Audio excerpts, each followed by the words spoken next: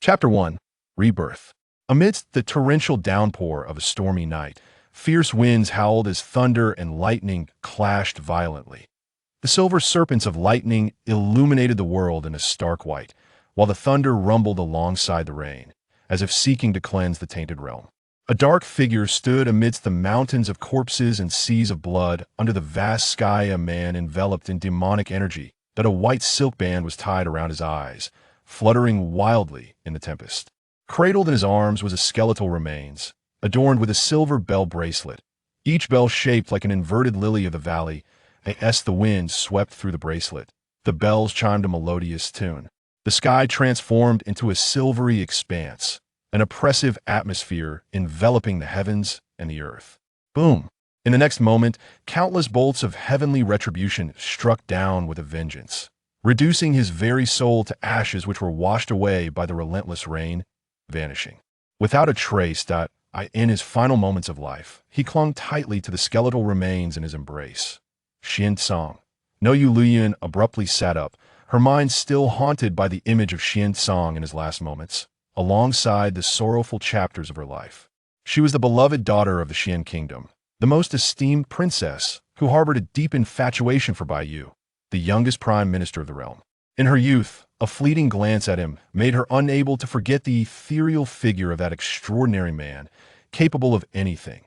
Yet, she never imagined that the prime minister she admired was, in truth, the seventh prince of a rival nation, already bound to another, treating her affections with mere pretense. He orchestrated a scheme that led her to become intimate with the warlord Xuancang, her childhood companion, a once great general of the Xian kingdom, who had been blinded and rendered powerless through treachery and malice. Despite this, Baiyu had no intention of sparing Xuancang, exposing him for the heinous crime of drugging the princess, thereby banishing him to a forbidden zone, left to fend for himself. To preserve the honor of the princess, the emperor issued a decree mandating the prime minister to marry her. He feigned submission, ensnaring her in guilt, allowing him to manipulate her at will. After their marriage, she was ruthlessly exploited, and once he gained the emperor's favor, he secretly imprisoned her, stripping her of her phoenix spirit and bestowing it upon her half-sister, Princess Shizhao. Using Princess Shizhao as a pawn, he poisoned her father and mother, along with the ministers attending the royal banquet. With the fall of her kingdom and the destruction of her family, she was abandoned in the wilderness, her unwilling spirit clinging to her bracelet. Upon hearing the tragic news, Xuancang fought his way back, searching through the sea of corpses to find her. Believing him to be powerless and defeated, Baiyu ordered a fire to engulf the chaotic burial ground. Unbeknownst to her, within the blazing inferno, Xuancang transformed into a demon, his malevolent energy soaring, obliterating everything in his path, causing the very heavens to collapse. Xuancang sought to take the entire world with him in a final sacrifice for her and their child, ultimately perishing in the cataclysm of divine retribution. Yet her soul remained intact, shielded by Xuancang's desperate protection, not succumbing to the tempest of destruction. Within the storm of calamity, she glimpsed a figure, a man shrouded in radiant light. He asked her, "Do you wish to live again?" "Yes." "Very well. You must complete all tasks within the realm of reincarnation to earn your rebirth." She was drawn into a realm of extraordinary tasks, her journey through countless worlds transforming her from a pampered NAF into a figure of formidable prowess and ruthlessness. Night after night, she was haunted by visions of the obliteration of Xuancang, her deepest obsession being to alter that devastating fate. At last, she completed all the trials across 3,000 reincarnated worlds and finally earned the opportunity for rebirth. "Your Highness, the princess, you have awakened at last. I never imagined that the War King would commit such heinous acts against you. The imperial physician has sent the contraceptive potion. I shall fetch it at once," exclaimed the anxious maid, Chui Wei, rushing to her bedside, seeing the long princess slumped on the bed, lost and despondent. Her heart ached for her. "Do not grieve. Your Highness the Emperor will not spare the War King." With a start, Yueliuyun became aware of the pain coursing through her body, confirming that this was no dream. She had truly returned. That man had not deceived her. She had been reborn. She returned to that fateful night when she and Xuancang had been drugged, engaging in an intimate encounter within her Wangshu palace. It was the night that altered the trajectory of her life, marking the inception of all her tragedies. Despite having consumed the contraceptive potion given by the imperial physician, the elixir had been substituted, leading her to discover her pregnancy only after marrying the prime minister, by feigned magnanimity, urging her to keep the child, while in reality, he schemed to seize her phoenix bloodline. This time, she vowed to safeguard her child, ensuring a safe delivery free from the clutches of malevolence. It was also on that night that Xuancang, incited by the prime minister, was exiled by the Qian emperor to a perilous wasteland to fend for himself. The prime minister agreed to marry her on the condition that Xuancang be banished, ensuring he would never again present a reminder of the horrors she had endured.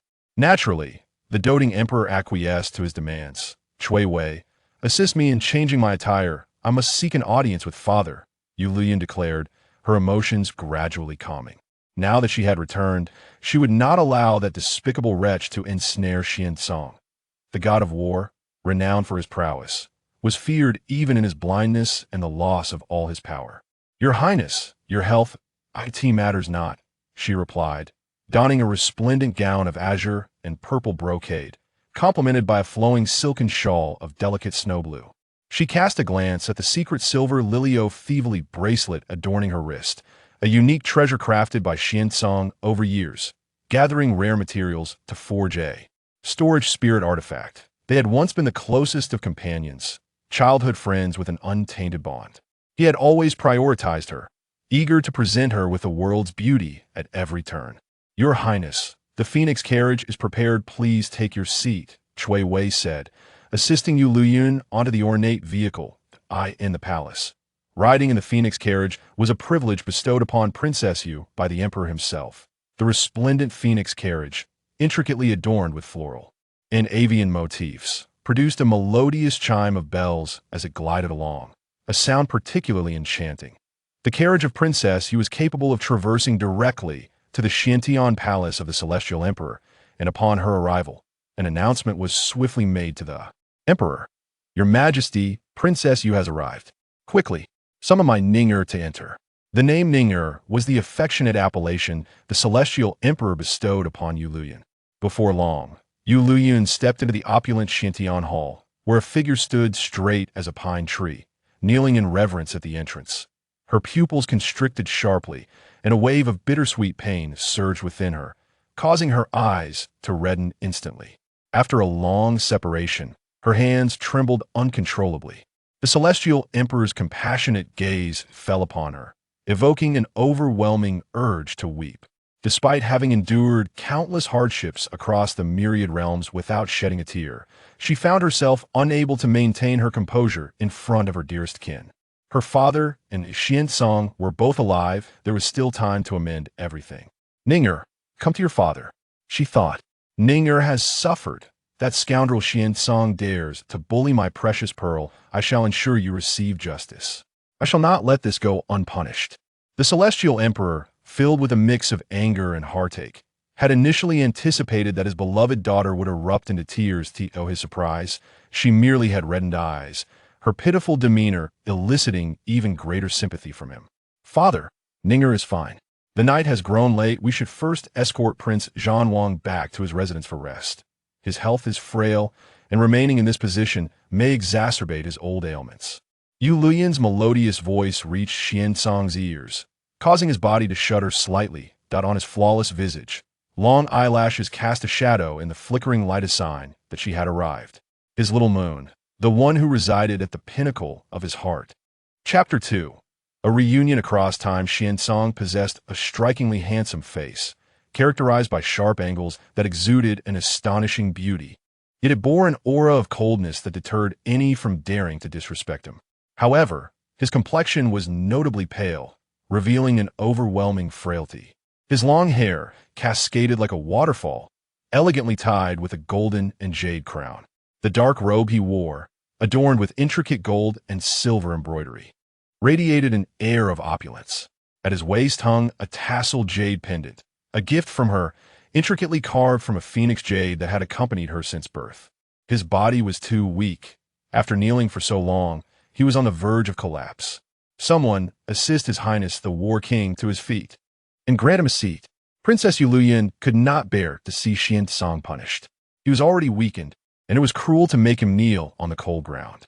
The palace attendants, always obedient to Princess Yu, acted swiftly, for the Xian emperor had always favored his eldest legitimate daughter, bestowing upon her the esteemed title of Princess Yu.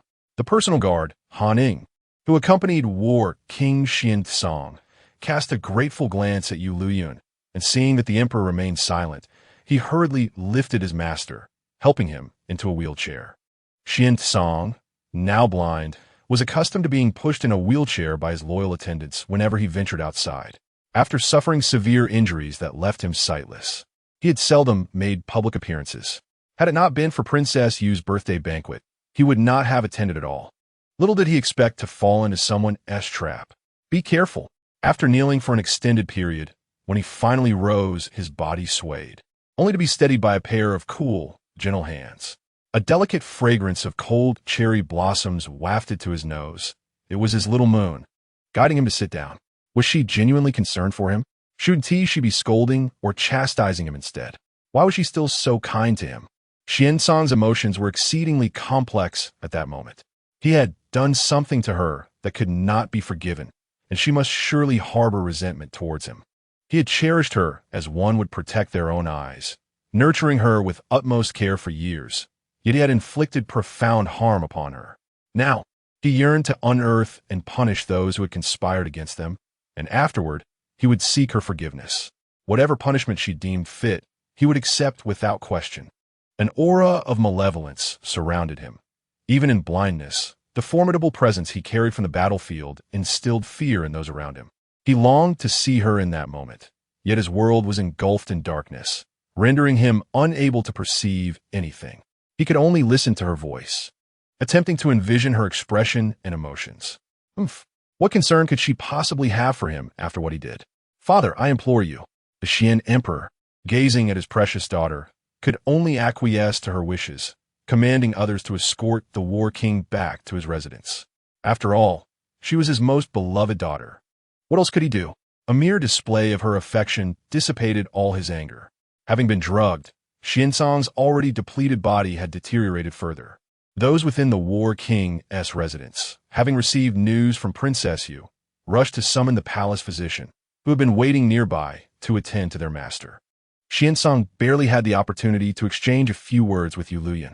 In their previous lifetime, this night had marked their eternal farewell. That very night, he had been exiled to a forbidden zone, and by the time she learned of his fate, it was already far too late. At that time, she was blind and naive, her heart solely fixated on Bai Yu, completely unaware of his true nature. It was only later that physician when brought her the disheartening news. She implored her father, the emperor, to retract the decree, but was thwarted by Bai Yu's interference. Qing'er, your father knows of your affection for the prime minister. Now that this has transpired, I intend to bestow marriage upon you both tomorrow, fulfilling your wish. Shortly, I shall summon Minister Bai to the palace. What say you? No, Qing'er cannot marry Bai Yu. Hearing the emperor's intention to wed her to that scoundrel, Yueliuyun's face darkened. That despicable man shall never entwine his fate with hers. The culprit behind the drugging incident from last night was none other than the Minister Bai, as mentioned by the emperor. However, he is merely an outsider residing beyond the palace walls.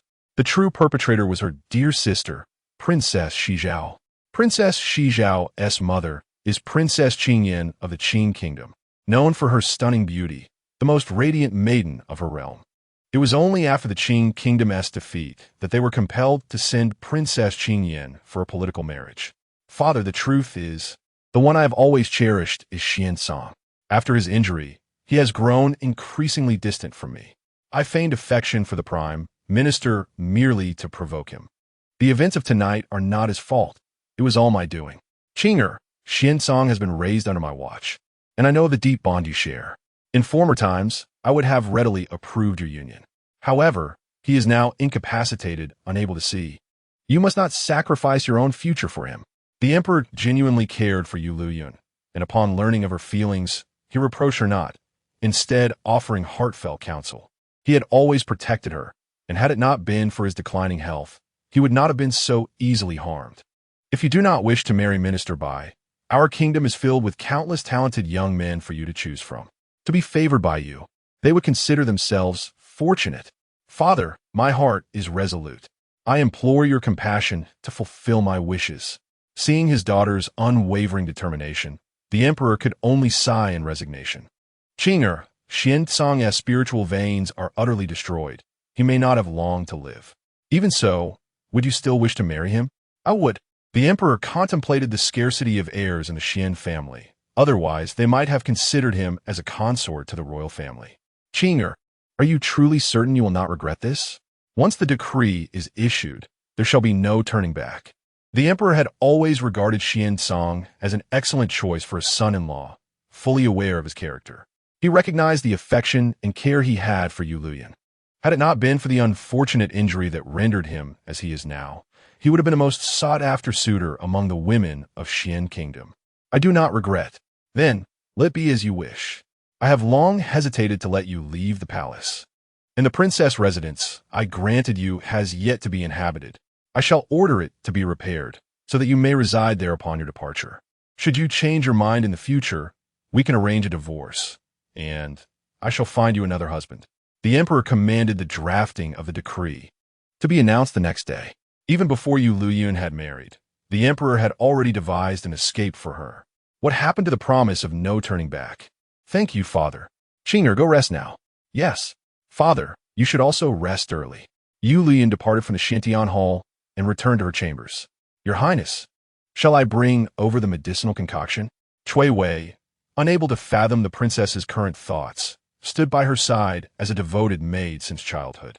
She had initially believed the princess favored the ethereal Minister Bai, but to her surprise, the princess ultimately chose the handsome yet cold war prince. Bring it over and place it on the table. Also, summon physician when to come here. Yueliuyun recalled the potion had been tampered with, indicating betrayal within the Wangshu Palace. As you command, Cui Wei complied, placing the potion on the table before descending to summon the physician Yueliuyun. Yueliuyun, a close friend of the war prince Xuancang, hailed from the esteemed Yaowang Valley and was a trustworthy individual. In a short while, physician arrived at Wangshu Palace. His presence imbued with the faint fragrance of medicinal herbs, reminiscent of a distant dream. Dressed in a flowing azure robe, he approached under the moonlight, embodying the grace of a refined gentleman. Your servant pays respects to your highness. Yueliuyun greeted Yueliuyun, bowing before her. Every decade, the Xian emperor would generously recruit a physician from Yaowang Valley to serve in the palace, and Yueliuyun had just assumed his role as royal physician this month. Assigned to the eldest princess Yueliuyun to monitor her health. Please take a seat. Yueliuyun gestured gracefully, her violet sleeves fluttering, the bellflower bracelet on her delicate wrist chiming softly. Her demeanor exuded an air of regal elegance, her beauty transcending mortal realms. Illuminated by the palace lanterns, as if draped in fine golden gossamer. Your Highness, the medicinal balm has been prepared. It can be applied as scheduled, Yueliuyun replied, a blush gracing his otherwise serene features. This was his first experience treating such an injury since leaving the valley, leaving him feeling unusually bashful. He placed the jade vial containing the balm on the table, unable to meet her gaze. It was indeed awkward that he was summoned to treat the princess after that reckless scoundrel Xuancang had harmed her. He wished to vanish into the earth. Yet, as her designated physician, he had no choice but to heed her call. Here is the tonic prescribed by physician Wen. Please verify if there are any discrepancies. Yueliuyun indicated toward the abortion potion on the table.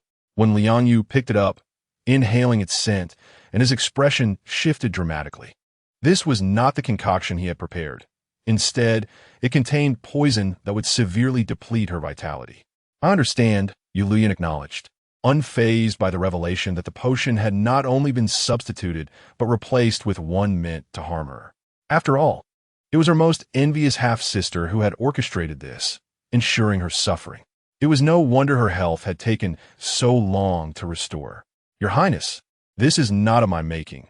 Yueliuyun realized for the first time how perilous the inner palace truly was, just as his predecessors had warned. The hidden dangers and subtle treachery here were indeed relentless. I trust you, or I would not have summoned you. Yueliuyun assured him. His Highness, the War King, has knelt for an extended period this evening, suffering from discomfort. You shall take my token and venture beyond the palace to attend to him. Yueliuyun has provided him with a token to exit the palace. Residing in the Imperial Physician's Garden, he cannot roam freely within the palace without a token or summons, let alone leave its confines. Could it be that Her Highness the Princess wishes for me to escort the War King? Might this be a tad too harsh? When Liangyu felt the token was burdensome, he and Xuancang were close friends, and this time, Xuancang's actions were indeed excessive.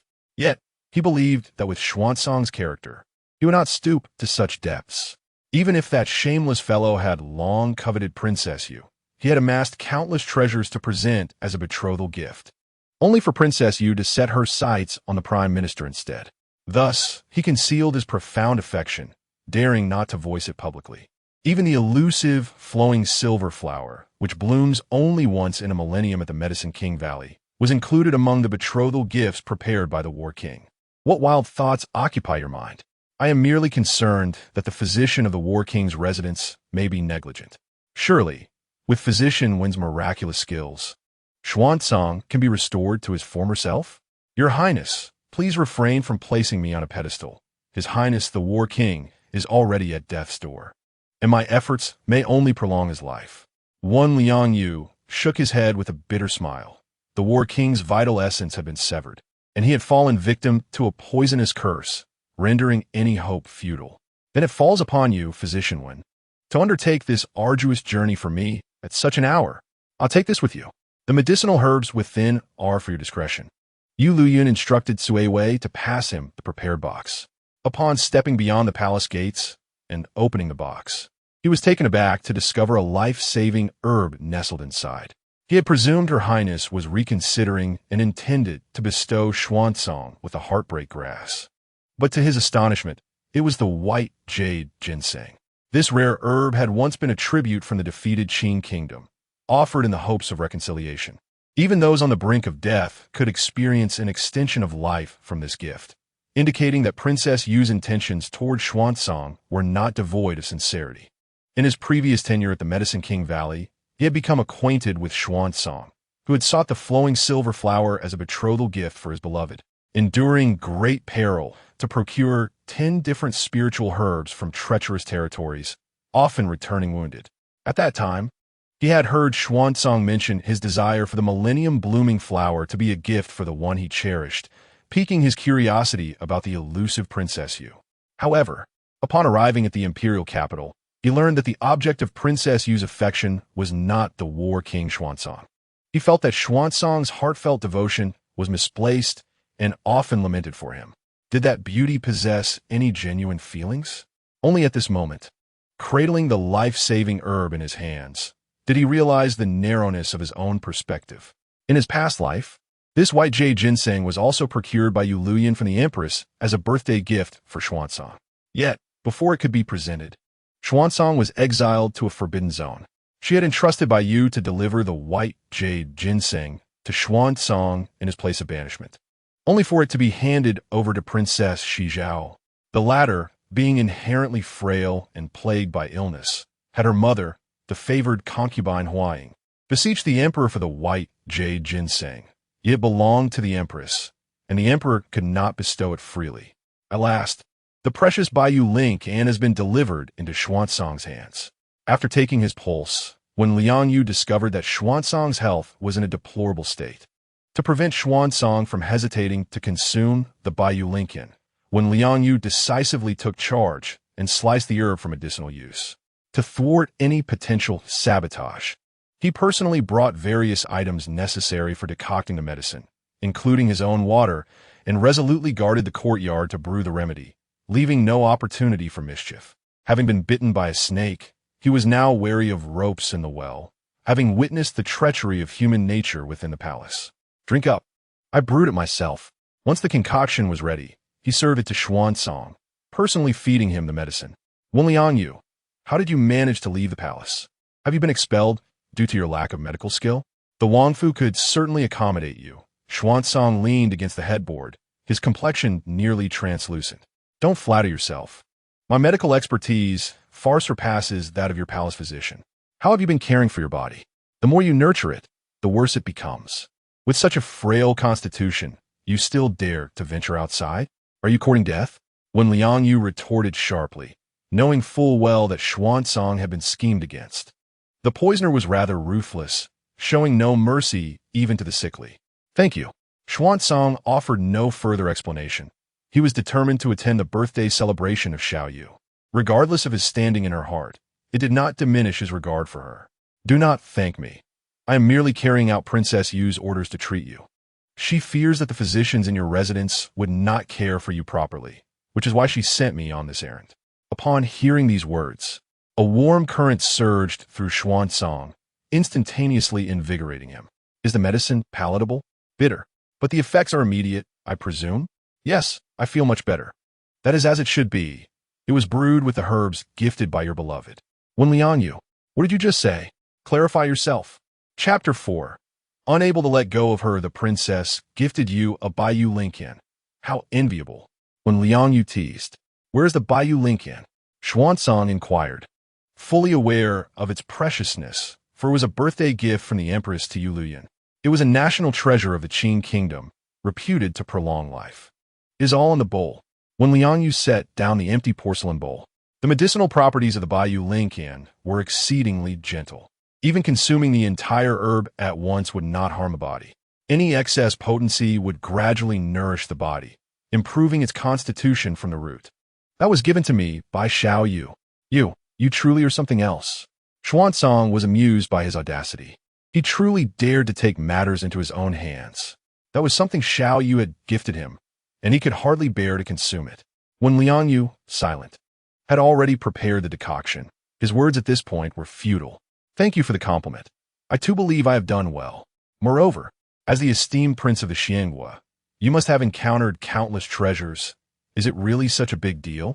Princess, you specifically instructed me to oversee the arrangements. Medicine is meant for healing, not for collecting. Enough. You've seen enough. Hurry back to the Imperial Medical Institute. I fear I might be tempted to take drastic measures. Suppressing the urge to strike him, Xuancang hastily dismissed him. Hey, who are you calling donkey? Is there a donkey in the world as handsome as I am? When Liangyu felt a surge of frustration. Is this really necessary? He exclaimed. Dr. Wan, this way please, the carriage is ready. Haning hurriedly guided when Liangyu outside. While others might not comprehend how deeply their master cherished Princess Yu, his devoted attendant was well aware. Even if Princess Yu gifted him a mere stone, he would meticulously treasure it in the finest sandalwood box. He recalled the time she casually plucked a sprig of lily of the valley for him. He had gone to the Wanbao pavilion to commission the master craftsman to create a transparent crystal box to preserve the delicate flower, fearing its inevitable wilt. I bid you farewell. When Liangyu could not bear to argue with Xuancang. Given his current physical condition, he feared he might not endure much longer. He prided himself on his medical skills, yet he was powerless to save his dearest friend, which weighed heavily on his heart. Upon hearing the silence return to the room, Xuancang reached out to touch the now empty porcelain bowl. What was he to do about his little moon? He could neither possess her nor let her go. Perhaps it was true that she did not harbor feelings for him. Closing his eyes, he lay down, yet his mind was filled with the soft sounds of her weeping. Her breathy whispers calling his name, her delicate arms entwined around his neck, clinging to him. In that moment, their intimacy felt palpable, as if she too held affection for him. Her glistening eyes, pure and beautiful like a fawn, reflected him within them. Brother Qing Xiao, when Ninger grows up, I want to marry you. Her innocent childhood voice echoed in his ears, moistening the corners of his eyes. Though it was merely the playful declaration of a naive girl wanting to play house, he had foolishly cherished that promise for a lifetime. He, a mere invalid, felt utterly unworthy of pursuing her affection. Master, I have dispatched someone to investigate tonight's events. We shall soon uncover the hidden hand behind it all. Han Ying stood beside Xuancang, vigilant.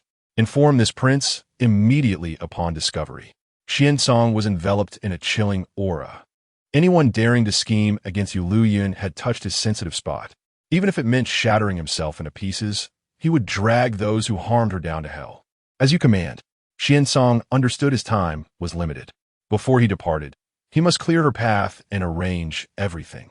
Ensure the treasures in the storeroom are accounted for and listed. They shall serve as Ning'er's dowry. Master, is that not the betrothal gift you prepared? In this lifetime, it shall be of no use to me. Follow my orders. Yes. Haning felt tears welling in his eyes. The once formidable war god now had to wait silently for death, and the thought left him profoundly sorrowful. Chapter 5. The imperial decree of marriage at the residence of the Prime Minister. The lights still burned bright.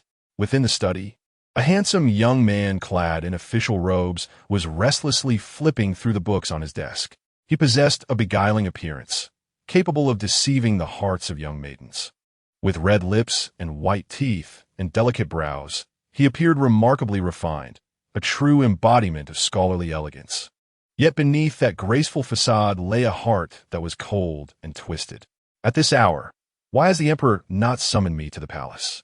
With his autocratic and indulgent nature, he would undoubtedly arrange a marriage between me and that useless vase in order to fulfill her delusional fantasies. At that point, I would have no choice but to acquiesce with great reluctance. Bai Yu is adept at discerning the human heart. He believes he understands them sufficiently to manipulate their emotions at will. Cousin, do not fret. Cici will accompany you as you wait. Beside him sat Princess Shizhao, who had stealthily left the palace in her maid's attire to meet him. Her mother, the Guifei Huaran, is Bai Yu's own aunt. Abandoned by his biological father in his youth, Bai Yu was raised by his aunt. He gazed at Yu Shizhao with a tender expression, his affection palpable. Cici, do not be mischievous. You have been frail and plagued by heart ailments since childhood. It is best you return to the palace to rest. Await my good news tomorrow. Cousin, it is all because of my inadequacies. My frail body pales in comparison to my elder sister's resplendence, which inspires such envy. Yu Shizhao lamented. Her head bowed in sorrow, tears brimming at the corners of her eyes, evoking sympathy. What does it matter if she is a noble princess? Once I marry her, she will merely become a phoenix trapped within my cage, unable to soar. When the time comes, I shall extract her noble bloodline and bestow it upon Cici, allowing you to ascend to the heavens. Bai Yu gently held her hand, offering soothing words of comfort. Thank you, cousin. You are the kindest to me. Yet, the thought of her cousin marrying another filled Yu Shizhao with despair. She clutched her heart, her eyes reddening as she gazed at him with a pitiful expression. Her body has become tainted. I could never touch her in this lifetime. Do not be sorrowful, for you are the purest and most beautiful in my heart. Bai Yu embraced her, while she lowered her gaze, a maliciously triumphant smile curling at her lips. Cousin, I shall always stand by your side. Yu Shizhao feigned a deeply affectionate demeanor, believing that someone from the palace would soon arrive, which greatly moved Bai Yu. They leaned against each other, awaiting news from the palace. Yet as dawn approached, no message came. Their faces fell, having sat through the night, feeling the strain in their backs and limbs. Bai Yu was certain that before daybreak, the Xian Emperor would finalize Princess Yu's marriage, subsequently coercing and enticing her to consent. Thus, when Princess Yu awoke the next day, she would be the first to hear this delightful news, soothing her pain of lost purity. However, his plans were thwarted, as no one summoned him to the palace.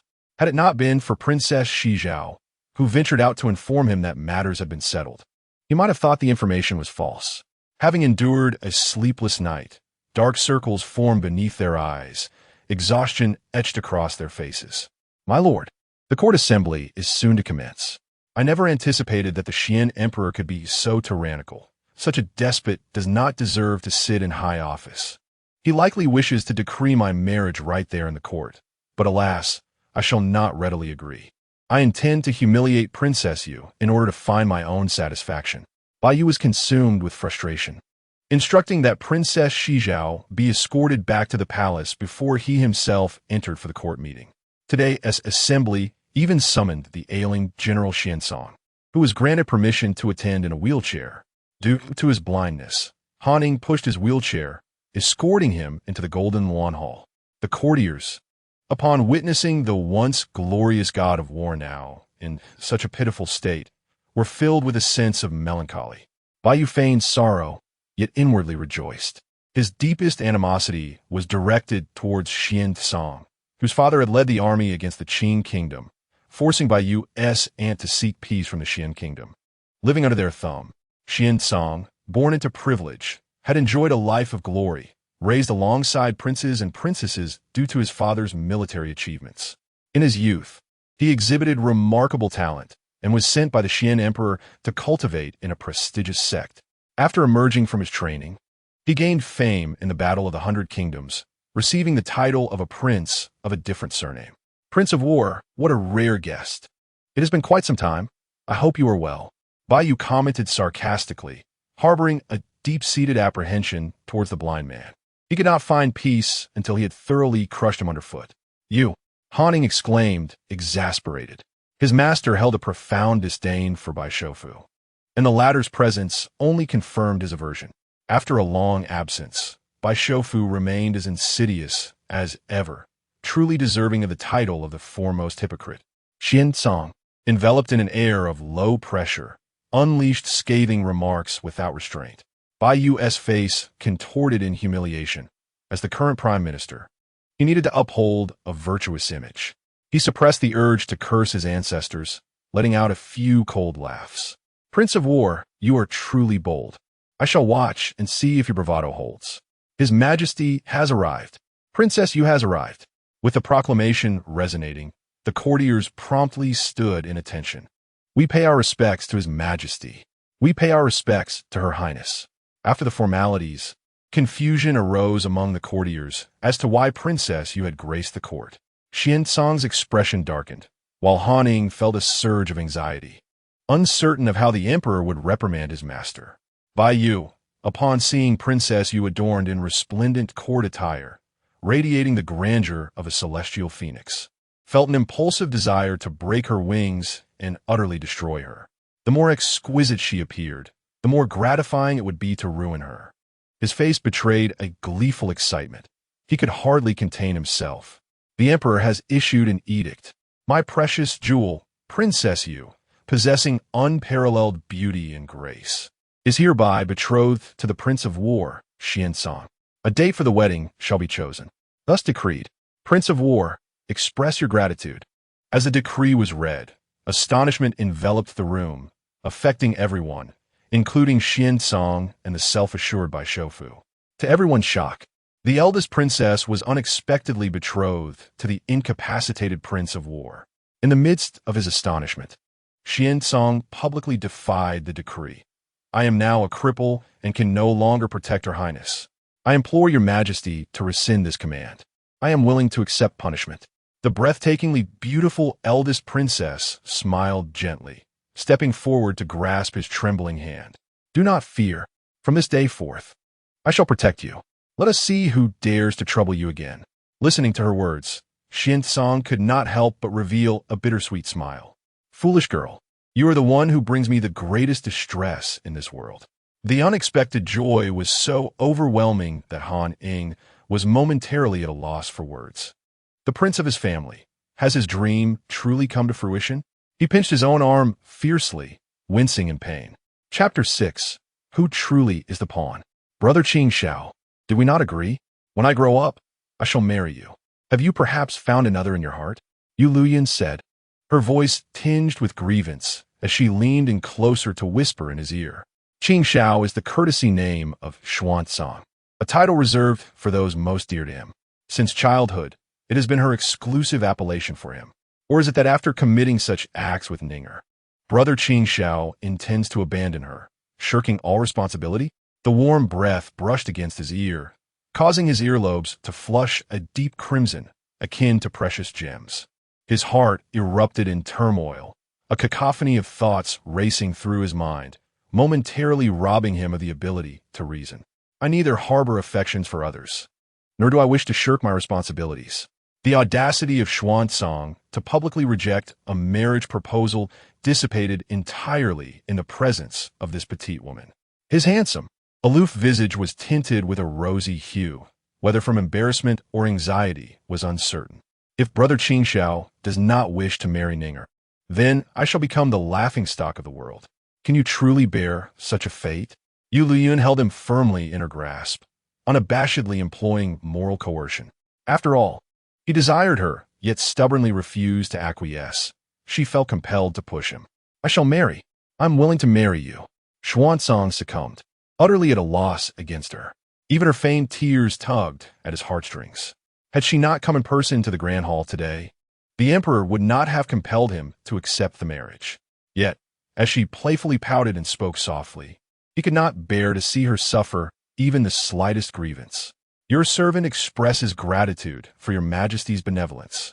Xuancang accepted the imperial decree of marriage, and thus it was settled. "Princess Yu is my most cherished daughter. The War King must not fail her deep affections." The emperor's stern demeanor softened slightly upon witnessing Xuancang's obedient demeanor before Princess Yu. He had faith that in Xuancang's lifetime, he would treat Ning'er with utmost care. "I shall never fail, Princess," Xuancang declared earnestly, his words resonating with conviction. She yearned to be his War King's consort, a desire he welcomed with open arms. This little moon, whom he cherished dearly, he would give anything for. "Xuancang's health has yet to be restored. You may withdraw for now." The emperor, showing concern for Xuancang's well-being, commanded, "I have instructed the selection of some spiritual herbs to be sent to your residence for your recovery." "Thank you, your majesty." "Father." Ning'er also takes her leave. "How could this be?" Baiyu gazed in disbelief as Yueliuyun cheerfully pushed the wheelchair, while Xuancang's undisguised joy pierced his heart like a sharp needle. The inquisitive glances of other ministers occasionally fell upon the elder statesman, further amplifying his discomfort. He had anticipated witnessing Xuancang's anguish upon hearing the emperor bestow Princess Yu's hand to another, relishing the moment as a means to strike him down. Unexpectedly, it was he who became the subject of ridicule.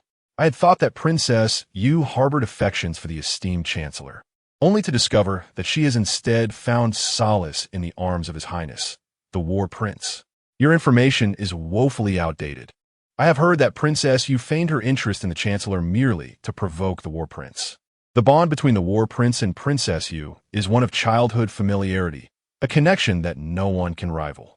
Thus it is revealed. The War Prince has indeed endured trials to find his sweet reward.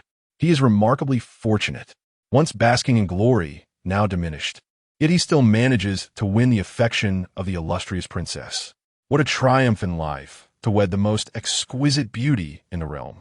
Congratulations to His Highness, the War Prince, on this joyous occasion. And congratulations to Princess Yu for finding her ideal match. The crowd offered their heartfelt congratulations to the couple, while Baiyu felt a pang of discomfort. His gaze trailed after Yueliuyun, hoping to catch a glimpse of her discontent and indignation, but was met with indifference. She did not bestow upon him even a fleeting glance, as if he were merely a discarded pawn in her game. When she needed him, she gazed at him with longing, as if he were the most extraordinary treasure in existence. Now that she has achieved her desire by being betrothed to the War Prince Xuancang, he has become obsolete, not even worthy of her gaze.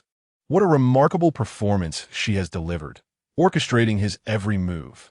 It appears they painstakingly conspired to create a genuine connection, facilitating their union.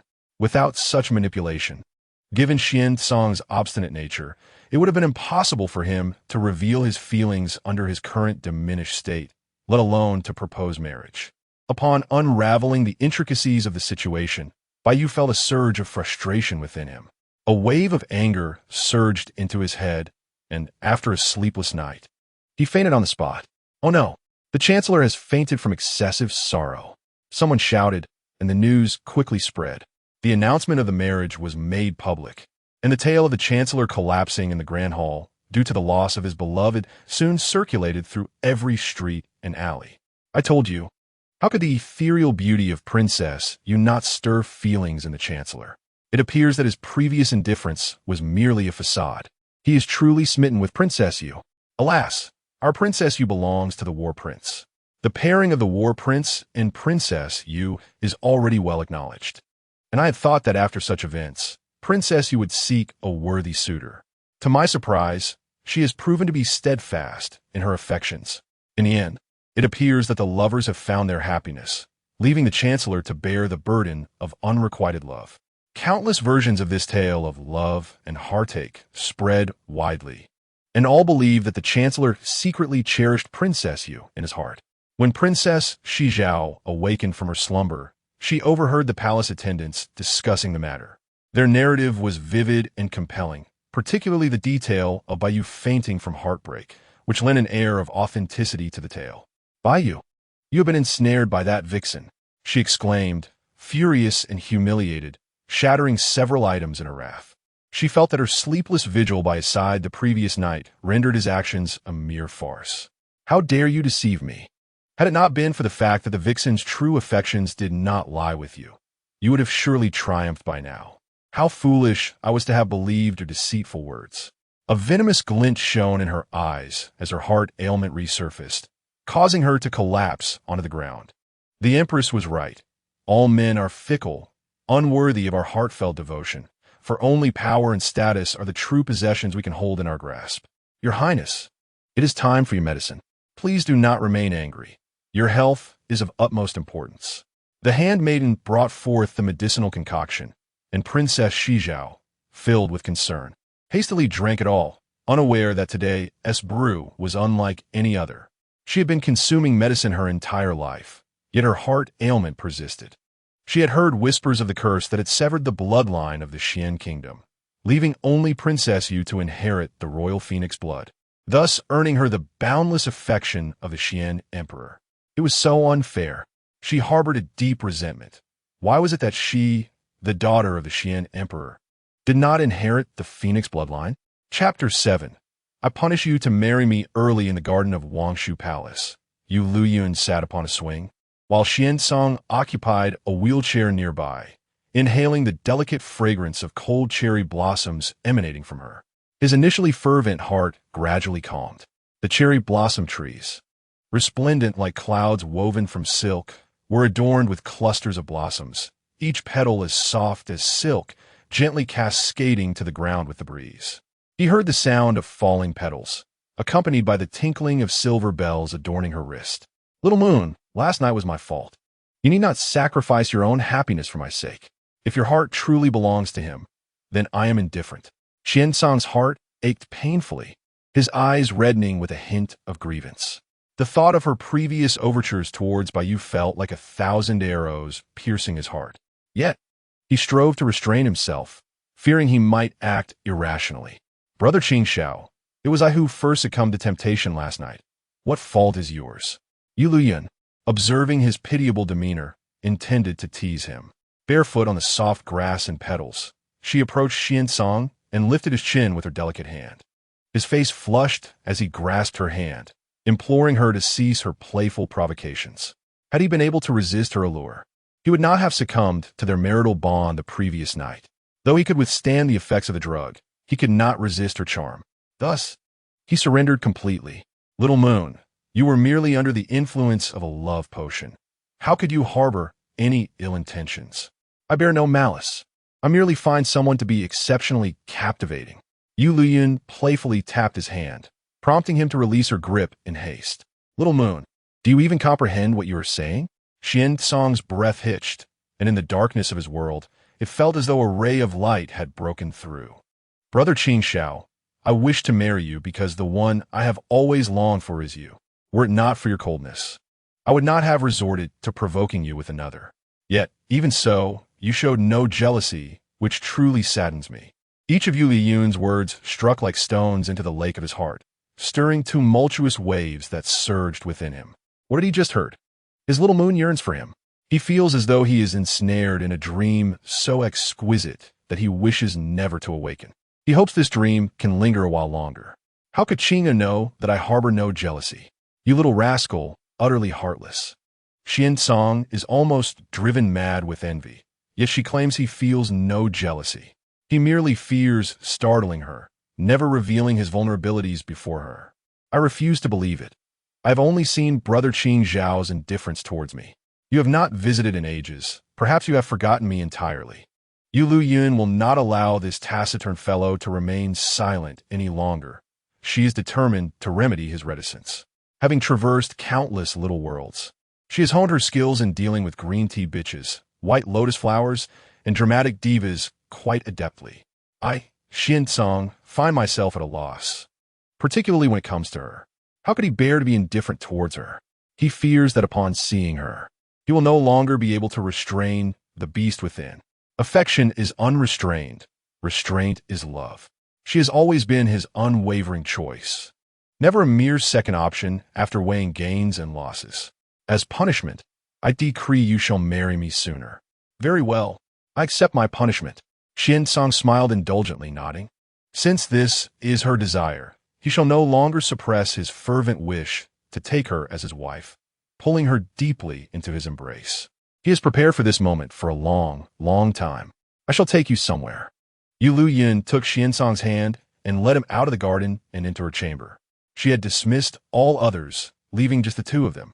Although Xuancang could not see, he was already quite familiar with Yueliuyun's residence and realized he had arrived in her bedroom. His previously pale face flushed crimson once more. Little Moon, you were hurt last night. We have all the time in the world. No need to rush. No, I am quite anxious. You must lie down. Xuancang was guided to the bedside, and as he recalled the events that transpired on this very couch last night, his cheeks burned with heat. He felt Yueliuyun's hands loosening his outer garments, and his mind buzzed, leaving him utterly dazed. Lie still. I am about to begin. Yueliuyun retrieved a medicine box, which she had specifically requested from Physician One, ensuring he prepared the necessary herbs. Little Moon, are you going to do it yourself? Xuancang's voice trembled. Indeed, do not underestimate me. I have practiced diligently. Furthermore, do not move about, or you will disrupt my focus. Just as Xuancang anticipated something would transpire, Yueliuyun seriously began to administer acupuncture. He was completely taken aback. Little Moon, are you playing such tricks? Silence. Be obedient. Yueliuyun channeled her phoenix spiritual energy into the silver needles, employing a technique she learned during her trials in the reincarnation world called Heavenly Needle Technique. This technique typically requires specially concocted medicinal liquids for optimal efficacy. However, the innate spiritual energy derived from her phoenix bloodline possesses the power of rebirth, surpassing those medicinal liquids in value, granting him the chance to reconstruct his damaged spiritual veins. The cold shadows and emerald hues outside were watching, perplexed by the sight of the princess unguarded during daylight, unaware of what was transpiring with the War King within. The two exchanged glances, their hearts racing with concern for their respective masters. All right, you may rise now. After the treatment, Yueliuyun, exhausted and glistening with perspiration, helped Xuancang don his garments. Is this satisfactory? It was not what Xuancang had envisioned. Indeed, after giving Brother Qingxiao acupuncture for such an extended period, I am utterly fatigued. How do you intend to reward me? Yueliuyun's words filled Xuancang with shame for his previous assumptions. He had foolishly believed that little Yu was yearning for something more intimate with him. What does Ninger desire as a reward? I shall grant it, Xuancang said affectionately, oblivious to when Yueliuyun had mastered acupuncture. Her thoughtfulness warmed his heart, even if her efforts bore no tangible result. Then, Brother Qingxiao, will you promise to visit me daily? As she arranged his attire, she gently loosened the white silk ribbon binding his eyes. Though I possess an imperial token, my daily visits to the inner palace may not be convenient.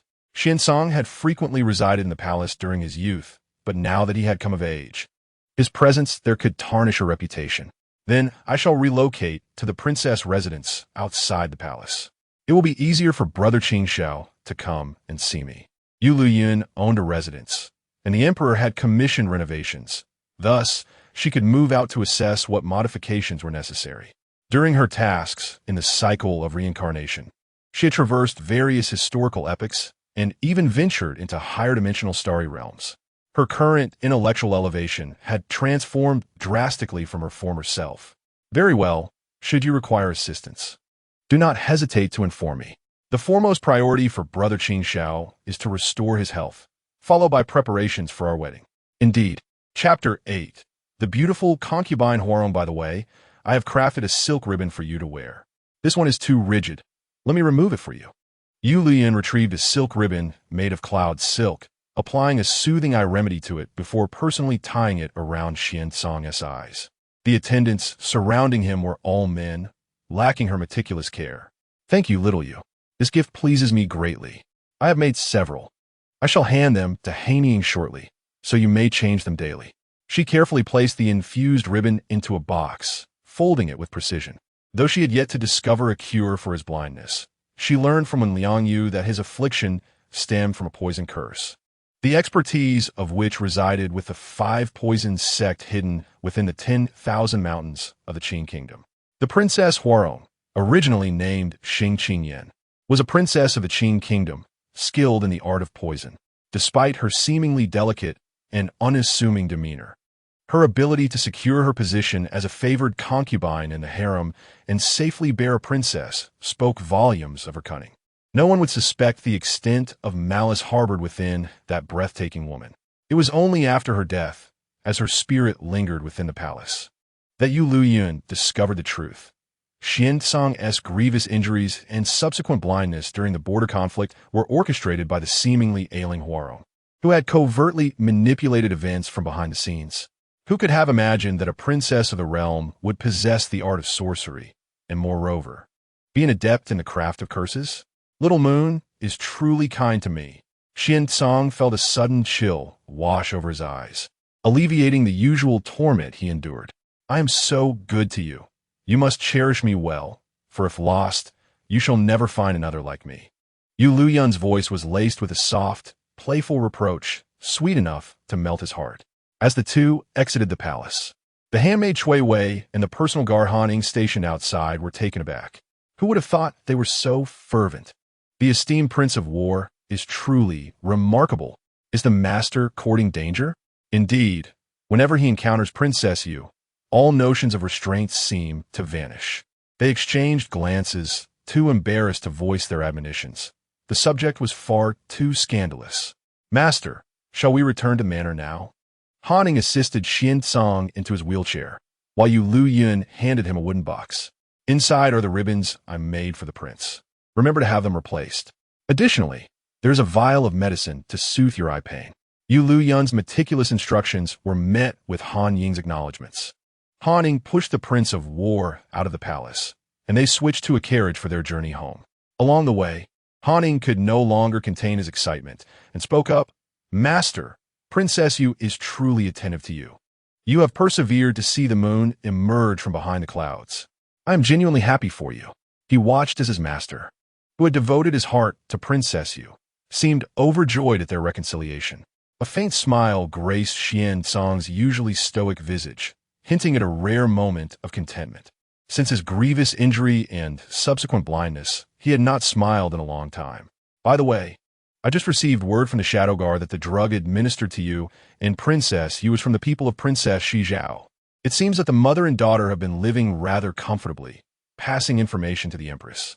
Xuancang's expression turned cold. Indeed, An Jing promptly dispatched a messenger, noting that the Empress was still at the Guardian Temple, engaged in prayer. Due to Xiandi's suppression of the news, the Empress remained unaware of the developments. Chapter 9. The Empress at the Guardian Temple. The peach blossoms were in full bloom, their deep red and pale green hues dotting the misty mountain landscape. The sound of bells resonated, and the fragrance of incense wafted through the air. The Guardian Temple is perched atop the sacred Ling Mountain, and one must ascend 10,000 stone steps to reach its heights. After the birthday banquet for Yueliuyun, the Empress had left the palace to seek blessings at the temple. At this moment, she stood with her hands clasped in prayer before the celestial monument, beseeching the heavens to protect her Ninger, wishing her a life of peace and joy. The national priest had foretold that the phoenix bloodline of Xiangua would be extinguished in this generation, and that Princess Yu would not survive her 18th year. The Empress held no doubts about the priestess' abilities. Princess Yueliuyun was the last royal heir to the phoenix bloodline, having already surpassed her 18th birthday. If the prophecy were to hold true, her demise could occur at any moment. The Empress was at a loss as to how to alter her daughter's fate. Thus, she visited the Guardian Temple each month to pray for her, hoping for a sliver of mercy from the heavens, a chance for survival. In the heavenly pool of Hugua Temple, it is said that miraculous events once transpired, where a colossal celestial monument towers into the clouds on a mountain cliff. People believe that praying here allows one to reach the heavens, and sincerity brings forth divine response. After the Empress concluded her prayers, her attendant, Aunt Lon, whispered a few words in her ear. "Your Majesty, news has arrived from the palace, and the War Prince's residence has also sent a message. Let's first see what concerns Tsang." The Empress took the letter, and upon reading it, a chill swept across her beautiful visage. How audacious!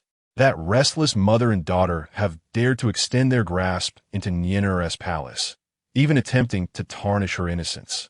Do they truly believe I am inconsequential? Enraged, she clenched her fists. Her precious jewel, whom she had cherished with boundless affection, had fallen prey to the treachery of the wicked. She had long suspected that noble Consort Huarong was not a woman of virtue, but her faade was so impeccable that no faults could be discerned. And as she remained ailing and reclusive, the Empress chose to disregard her existence. Yet now, they had the audacity to perpetrate such deeds against her Nyenur. It was utterly intolerable. "Your Majesty, the message from the palace conveys that His Majesty has granted a marriage for Princess Yu." "To whom?" the Empress exclaimed. "His Majesty had clearly promised me that Nyenur would remain in the palace, yet he has bestowed her in marriage. Just wait until I return. I shall settle this matter with him." The Empress was aware that Princess Yueliuyun faced a life-threatening fate at 18, and thus, she had kept her in the palace to safeguard her. Is it the White Prime Minister? Nyenur had previously been infatuated with that young man, and now, with this occurrence, was His Majesty seeking to hasten her marriage and fulfill her desires? "Not the White Prime Minister, but Prince Xuancang," Antlan replied. "It is said that Princess Yu personally requested this decree, and His Majesty could only acquiesce. Tsang is a good child. It is unfortunate for them both. If they can be together, it is for the best. I believe Tsang will treat Nyenur well." The Empress sighed. She had raised Xuancang in her care since his parents perished at the frontier. She held a deep fondness for the boy and understood his feelings for Nyenur. "Prepare the carriage. We must return to the palace. Such a significant event has transpired. I must attend to it personally. All expenses from Huarong Palace shall be withheld to prevent them from overindulging and overreaching. As for the treacherous servant by Nyenur's side, there is no need to keep her. Send her family to the Ministry of Justice for reunion." The Empress issued her orders decisively. She would not spare any of those who feasted at her expense while plotting against her. Chapter 10. The one who is showered with affection, the Empress, Lung Hanyan, is the cherished favorite of Emperor Su-in, her father being the revered General Lung, who shares a master-disciple bond with General Xianbei, Xuancang's father. In her youth, General Lung had arranged a betrothal between her, General Xianbei. Had it not been for Emperor Su-in's ruthless interference, they would not have annulled their engagement and married others. General Xianbei distanced himself from the capital, a place of heartache, remaining steadfast at the frontier, only returning upon imperial summons. Emperor Su-in had no desire for him to return, thus he was never called back. However, the emperor never treated his son, Xuancang, harshly and generously permitted the Empress to raise the child by her side. In his heart, he felt a profound sense of guilt towards Xianbei. Had it not been for his irresistible affection for Lung Hanyan, he would not have resorted to such a ludicrous act of forcing an annulment. Even after all these years, the Empress still held the highest favor within the harem. She commanded the Emperor's affection, wielded significant power and status, and had a formidable maternal family backing her. Although she had but a single daughter, it had not diminished her standing. The Xian Emperor's fondness for Yueliuyun surpassed that for any other princes or princesses. Alas, it seemed that the lady of Huatsong Palace had offended our Empress. Indeed, despite her title as a noble consort, it was merely a nominal distinction. As a princess of marriage alliance, His Majesty granted her this title merely to bestow some dignity upon the Qing nation. The Empress, known for her magnanimity, remained unaware of the actions that had provoked her ire. "Hush! We must not let our voices be overheard. Matters concerning the ladies are not for us servants to discuss." Even before the Empress had returned to the palace, her commands had reached ahead of her.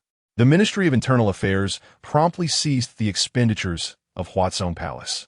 They dared not defy the Empress's wishes. The harem is under the Empress's dominion, and the Xian Emperor would not intervene. The tributes from various nations have been counted and stored, with His Majesty granting the Empress the liberty to dispose of them as she saw fit. "Longu, holding a thick stack of lists, stood beside the empress. Upon her return, the empress immediately intended to visit Wangshu Palace to see Yueliuyun, only to learn that the latter had requested the emperor's decree to move out of the palace and reside in the residence of the Grand Princess. As Ning'er was to be wed, it was essential to prepare her dowry. Thus, these tributes would be sent to the Grand Princess's estate. Living outside was certainly more comforting for Ning'er than enduring the oppressive atmosphere of the harem. The recently catalogued treasures were carefully packed into carts and dispatched to the Grand Princess's storeroom. Additionally, Longu swiftly summoned Xingchen back, since Ning'er was residing outside. The only protection she had was the Xianke guard sent by His Majesty, which left the Empress feeling uneasy. Xingchen, as Ning'er's shadow guard, was to remain by her side at all times. However, Xingchen was still in the military, and given the distance to the border, it would take him some time to return upon receiving the news. Before that, should the maidservant request the old general to send someone to protect Princess Yu? Never mind. The Grand Princess's residence is adjacent to the War King's palace, and Tsung'er will look after her. The Empress had deliberately chosen the location for the Grand Princess's residence near the War King's palace, intending for her brother, Xianzong, to keep an eye on his sister. The guards of the War King's palace were exceptionally formidable, composed entirely of elite soldiers under Xianzong's command, seasoned warriors who had seen battle. The dowry previously prepared for Ning'er would also be taken along, as the Empress intended to personally visit the Grand Princess's estate to see her. With a decisive command, a grand procession departed from the palace. The Imperial Forest Army had been mobilized. Who could it be that warranted such a display? What an impressive spectacle! This was the Empress's phoenix carriage. What could those boxes be? It is said that they contain the dowry prepared by the Empress for Princess Yu. Indeed, the princess is the embodiment of countless affections, a radiant moon in the sky. The War King is indeed fortunate. Once, the War King's palace was desolate, but now, many must be regretting their choices. In the tea house beside the street, Yu gazed at the lengthy bridal procession, her frustration causing her to crush the cup in her hand, tea splattering her sleeves.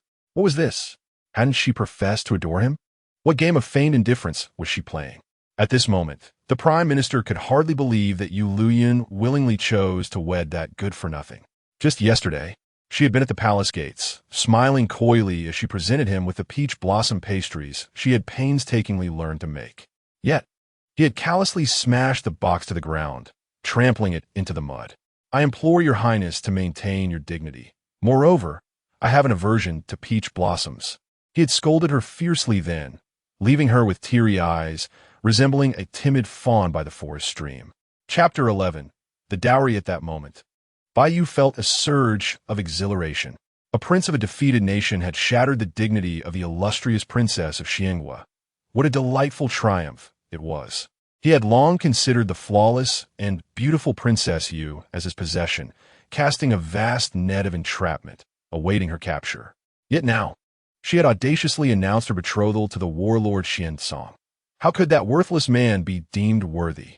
His heart swelled with agitation, as if a tangled mass of frustration twisted within him, a tempest of fury raging uncontrollably. My lord, Princess Yu has moved out of the palace and into the residence of the Long Princess. I have also learned that she has commanded the construction of a door between the walls of the Long Princess' estate and the warlordess. How could she dare to commit such an absurdity? Was Xianzong truly allowing her to act so recklessly? The thought of Yueliuyun being able to meet Xianzong at any moment filled him with a sense of betrayal that burned like fire upon his brow. He could not accept that the woman who once pined for him had so effortlessly turned her affections to another man, rendering him insignificant. The warlord has even enlisted his guards to assist in breaking down the wall, the servant timidly reported. He was utterly bewildered. Such a lack of principle. Yu was incensed by Xianzong. Shouldn't he be resolutely admonishing Yueliuyun? This eagerness to offer herself so willingly was truly disgraceful. When the Empress's palanquin arrived at the gates of the Long Princess' residence, Yueliuyun was directing the craftsmen to complete the installation of the side door. Nodding in satisfaction, she had instructed the artisans to modify other areas according to her vision, and they were working tirelessly, taking turns without rest to finish within a day or two.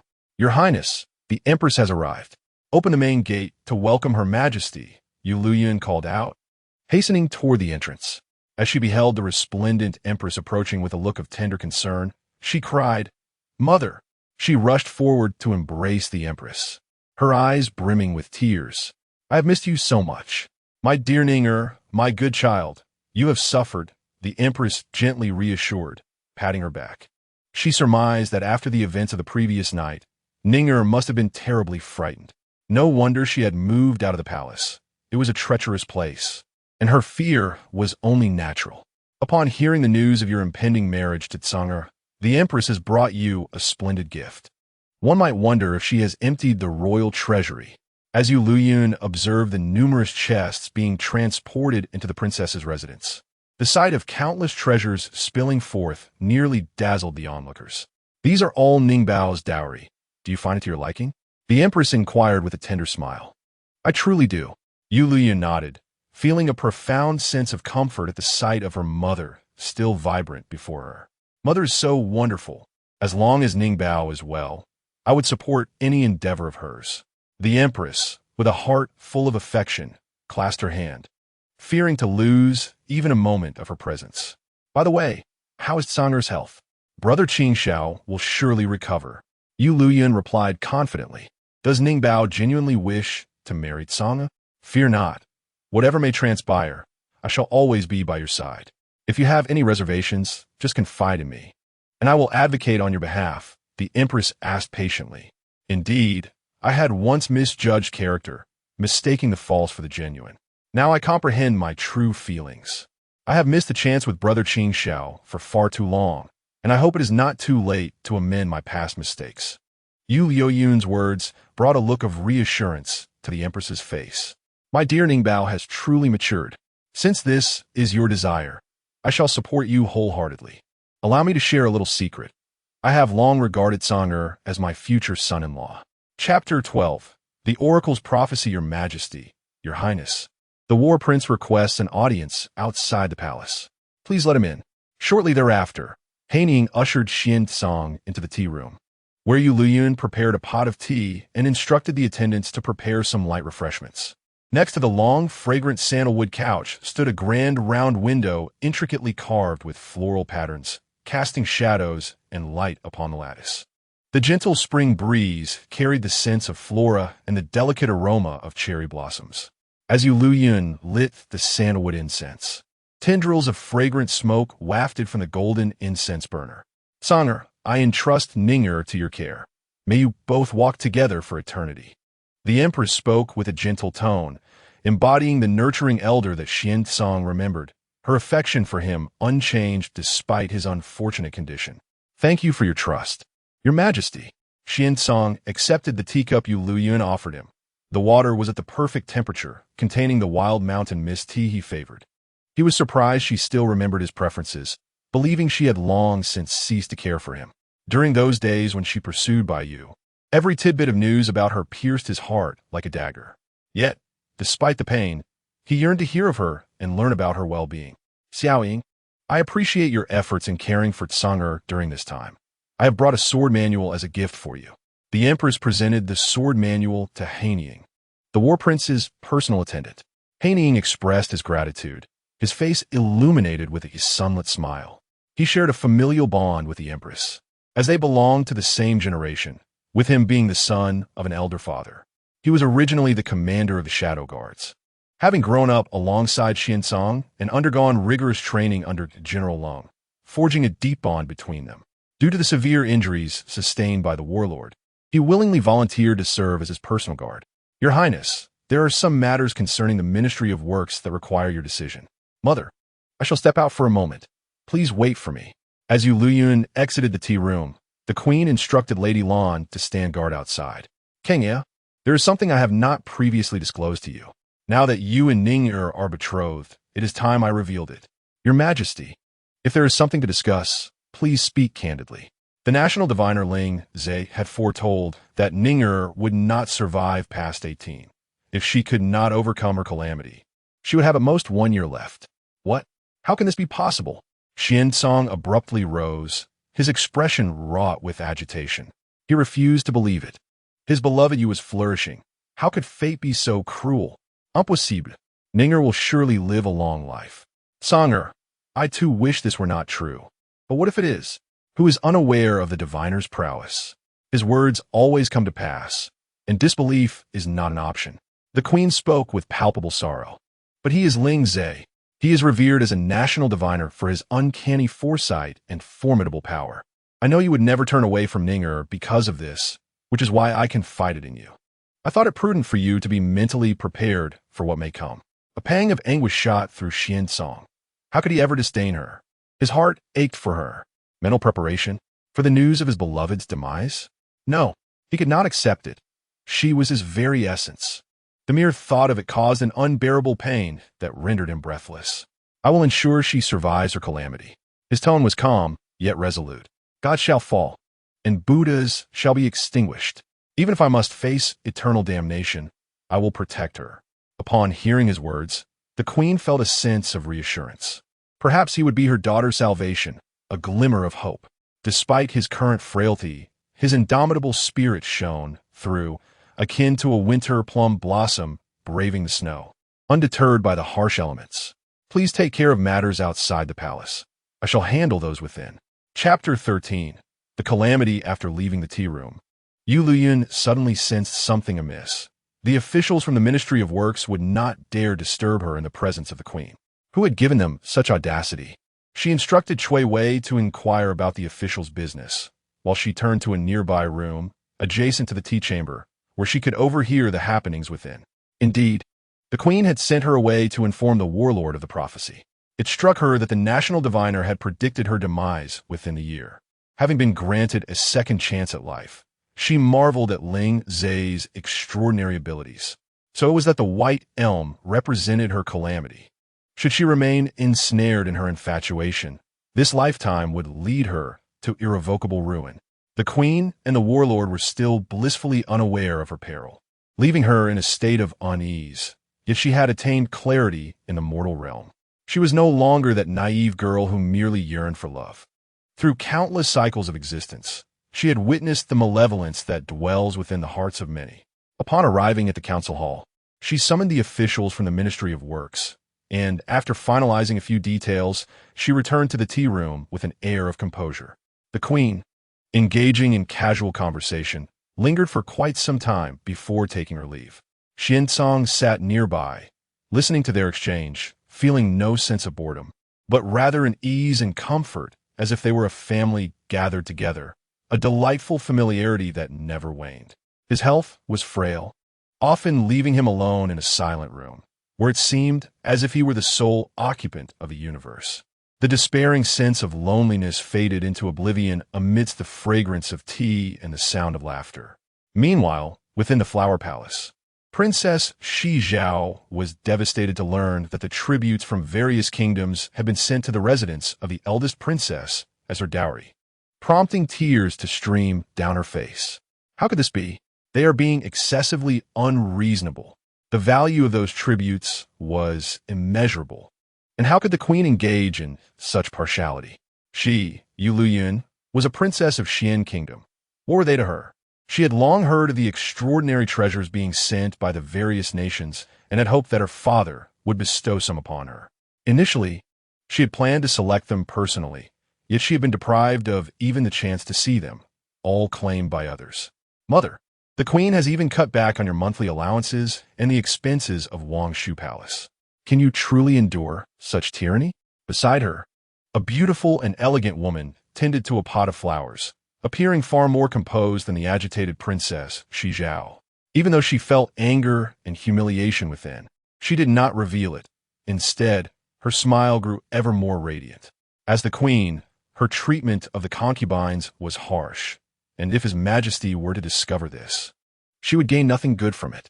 The favored concubine Hua Rong snipped a flower, her eyes betraying a glacial demeanor.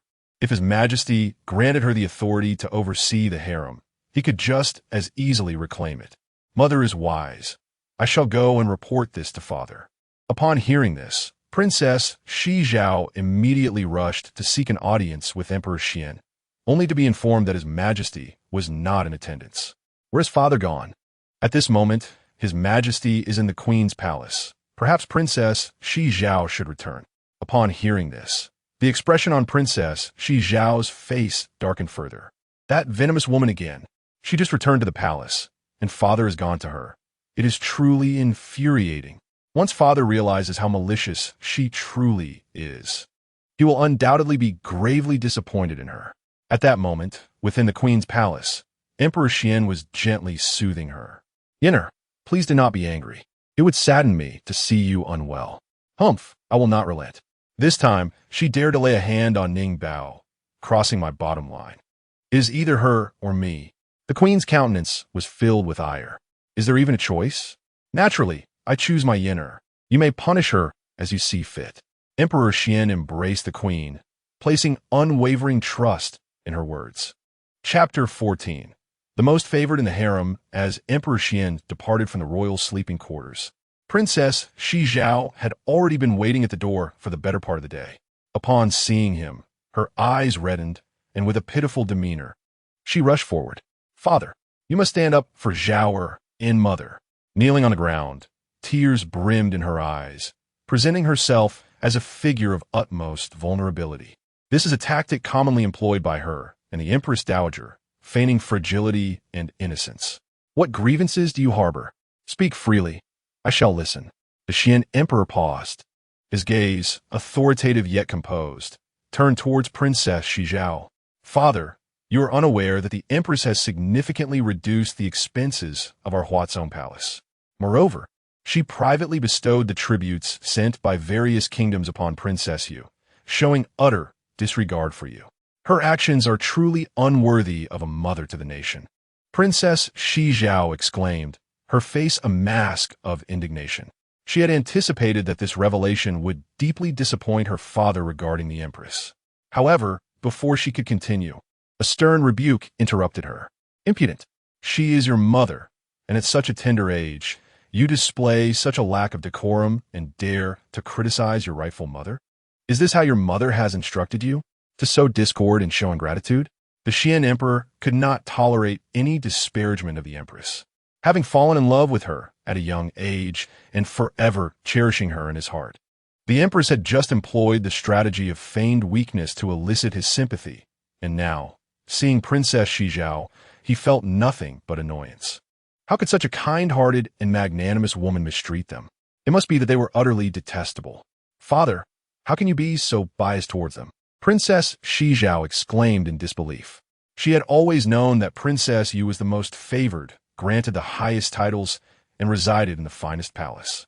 As the legitimate eldest daughter, she was accustomed to preferential treatment, leaving no room for others to criticize. Yet, who could have imagined such extreme favoritism? If you had not erred, the Empress would not have punished you. Your behavior is so unruly that I shall have you copy scriptures in the Buddhist hall 100 times. You shall not leave until you have completed your task. The Xian Emperor stated coldly, devoid of any warmth in his gaze. Unruly? Huh. I have always been cautious and respectful, fearing to err in any way. Yet have you ever acknowledged my existence as your daughter? Now, I am reduced to being called unruly. Princess Shi Zhao lamented with a heavy heart. What good does it do to express my grievances? He merely views it as a jest. Yuni, take Princess Shi Zhao to the Buddhist hall and ensure that Granny Tang supervises her well. As you command, Your Majesty. Princess Shi Zhao rose, her eyes lowered, concealing an ocean of resentment. Her outburst failed to elicit even the slightest ripple in the emperor's demeanor. Soon, the news of Princess Shi Zhao's confinement to the Buddhist hall for scripture copying reached Huazong Palace. Simultaneously, there came the emperor's decree. The favored concubine has failed to properly educate her daughter, exhibiting a deficiency in virtue. Her title is hereby revoked, demoted to Qingfei, and she must reflect upon her shortcomings. Qingfei, accept the decree. I shall obey. Qingfei, her clenched fists tightening around the imperial edict, felt her nails dig into her palms.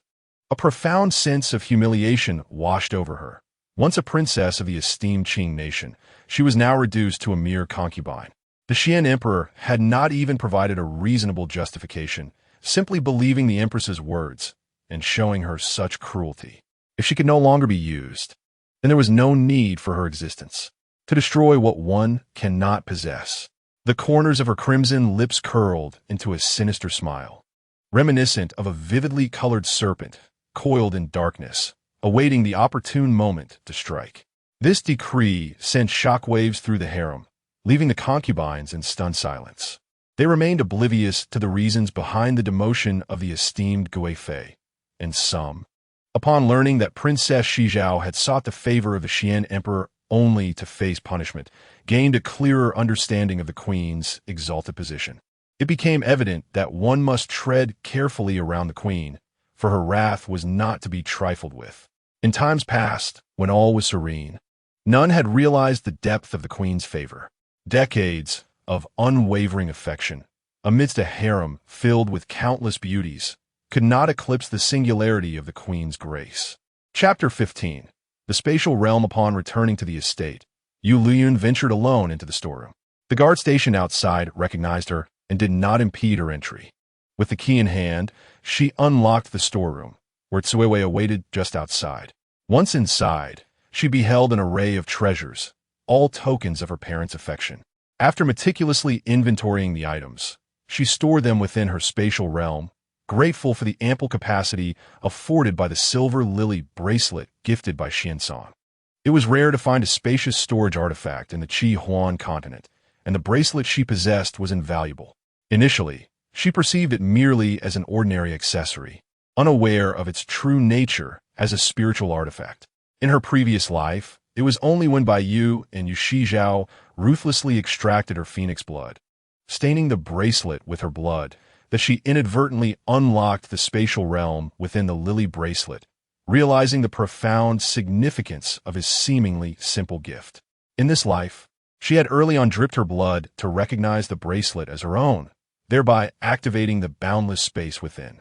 This lily bracelet had become a vessel for her soul, accompanying her through myriad realms on her quests, and unbeknownst to her, it had undergone a transformative evolution.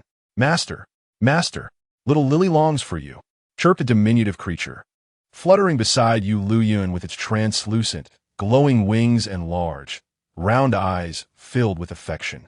Adorned in a silver dress resembling a lily, it appeared irresistibly adorable. Having just awakened, its eyes were moist and innocent. Little Lily, you have returned with me. This is truly wonderful, Yueliuyun exclaimed with delight, having feared that little Lily might not remember her after her rebirth. Little Lily will always be by Master S' side, it declared, snuggling against her shoulder. As Yueliuyun organized her belongings within the spatial realm, she discovered the emergence of a spiritual spring. Little Lily, how is there a spring here? Responding to Master, this space has evolved into a life realm, thus manifesting this spiritual spring. The water from this spring can detoxify, heal wounds, and enhance beauty, an essential for any household. As the spirit of the space, little Lily was well versed in its treasures. Does this mean we can cultivate herbs within the realm? She pondered. With a thought, she began to plant the precious spiritual flora gifted from various nations in the soil beside the spring.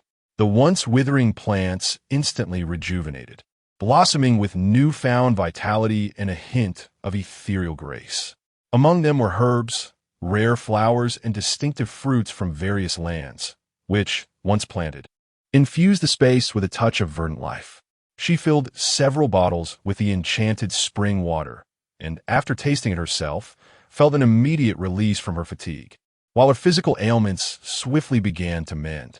Confident in the effectiveness of the spring water, she exited the space and made her way toward the War King's residence through the newly installed small gate.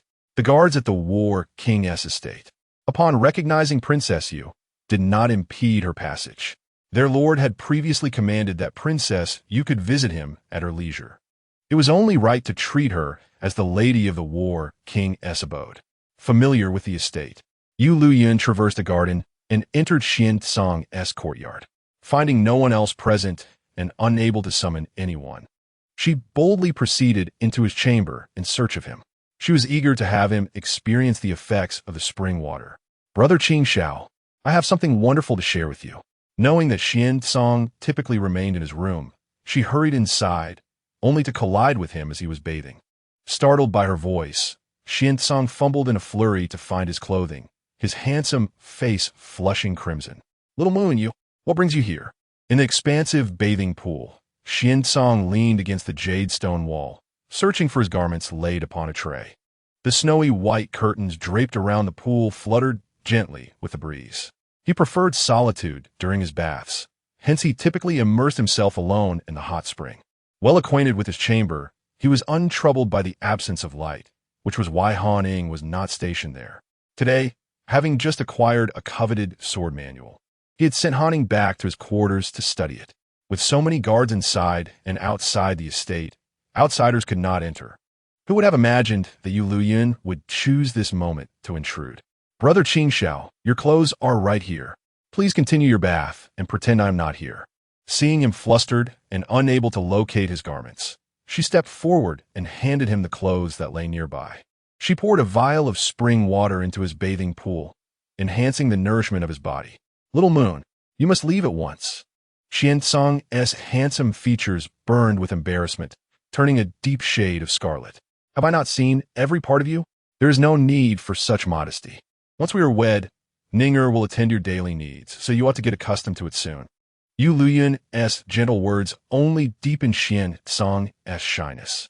"Little Moon, how could I possibly let you do such things? I am capable of taking care of myself.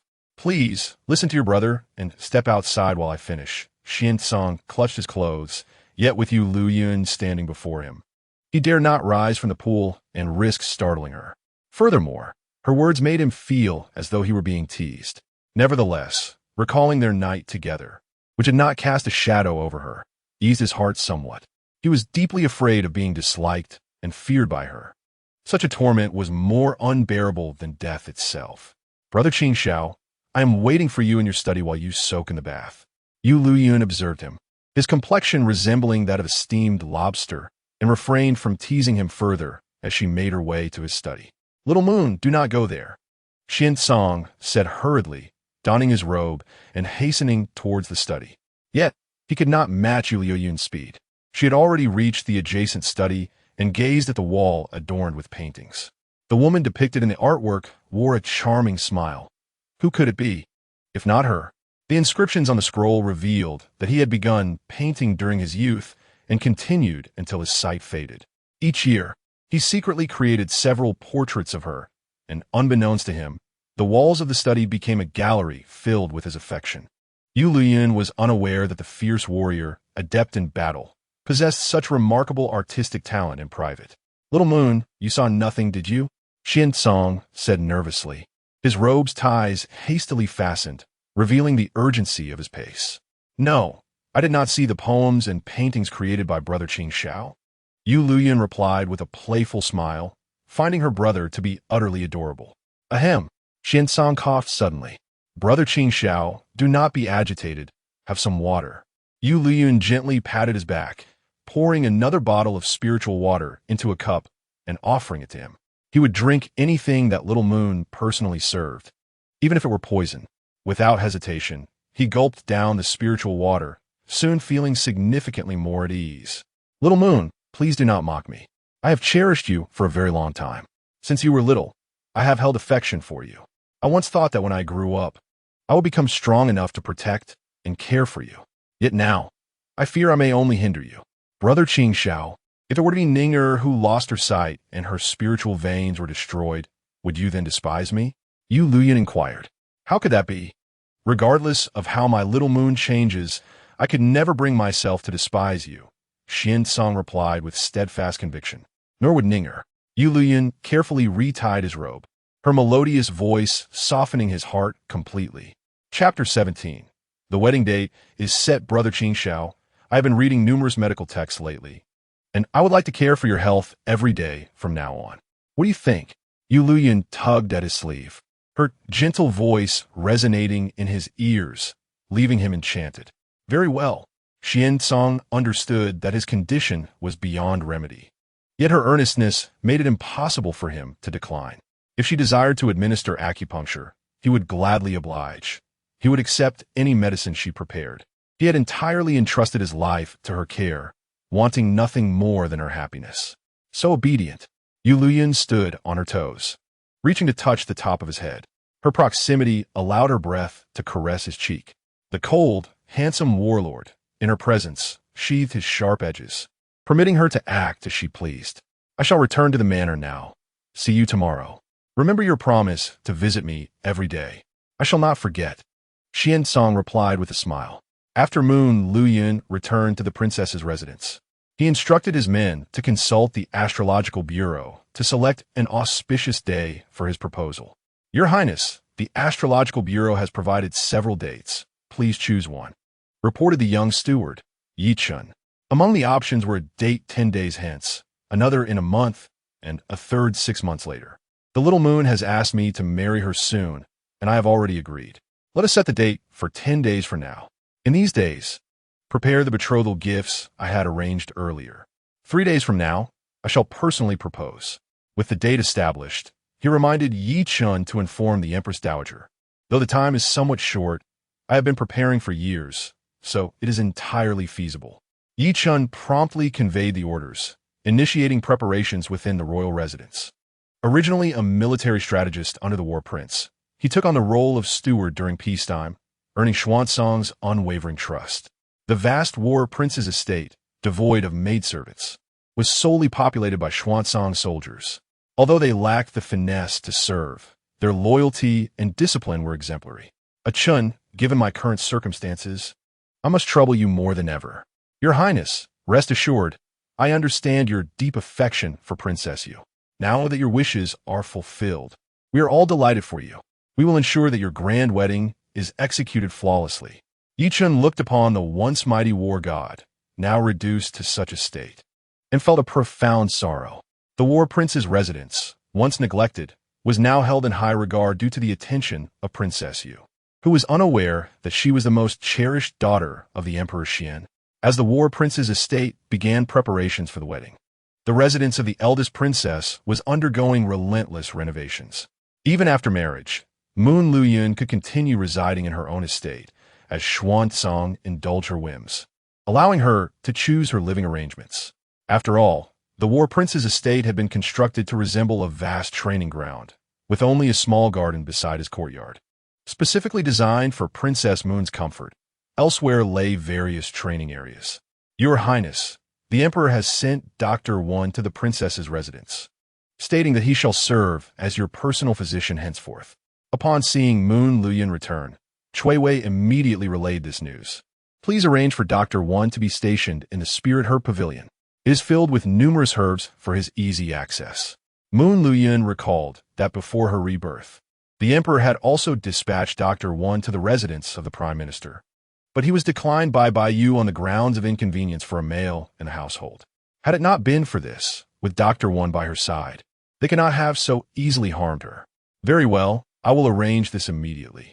Cui Wei led the awaiting Wen Liangyu to the Spirit Herb Pavilion on the western side of the princess's residence, a place both beautiful and tranquil, where the Emperor had had many precious herbs planted for the future physician's use. Wen Liangyu, having been released from the palace, initially feared that the princess would not retain him, yet he was pleasantly surprised by her acceptance. To be honest, he did not particularly enjoy staying in the palace, finding greater solace outside its walls. Chapter 18. The heart of Dr. Wen Liangyu did not know Moon Luyun well, and he was genuinely astonished to see her willingness to keep him. Dr. Wen, this is the residence arranged for you by Her Highness the Princess. She mentioned that you may freely utilize the herbs found here.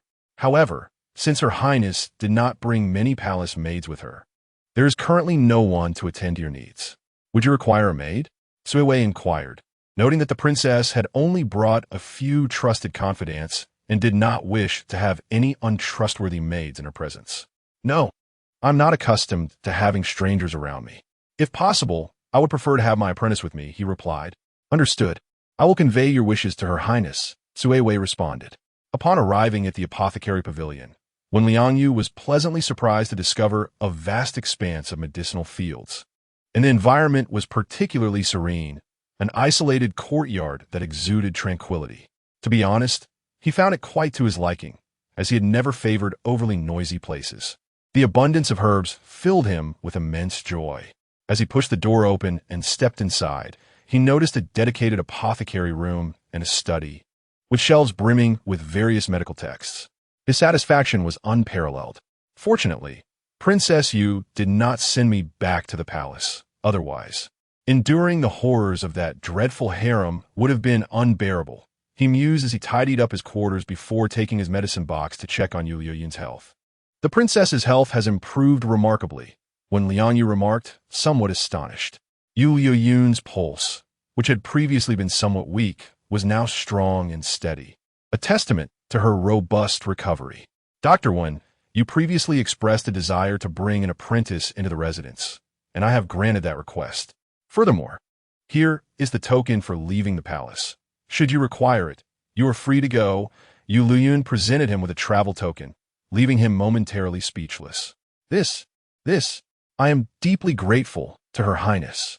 One Liangyu stammered with excitement, unable to comprehend the extent of his newfound freedom after entering the palace. Clearly, it was a sign of her trust and regard for him. There is one more matter on which I require your assistance. Dr. Wan, Yueliuyun continued. Please feel free to speak, Your Highness. If it is within my capacity, I shall certainly alleviate your burdens, he assured her. It is nothing difficult. I simply request that you treat the War Prince daily. Should you require any medicine, you may procure it from my apothecary, she explained, intending to keep her medical skills discreet while using Wen Liangyu as a cover. I will do my utmost, he replied promptly, having learned the nature of the request. He was determined to care for Xuancang's health, hoping to extend his life. As for fully curing him, Wen Liangyu doubted he possessed the capability. He had never heard of anyone surviving after their spiritual pulse had completely severed. Xuancang's continued existence relied solely on his originally robust physique, clinging to life by a fragile thread. Your Highness, may I ask why you hold such trust in me? He ventured. Because you are his friend. I believe in his judgment and know he does not misjudge people, she replied. The War Prince indeed had an excellent eye for character. At that moment, when Liangyu comprehended why Xuancang harbored such deep feelings for Yueliuyun, because she was truly deserving of them. Unbeknownst to Yueliuyun, she had garnered both Wen Liangyu's admiration and sincere acknowledgement. After when Liangyu stepped down, he sent a message back to Yaowang Valley, requesting the young apprentice who had always been by his side to come to the princess's residence. This apprentice was exceptionally talented, having been nurtured under his guidance, but unfortunately, he could not bring him into the palace for instruction. Fortunately, thanks to Princess Yu, he was finally able to bring his young disciple over. Chapter 19.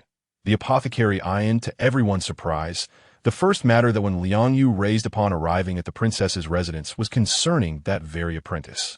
In this lifetime, the princess vowed to fulfill his wishes. Thinking back to her previous life, Princess Yu recalled that when Liangyu had been sent to the residence of the Prime Minister to serve as her physician, during which he expressed his desire to arrange for an apprentice to accompany him. She had not opposed this request. However, due to Baiyu's unwillingness to allow him to enter the residence and disrupt their plans, he was sent back to the palace that very day, and the apprentice was not brought along.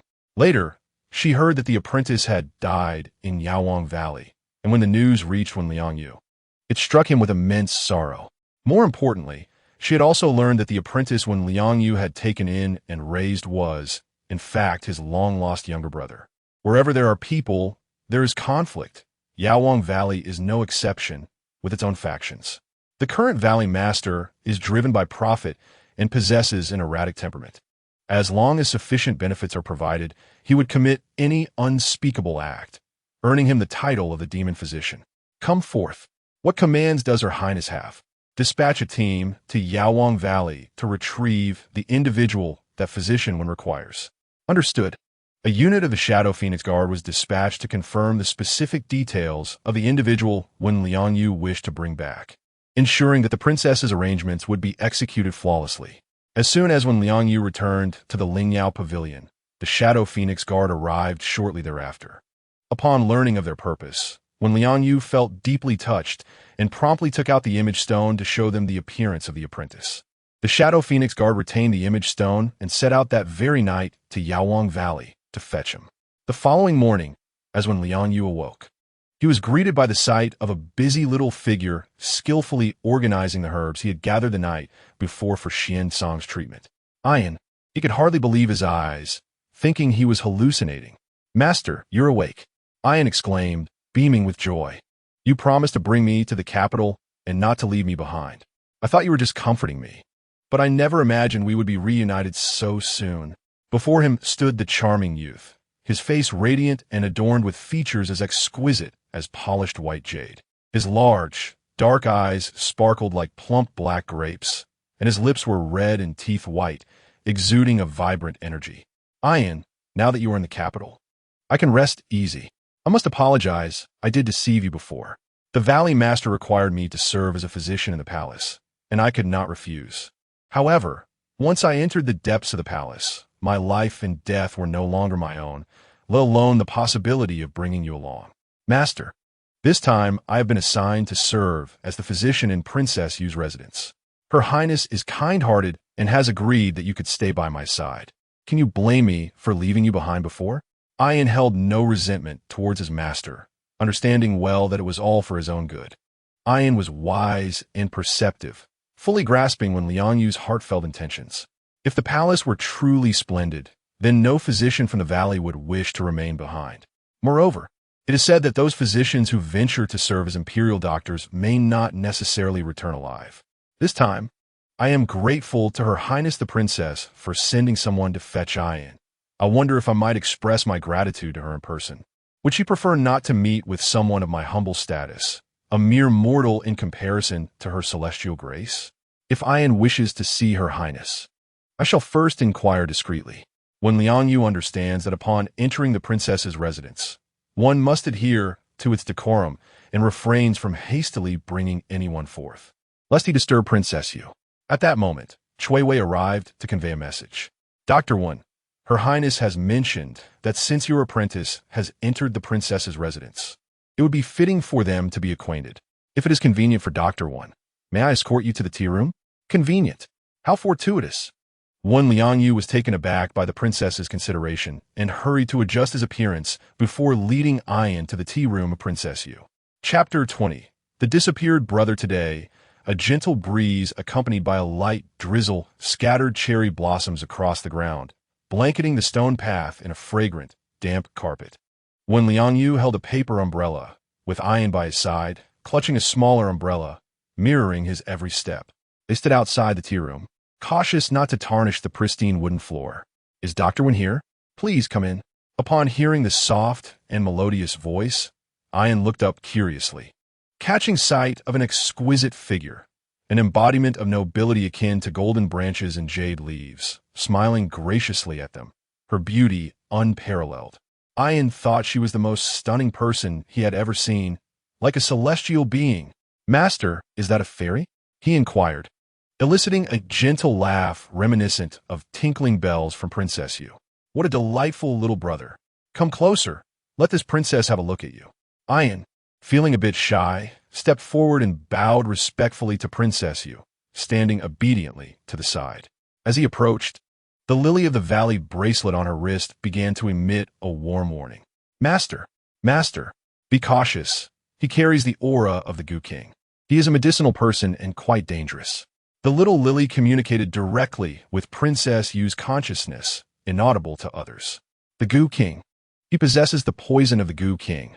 Those azure eyes could be the remedy. Princess Yu was astonished to discover that this apprentice was indeed a medicinal person, which explained his tragic fate in the Valley of Medicinal Kings in a past life. He must have been discovered for his identity, making him a prime target for the frenzied poison masters. Even more alluring was the fact that he bore the essence of the Gu King, an entity that countless Gu masters sought after. "Your Highness, this is Ian, my apprentice. A few years ago, during my foray into the 10,000 mountains of Qing Nation to gather herbs, I fortuitously rescued him. I have been caring for him since. His background is undoubtedly impeccable, so please rest assured, Your Highness."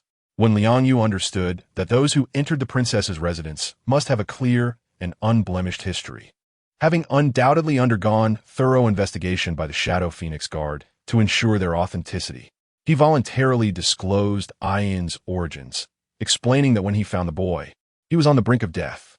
Had it not been for a stroke of luck and his possession of a life-saving herb at that moment, Ian might not have survived. You're referred to as Ian. Prior to your arrival at the palace, I had dispatched someone to investigate your lineage, and an intriguing revelation was uncovered. Yueliuyun's words left when Liangyu and Ian somewhat perplexed. Could there be an issue with Ian's origins? My investigation revealed that Ian is, in fact, the long-lost younger brother of the esteemed physician one, and furthermore, he is a person of medicinal lineage, burdened with an abundance of poisonous curses. As her words lingered in the air, both Wen Liangyu and Ian were rendered speechless. Ian is my younger brother who disappeared during my childhood?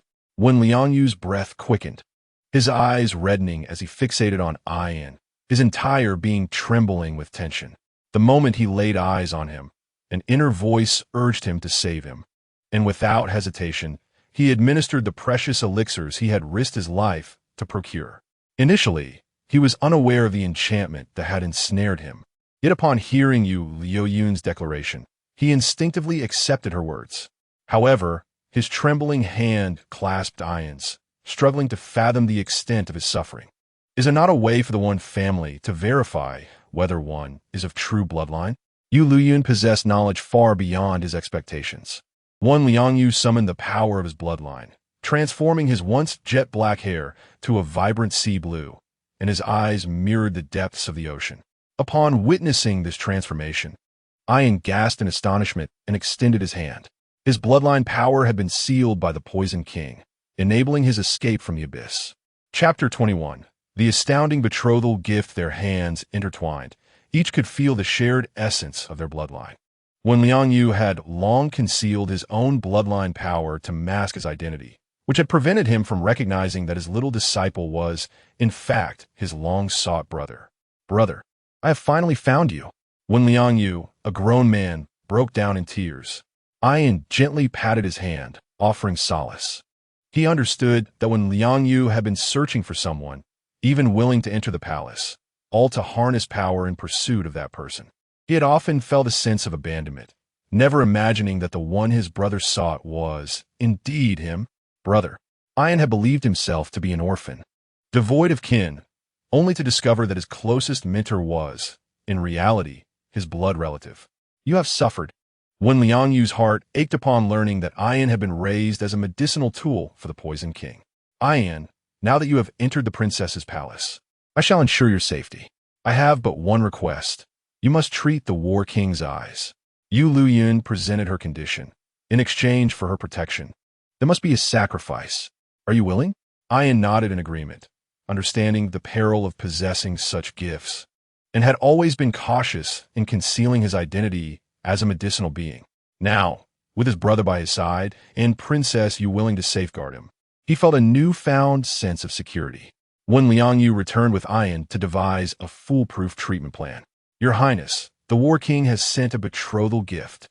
Suiwei rushed into the room, her excitement palpable. As the moonlit clouds approached the entrance, they beheld a multitude of crates bound with crimson silk being carried inside. An array of rare treasures was methodically delivered to the storeroom.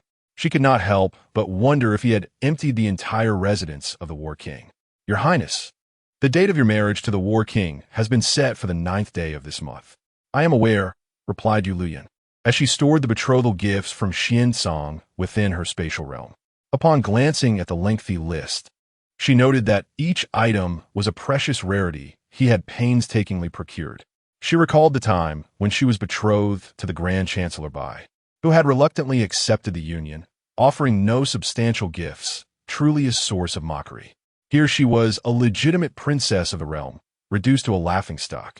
Now, the lavish bridal procession and the countless extravagant gifts proclaimed to the world Xuancang's esteem and affection for her. The War King indeed dotes on Princess Yu to the heavens. Was it not so? They truly made a splendid couple. Both the War King's residence and the princess's estate began to adorn themselves with celebratory decorations, radiating an air of festivity. The Empress had dispatched individuals from the weaving bureau to custom-tailor wedding garments for Yueliuyun and Xuancang, ensuring that all preparation for the ceremony proceeded seamlessly. Xuancang felt a lightness in his body perhaps due to his elevated spirits. Haning, take me to the residence of Princess Yu.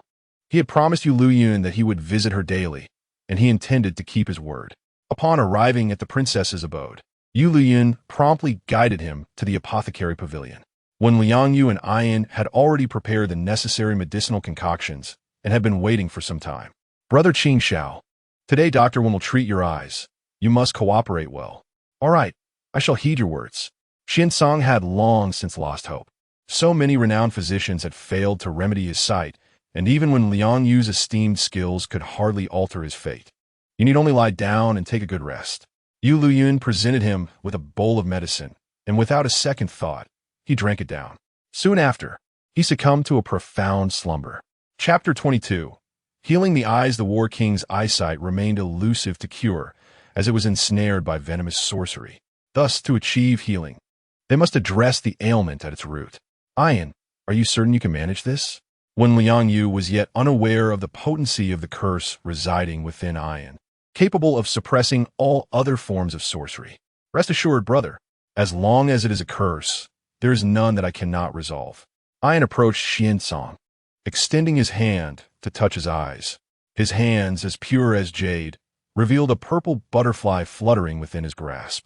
Like a swirling black mist, the cursed threads were drawn forth and deposited into a nearby vessel. It is done. The curse within him has been extracted. With proper care, he shall recover. Ayan retracted his own life-sustaining curse, standing obediently to the side. No one would suspect that this seemingly innocent and charming youth was, in fact, the host of the king of all curses. Thank you, Ayan. You have fulfilled the conditions I set forth, and thus I shall honor my promise. As long as you and your brother remain in my palace, I shall ensure your safety. Should you wish to return home, I will arrange for your safe passage. Yueliuyun carefully tucked away the silkworm poison contained within the vessel. This venom, delicate as a thread, proved exceptionally troublesome, impervious to forceful extraction. Were it not for the rare Gu King suppressing its potency, only its master could extract it from its host without harm. I have always heeded my brother's counsel. Being under the protection of Princess Yu is a privilege for Ayan. I am also delighted to share in the burden of responsibility for His Highness. Ayan gazed at Liang Yu with a sense of reliance. To him, his brother was the most significant person in the world. He had once been on the brink of death, and in his darkest hour, it was his brother who rescued him, brought him home, cared for him, and provided him with a sanctuary. From that moment, his brother became his lifelong faith. Ayan, I have been away from home for quite some time and am uncertain of its current state. I need someone to inquire about it. Moreover, I wish to tend to Xuancang here, as he is my friend, and I desire to contribute in any way I can. If his brother wished to remain, Ayan would accompany him. Very well. I would appreciate it if Dr. Wen could prescribe medicine for the prince's condition. I shall personally administer acupuncture treatment. Please keep this a secret and prevent others from knowing of my medical skills. Yueliuyun's words astonished Liang Yu, though he soon expressed understanding. In the harem, survival necessitates a degree of capability. The fact that Princess Yu possessed medical knowledge was unknown to all, yet she chose to reveal it to save the war prince, showcasing the authenticity of their bond. He increasingly felt that the war prince had indeed chosen wisely. His previous doubts about the worthiness of such love had been misguided. Such a remarkable person deserved his heartfelt devotion. Yueliuyun expertly administered acupuncture to Xuancang while simultaneously applying a cold compress of spiritual spring water to his eyes. After concluding the treatment, she adjusted his attire and opened the door. Your Highness has worked diligently. I shall now leave the rest to you.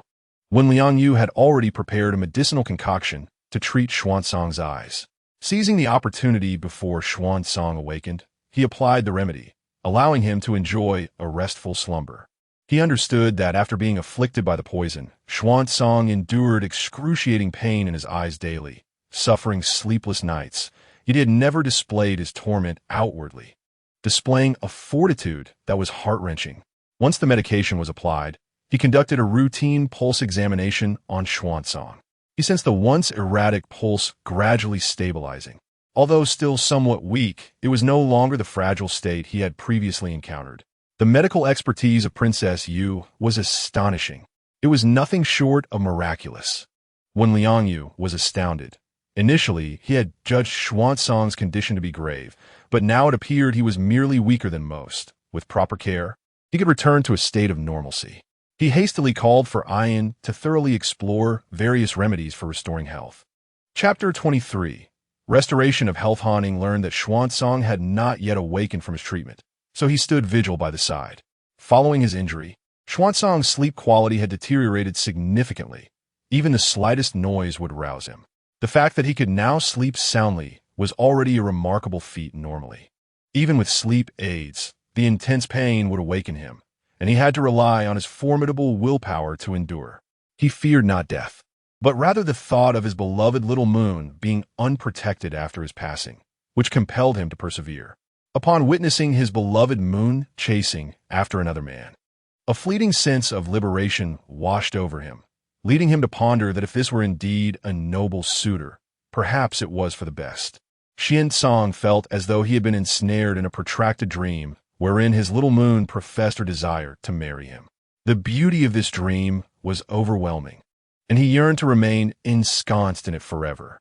It was only under the cloak of night, after rejuvenating his spirit, that he awoke from the bed in the pharmacy. He had not experienced such restorative sleep in a long time. The agonizing pain that had tormented him daily had mysteriously vanished. "My lord, you are awake," exclaimed Haning, relief evident in his voice. "I nearly thought you had departed this world." "Silence if you cannot speak wisely." "I feel quite well," Xuancang retorted, his tone laced with irritation. Could it be a fleeting revival? Hanying kvaried hesitantly. "Even without spiritual power, I could easily deal with you, you little rascal." Xuancang chuckled at the absurdity of it all, realizing he could not expect anything better from Haning. Although his previous condition had been dire, he now felt a palpable difference. "Brother Xuancang, the poison within you has been dispelled, thanks to Princess Yu. Otherwise, you would still be enduring unimaginable suffering." When Liangyu announced, bringing forth a concoction he had personally prepared, ensuring that no outsiders could tamper with it while the Shadow Phoenix Guard stood vigilant. "Such a significant matter, and you chose not to inform me." "When Liangyu?" Haning exclaimed, his agitation evident. After guarding for so long, he felt betrayed for not being privy to this information, which would have spared him from reprimands. "You, a reckless fool, would find no value in such knowledge," when Liangyu remarked, well aware of Han Ying's singular obsession with martial pursuits, which rendered him oblivious to matters of care. Yet, it was his unwavering loyalty that kept him by the War King's side, thwarting numerous assassination attempts. "How am I reckless? I possess both strength and subtlety. Do not underestimate me," Han Ying retorted, indignation flaring within him. Listening to their banter, Xuancang could not suppress a smile. How fortunate he was to have such a wonderful little moon. He downed the bitter medicine, accustomed to its taste despite its harshness. "Speaking of which, I have a favor to ask of you, Brother Xuancang. I have located my younger brother, but after defying my family's wishes and leaving home in my youth, I lost all contact. I wish to know the current state of my family, and I wonder if you could assist me?" When Liangyu inquired, fully aware of Xuancang's formidable intelligence network. "Leave it to Han Ying. He is currently responsible for relaying information," Xuancang replied with a nod. Recalling that when Liangyu had previously entrusted him with the task of finding his brother, though the vastness of the world had yielded no leads. Alas, Ayan had completely sealed his bloodline power, too fearful to reveal himself, only to be discovered posthumously, rendering them incapable of locating him. "Since the master has spoken, please provide me with your family's location so that I may send someone to investigate," Han Ying stated, his demeanor exuding pride. "The southern domain, High Kingdom, one family." "The one family? With the vastness of the High Kingdom, which family could it possibly be?" "Wait, no way. It can't be that one family, can it?" "Indeed, it is the very one you are imagining. I must confess, my vision was short-sighted. How foolish of me." Chapter 24. The Mysterious Sea Kingdom. To my astonishment, the young scion of the One family hails from a prestigious lineage indeed. The One clan of the Sea Nation is quite remarkable. Haning, now overseeing an extensive intelligence organization, possesses extraordinary insights. He has certainly heard whispers of the enigmatic Sea Nation, a realm shrouded in perpetual mist. Located over the southern seas, both mysterious and formidable. It is rumored that within the Sea Nation lies a divine artifact capable of resurrecting the deceased. Even if one's spiritual veins are severed, this object's miraculous power can restore them. Though I wonder if such tales bear any truth. If the rumors hold, the Sea Nation indeed possesses a national treasure endowed with remarkable abilities. Yet, its power only functions within the confines of the Sea Nation. Once one crosses its borders, the enchantment dissipates. This artifact grants the inhabitants of the Sea Nation the gift of immortality. When Yueliuyun has witnessed the potency of this artifact, the entire existence of the Sea Nation relies upon it. Xuancang, should your body fail to recover, you may accompany us back to the Sea Nation. We can remain by Princess Yu's side for eternity. If all else fails, I shall contemplate venturing to the Sea Nation. Xuancang is aware of the legends surrounding the Sea Nation, spoken of as a land favored by the divine, where countless souls on the brink of death or suffering from terminal ailments seek a glimmer of hope. Remarkably, those who manage to traverse the mist and reach the Sea Nation truly emerge alive, free from their ailments, and restored to robust health. However, some, upon regaining their vitality, hastily return home, only to find that upon exiting the misty realm, they revert to their former states, often even worse than before. Over the years, it has become clear that to survive, one must never leave the bounds of the Sea Nation. Many have sought to unravel the mystery of eternal life within its borders, coveting the divine artifact. Yet for years, no one has glimpsed its true nature.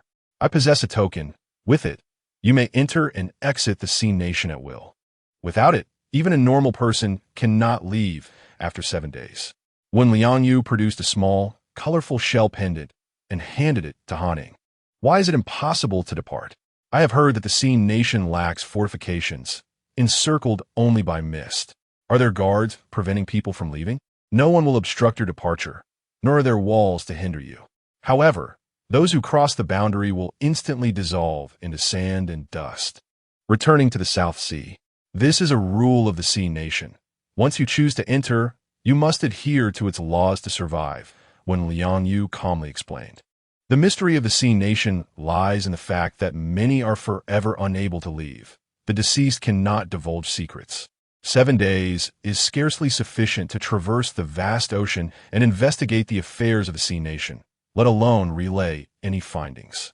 The mist surrounding the Sea Nation serves as a natural barrier, isolating all forms of communication. Only the Wen family can traverse in and out of the Sea Nation, seemingly blessed by the sea god. Much of the information regarding the Sea Nation originates from the Wen clan, and its rare treasures are exclusively sold by them, rendering the Wen family extraordinarily wealthy. Very well, I shall arrange for someone to journey to the Sea Nation and gain further insight into this mysterious land. In the realm of Haigua, there exists a splendid shimmering brocade, renowned for its production of exquisite pearls, prompting a collective procurement.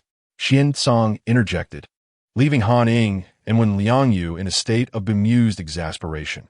Yet they had grown accustomed to such antics. For a certain devoted husband, this was merely routine. Very well, this matter shall be conveyed with utmost diligence. Please escort me to Princess Yu. Certainly. Chapter 25. Master of the Guqin Xuancang was fervently eager to meet Yueliuyun, even if he could not behold her visage. The mere sound of her voice would bring him immense satisfaction. However, when Haning inquired about Yueliuyun's whereabouts, he was informed that she was no longer in the princess's residence. Since her highness is absent, let us return. Xuancang could not help but feel a twinge of disappointment, his heart awash with conflicting emotions. Han guided him back to the prince's residence, and soon he uncovered Yueliuyun's location. My lord, it has come to my attention that the esteemed Bai Shofu has sent an invitation, requesting Princess Yu to partake in a lakeside excursion. Bai Yu, what would he possibly be scheming? How audacious to seek out the affections of one belonging to me. Xuancang seethed with rage.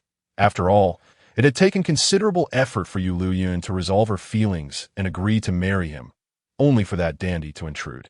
His intentions are nefarious, utterly detestable. My lord, that scoundrel dares to entangle himself with our future princess. He must be taught a lesson. Then let us send someone to remind him of his place. Let not be thought that I am powerless. Very well. I shall make the necessary arrangements at once. Han was quite enthusiastic about this matter and promptly set things in motion. Xingming Lake, a picturesque locale within the imperial city, is flanked by elegant taverns favored by the aristocracy. At the center of the lake stands a pavilion, from which melodious strains of the guqin drift through the air. Surrounding the pavilion, white drapes hang gracefully, veiling the musician within. Bai Yu sat at a lakeside tavern, enjoying the music while sipping his wine. My lord, upon receiving your invitation, Princess Yu has departed the palace. She must surely be on her way to meet you. I anticipated her strategy of feigned retreat.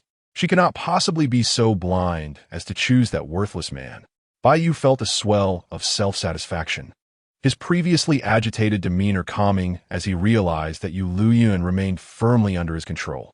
It is rumored that the favored one in the palace has fallen from grace, and even Princess Shizhao has been sent to the Buddhist hall as punishment. She is not so easily vanquished. Bai Yu was confident that the favored one would have a countermeasure. Should she concede without a fight, it would not align with her character. Nevertheless, my plan must not falter. Yueliuyun is but a pawn on my chessboard, and it is imperative that I dictate her movements. A pawn cannot leap from the board unless I choose to discard it as a dead piece. He had endeavored tirelessly to win Yueliuyun's heart, expending boundless effort to ensure her unwavering devotion. Gazing at his reflection in the cup, he mused on his strikingly handsome countenance. How could anyone remain unmoved? My lord, look, it is the princess's carriage. I knew she would come. Once this news reaches Xuancang's ears, I shall relish in his discomposure. Yet, just as he anticipated Yueliuyun's arrival at the tavern, her carriage did not halt there, but rather by the lakeside. This is dire. The master of the guqin has fallen into the water. At that moment, the music abruptly ceased. The musician, who had been playing in the pavilion at the heart of the lake, was unexpectedly thrust into the water by another. The young master cannot swim. Help! Cried the servant beside him, attempting to rescue him but being restrained. Just then, the figure of Yueliuyun moved. With a delicate push off the ground, she soared toward the lake, her flowing silks unfurled, pulling the drowning musician from the depths. In his moment of despair and terror, Princess Yu appeared like a beacon of light, illuminating his heart.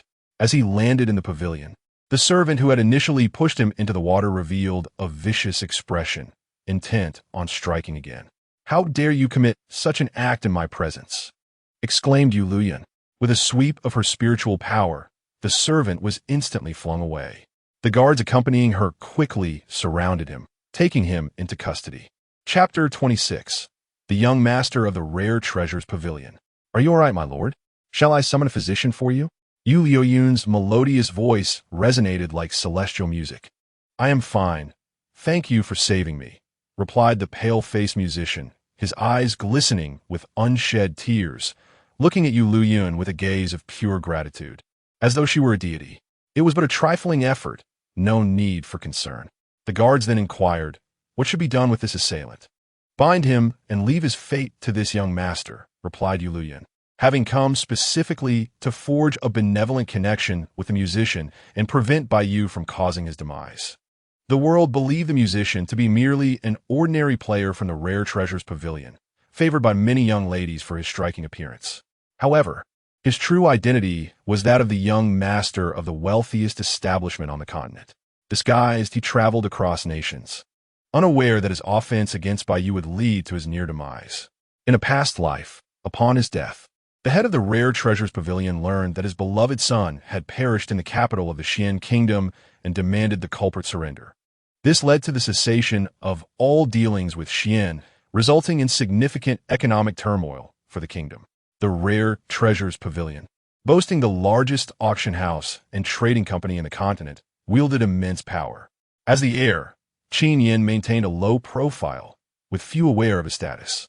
This served as a protective measure, for the vast wealth of the pavilion attracted envy. Yet, Qin Yin had not awakened his spiritual veins and was in essence an ordinary person. I am Qin Yin. I shall repay your highness's kindness in due time. Until we meet again.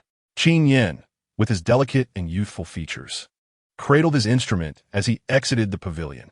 Soon after, members of the Rare Treasures Pavilion arrived, horrified to learn of Qin Yan's plight.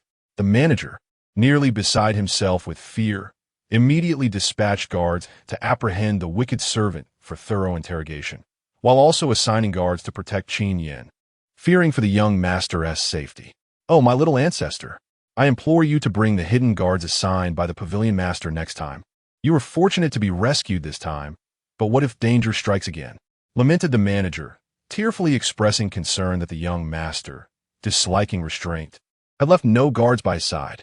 This incident truly frightened him, and he can no longer allow the deputy director to act as he pleases. Very well. Let them return. After this ordeal, Qin Yan nearly lost his life and has come to understand the sincere intentions of his parents. Excellent. I shall make the necessary arrangements immediately. Seated by the window, Qin Yan gazed tenderly at the carriage of Princess Yu flowing down the street. Yueliuyun arrived at the tavern but did not ascend the stairs. Instead, she stood outside, speaking to Bai Yu from a considerable distance. Esteemed Prime Minister, in order to convey my intentions to the War King, I previously engaged in actions that may have led to your misunderstanding and caused you some distress. I hereby publicly apologize for this. Now that the engagement between myself and the War King is settled, it is primarily due to your esteemed contributions that I have come to express my gratitude. Upon hearing Yueliuyun's words, Bai Yu's expression turned particularly grim. She publicly distanced herself from him and offered a generous apology, essentially declaring that he was merely a tool in her machinations. Who could endure such humiliation? It was an affront of the highest order. Yet, she was a princess of the realm. What could he do? Could he dare to confront her publicly? All he could do was swallow his indignation, feeling a painful flush rise to his face. "Your Highness, you are too kind," Bai Yu responded, his irritation deepening. He had exerted so much effort merely to ensure her unwavering devotion to him. He had cast his bait, yet the fish refused to bite. Chapter 27. The most precious possession Yueliuyun returned to her carriage, casting a glance at Bai Yu. Observing his contorted, furious visage, a cold, icy smile graced her lips. "Everything you seek, I shall utterly destroy." Did he not desire power and status? She would ensure he remained forever grounded in the dust, never again allowed to ascend by leveraging her influence. Spread the word that young Master Qin was pushed into the lake by the Prime Minister's instigation. The reason being that a few days prior, Princess Shizhao had taken a liking to young Master Qin's beloved lute, and he refused to part with it, thus incurring the wrath of the Prime Minister who sought to offer it as a gift. Understood. Little did Qin Yan know that by rejecting the Prime Minister's unreasonable demands and refusing to sell his cherished possession, he had unwittingly invited disaster. In his past life, Qin Yan was drowned after being cast into the water, and his lute fell into Bai Yu's hands, which he subsequently presented to Princess Shizhao. Whatever Princess Shizhao desired, Bai Yu would always find a way to deliver it to her. Now, Yueliuyun would not indulge them. Having chosen to commit wickedness, they could not expect to hide in the shadows and reap the rewards. Soon, this news spread throughout the capital, and Qin Yan's bodyguard, Mo Zhu, informed him of the situation. "Young master, they are truly overstepping their bounds. You have always been a person of peace, and yet they would stoop to such despicable acts over a mere lute. We cannot allow them to go unpunished." Today, the Prime Minister specifically visited the lakeside tavern, likely wishing to witness my helpless struggle in the water.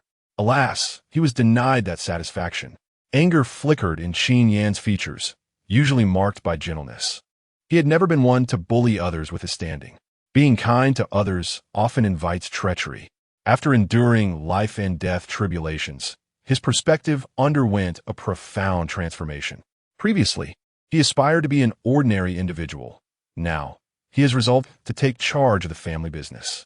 Over the years, his travels across various nations have endowed him with a keen understanding of the family's enterprises. Once indifferent to the family legacy, he had been solely focused on seeking rare and exquisite musical instruments. While he ultimately achieved his wish, it nearly led him to ruin. Fortunately, Princess Yu saved him this time, yet she will undoubtedly offend the venerable Prime Minister. Thus it shall be my duty to protect her in the future. Upon learning about the Prime Minister's machinations, his immediate concern was for Yueliuyun's safety. He intended to investigate the Prime Minister and Princess Xizhao, convinced they could not be as untainted as they seemed. Indeed, furthermore, I must obtain the inventory of rare treasures from the pavilion. With Princess Yu's wedding approaching, I wish to prepare a congratulatory gift for her. Hearing that the War King is near his end, it is possible that the princess may soon seek a consort. So I must make my preparations promptly. Qin Yan had never been moved by any woman, but the moment he laid eyes on Yueliuyun, he knew he was lost. His heart raced uncontrollably, all because of her. She had saved his life, yet stolen his most precious possession, his heart. Young master, are you not preparing a bit too early? The princess has yet to marry, and you are already planning for her second marriage? Perhaps you should strive to change her mind before she weds? Mo Zhu believed that his young master and Princess Yu were a perfect match. The young master was not only handsome and wealthy, but also possessed remarkable musical talent, making him a true virtuoso. This arrangement was indeed plausible. Qin Yan found merit in Mo Zhu's suggestion.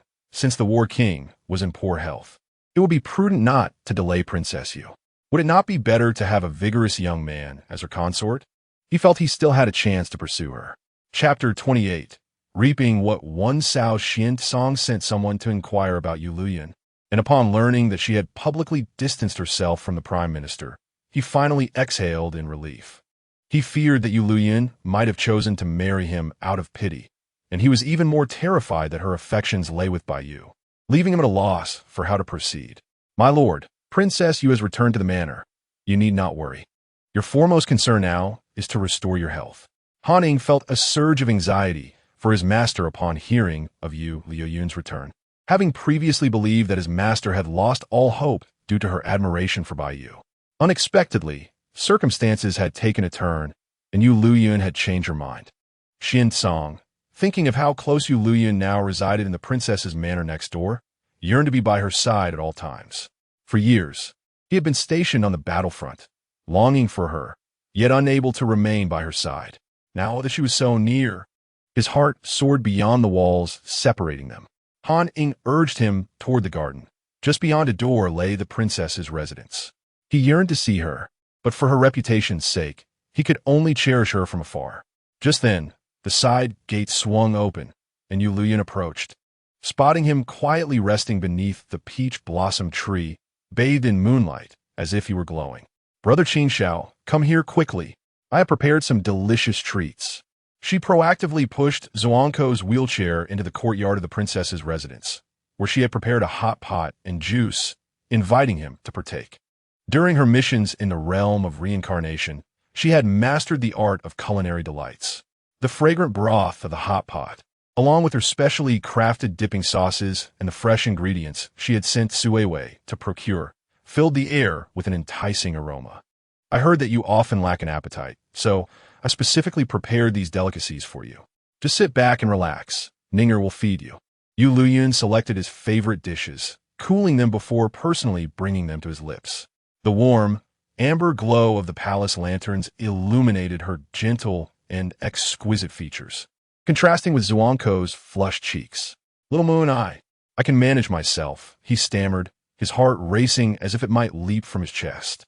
Be careful. It's hot. Just focus on eating, Yueliuyun instructed, serving him soup made from spirit spring water, which was exceptionally sweet and flavorful. Here, drink some soup. She fed him with great care. Although he typically had little appetite, tonight he found himself ravenous, convinced that this was the most delectable meal in existence. Han Ning, witnessing the tender scene between the War King and Princess Yu, felt a swell of emotion in her eyes. Xuancang's heart brimmed with warmth. All his previous grievances and sorrows faded away upon hearing she had visited Yu. His little moon was indeed too good to him. Yueliuyun's heart swelled with genuine happiness as she observed his improving complexion. Meanwhile, in the palace's Buddhist hall, Princess Xizhao, punished to transcribe scriptures, suddenly fell ill. She wished to summon a royal doctor, yet no one heeded her call, as the guards outside the hall were loyal to the queen. Over the years, the queen's formidable influence and the emperor's favor allowed her to dominate the harem. Having consumed the medicine intended for Yueliuyun, Princess Xizhao's vitality was severely depleted. Already afflicted with a heart condition, her health had deteriorated further. She lay on the cold, unyielding stone bed, without even a blanket. Your Highness, they refuse to call for a physician, and we only have a single bun for our meal. This is truly inhumane, wept a maid beside her. Coughing violently, Princess Shizhao looked at the solitary, hard bun on the table, her body trembling with indignation. How had she ever endured such suffering? Chapter 29. Starfall as night fell. A tall figure appeared beside Yueliuyun.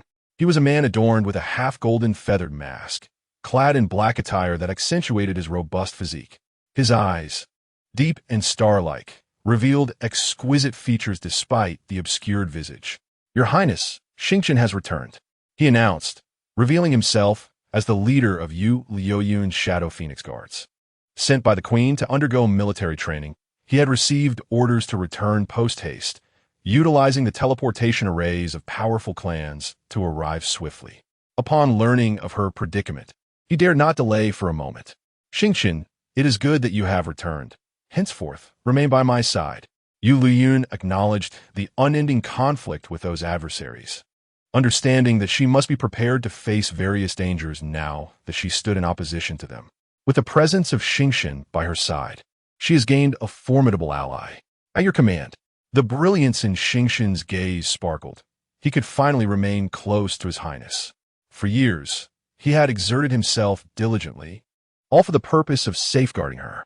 A message had just arrived from the palace. Princess Shizhao had fallen ill. Upon his return, Xuancang took charge of the intelligence organization. Learning that Princess Yu had been secretly harmed by Princess Shizhao and had engaged in a scandal with the War King, he felt a burning desire to storm the palace and eliminate that vile woman. Ah, this is her just deserts. Yueliuyun, upon hearing this news, revealed a faint, icy smile. In her past life, after marrying into the Bai family, she had suffered greatly due to Princess Shizhao's malice, languishing in illness while bearing child. Plagued by fear and pain, it was time for Princess Shizhao to taste the bitter fruits of her actions. Moreover, the curses they had cast upon Xuancang, she would return in kind. Xuancang unleashed the curse contained in this box upon Princess Shizhao. Yes, since childhood, Xuancang had been trained in various arts of poison and curses, becoming proficient in assassination and toxicology. He was the sharpest blade at Yueliuyun's side, honed over many years, and now returned to his master's hand. As he slipped into the shadows with the box, Yueliuyun recalled how Qingfei had cursed the War King, ensuring the complete annihilation of the Mother Curse to prevent any chance of his recovery. Had she not stumbled upon the existence of the Curse King on Ayin, Xuancang's curse would have been nearly unsolvable. Now that the curse had been placed upon the beloved Princess Shizhao, one could only wonder if she would regret her actions and the extreme she had gone to. Once, she had shown such tenderness towards Princess Shizhao, caring for her due to her heart condition. Who could have foreseen that her gentle younger sister would turn out to be so ruthless? Now, she merely repaid the wrongs done to her and Xuancang in kind. She sat in her chair, awaiting Xuancang's report. When he returned, the first sight that met his eyes was her seated beneath the lamp, clad in a flowing lilac gown, gently swaying in the breeze. The falling blossoms danced around her, painting a serene and beautiful picture that nearly left him entranced. Your Highness, your subordinate has completed the task. You have worked hard. Allow me to offer you a cup of tea. Yueliuyun poured the essence of his spring into the cup. Thank you, Your Highness. Xuancang raised the cup and drank it down in one swift motion, soon feeling the extraordinary effects of the tea. He had hurried back without rest to execute his duties, weary to the bone. Yet upon consuming the tea gifted by the princess, he found his fatigue evaporated, replaced with a surge of vitality. Your Highness, upon my return, I heard that Bai Shofu was ambushed and beaten. This was indeed a delightful piece of news. A smile graced Yueliuyun's exquisite features, clearly indicating her good spirits. Chapter 30. The wrath of Bai, who had always valued his reputation, now found himself battered and bruised. Reluctantly, he had to take leave and recuperate at home. Who was responsible for this? Investigate immediately. He applied medicine to his face, wincing as pain shot through him. The gentleman found himself at a loss, unable to ascertain the identity of the assailant, who had left no trace. Bai, having suffered a silent humiliation, was increasingly agitated. disliking the sensation of losing control over the situation. Unbeknownst to him, the beating he would endure stemmed from his invitation to Yueliuyun, inciting someone's jealousy. The elite soldiers under the War King were adept in reconnaissance evasion, having returned from the battlefield, and their methods left no evidence behind. The absence of clues served as a clue in itself. Within the imperial city, few dared to act against him while evading the numerous guards. Furthermore, the assailant had not aimed to kill, suggesting that they were not mortal enemies. Bai Yu, having become the youngest prime minister of the Xian kingdom, demonstrated remarkable intellect. He excelled in manipulating the hearts of men, expertly exploiting their vulnerabilities. His earlier scheme against Xuancang relied on the latter's infatuation with Yueliuyun, ultimately driving a wedge between them. Had Yueliuyun not been reborn and uncovered his nefarious ploy, he would have successfully exiled the War King by now. Previously, the Crown Prince, Yu Hong, had extended an olive branch to him, seeking to recruit him into his faction, only to be met with rejection. It was likely that the Crown Prince, humiliated, had dispatched someone to insult him thus. Convinced of his own unparalleled wit and strategic prowess, Bai Yu surmised that the Crown Prince, recently spurned, was behind this affront. His ambitions were for the entire Xian kingdom. How could he possibly covet a prince of little favor? The Crown Prince sought to place his own men within the Ministry of Revenue. Yet Bai Yu was well aware that the ministry was now under his control, making any such changes impossible. The fool posed little threat. But Bai Yu could not afford to suffer this indignity without consequence. If the Crown Prince sought to meddle in the ministry, he would ensure that even the Ministry of War faced setbacks. Narrow-minded and vengeful, Bai Yu believed the Crown Prince was responsible and thus sought retribution. As long as the War King remained, he could find no peace. Initially, he had hoped to leverage Princess Yu to eliminate the War King entirely. Yet he was astonished to learn of her willingness to marry. Had he known, he would have consumed that cup of wine himself that very night. He had never harbored affection for Yueliuyun, viewing her merely as a pawn. However, when she severed ties and pledged herself to another man, he found himself consumed by anger. He believed his ire stemmed from the disobedience of a mere piece on the chessboard.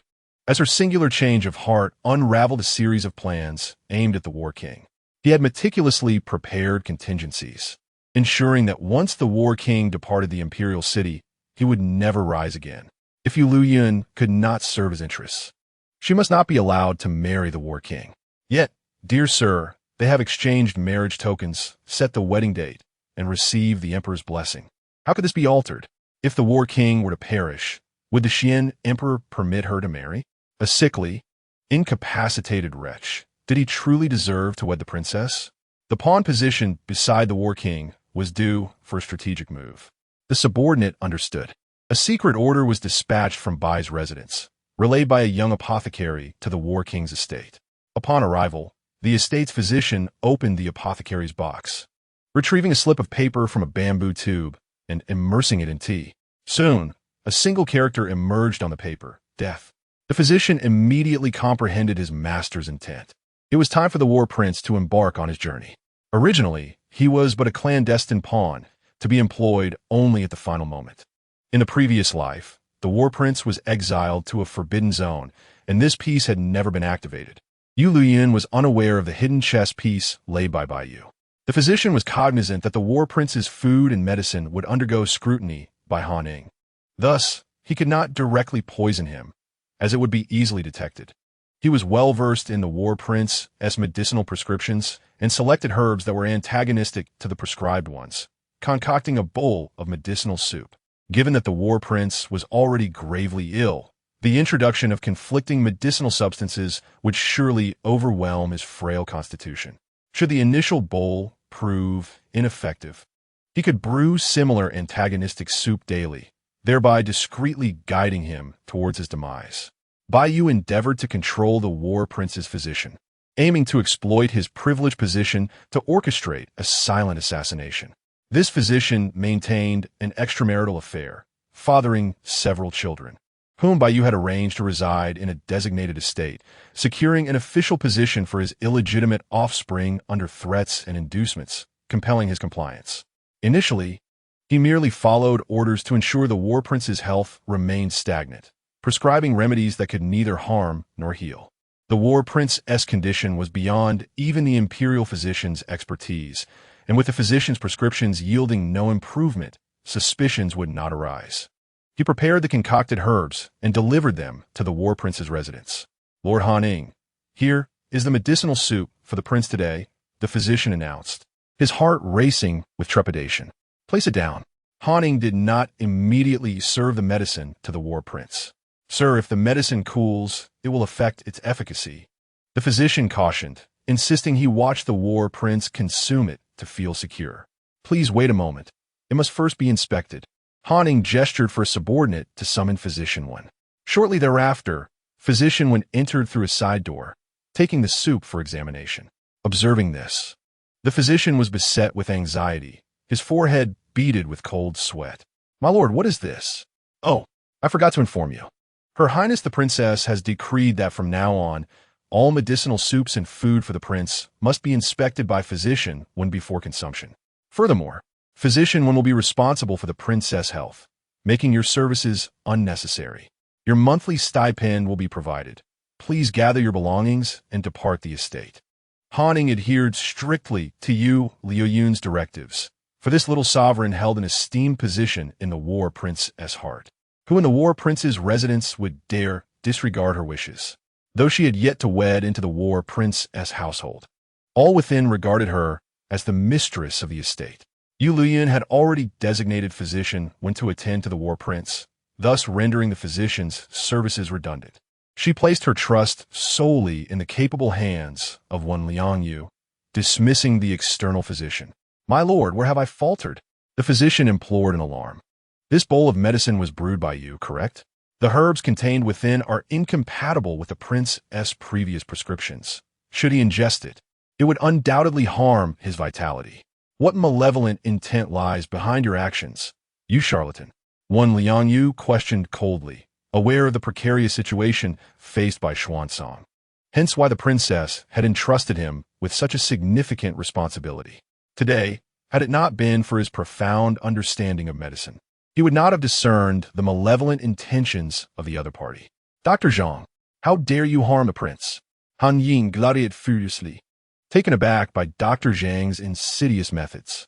Initially, he deemed Princess Yu's decision to have Physician One care for the prince as somewhat excessive, yet he never anticipated uncovering a venomous traitor within the estate.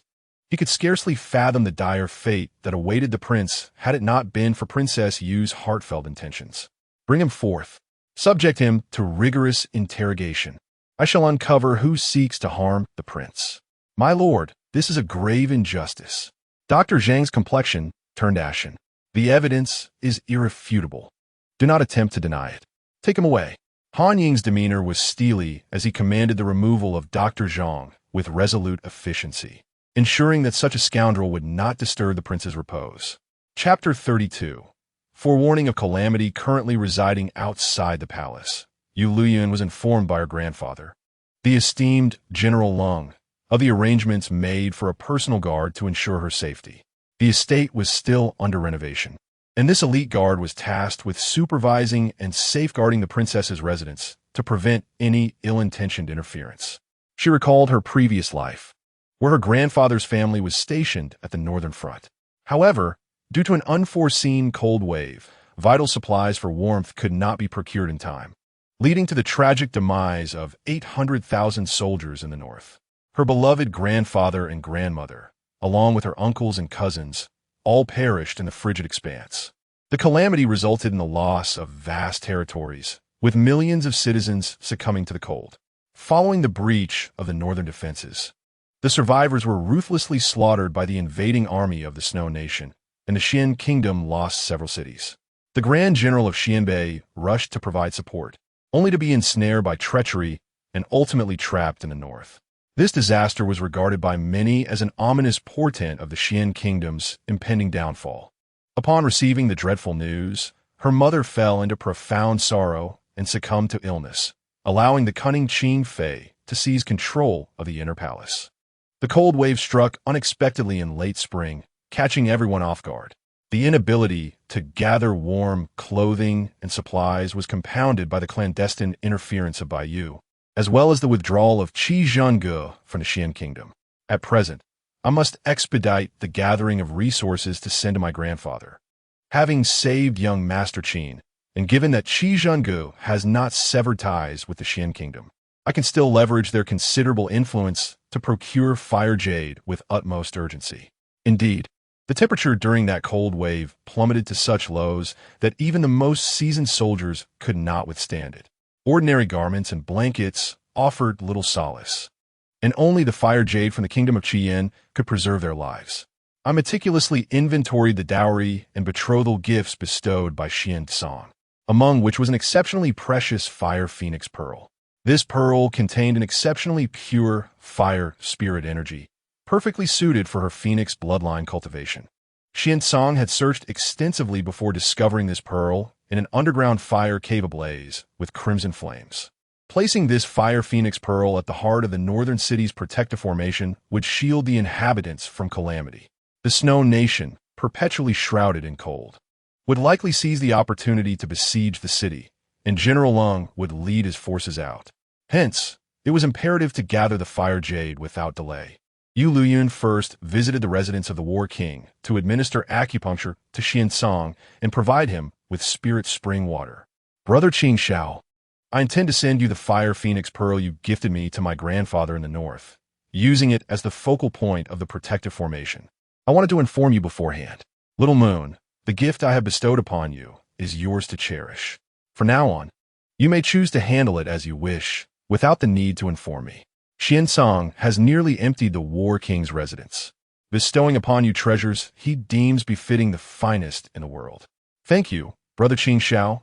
I truly adore those items. Yueliuyun could sense the meticulous effort he had invested in gathering those rare treasures, a heart wholly devoted to her, love radiating without concealment. With those words from you, everything is worthwhile. Everything Xuancang has done is for her simple expression of affection. I shall visit the Rare Treasures Pavilion. Brother Qing Xiao, wait for my return home. Yueliuyun learned that Bai Yu had been assaulted last night. She suspected it was Xuancang's doing, understanding that he was envious. Thus, she took care to inform him of her whereabouts today. Be cautious on your journey. I shall await your return at home. A faint blush graced Xuancang's handsome visage, for he believed Little Moon must have learned of his actions from the previous day. Who would have thought that the illustrious War King could feel jealousy? Very well. Do stay at home obediently. Yueliuyun smiled gently, her soft voice causing his ears to flush with warmth. Chapter 33. Fire Jade Talisman, Your Highness. The carriage is prepared. To the Rare Treasures Pavilion. Yes. Today, Yueliuyun donned a delicate peach-colored gauze dress, adored with pink peach velvet flowers in her hair and pearl tassels cascading beside her, exuding an enchanting charm.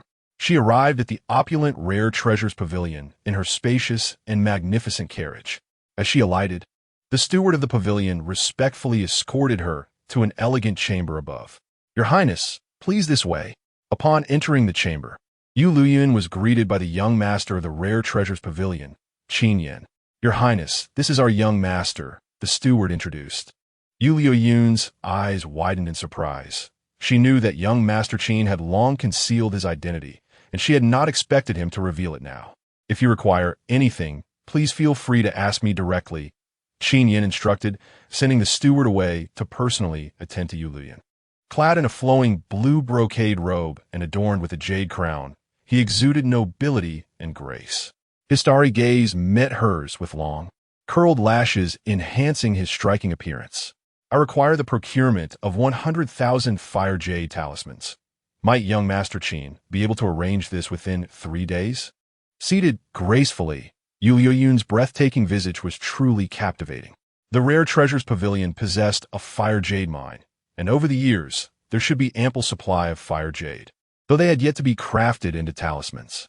The materials were readily available. They simply needed skilled artisans to create the talismans. 3 days was a tight timeline, yet with around-the-clock work, it could be accomplished. Qin Yan was well-versed in the operations of the various Rare Treasures pavilions across the continent. Whatever his little fairy desired, he would ensure it was provided. Even if it meant mobilizing the entire continent's talisman makers, he would see to it that her wishes were fulfilled promptly. How many spirit coins will this require? I can exchange treasures. Spirit coins are the universal currency of the Qihuan continent, crafted from spirit crystals, containing a trace of spiritual energy suitable for cultivation. I have heard that your highness's paintings are priceless. Would it suffice to exchange one of your artworks? Qin Yin held deep gratitude for her, and naturally, he had no intention of accepting her money. Rather, he wished to cherish her artwork. It is well known that Princess Yu is the unparalleled beauty of the Xian kingdom, endowed with extraordinary talents in music, chess, calligraphy, and painting. However, due to her noble status, her artworks have never been circulated outside, making them priceless and unattainable. What does young Master Qin wish for the princess to paint? Originally, Yueliuyun intended to use her dowry to pay for the fire jade spirit talismans, but upon hearing that young Master Qin only desired a painting from her, she recognized his intention to repay her life-saving grace. Not one to disregard practicality, she gracefully accepted his offer of gratitude. She bestowed upon him a painting as a token of thanks to the soldiers guarding the borders. I adore the radiant peach blossoms of spring. Thus, your highness, I kindly request you to paint a scene of them. I shall first arrange for the talismans to be made, and prepare the ink, brush, paper, and inkstone in the study. Please, your highness, do come this way. Aware of the urgency of time, Qin Yin promptly utilized the 1,000-mile sound transmission treasure, the Void Mirror, from the Rare Treasures Pavilion to issue the command for the creation of 100,000 fire jade spirit talismans. In an instant, the various refining workshops affiliated with the Rare Treasures Pavilion sprang into action, and the fire jade or stored across the land was transported to the workshops. The young pavilion master's direct order left them no room for delay. By the way, once these fire jade spirit talismans are completed, could I trouble the Rare Treasures Pavilion to deliver them to the Lord of the Northern Border? I shall offer this water-repelling pearl as a token of my gratitude. Upon entering the study, Yueliuyun found Qin Yin already setting out the finest ink, brush, paper, and inkstone upon a zeatinwood table. No problem. It will be delivered on time. This water-repelling pearl must be a tribute from the Bai Shui kingdom. Am I right? After the recent events, I indeed find myself in need of such an item. Our Rare Treasures Pavilion previously sought the water-repelling pearl, but regrettably, we could not acquire it, as it is a royal family possession. Qin Yin accepted the translucent water-repelling pearl, which allows one to breathe and walk underwater, a true treasure for survival. He felt that Princess Yu was remarkably considerate. Ever since that incident of nearly drowning, he had been plagued by nightmares, but with the pearl she gifted him, he felt a sense of reassurance. Chapter 34. Radiant peach blossoms. Merely possessing this water-repelling pearl made the Rare Treasures Pavilion's business venture worthwhile. Some items are unattainable for them, being reserved solely for the royal family's private collection. Qin Yin cherished the water-repelling pearl, tying it around his waist.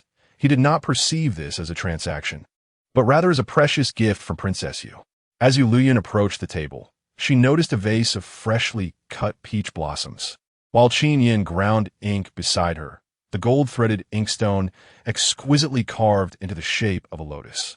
She picked up the brush and began to sketch the branches on the paper, depicting the vividly blooming peach blossoms with lifelike essence. Her artwork was imbued with a spiritual quality, evoking the sensation of blossoms swaying in the breeze, filling the air with their enchanting fragrance. In the realm of reincarnation, Yueliuyun had honed her extraordinary painting skills as a spirit painter, and now, the paintings she created possessed an innate charm, their value immeasurable and truly unique within this world. Although she had saved Qin Yin, her intention was merely to prevent the deterioration of relations between the Rare Treasures Pavilion and the Xian Kingdom. She did not seek gratitude or recompense. Therefore, both her painting and the water-repelling pearl were merely equivalent exchanges with Qin Yin. As she finally set aside her brush, Qin Yin beheld the painting as it truly came to life. The peach blossoms danced gracefully in the wind, birds perched upon the branches and beneath the trees. The stream flowed gently, shrouded in a cool mist that resembled a celestial paradise. This was indeed the finest artwork he had ever encountered. Qin Yin was utterly mesmerized. He had wished for her to depict peach blossoms, inspired by her exquisite dress, which resembled the most beautiful peach blossoms of early spring. Yet, Upon witnessing her creation, he comprehended the meaning of unparalleled artistry. He had seen countless masterpieces at the Qijian Pavilion, but none compared to the extraordinary vision she had rendered. Her work transcended the mundane. The princess was undoubtedly the foremost painter in the realm. Initially, he considered himself merely repaying a favor to Princess Yu, but in this moment, he realized he had struck a remarkable bargain. Reluctant to part with the painting, he found himself deeply enamored with it. Moreover, it was a piece personally crafted by Princess Yu, which he felt compelled to cherish. The artwork bore her signature, inscribed in delicate characters as Xian Ning. Further endearing it to him, he softly recited her elegant name, which poetically referred to clouds. She was indeed as lovely as the clouds drifting across the sky. He accepted the painting, planning to devise a way to express his gratitude to Princess Yu in the future. Young Master Qin is too generous, Yueliuyun remarked, pleased to see her artistic skills remain sharp, and considered this piece an appropriate token of gratitude. Regarding the matter of the fire jade talismans, she entrusted young Master Qin with the task, requesting that he inform the princess's residence upon their delivery to the Duke of the State. Of course, he replied. The distinguished young Master Qin personally escorted her from the Qijian Pavilion and immediately engaged the finest mounting artisan within the establishment to frame the painting, which he then hung in his abode.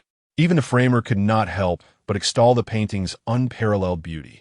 After some contemplation, Qin Yin concluded that since Princess Yu held such concern for this batch of fire jade talismans, he would command the master arrayist at Qijian Pavilion to inscribe protective formations onto the talismans. It was likely that these talismans were intended for the Northern Army. An additional layer of protection could mean an additional life. He paid no heed to the manpower required for the arrayist engraving or the significant price difference between talismans with and without formations, which could escalate costs tenfold. He simply ordered Qijian Pavilion to summon all available arrayists for the task. Most of these arrayists had dealings with Qijian Pavilion and routinely accepted commissions. This time, they had secured a substantial contract, leading numerous arrayists to work tirelessly day and night to complete the engravings.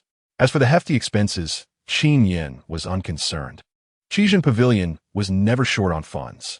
Chapter 35. The Phoenix Wedding Garment. After leaving the Qijian Pavilion, Yueliuyun returned to her residence, and then proceeded to the palace with a yen. Xingqian shadowed her discreetly, ensuring he remained within a close distance. She understood that the Qin concubine was no ordinary figure. Otherwise, the Xin kingdom would not have suffered such ruin. That venomous woman was adept at employing curses, and since the imperial physician lacked proficiency in such arts, she had brought a yen along. Wen Liangyu had informed him that his name was Wen Liangyan. Originally, Wen Liangyu had named him a yin out of deep longing for his brother. Little did he know that the unintentional planting of willows had indeed yielded fruitful results. He was truly Wen Liangyan. I beseech you to help me discern where the poison lies. Rest assured, Your Highness, as long as there is poison nearby, it shall not elude my senses. Wen Liangyan had previously refrained from revealing his possession of the Gu King, fearing the exposure of his identity as a medicine man. However, now that he has returned to the side of his brother and is under the protection of Princess Yu, he finally dares to employ his abilities.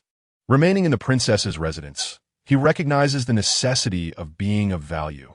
Otherwise, what justification would there be for his protection? He is acutely aware of this and is willing to eliminate any dangers for Princess Yu. They first visited the Minghua Palace, where they encountered the queen, Long Hanyan. Just in time, and Ning arrived to try on the bridal gown to see if it fits and if any adjustments are required. The empress could instruct the weaving bureau to make further modifications. The queen gently took Yueliuyun's hand and led her to admire the bridal gown hanging nearby. It was a phoenix bridal gown, adorned with a fiery red and golden thread phoenix feather pattern, shimmering in the light. The gown was extraordinarily splendid, exuding an air of nobility. In the Xian kingdom, only the queen and those of royal blood with phoenix lineage could don such a motif. In this generation, Yueliuyun was the sole bearer. Upon seeing the exquisitely beautiful gown, Yueliuyun's eyes moistened. Her mother had always considered her well-being, yet in her previous life, she had met with untimely demise. This time, she vowed to protect her mother and father, the Xian kingdom would not fall. She entered the inner chamber to try on the gown, and it fit perfectly. Mother, the gown fits splendidly. No further alterations are necessary. That's splendid. I shall have it stored away and sent to the princess's residence. The queen inquired with concern, Are you adjusting well to life outside the palace? It is quite comfortable outside, yet I miss seeing you every day. It weighs heavily on my heart. Yueliuyun sat beside the queen, eliciting laughter from her. Indeed, my dearest Ning is most considerate. Suddenly, Aunt Lan hastily entered. Your Highness. News from the Buddhist hall indicates that Princess Shizhao has suddenly gone blind and is demanding the imperial physician. Do not concern yourself with that.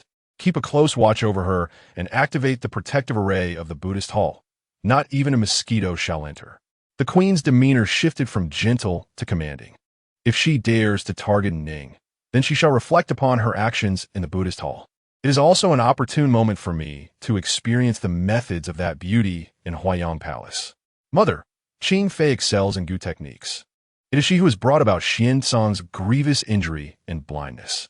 Yueliuyun, apprehensive of potential threats to the queen, informed her of this matter, urging her to remain vigilant. Even without concrete evidence, the queen believed her words implicitly. I once befriended a master skilled in dispelling Gu. To be cautious. I shall invite him to stay in the palace for a time. After all, Qing Fei is the princess of the Qing kingdom, and we cannot act against her without justification. She must err first to warrant proper action. The queen remained vigilant, as she was always meticulous in her daily affairs. Yet one could not discount the possibility of Qing Fei resorting to desperate measures. At that moment, when Liangyin tugged at Yueliuyun's sleeve, leaning closer to whisper in her ear that Aunt has been poisoned, Yueliuyun turned to see he was referring to Aunt Lan, the queen's most trusted confidant. Aunt Lan had been by the queen's side since childhood, their bond as close as that of family. She recalled that shortly after her marriage in her previous life, Aunt Lan passed away due to illness, delivering a devastating blow to the already grief-stricken queen, compounding her sorrow. It now appears that Lady Lan did not succumb to illness, but rather fell victim to the machinations of the Qing concubine. The empress is well protected by the Xian emperor. However, Lady Lan, being merely a palace maid, is much more vulnerable to harm. Chapter 36. The Trust of the Xian Emperor Mother. This is Ayan, the brother of physician Wen, who excels in the art of dispelling poison. He has discovered that Lady Lan has been afflicted by a venomous curse, placing her life in imminent peril. Yueliuyun introduced Wen Liangyin to the empress, emphasizing the necessity for a thorough investigation within the empress's palace to ensure her safety, which required the empress's cooperation. Young Master One, please save Lady Lan. Whatever recompense you require, do not hesitate to ask. The empress harbors deep concern for Lady Lan and, upon learning of the curse, is particularly distressed. Your Majesty, Ayan seeks no reward. His presence in the palace is solely in service to Princess Yu, and he will diligently alleviate her worries. When Liangyin's modesty further enhances the empress's favorable impression of him. This esteemed aunt, kindly lead me to the side hall for treatment. Very well, young Master One. Please follow this servant. Lady Lan guided him to the side hall, and before long, she witnessed a crimson insect emerge from a laceration, nearly causing her to faint from terror. She reflected on her near miss and felt immense relief that the discovery had come in time. Otherwise, she might have met a tragic end. Thank you, young Master One, for saving my life. Lady Lan expressed her profound gratitude. If you wish to express your thanks, direct it towards Princess Yu. I am but her subordinate. When Liangyin secured the cursed insect in a vial and returned to the main hall. Upon seeing the transparent container housing the insect, the Empress's conviction in his words solidified, igniting a fierce anger within her. Summon His Majesty at once. A palace maid, upon receiving the command, hurried to fetch the Xian Emperor. Other concubines dared not disturb him. He permitted no one to encroach upon his quarters, save for those from the Empress's palace. The Xian Emperor's affection for the Empress is unparalleled within the harem. Upon learning of the Empress's summons, he promptly arrived at Mingyue Palace, having been engrossed in state affairs. Yenner, what troubles you? You seem quite distressed. Who has wronged you? Speak to me. Upon entering, the Xian Emperor immediately noted the Empress's displeasure intuitively sensing her anger. "Father, your eyes only behold mother. You did not even notice Ninger has arrived. Is she not deserving of your attention?" Yen'er feigned jealousy. "How could that be? Of course I noticed Ning." The Xian Emperor replied gently, his affection for Yueliuyun evident. "Someone has cast a venomous curse upon those close to me. It could just as easily have been aimed at me." The Empress lamented, producing the sealed vial with a sense of grievance. This curse was inflicted upon Lady Lan. Had it not been for Ninger's intervention in seeking a remedy, she may have perished. With tears brimming in her eyes, she evoked the Xian Emperor's deep sympathy. "Impudent fool! Who dares to lay hands upon Mingyue Palace? I shall not let this transgression go unpunished." The Xian Emperor's fury erupted, for he could not fathom his beloved Empress being targeted in such a manner. "Father, Ninger has uncovered that the one responsible for harming brother Qin Shao all those years ago was indeed the Qin concubine. Following the clues, we have traced her to having studied under the high priestess in the Qin kingdom, who is renowned for her mastery of poison." Yueliuyun was acutely aware of the unconditional trust that the Xuandi held for both her and the Empress. Thus, even in the absence of tangible evidence, she chose to divulge the truths she knew, urging him to remain vigilant. The Qinshan kingdom harbored ambitions as treacherous as wolves. After their defeat in battle, they sent a princess for a political marriage, yet their intentions were far from pure, as they dispatched a woman as venomous as a viper. Xuandi was cognizant of the presence of certain sorcerers within the Qinshan kingdom, but he was taken aback to discover that the esteemed princess herself was a practitioner of such dark arts. Such a perilous threat could not be allowed to linger.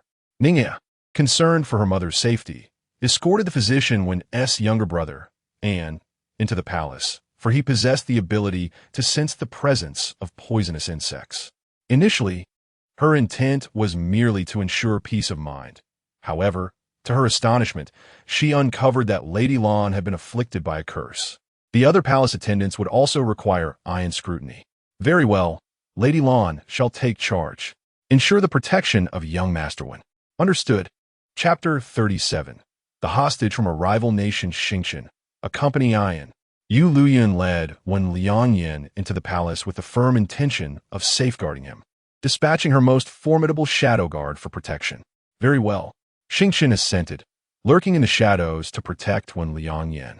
As the bearer of the Gu King, Yueliuyun had yet to fully mature and lacked the means to defend himself against formidable foes. The Qinshan consort posed a significant threat.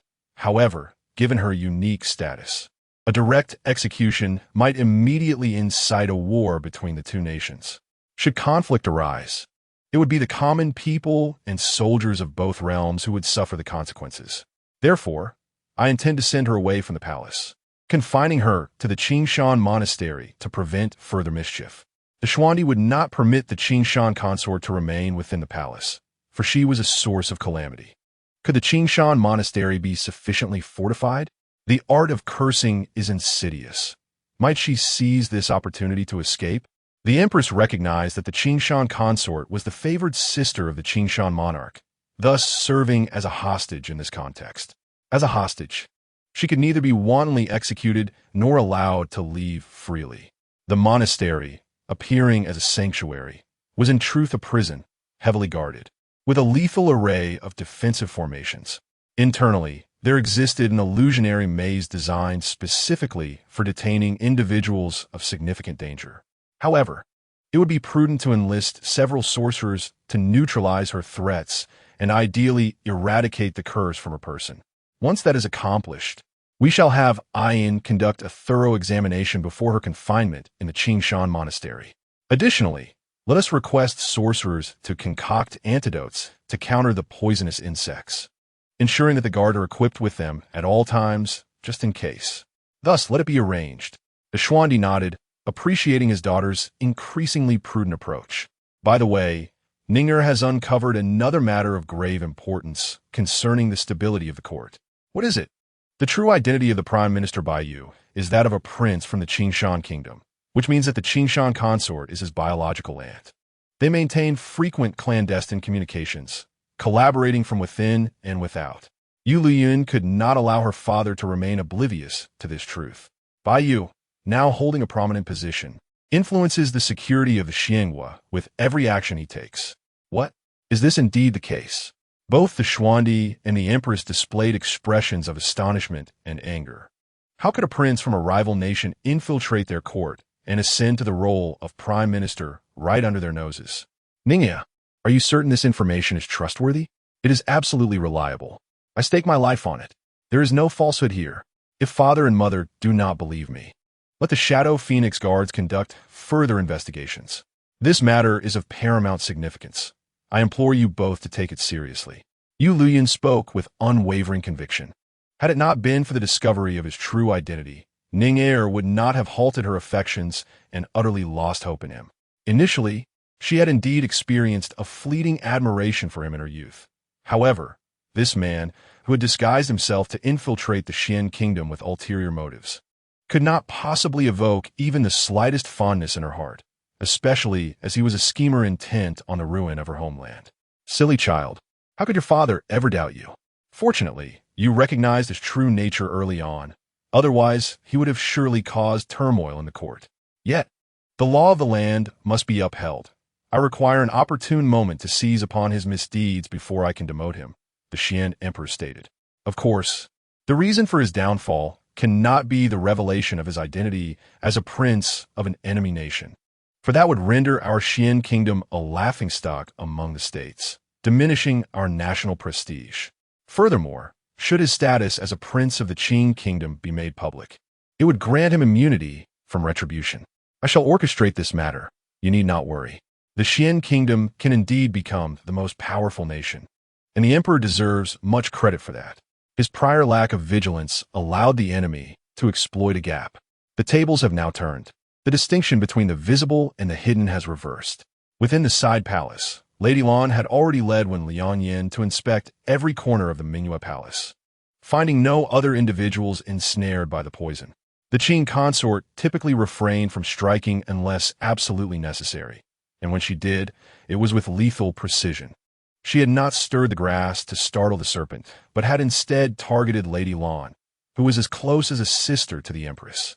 The consequences of Lan's tragic demise proved to be a heavy blow to the Empress, and at that time, she had indeed succeeded. However, this time, she was destined to miscalculate. Chapter 38, dealing with the Qing consort with the emergence of Yueliuyun as an unforeseen variable. The Qing consort and Princess Shizhao found their seemingly foolproof plan repeatedly thwarted. What arrangements would Father Emperor make for Princess Shizhao? She continued her introspection in the Buddhist hall, knowing she must retain leverage over the Qing consort. One must always have a contingency. After all, Shizhao was the Qing consort's own flesh and blood, and no matter how ruthless she might be, some restraint would remain. The Xian emperor coldly remarked that, to him, the Qing consort and Yu Shizhao appeared as mere pawns of little significance. Their sole purpose was to serve as hostages to maintain the facade of peace between the two nations. With the numerous underhanded maneuvers of the Qing kingdom's marriageable princesses and princes, the emperor was already prepared for war. Chande, provide the Qing consort with a bowl of calming soup, allowing her a restful slumber, and send her to Qingshan Temple to pray for Princess Shizhao. Additionally, please summon the national master Ling Zhe to the palace to seal her spiritual power, lest she rise up and cause harm. The emperor instructed his attendants. Yes, your majesty. Changde promptly ordered someone to fetch a sedative from the imperial medical office, mixing it into hot water to take to Huaying Palace, while also sending for the national master to enter the palace. Father Emperor, I will take Ayin and Xingqian to Huaying Palace to cleanse her of the poison upon her, and then you may send someone to escort her out of the palace. Yueliuyun must personally eliminate the life-threatening poison from the Qing consort. Ayin cannot remain by her side indefinitely, and she must eliminate any security risks to protect Father Emperor and Mother Empress. As for the other princes and princesses, she had never been close to them, nor did she care for their intrigues. Initially, she had felt pity for Shizhao's frail health and cared for her especially, only to find her genuine affection wasted on an ungrateful wretch. Ning'er must exercise utmost caution, should that venomous woman dare to harm you. Let Xingqian strike her down without hesitation. The Xian emperor cherished his subjects dearly, yet his love for his precious daughter surpassed all. The prowess of Xuancang is formidable, surpassing even that of the generals in the army. Accompanying Yueliuyun, they both felt at ease. By the way, this is the spiritual spring water that Ning Heir prepared for His Majesty and Her Majesty, ideal for brewing tea and beneficial for bodily health. Yueliuyun took out some of the spiritual spring water, elegantly contained in jade vials, to leave for the two of them. As they had aged, their bodies bore some ailments, and this water would restore their vitality. How thoughtful of Ning Heir. My dear Ning Heir knows how to care for others. Both the Xian Emperor and the Empress felt tears welling up in their eyes, reflecting on their daughter's growth and imminent marriage, their hearts heavy with reluctance. Yueliuyun, accompanied by Yueliuyun and Xuancang, arrived at the Huarong Palace, where the palace attendants had already been subdued. The Qing concubine had consumed the tranquilizing soup bestowed by the emperor and had fallen into a deep slumber. Changde and the Xian guards stood watch nearby, awaiting the arrival of the national master. Upon seeing Yueliuyun, he hurriedly bowed. "Greetings, Princess Yu. Please, no need for formalities." Has the Qing concubine shown any resistance? The Qing concubine has not expressed any suspicion. Wenyan, I leave her to you. Yueliuyun cast a glance at Yueliuyun, and Xuancang confirmed the Qing concubine was indeed in a state of unconsciousness before allowing Yueliuyun to proceed. He removed a hairpin and cut the Qing concubine's hand, using the essence of the Gu King to draw forth her life Gu. Sister Princess, consuming her life Gu would allow my Gu to flourish. Might I request her life Gu be entrusted to Wenyan for handling? Yueliuyun's bright eyes glistened, resembling a charming little puppy, his voice laced with a hint of affection. Of course, you may keep whatever you require, just inform your sister. Yueliuyun gently ruffled his hair, her affection for him palpable. He had rescued Xuancang, and she would remember this kindness, repaying it in kind. Thank you, Sister Princess. Yueliuyun did not anticipate such a prompt agreement, his face lighting up with a joyful smile. He instructed the Gu King to consume the Qing concubine's life Gu, and a look of agony crossed her face as she felt the connection with her life Gu severed, the pain akin to being brutally crushed, rendering her pale.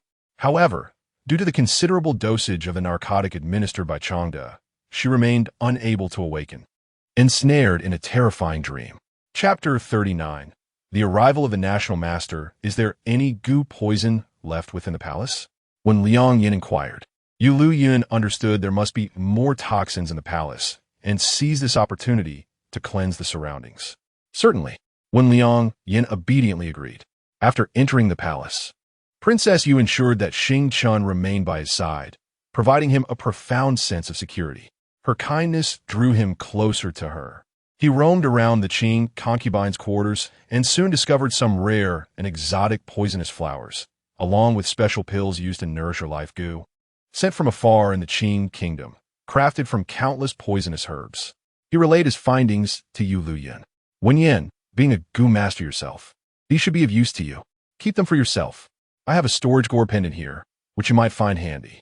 Yueliuyun handed him a delicate little gourd, containing a spatial pocket for storage. Sister Princess is truly kind to Wenyan. Yueliuyun had endured immense suffering in the past. Aside from his elder brother, Princess Yu was the first person to show him such kindness. Her tenderness and benevolence enveloped him in a sensation of salvation. He cherished the small gourd he possessed, fastening it to his waist. Once the gourd recognized its master, he instinctively stored the items he had found in Qingfei Palace into its space. The interior was approximately the size of a small room, ample enough for Yueliuyun to stow his belongings. The base of the gourd was engraved with the character for moon, which he adored immensely. Changde discovered a plethora of toxins among those who searched for Princess Yu, prompting a message to be relayed to the Xian Emperor, confirming that Qingfei was indeed a Gu master. The national master has arrived. A melodious chime of jade pendants accompanied the ethereal flutter of snowy garments, gracing the ears of Yueliuyun. The national master? She had heard much of his name, yet had never laid eyes upon him, piquing her curiosity. The voice was strikingly familiar, resonating from the depths of her memory.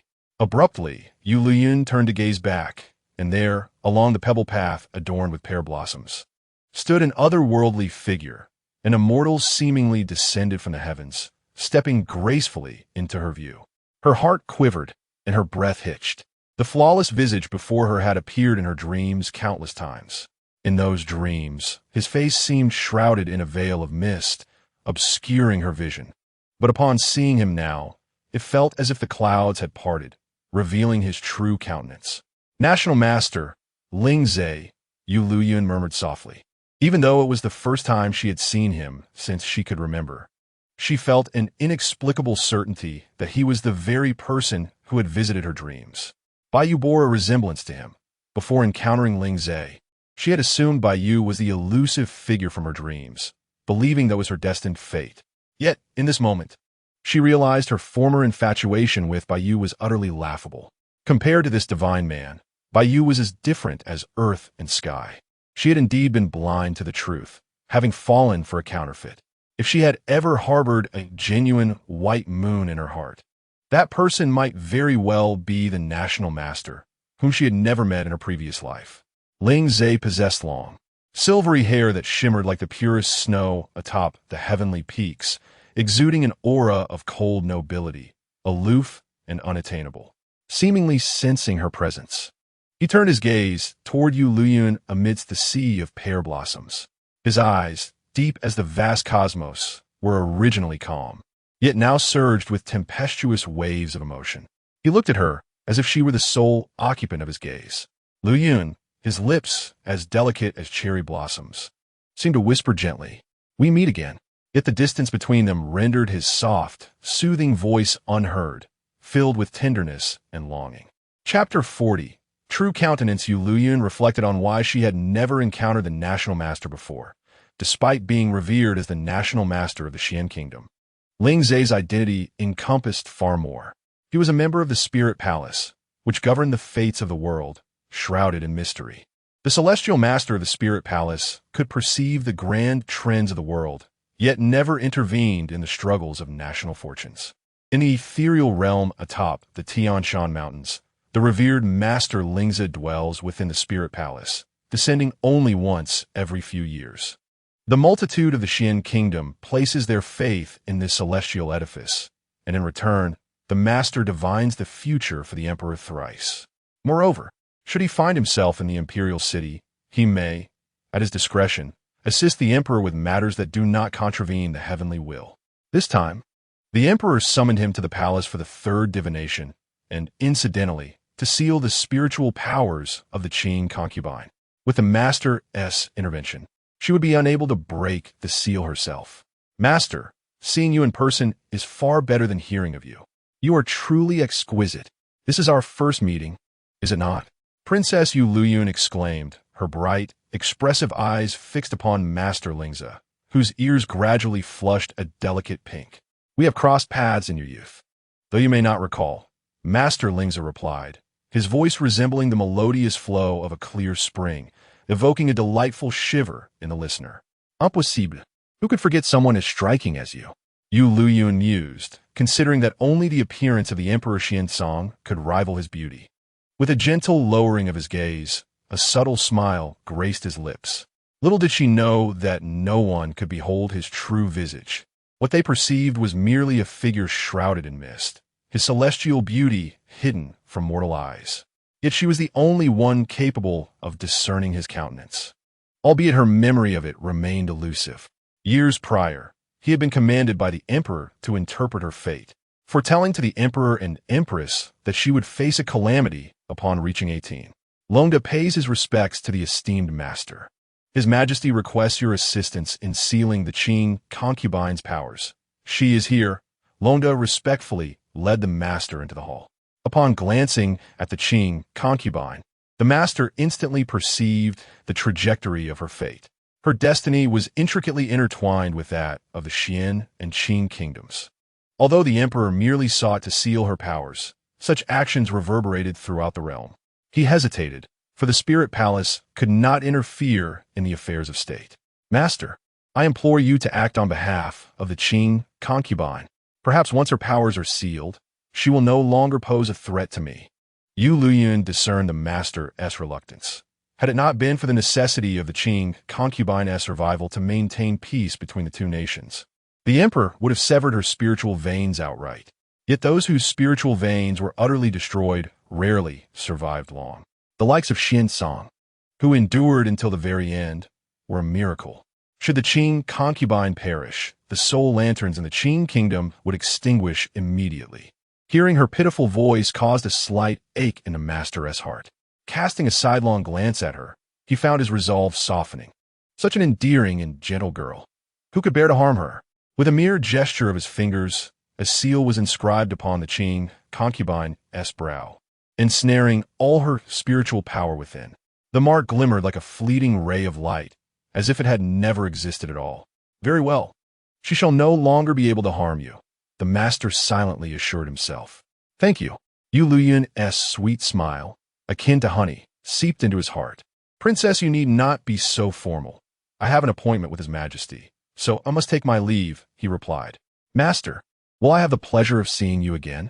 Yueliuyun understood that after today, he would return to the mountains and seas. And this life might never see her again. He was like his name, Lingzi, which means rain, descending from the heavens above, returning to the mountains and rivers. Upon hearing her words, the national master paused in his steps. He removed a jade pendant from his waist, intricately carved with a cloud pattern and a single droplet of rain, truly exquisite. The silver-white tassel at the end of the glass bead mirrored the color of his hair. With a graceful flick of his sleeve, the jade pendant fell into Yueliuyun's palm. Holding the delicate jade pendant, one could enter the spear hall. After speaking, he vanished like mist in the white rain of pear blossoms. Just like those countless nights, entwined with her fleeting dreams.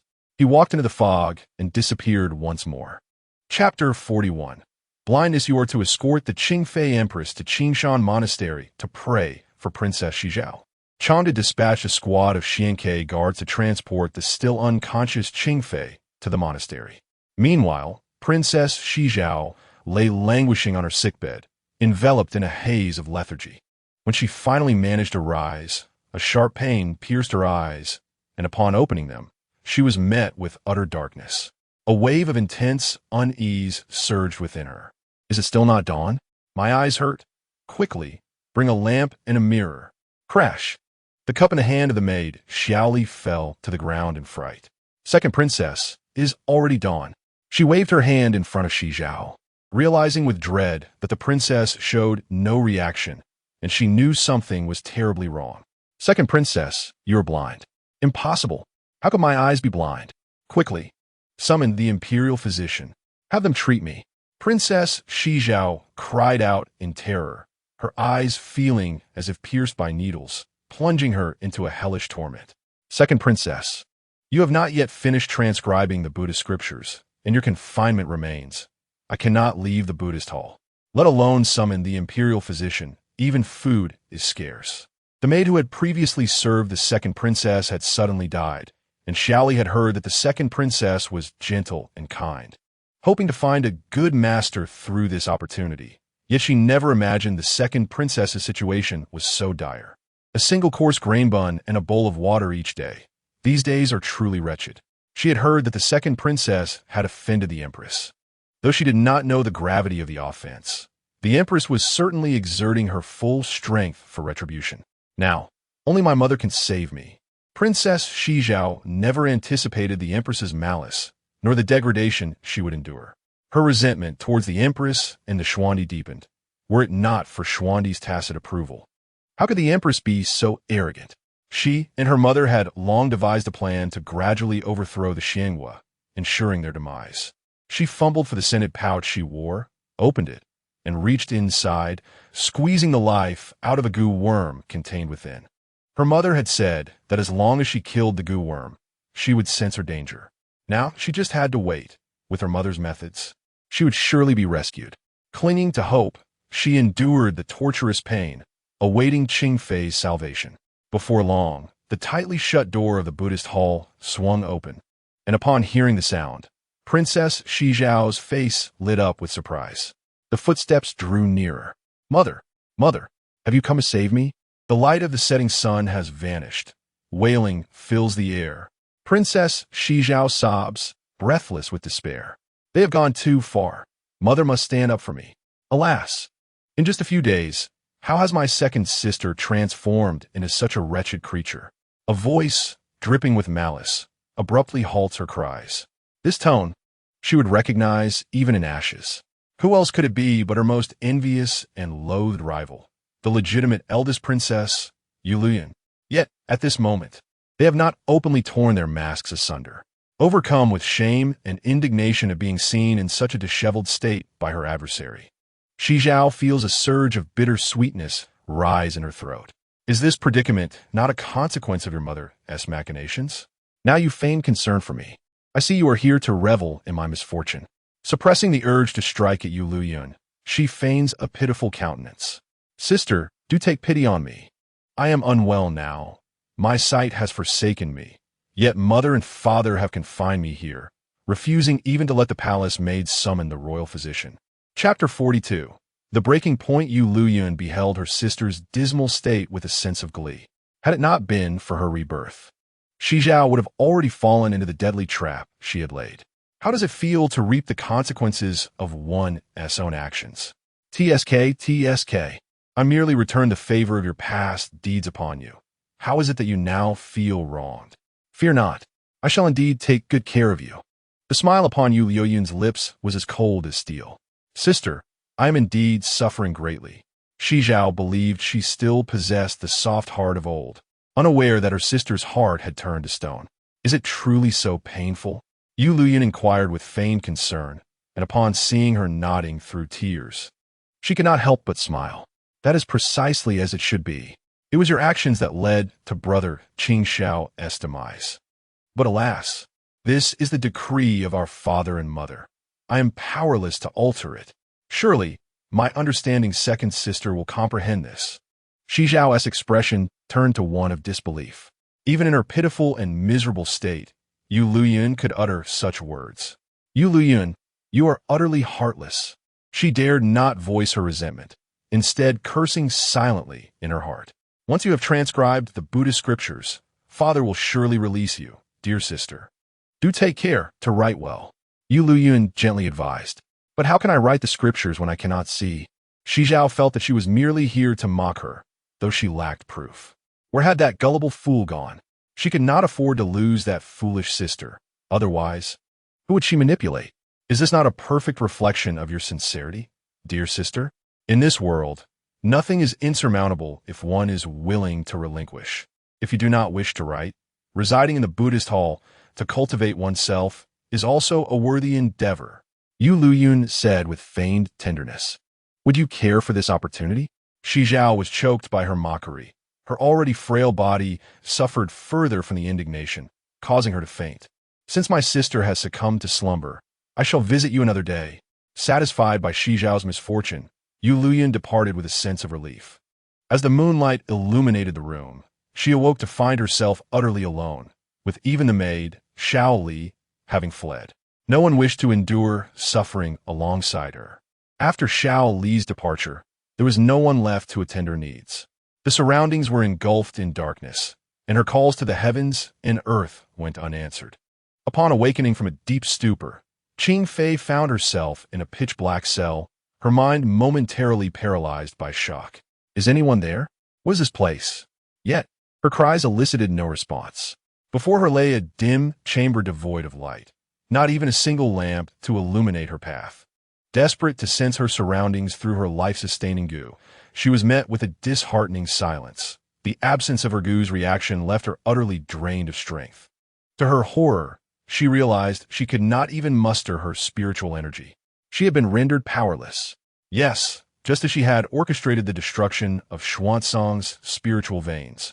She had become the very thing she once scorned. What has transpired? Where have my life-sustaining goo and spiritual powers gone?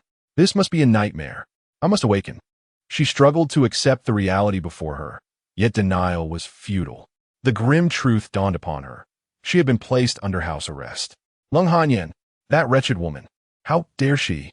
She recalled how the resources of Huayong Palace had been depleted by the Queen's orders. How audacious of her to render herself incapacitated and imprison her here. It was sheer madness. As the esteemed princess of the Qing nation, how could she find herself a mere captive? She was unable to come to terms with this reality. Her grand ambitions had been thwarted before they could even take flight. Despite her cunning nature, faced with such circumstances, her composure shattered. Chapter 43. So sweet Yueliuyun returned to the princess's residence with Yueliuyun. Upon learning of her return, the War King immediately dispatched someone to invite her for dinner at his palace. He had specially requested the renowned chef from the esteemed Zui Xiang Lu to prepare a selection of exquisite dishes and delicacies, timed perfectly for her arrival. Brother Qing Xiao, I'm back. Have you been waiting long? Not at all. I just rested for a while before getting up. I can't recall the last time I slept so soundly. Thanks to Xiao Ye, who had the poison removed. I have heard about the happenings in the palace. I appreciate your support. Xuancang had learned that Qing Fei had been sent to Qing Shannon. While outsiders might be unaware of its nature, he was well informed. Furthermore, Yu Shizhao had suddenly lost her sight, her symptoms mirroring his own from before. It dawned on him that it was his little Yi seeking retribution on his behalf, warming his heart to the point of near melting. Yueliuyun washed her hands and took her seat to dine. The table was modestly set, with just enough dishes for the two of them, each one tailored to her tastes. He remembered all her preferences. Qing Fei, a gu master, had come to the Xiangguo with intentions to subvert it. Yet, as a princess of the Qing nation, her father could not simply execute her. He needed to retain her as leverage to maintain peace between the two nations. Do not worry, little Ye, since the ruler of the Qing nation is so restless. I shall lead my army to flatten his palace. Such a minor nation as the Qing hardly deserves to hold itself in such high regard. On the Qihuan continent, the Xiangguo, are the strongest. The Qing nation is but a defeated state, unworthy of provocation. Xuancang, exuding an air of authority, remained undaunted by the Qing kingdom, despite having been reduced to an ordinary man and his eyes still unhealed. The true victims of war were the soldiers and common folk of both nations. Yet, the power struggle among the rulers inflicted unbearable suffering upon the masses. Yueliuyun, with a heart for the world, did not advocate for igniting the flames of war. There was no need for Little Moon to worry. By replacing Qing Kingdom's ruler with a more compliant one, hostilities between the two realms would naturally cease. Xuancang would not permit any threat to the stability of the Xian Kingdom to persist. It must be eradicated at its roots. By the way, the chief minister Bai is also a prince of the Qing Kingdom. Brother Qing Xiao should have someone investigate his background. Yueliuyun was aware that Bai Yu concealed his true identity exceptionally well. Had she not been reborn, she would have remained oblivious to it. Bai Yu, a prince of the Qing Kingdom, I shall send Han Ying to conduct a thorough investigation. Is this matter known to your majesty? Xuancang spoke with gravity, as Bai Yu now held a position powerful enough to threaten the Xian court. The emperor is already aware. It seems we were too lenient before. Had I known he was a traitorous scoundrel, I should have dispatched someone to incapacitate that rogue first. Oh, then why did Brother Qing Xiao have someone teach him a lesson before? Yueliuyun's tone carried a hint of amusement. Bai Yu had never offended you, had he? How could he not have? He dared to entangle himself with my princess. That is an egregious crime, Xuancang said with a tinge of jealousy, recalling how close his little moon had come to being taken away. Thankfully, fate had smiled upon him, and she had returned to his side. I did not expect you to be so possessive. Yueliuyun poured a cup of spiritual spring water and brought it to his lips. Drink some water. Don't let your jealousy consume you. Xuancang obediently drank the spring water, feeling his body gradually improving.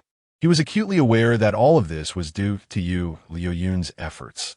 The imperial physicians had been at a loss regarding his condition, but since she had begun to care for him, he had experienced significant recovery. The water Little Moon fed him was remarkably sweet. A blissful smile graced his godlike visage. Han Ying could hardly bear to stay any longer, having had his fill of this dog food. Is it the water that is sweet? Or is it Princess Moon herself? Such sour remarks made one wonder if their master had been taken over. Chapter 44. Qian Mountain Villa, Brother Qing Xiao. I wish to leave the imperial city for a few days and venture to the northern frontier. Would you care to accompany me?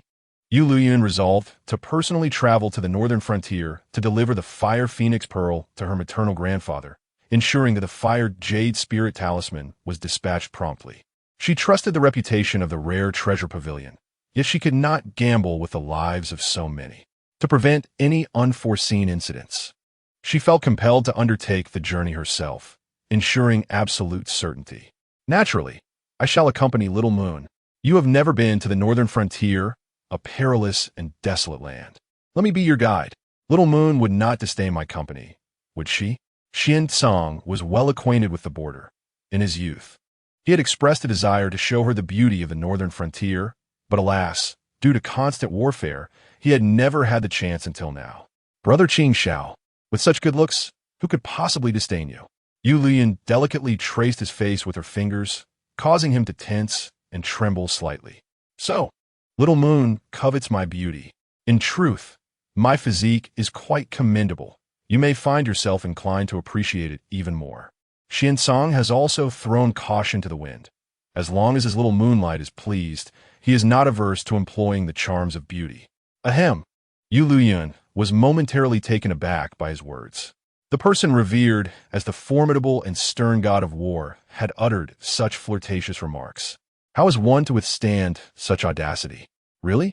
Or perhaps, shall I take the liberty to feel for myself? Let's hope no one else is present. Xuancang's handsome visage flushed crimson, his cheeks ablaze. Are you all aware there are others around? Han Ying felt a profound sense of despair standing there. It was truly excruciating, was it not? He cast a glance at Xing Chun, who appeared remarkably composed. Shall we postpone this for another day? Yueliuyun teased him, causing him to turn even redder. Little Moonlight, do not toy with me. My self-restraint is not so robust. When do you intend to set forth? I shall have Han Ying make the necessary preparations. Xuancang hastily shifted the topic. Let us depart once we tidy ourselves. We must return before the wedding. Yueliuyun had little to pack, as her belongings were all in her spatial compartment. Very well, we shall meet outside the residence. Han Ying, please convey a message to the palace to inform Her Majesty the Queen. Xuancang instructed. Understood. After returning to the residence, Yueliuyun informed the two brothers of the one family about their impending departure, and they busily prepared the medicinal herbs to take along. When Liangyu had already gathered the herbs required to treat Xuancang's eyes, however, given the severity of his injuries, it remained uncertain whether he could ever regain his sight. Yueliuyun had encouraged him to freely gather herbs from the garden, insisting he use only the finest to restore Xuancang's health. Soon, their party set off. Yueliuyun and Xuancang rode in an opulent carriage, furnished with a soft couch and shock-absorbing design, providing a remarkably smooth ride. Xing Chun drove the carriage at the front, while Liang Yu and Liang Yan occupied another carriage, led by Han Ying. They made their way to a manor outside the city, and, as Yueliuyun lifted the carriage curtain, she beheld the estate heavily guarded, with a protective formation emanating a radiant glow. My lord, we have arrived at Qiyue Manor. After presenting the token, Han Ying guided their carriage through the main entrance. Little Moonlight, let us disembark. Brother Qing Xiao, what is this place? Yueliuyun assisted Xuancang down from the carriage, and the others followed suit. This place houses a teleportation array, capable of transporting us directly to the Qiyue Manor in the northern realm, Xuancang replied. Is that so? I heard from Xing Chun that he had to utilize several teleportation arrays to return from the border. This array can reach the northern realm directly? Yueliuyun was astonished. Chapter 45. Teleportation Array indeed. The teleportation array here can only be used by the manor's master, with protective measures rivaling those of the royal palace, thus posing no threat to the security of the imperial city. Xuancang instructed Han Ying to place the exquisite purple spirit crystals required for the teleportation array. The cost of using this grand formation was prohibitively high, making it unfeasible for external enemies to exploit it. Therefore, it is said that the master of Qiyue Manor, who controls the teleportation arrays across the entire continent, is none other than His Highness the War King. Xing Chun gazed at Xuancang in astonishment, fully aware of the formidable reputation of Qiyue Manor. Across the continent, various nations boasted teleportation arrays constructed by them. and the usage of these grand formations often required exorbitant fees. However, it was generally believed that the teleportation arrays of Chiyun Mountain Manor were limited to short-range transport, necessitating the continuous reliance on the arrays of each city for transitory travel. Even so, this method was significantly swifter than conventional travel. In urgent situations, it was customary for people to seek passage through these arrays. Officially, it was stated that the teleportation arrays of Chiyun Mountain Manor could not transcend national borders due to the vast distances involved.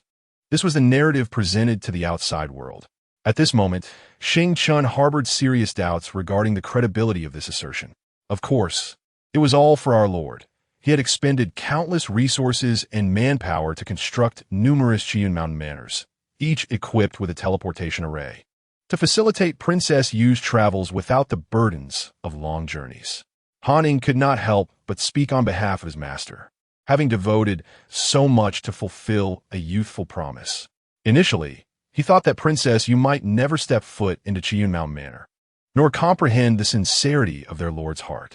Yet, he never anticipated witnessing the day she arrived here. "Thank you, Brother Qingxiao." Yueliuyun expressed her heartfelt gratitude. She had always known that Brother Qingxiao cherished her, even to the extent of succumbing to darkness for her sake. However, it was only through her rebirth that she realized her understanding of him was merely the tip of the iceberg. The Chiyun Mountain Manor was originally meant exclusively for Little Moon, but after its completion, they found themselves too impoverished to prepare a proper betrothal gift, leading to the decision to open it for public transit, consequently separating the inner and outer manor with grand formations. Xuancang, feeling somewhat embarrassed, admitted that he never expected the current profits of Chiyun Mountain Manor to be so substantial. After all, the spirit stones required for transit were exceedingly high, yet many still opted to borrow passage. Xuancang was one such victim. He had invested all the spirit stones he painstakingly accumulated in the military into the teleportation array, only to find that the prince was now headed to the Northern Territory. Indeed, the Northern Territory was where he had previously trained in the military, serving alongside the Duke of the State, nurtured by the old general himself. In his past life, he had not been summoned back and ultimately held the border until the city fell, perishing on the battlefield. Despite his valor, even he could not escape exhaustion, and the harsh cold did not destroy him. He ultimately transformed into an ice sculpture, guarding the city and its citizens until his last breath. When news of his death was engulfed by reports of the city's fall and the demise of the Duke's clan, only Yueliuyun wept for him, collecting his remains and interring him alongside her maternal family in the ancestral grounds of the Lung family. She vividly recalled the court blaming the Duke's clan for failing to protect the border, resulting in the loss of countless lives. Yet they had done their utmost. They had sacrificed their lives, defending the city until the final moment. What fault was there in that? As Yueliuyun stepped onto the teleportation array, a cascade of vibrant colors erupted from the grand formation, illuminating numerous array patterns. A multitude of runes danced in the air, drawing her thoughts back to the present. Little Moon, besides my token, your Lily of the Valley bracelet is also inscribed with the seal of the Master of Chiyun Mountain Manor, allowing you unrestricted access to every manner and usage of the teleportation arrays, Xuancang informed her. You are now the mistress of Chiyun Mountain Manor. Chapter 46. The northern borders and the vast and lofty expanse of the northern frontier, snow-capped peaks stretch endlessly. Even as spring unfolds, the summits remain cloaked in white. The sky here is an exquisite azure, crystal clear and pure, resembling a grand piece of glazed glass suspended in the heavens. Nestled just beyond the city of Beilong lies the Chiyun Mountain Villa. As Yueliuyun descended from the teleportation array with Xuancang, Han had already arranged for their carriage, and the party set forth towards the Duke of the State's residence. It had been an eternity since she last laid eyes on her maternal grandfather's family. After parting on an ordinary day during her youth, who could have foreseen it would be a farewell for eternity? As the carriage rolled toward Beilong City, the imposing city walls, weathered by the passage of time and battle, stood resolutely against the vast landscape. Yueliuyun lifted the carriage curtain to behold the sun shining brightly, casting a scene of spring's warmth and beauty. Who could have anticipated that in just a few days, the land would be enshrouded in ice? Upon entering the city, the architectural style of Beiyang diverged from the ancient grandeur of the imperial capital, exhibiting a more rugged character, predominantly constructed of stone. Vibrantly colored blankets adorned the windows and doorways, alongside numerous unique ornaments that Yueliuyun had never encountered before. Under the protection of the Xian Kingdom's army, the citizens thrived in peace, and the atmosphere was filled with the warmth of everyday life. Beiyang City, under the guardianship of the Duke of the State, remained as lively as ever. In spring, the peach blossoms here were particularly resplendent, earning the city the moniker of Peach Blossom City, despite its remote location. Little Moon, can you see the peach blossoms outside? Hearing the lively clamor of carriages and the enticing aromas of local delicacies wafting in, along with the strongest wine of Beiyang, and the faint fragrance of peach blossoms, Xuancang was reminded of his long tenure in the military of Beiyang, where he had studied military strategy alongside Han Ying and Xing Chun under the esteemed General Leng, who had imparted his wisdom generously upon them. However, the sight of the few blossoming peach branches puzzled Yueliuyun. How could this be? The city was densely planted with peach trees, and every spring, it transformed into a breathtaking spectacle of flowers, resembling clouds of rosy mist. Xuancang pondered, calculating the days, and noted that it was indeed the season for blooming. Perhaps the unseasonably cold weather this year had delayed the flowering. You are correct, Yueliuyun acknowledged, aware that the peach trees grew in response to climatic conditions, and the impending chill had already shown signs of its approach. This place was undeniably colder than the imperial capital. With a flicker of thought, Xuancang conjured a cloak into his hands. Sensing Yueliuyun beside him, he gently draped the cloak over her shoulders. The fragrance that enveloped her lingered alluringly in his senses, her breath brushing against his cheek, causing his heart to flutter. As he tied the cloak around her, his vision obscured, she unexpectedly drew closer and placed a soft kiss upon his cheek.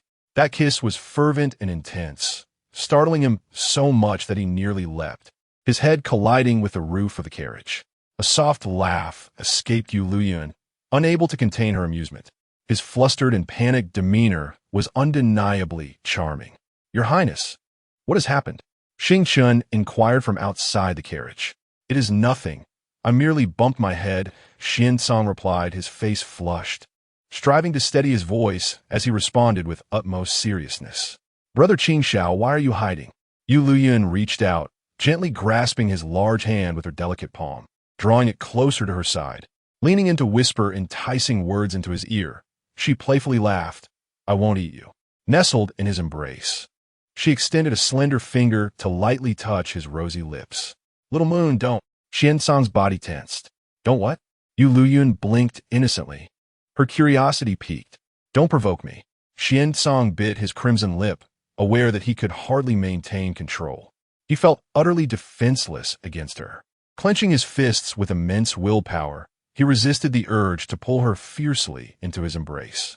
Did this little mischief maker truly believe he could remain unperturbed? Chapter 47. The Gift of the Fire Phoenix Pearl, Your Highness. We have arrived at the Duke of the State's residence. Xing Chun's voice echoed from outside. Yueliuyun lazily emerged from Xuancang's embrace, allowing his taut nerves to finally relax. She adjusted his attire, draping a light cloak over his shoulders, and took out a handkerchief to wipe the imprint of her lips from his face. He pressed his lips together tightly, his ears still flushed. "Little Moon, you go ahead and descend the carriage. I will come down shortly." "What is the matter? Are you feeling unwell?" Her gentle voice only heightened his internal fervor. Motion sick," Xuancang awkwardly explained, leaving the attendant, Han Ying, both amused and bewildered. "The master has galloped on the battlefield for years, an esteemed war god. When has he ever felt motion sickness?" "Very well then. Brother Qingxiao, rest well. I shall seek out my grandfather to surprise him." Yueliuyun had not informed her grandfather of her visit in advance. She stepped down from the carriage, with Xing Chun and the Wen brothers following her toward the Duke's residence. "Who goes there?" A guard inquired at the entrance. "Princess Yu has arrived. Hurry and announce her presence." Xing Chun presented a token. "Your Highness, I shall notify the Duke at once."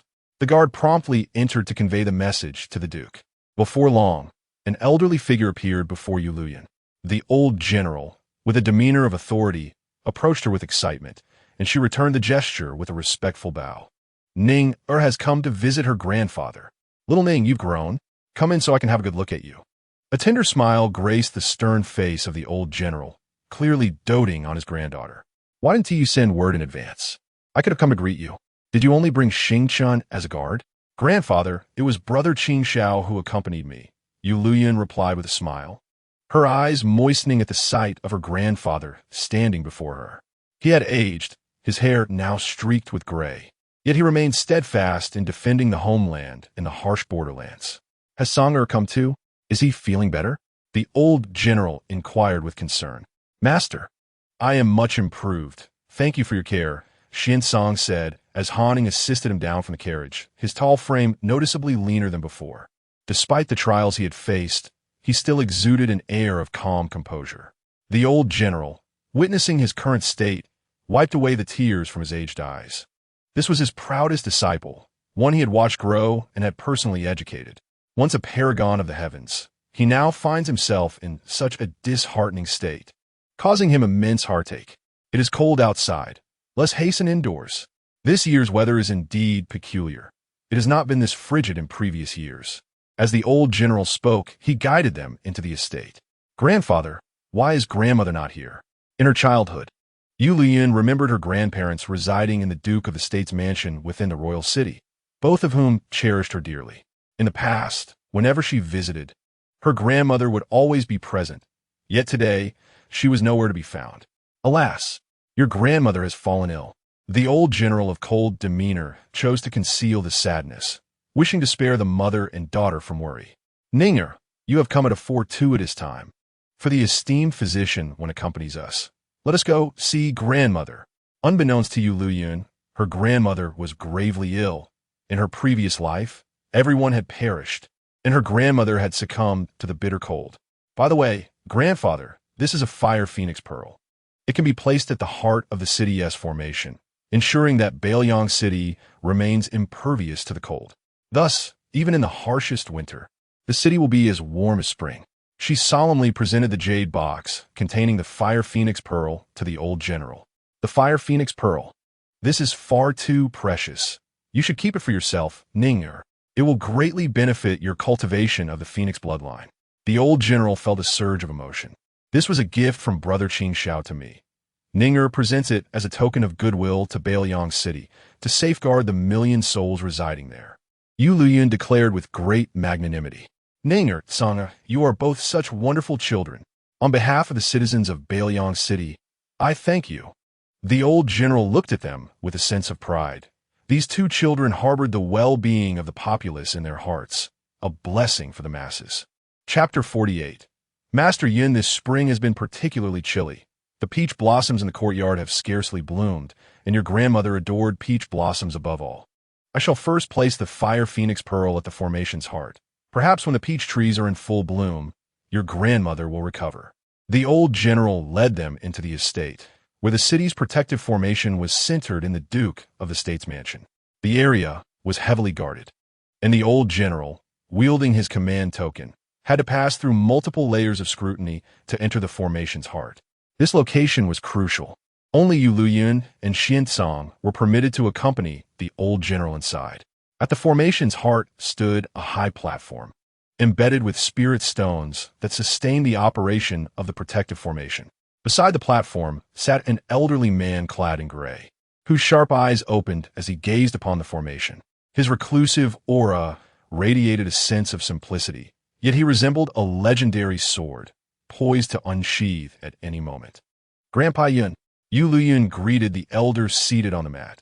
He was the guardian of the Northern Realm and its greatest warrior. In her previous life, he had sacrificed himself to protect the million citizens, exhausting his final vestiges of spirit energy in the face of the formation, ultimately succumbing to fatigue. However, without reinforcements, he could not preserve the lives of the soldiers and citizens of the North. His extraordinary power could have ensured his own escape, yet he chose to remain, granting the people a glimmer of hope, enduring until his last breath. Ah, little Ninger has arrived. Your Phoenix bloodline must be on the verge of complete awakening. Even from afar, I can sense the fiery spirit energy emanating from you. The usually stern visage of Master Yun broke into a rare smile. How has your training with Grandpa Yun been, little Ningyu? I can impart to you the secret arts of the Yun family, which are not to be disclosed to outsiders. The Phoenix bloodline is renowned as one of the most potent ancestries, and it is no simple feat to achieve a complete awakening. Most individuals only attain a preliminary awakening throughout their lives. Ningyu is destined to attend the illustrious Yueliuyun Sacred Academy, so do not harbor any thoughts of bringing her to Yueliuyun. That place is filled with a cadre of old Taoists, utterly devoid of excitement, remarked the cold general. Ah, you old codger, do not speak so recklessly. Our Yueliuyun is home to many young prodigies, retorted old Yun. I remain skeptical of your claims. Let's take a look at this precious treasure. The cold general carefully opened the jade box. The fiery spiritual energy that enveloped him was indeed the fire phoenix pearl gifted by my beloved granddaughter. I implore you, old Yun, to assist in placing this pearl at the focal point of the formation. Old Yun gazed in astonishment at the fire phoenix pearl, pulsating with overwhelming flames. This is the legendary fire phoenix pearl, said to exist only within the perilous realms where flames abound. It is rumored that once one enters, there is no exit, and the pearl itself is exceedingly rare. With this fire phoenix pearl as the focal point, the harsh winter of Beilong City shall be alleviated. He cradled the fire phoenix pearl, feeling the immense energy it contained, certain that it was indeed born from the convergence of earth flames.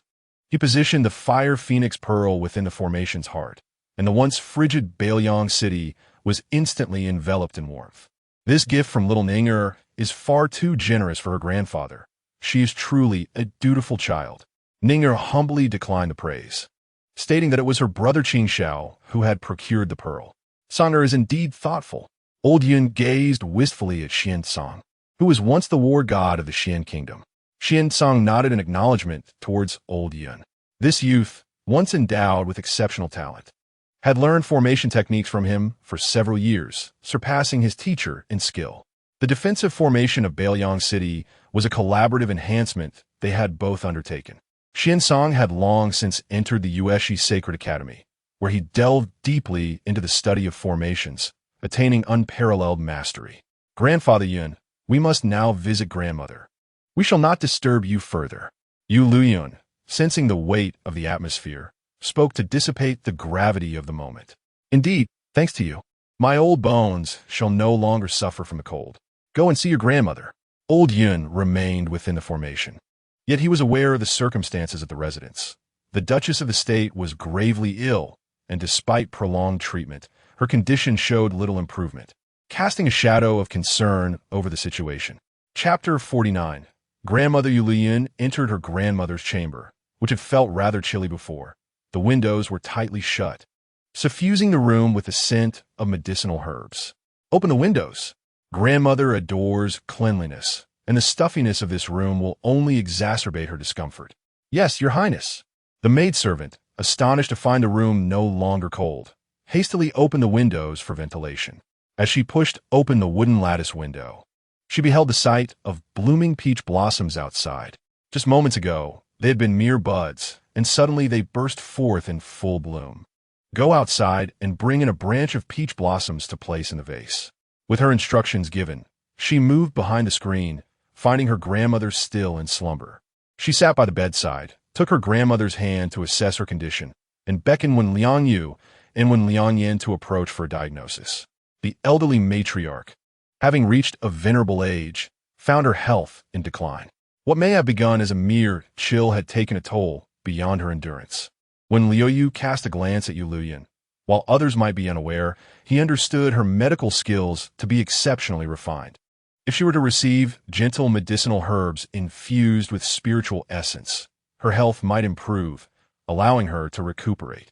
The Duke of the State's stipend should not be insubstantial, and the Emperor held the old general in high regard.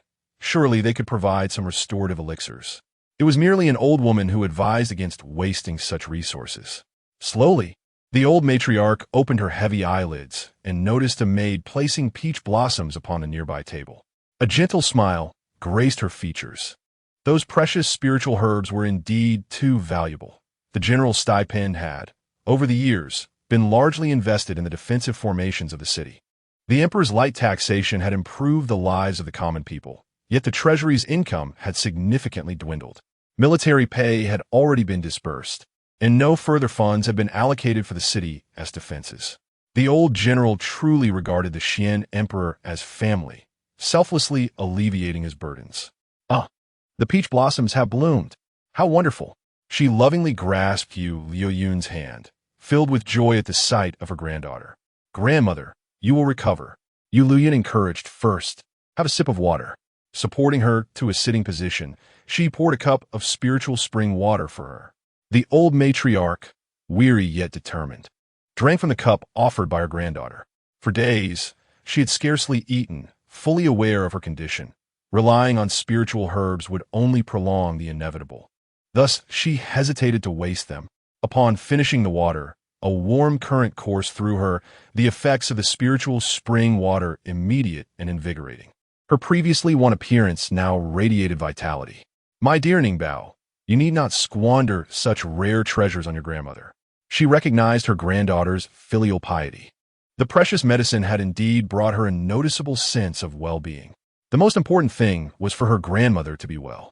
Ninger had procured the spiritual spring water for her grandmother, urging her to recover swiftly and return to the capital with the family. When you have the time, please help me with the child, will you? Yueliuyun understood her grandmother's desire not to burden her loved ones, so she sought to awaken her will to live. The old matriarch cherished both her daughter and granddaughter, and surely would not wish to depart so readily. Children of Ningbao, at the mention of this topic, the old matriarch's spirits revived. In a few days, my brother Qing Xiao and I shall wed. Both you and grandfather must return. She was aware that she had conceived Xuancang's child that very night, and in this life, she would ensure the child's safe delivery. Good, good. You are all such wonderful children, the old matriarch said warmly, her eyes filled with anticipation. Your child will undoubtedly be the most adorable. Xuancang, overhearing their conversation, felt his ears flush with warmth. Their child? Surely, it would be the one he eagerly awaited. Chapter 50, Filial Piety. Chun Tao, assist me in rising. I feel much better and a bit hungry. The old matriarch had been bedridden for quite some time. Once Yueliuyun and the others departed, Chun Tao hurried to help her change clothes and fix her hair, while also instructing the kitchen to prepare some light dishes. General Lung had just sought out a rare elixir and was delayed in his return, only to discover that his wife had unexpectedly emerged. Oh dear, why has she come out? Is her health robust enough for this? The moment Ninger and Tsanger arrived, the old matriarch's complexion visibly improved. Previously, General Lung had sought numerous restorative remedies, yet none were effective enough to cure her. They merely sustained her, prolonging her suffering. However, the spring water provided by Yueliuyun directly nourished the internal organs, fortifying her essence and revitalizing her spirit from the very source. Grandfather, this spring water collected from the sacred mountains is beneficial for both you and grandmother. It is also a token of Ninger's heartfelt intentions. Yueliuyun had prepared some of the spring water for her grandfather as well. Given his role in safeguarding the northern borders, he could be injured. This spring water could prove life-saving in critical moments. Truly life-saving elixirs are seldom available. Whenever they emerge, they are swiftly purchased for the sake of survival. Often, even wealth cannot secure such remedies. Those precious pills are particularly rare, having long been reserved. The connections of the Duke of the State are extensive, allowing for the exchange of a few rare herbs with allied families. But beyond that, they are often unwilling to part with more. Now, with the spring water gifted by Yueliuyun, their dire predicament was alleviated. The old general graciously accepted Ninger's filial piety. Previously, he had humiliated himself in pursuit of a remedy tailored to his wife's ailment. Even if she wished to avoid being a burden, he could not abandon the quest. Seeing his granddaughter personally deliver this life-saving spring water stirred an emotional response within him, his eyes glistening with unshed tears. In the past, he had exchanged gifts from the Empress at the Rare Treasures Pavilion for spirit crystals to fortify the city's defenses, leaving him in a tight spot. He had no desire to trouble the younger generation, Yet he felt a profound sorrow for his beloved wife, thus accepting such a precious gift. Grandfather, Ninger has also prepared some fired jade spirit talismans for the soldiers in the army. The northern region is far colder than the imperial capital. As spring has now arrived, the price of fire jade spirit talismans is significantly lower than during winter, allowing us to stock some for distribution to the soldiers come winter. Yueliuyun found a suitable rationale, and the old general was increasingly touched by her thoughtful provision for the soldiers. He recalled that Emperor Xian had privately summoned him to discuss succession, expressing a desire for Princess Yueliuyun to inherit the throne, thus requiring the support of the northern Liang army. Then let Ninger preside over the distribution of the talismans to the soldiers. What do you think? The old general saw this as an opportunity to win their loyalty. By merely being present, the soldiers would surely remember her kindness. Excellent. The talismans will arrive in a few days. Please keep an eye out for them and ensure a trustworthy person is assigned to receive them. This matter was of utmost importance, and she felt compelled to emphasize it. Rest assured, our Duke of the State's household is never short of loyal brothers.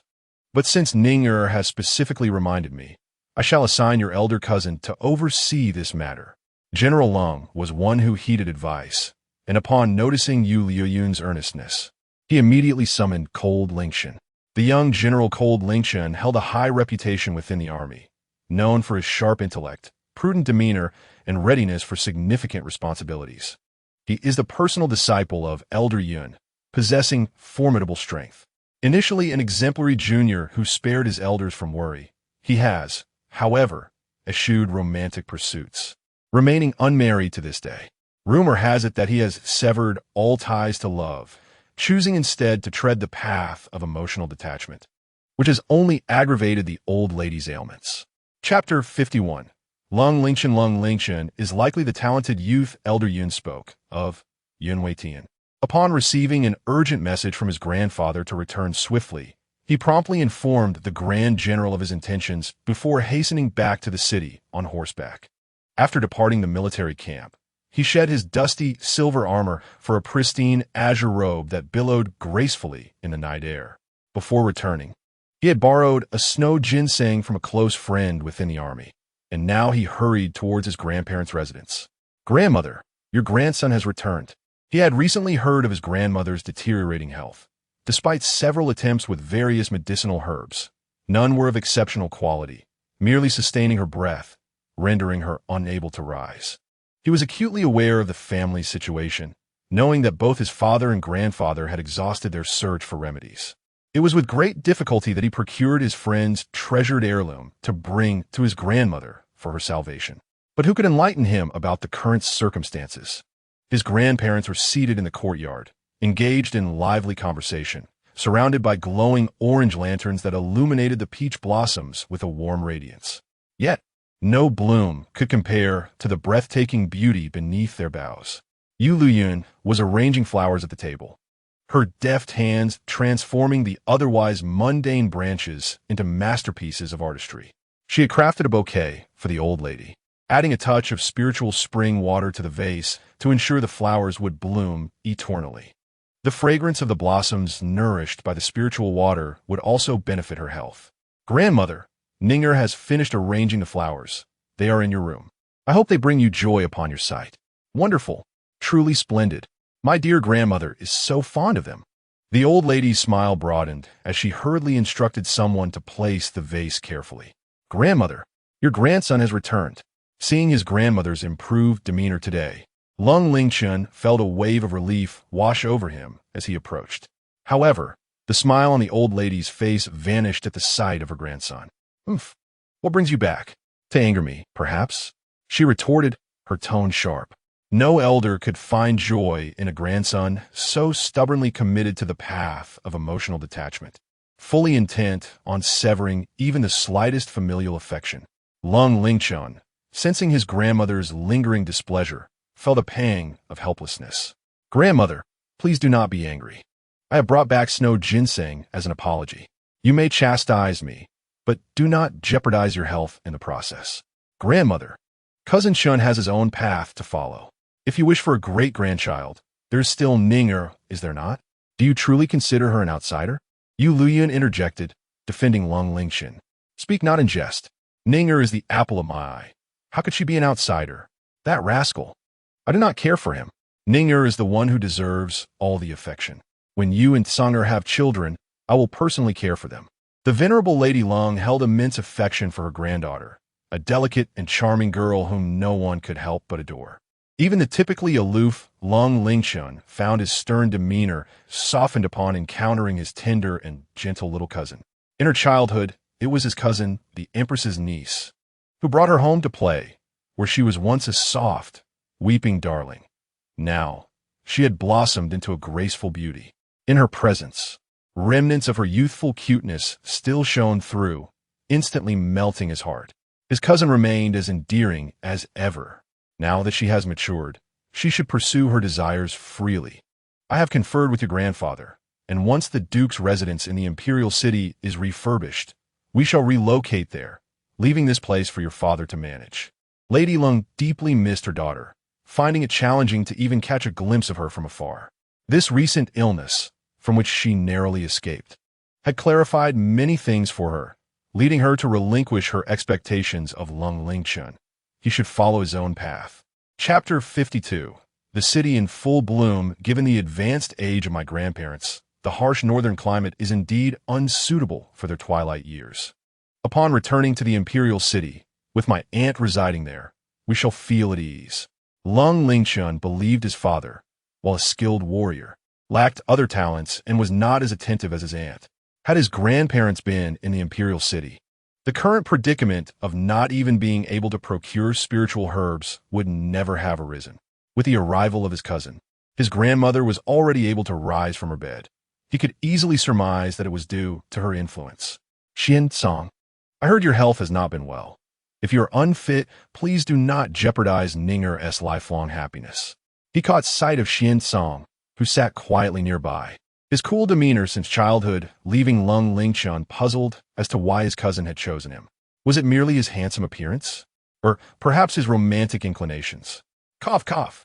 Xuancang, previously sipping the spiritual spring water poured by Yueliuyun, found himself inadvertently caught in the crossfire of Lung Lingxian's jesting. Indeed, if Tsanger is unwell, how can we hope to embrace our great-grandchild? Perhaps Ninger should reconsider. After all, Artishian is not lacking in robust men. Tomorrow, let your cousin take you to the military camp to witness the valiant and vigorous soldiers. The old general, no matter how fond he was of Xuancang, would not allow him to hinder his precious granddaughter. Yueliuyun, overhearing her grandfather's remarks, appeared somewhat taken aback. Are they truly this formidable? Master, I am capable. Xuancang, his cheeks flushed, declared. The once aloof and noble prince, disregarding gender conventions, gently yet firmly grasped Yueliuyun's hand. She had chosen him, and he would not let her slip away. The old general chuckled heartily, finding it rare to see him so anxious and concerned. It was a pity that there were so many strong men. Why not choose a few as backups? Shen, Ninger has sent a batch of fire jade spiritual talismans as gifts for the military, and you will be responsible for their delivery. Before that batch arrives, you may take Ninger to the military camp. Should she spot any promising candidates, she can keep them as personal guards. Understood, grandfather. Lung Lingxian nodded in acknowledgement. As dusk approached and the sky darkened, the lady had just begun to recover. It was time for her to return indoors to rest. If Ninger and Tsanger had any plans, they could convey them through Aiken. General Lung assisted the lady back to her quarters, while Yueliuyun, still wide awake, suggested a leisurely stroll through the city. Cousin Shun, as the host, you must treat us well. With that, they decided to explore the streets. In truth, Lung Lingxian rarely ventured out.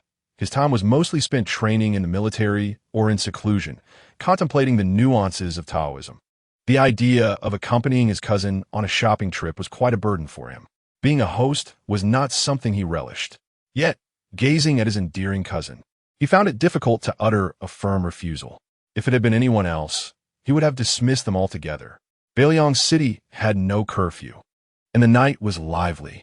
As Yueliuyun stepped out of the Duke of Jinggua's residence, she was greeted by the twinkling lights, a sight that evoked a sense of peace and prosperity. It's much warmer in the city today. When I returned from outside, it was still quite chilly. I didn't expect the peach blossoms to have bloomed here. Lung Lingchen observed the once reluctant peach blossoms, now bursting forth in profusion under the night sky, filling the air with their sweet fragrance. This was all thanks to Ninger, who had gifted a fire phoenix pearl. Otherwise, these blossoms might have succumbed to the frost this year. Xuancang casually mentioned a past event that had indeed transpired.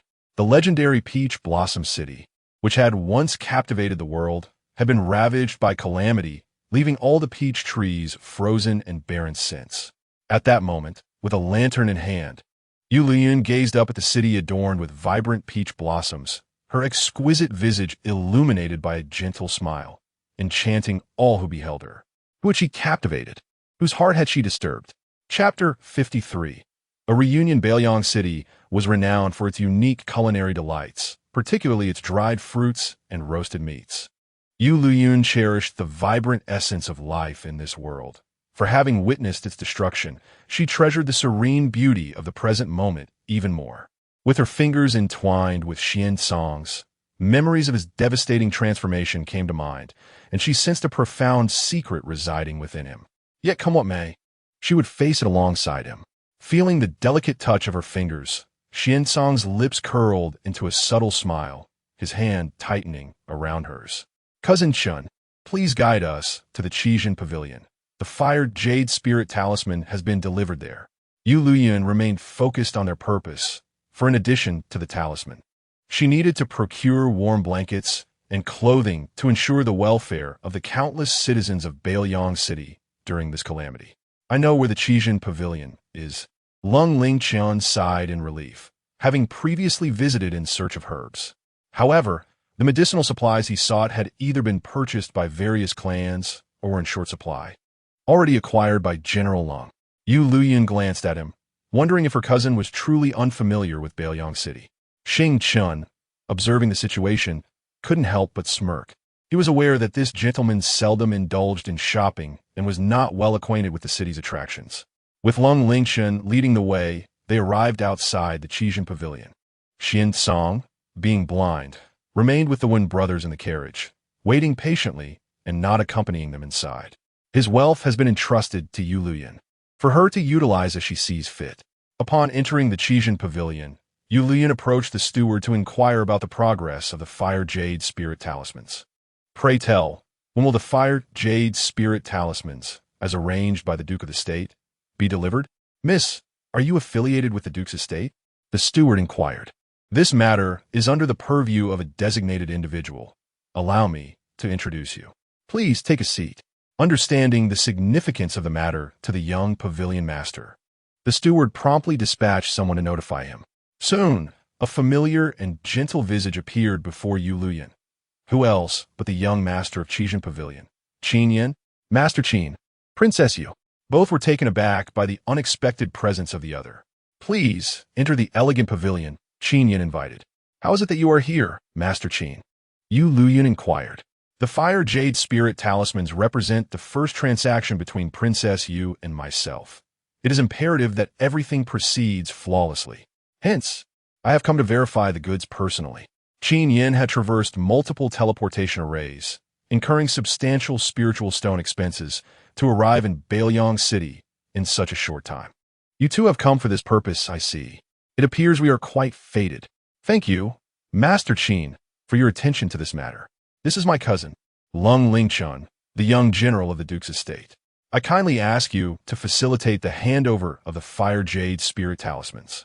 Yueliuyun expressed her gratitude for Qin Yan's special journey to the northern region. Cousin, this batch of 1 million fire jade spirit talismans is a gift from Master Qin to the Beiyang army. I entrust you with this responsibility, ensuring that each soldier receives a talisman for their protection. Thank you, Master Qin. Lung Lingchen was taken aback by Qin Yan's generosity. 1 million talismans offered so freely. He harbored serious doubts about Qin Yan's intentions towards his cousin, yet lacked evidence. Nevertheless, he was not ungrateful. Initially perceiving the young master of Qijin Pavilion as a mercenary solely interested in profit, he had not been particularly cordial. Now, realizing the gifts were indeed generous, he felt somewhat embarrassed, managing to conjure a smile upon his cold countenance. Young general, if you're not fond of smiling, it may be best to refrain, for it is rather unsettling, Qin Yin remarked, his warm smile evoking a sense of springtime. In truth, the princess has provided sufficient equivalent value for these talismans. It is Master Qin who has benefited in this exchange, thus the young general need not be so courteous. Cold Lingchen and Xingchen cast icy glares at Qin Yin. What benefit? Who dares take advantage of my little cousin? Chapter 54. The Tree of Fate in Xingchen's Heart. Princess Yu is an untouchable deity, the very meaning and faith of his existence. He is the sword of Princess Yu, determined to vanquish all who wrong her. Master Qin, you jest. It is merely a painting, hardly worth mentioning. Yueliuyun understood Xingchen's fervent protectiveness. Should Qin Yin continue with such jest, he might find himself in dire straits. After all, there lurked a formidable presence outside, a god of slaughter, whose jealousy could erupt at any moment. Despite Xuancang having lost his combat prowess, he remained accompanied by a loyal retinue, fierce warriors who had fought alongside him across the realms. Even in his current state, he remained a figure not to be trifled with. This is precisely why the esteemed Prime Minister harbors profound trepidation towards him. He remains utterly unaware of the formidable iceberg concealed beneath the surface, the true extent of which is unknown. The world has only glimpsed the tip of this iceberg. The Prime Minister, with great effort, seeks to conquer his mind, compelling him to cease his resistance voluntarily in order to succeed. Alas, he ultimately did not survive to see the end, having underestimated Xuancang. Upon hearing this, the two men retracted their perilous thoughts. I have come here with an additional matter, requiring the esteemed name of the Qijin Pavilion to procure winter garments, such as cotton clothing and quilts at a premium price. Needed by the end of the month. Might young Master Qin be of assistance? Yueliuyun produced a blood jade coral, one of the wedding gifts prepared for her by the Empress. The luminous blood jade coral, invaluable and exquisitely crafted, is a treasure from the depths of the sea, a tribute bestowed by the coastal nation of Yuzhou. These tributes are nearly all rare treasures, a testament to the immense favor granted to her by the Emperor and the Empress, who directly designated these tributes as her dowry. Now, she utilizes her dowry to seek the welfare of the people. As a princess, she enjoys honor, but also bears responsibility. This blood jade coral shall serve as a deposit, and should it prove insufficient, I shall offer other items in exchange. Of course, that poses no problem. I shall have word spread immediately.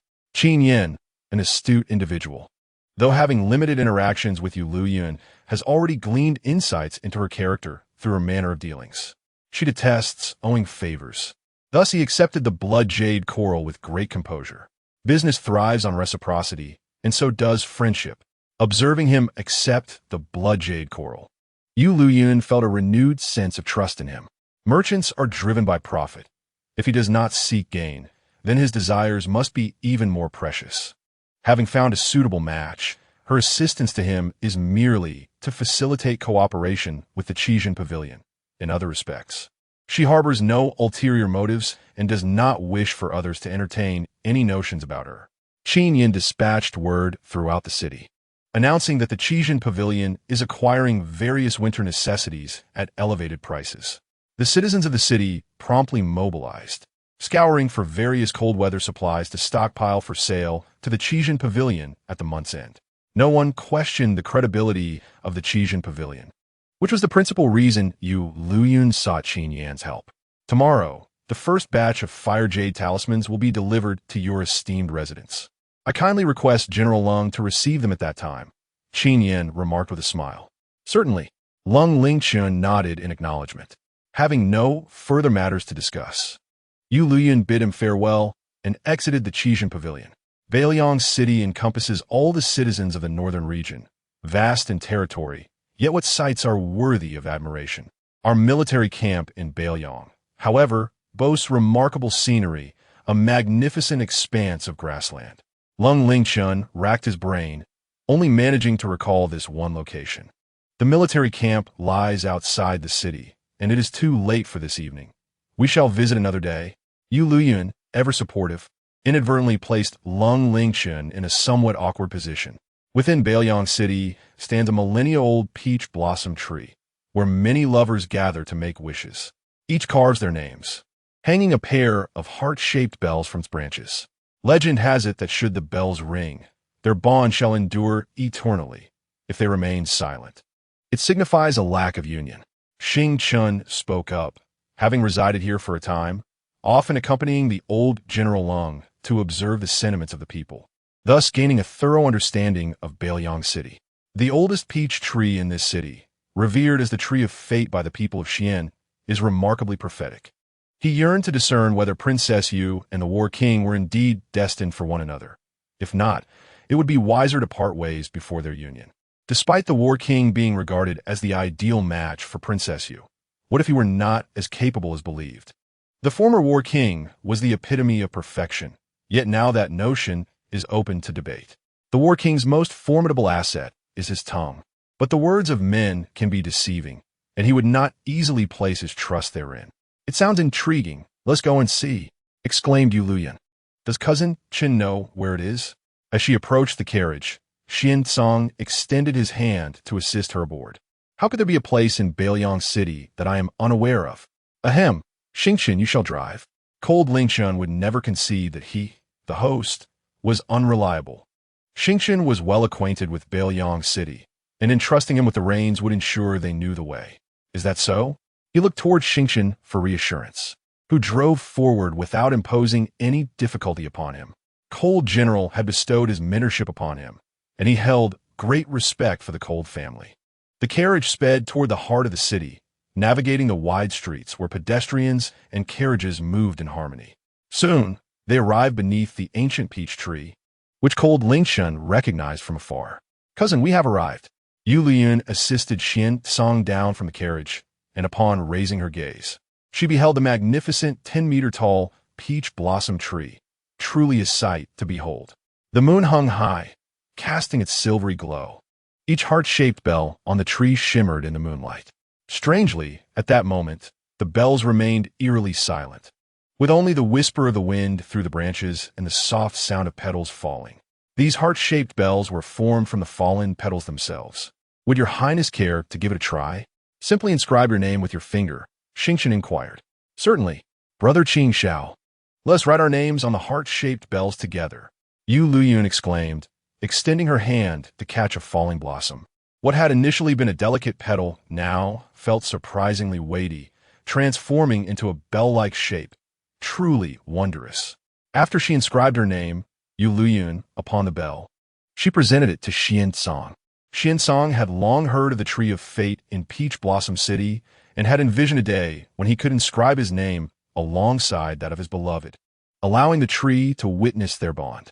To his astonishment, that dream was now being realized. He solemnly wrote his name and cradled the heart-shaped bell in his palm. He understood that after inscribing their names, the bell would autonomously return to the branches. Indeed, once he finished writing, the bell emitted a radiant glow and wobbled its way back to the tree, hanging above. The darkness amplified its faint light. Although he could not see it, he felt a lightness in his palm. His heart raced as he listened intently, awaiting the verdict of the Tree of Fate. Would he and the little moon be destined partners? Everything unfolding before him felt surreal, as if he were ensnared in a dream, causing him to feel both hopeful and apprehensive. Chapter 55. The Tree of Fate and the Heart's Bell. Yueliuyun gazed at the delicate heart's bell, resembling a small lantern, soaring towards the pinnacle of the millennium-old peach tree. The wind seemed to still, rendering the world so tranquil that one could hear a pin drop. The onlookers held their breath in silence, eager to discern the outcome. The two names inscribed upon the heart's bell, infused with the essence of their bearers, intertwined before gradually dimming. This indicated that their fates were not predestined. However, just as one name was on the verge of vanishing entirely, the other name willingly merged its radiance with it, shining together in harmony.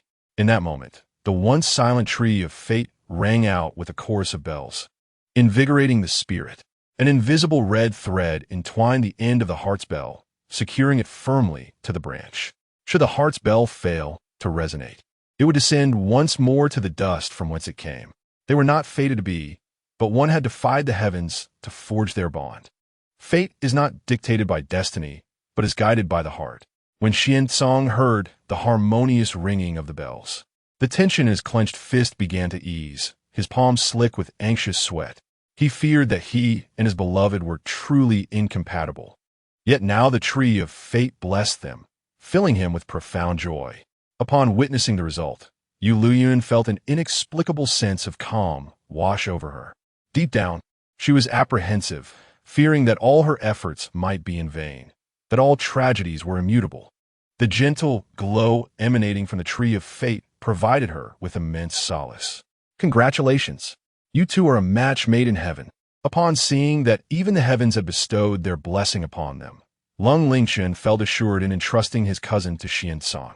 It was already quite late, and arrangements had been made for their accommodation at the Duke's residence. Let us return home together. Very well. Upon their return to the Duke's manor, Lung Lingchen felt an immense relief as he no longer had to escort his cousin on outings. Such a privilege was reserved solely for her. The following morning, as the sun rose, Yueliuyun awoke and made her way to Xuancang's chamber. He had taken a soothing herbal concoction prescribed by one Liangyu before retiring and was still in a deep slumber. Hanning, wait outside. Yes. Hanning, upon seeing Princess Yu and the esteemed prince alone in the room, felt a flush creep to his cheeks. Goodness, is it already this fiery, so early in the day? Can he handle it? Unbeknownst to him, Yueliuyun intended to administer acupuncture to Xuancang, as the princess was not perceived as possessing any medical skills. Entering the room, Yueliuyun was struck by the serene beauty of Xuancang's sleeping visage, a sight to behold. Rather than succumbing to the allure of his appearance, she promptly set to work, unfastening his garments in preparation for the acupuncture. As Xuancang stirred from his deep slumber, he felt delicate hands tugging at his clothing, an icy chill radiating from him. However, upon inhaling the familiar scent in the air, he relaxed instantly. "Little moon, don't fuss, I can manage myself," he murmured. His cheeks flushed. He was aware that she would perform acupuncture on him daily, and thus he willingly cooperated. His heart swelled with gratitude for her diligent care. He never uttered a word of complaint, regardless of her methods. Yueliuyun suppressed her fluttering heart. Why must he maintain such a remarkable physique? Her actions almost led her to offend him. Biting her crimson lip, she steadied herself to administer acupuncture, not daring to let her mind wander for even a moment. She channeled the faint traces of her awakened phoenix spirit into him, hoping that his spiritual veins might be reborn through the flames. By the time she concluded her treatment, Xuancang hurriedly dressed himself, too embarrassed to allow her assistance for fear of humiliation. As Yueliuyun opened the door, Hanning beheld the sight of his master with a flushed face and disheveled attire. Was this a spectacle he could witness for free? Observing Princess Yu depart, looking immaculate and composed, he could only silently weep for his master. Alas, his position in this household was indeed too humble. Just look at Princess Yu. She truly embodied the demeanor of a head of the family. "Master, your attire is somewhat disordered. Would you like me to assist you in tidying it up? Your health is still fragile. You must take care. As the saying goes, where there are green mountains, one need not fear a lack of firewood. We should not engage in depleting our resources. Wouldn't you agree? Get out." Xuancang's face darkened as he ordered this peculiar individual to leave. "All right then, I shall take my leave." Hanning promptly exited the room to provide his master with some much-needed privacy. A shipment of fired jade spirit talismans had arrived from the Rare Treasures Pavilion, and Cold Lingchen had dispatched someone to count and verify them early that morning. He picked up a fired jade spirit talisman and discovered it was crafted from the finest fire jade, or imbued with substantial power. Furthermore, he noted that each talisman was inscribed with a protective array capable of deflecting a single lethal blow, an invaluable asset for warriors, indeed. These fire jade spirit talismans were exceedingly precious. He immediately focused his full attention and, after confirming their details, stored them in his spatial pouch. While Cold Lingchen was engrossed in his tasks, Yueliuyun was summoned by the old General Cold for breakfast. Other guests promptly took their seats to dine together. "Cousin, do you remember me? I am Ling Feng." A small boy waved at Yueliuyun, revealing a pair of adorable little tiger teeth. He was none other than her cousin, Cold Ling Feng, who had a cherubic face and a lively disposition. "Actually, you may also call me by my Dharma name, Ming Jing," he whispered to her. Yueliuyun could only smile in exasperation as he blinked at her. Cold Ling Feng, precocious since childhood, had once accompanied his grandmother to Tianlong Temple for blessings, where a venerable monk recognized his keen intellect. He harbored a fervent passion for Buddhist scriptures and resolved to embrace the Buddha, enduring numerous beatings as a result. However, he remained undeterred, frequently sneaking off to the Tianlong Temple, even taking Master Lianqi as his teacher, becoming a lay disciple. Today, he had been forcibly brought back from the temple. Had it not been for the fear of upsetting his grandparents, he would have returned in his monk's robe. Have you all heard? A momentous event has transpired in the city these past few days. You little rascal, spending every day at the temple burning incense and reciting scriptures. What could you possibly know about the significant happenings in the city? The old General Cold remarked, exasperated. Neither of his grandsons was a source of peace, it seemed. Grandfather, do not underestimate me. Despite my cultivation at the temple, I am quite well informed about the latest news. Due to peculiar occurrences in the city, and the inability of the authorities to uncover the perpetrator, the populace has turned to divine protection, leading them to seek assistance from the Tianlong Temple. Cold Ling Feng spoke with an air of gravity, prompting an inquiry into the nature of these events. It has come to light that numerous men have mysteriously vanished from their homes, curiously without any signs of struggle, doors and windows securely shut, as though they had dissipated into thin air. His words piqued the curiosity of those present, revealing the bizarre nature of the situation. Were any leads discovered? Unfortunately, none at all. These individuals have vanished without a trace, their fates unknown. The authorities, fearing public unrest, have kept this matter confidential, conducting discreet investigations. The families of the missing, desperate for answers, have sought my master's assistance in locating their loved ones. Chapter 56. The Enigma of the Disappearances, this series of mysterious vanishings. As Cold Ling Feng is aware, has already claimed the lives of over a dozen men. What is particularly astonishing is that all the missing individuals are strikingly handsome, and some even disappeared while their wives slept beside them, leaving no forewarning of their fate. Do all the missing share the trait of good looks? Are they all married? Queried Yueliuyun. Not entirely, as a few were merely betrothed, yet not wedded. Cold Ling Feng, intrigued by the case, had eavesdropped on conversations between the families and Master Lianqi. Is Master Lianqi descending from the mountain? He is indeed a man of considerable skill, having taken on such a rebellious disciple as you. General Cold holds great respect for Master Lianqi. Thus, upon learning that Cold Ling Feng had become his apprentice, he could only acquiesce, allowing him to remain a lay disciple without formally renouncing the secular world. The young men of the Cold family have devoted their lives to the great Xian, embracing the duty of safeguarding the populace. Grandfather, I have my own abilities, as my master has taught me much.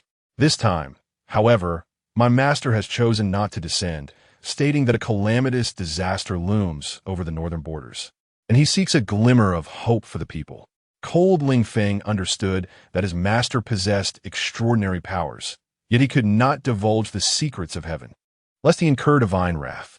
After all, not everyone possesses the capabilities of a national master, who can both unveil celestial truths and remain untouched by all forms of harm. His master has been troubled by this matter for some time, unable to find solace in sleep. What disaster could this be? Inquired General Cold. I do not know.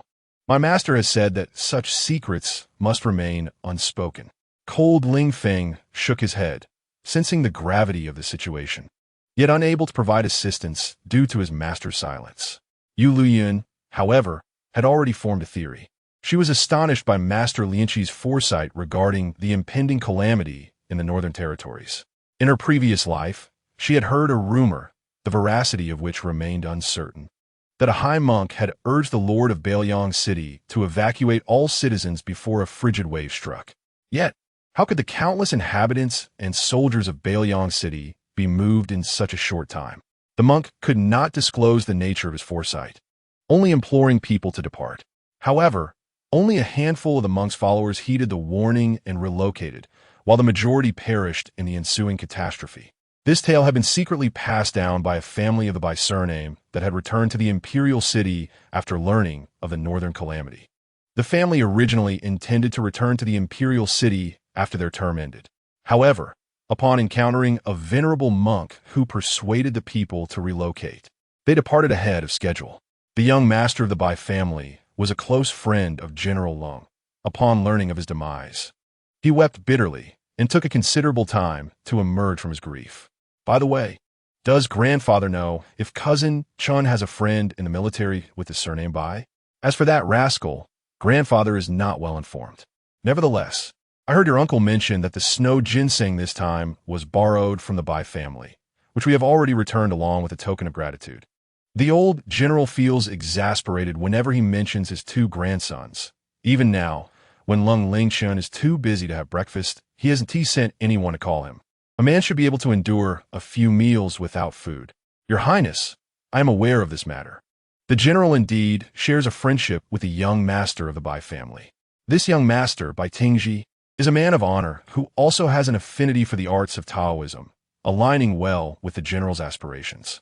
He admires the general greatly and yearns to pursue the path of detachment, yet he was met with a harsh lesson, which has since tempered his enthusiasm. Xing Chun has spent a considerable amount of time in the military. As the head of the Shadow Guards, he excels at gathering intelligence, perhaps embodying the notion that one should love their profession. A true professional possesses such dedication. When it comes to gossip, he takes it earnestly.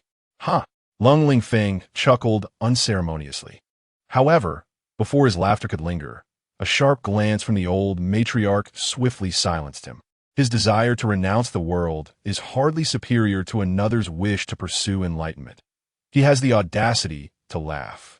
This year's spring in the Northern Territories remains unusually cold, leading me to ponder whether the disasters are connected to the harsh chill. Yet, as long as the city's protective formation is intact, and with the safeguard of the Fire Phoenix Pearl, the populace shall remain safe. Yueliuyun casually remarked that having been reborn, she has already transcended this realm and is no longer bound by the heavenly laws. The National Master had previously visited the palace and subtly suggested that grandfather should prepare the Lord of Beoyang's city and her uncles in advance, to guard against any unforeseen changes. She leveraged the authority of the National Master, which immediately enhanced her credibility. Regarding persuasion, she is quite adept as well. I have already instructed the Chixian Pavilion to assist in notifying that we are prepared to purchase winter supplies at high price. Undoubtedly, the citizens will actively stockpile these materials. If they find themselves with excess, we shall reserve them for the winter to aid the common folk and our soldiers in keeping warm. She has exerted her utmost effort to safeguard the populace. As for those who may dwell near Beoyang City, should signs of calamity emerge, it is imperative to notify them promptly to seek refuge within the city. Ning spoke with reason. We cannot gamble with the lives of so many, and it is prudent to prepare ahead. I ordered scouts to investigate the conditions within 100 miles outside the city, as there are some families residing in the mountains. The old general, with a heart for the people, took immediate action upon hearing the National Master's warning. He holds a prominent position in Beoyang City, commanding great respect, and as the current national consort and duke of the state, he wields significant authority. He instructed the Lord of Beoyang City to covertly procure a stockpile of winter supplies from outside, while also designating an area as a refuge for the displaced. Additionally, provisions of grain and essential supplies, including medicinal herbs, must be replenished in a timely manner. With the support of her grandfather, Yueliuyun found herself with more leisure time, as arrangements were made more meticulously, relieving her of the need to be involved in every detail. Regarding the recent disappearances in the city, we must visit the government office to examine the case files. I can't shake the feeling that the sudden emergence of these cases is ominous. Yueliuyun was aware that a cold wave would soon arrive, and if this unforeseen calamity was not a natural occurrence, could it possibly be man-made? Cousin, please take me with you. Upon hearing that her cousin intended to investigate this case, Lung Lingfeng was immediately wide awake. He had originally planned to take a nap, but now nothing seemed more important than the investigation. His curiosity about the case was insatiable. Let's go. The group made their way to the government office in Beoyang City, where Xing Chun and Han Ing presented their identification tokens, prompting Governor Bai to hurriedly come out to welcome the esteemed guests. I pay my respects to your highness the princess. I pay my respects to your highness the warlord.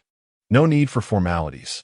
As Yueliuyun entered the office, Xing Chun had informed her of the governor's situation on the way. Governor Bai was about to resign and return to the imperial city. Bai Tingji was the young master of his family. We have come here to review the case files regarding the recent disappearances.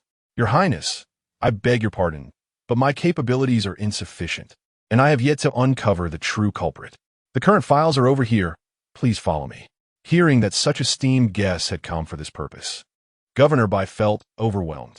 Just as he was about to step down, a bizarre case emerged, leaving him in despair. If only he could solve the case. But there were no leads. He could only hope that Princess Yu and the warlord would not blame him for his ineptitude. Chapter 57. The hidden truth. Governor Bai was overly concerned. Yueliuyun was not a capricious person. She opened the files and examined them closely, discovering the statements from the families of the missing men. A common detail emerged. Each of these men had a pattern of peach blossoms appear on their palms prior to their disappearance, indicating that their vanishings were likely linked by a shared cause. After reviewing the files, Yueliuyun found limited useful information, but this detail stood out. Governor Bai, please investigate whether these missing men have any special connections to peach blossoms. Yes, I shall have someone inquire immediately. Governor Bai, not daring to be negligent, quickly dispatched officials to gather information. Soon, the officials returned with their findings. Your Highness, as you suspected, these men indeed have a special connection to peach blossoms. They all visited the marriage tree and inscribed their names on the heart-linked bell. Governor Bai conveyed this information to Yueliuyun and the others. Are their heart-linked bells still hanging from the branches? Yueliuyun was taken aback to learn that this matter involved the marriage tree, which he had seen before and found to possess a certain spirit. However, despite having carved their names, they did not resonate with the marriage tree, and thus their heart-linked bells could not remain on the tree. Governor Bai had inquired thoroughly, so there was no need for another trip. Lacking the marriage tree's acknowledgement, they had still married, suggesting potential issues between the couples. You may inquire with their neighbors. Perhaps discord in their marital relationships has sparked conflicts. Yueliuyun pondered whether this situation was indeed man-made or something else entirely. Indeed, the human heart is more inscrutable than the whims of spirits. Bai Taisho found this quite plausible. Why had he not considered it before? Thus, the recently returned constables were dispatched once more. Fortunately, the Bailiang government had ample manpower, for managing the affairs of such a vast city necessitated a considerable workforce. The northern frontier, being expansive yet sparsely populated, warranted the establishment of Bailiang City, capable of accommodating all its citizens. Upon the constable's return, Yueliuyun instructed them to report directly. They shared the intelligence they had gathered, revealing that these seemingly refined young gentlemen had not treated their wives and children with due regard. Some were engrossed in the pleasures of the brothel, neglecting their homes. Others frequently resorted to physical abuse, and a few maintained mistresses outside. In essence, none could be deemed a worthy partner. Their discord with their spouses raised the question, could they have been victimized by their wives? Bai Taisho proposed this notion. While this possibility could not be dismissed, even if the women were not the true culprits, they might serve as accomplices or be concealing certain truths. Xuancang, unable to peruse the case files, relied solely on their accounts to grasp the situation. It was implausible that the wives were entirely oblivious to their husbands' disappearances. Rather, they might be reluctant for their return, hence their claims of ignorance in the face of the constable's inquiries. Regardless of their moral standing, the ultimate perpetrator must be identified to uncover their intentions. Those last seen with the missing individuals were to be apprehended and detained for interrogation, as it was imperative to extract the concealed truths. Following Bai Taisho's orders, the constables promptly took them into temporary custody. Leave the interrogation to me. I can handle it. Cold Ling Feng, having observed the commotion for some time, volunteered. He had learned a special ability called the Heart's Insight, which allowed him to read minds. While it might not be effective against those with strong spiritual power, it would suffice for ordinary individuals. Very well, I shall entrust this matter to my cousin. For now, there is insufficient evidence to suggest these women are the true culprits. Bai Taisho should not be overly harsh with them, Yueliuyun remarked. She empathized with the plight of the women, unfortunate in their choice of companions, risking their lives in the process, while she held no concern for the fates of the scoundrels. The elusive machinations of the true villain posed a constant threat to the safety of Baoyang City, necessitating thorough investigation. Rest assured, Your Highness, I shall detain them merely to intimidate. Otherwise, they may stubbornly refuse to speak, hindering any progress in the case, by Taisho hastily explained. The detained women, now confined to their cells, were pale with fear. They had not anticipated being suspected, and their composure, once steady in their homes, was now in disarray. Li Shi, you possess audacity indeed, daring to conspire against your own husband. This is a capital offense. Cold Lingfeng sat beside the interrogation table, whereby Taisho presided as the chief interrogator, while he focused on probing her innermost thoughts. My lord, I am innocent, the woman pleaded. My husband's disappearance has nothing to do with me. He was surely lured away by a flower demon. How can I be blamed? I have heard that flower demons can consume a person's very essence. He is unlikely to survive. Li, how long do you intend to conceal the truth? Concerning that flower demon, you must confess all that you know. Otherwise, if the true culprit remains at large, you shall find no escape from this confinement. Cold Lingfeng spoke with an air of intimidation, having caught wind of certain keywords. Although utilizing his mental abilities was taxing, he could only engage them briefly. Upon hearing the mention of the flower demon, Li's lips trembled, her countenance betraying her terror. Do you wish to bear the guilt of patricide and languish in a cell? No one will care for your child if you are imprisoned. Contemplate the consequences carefully. Will you shoulder the blame alone, or will you reveal the true perpetrator? After the magistrate's words, Li's psychological defenses crumbled entirely. She despised her husband, who daily abused her and sought to sell her and her daughter to a brothel. Yet, if she were to be incarcerated, what fate awaited her innocent daughter?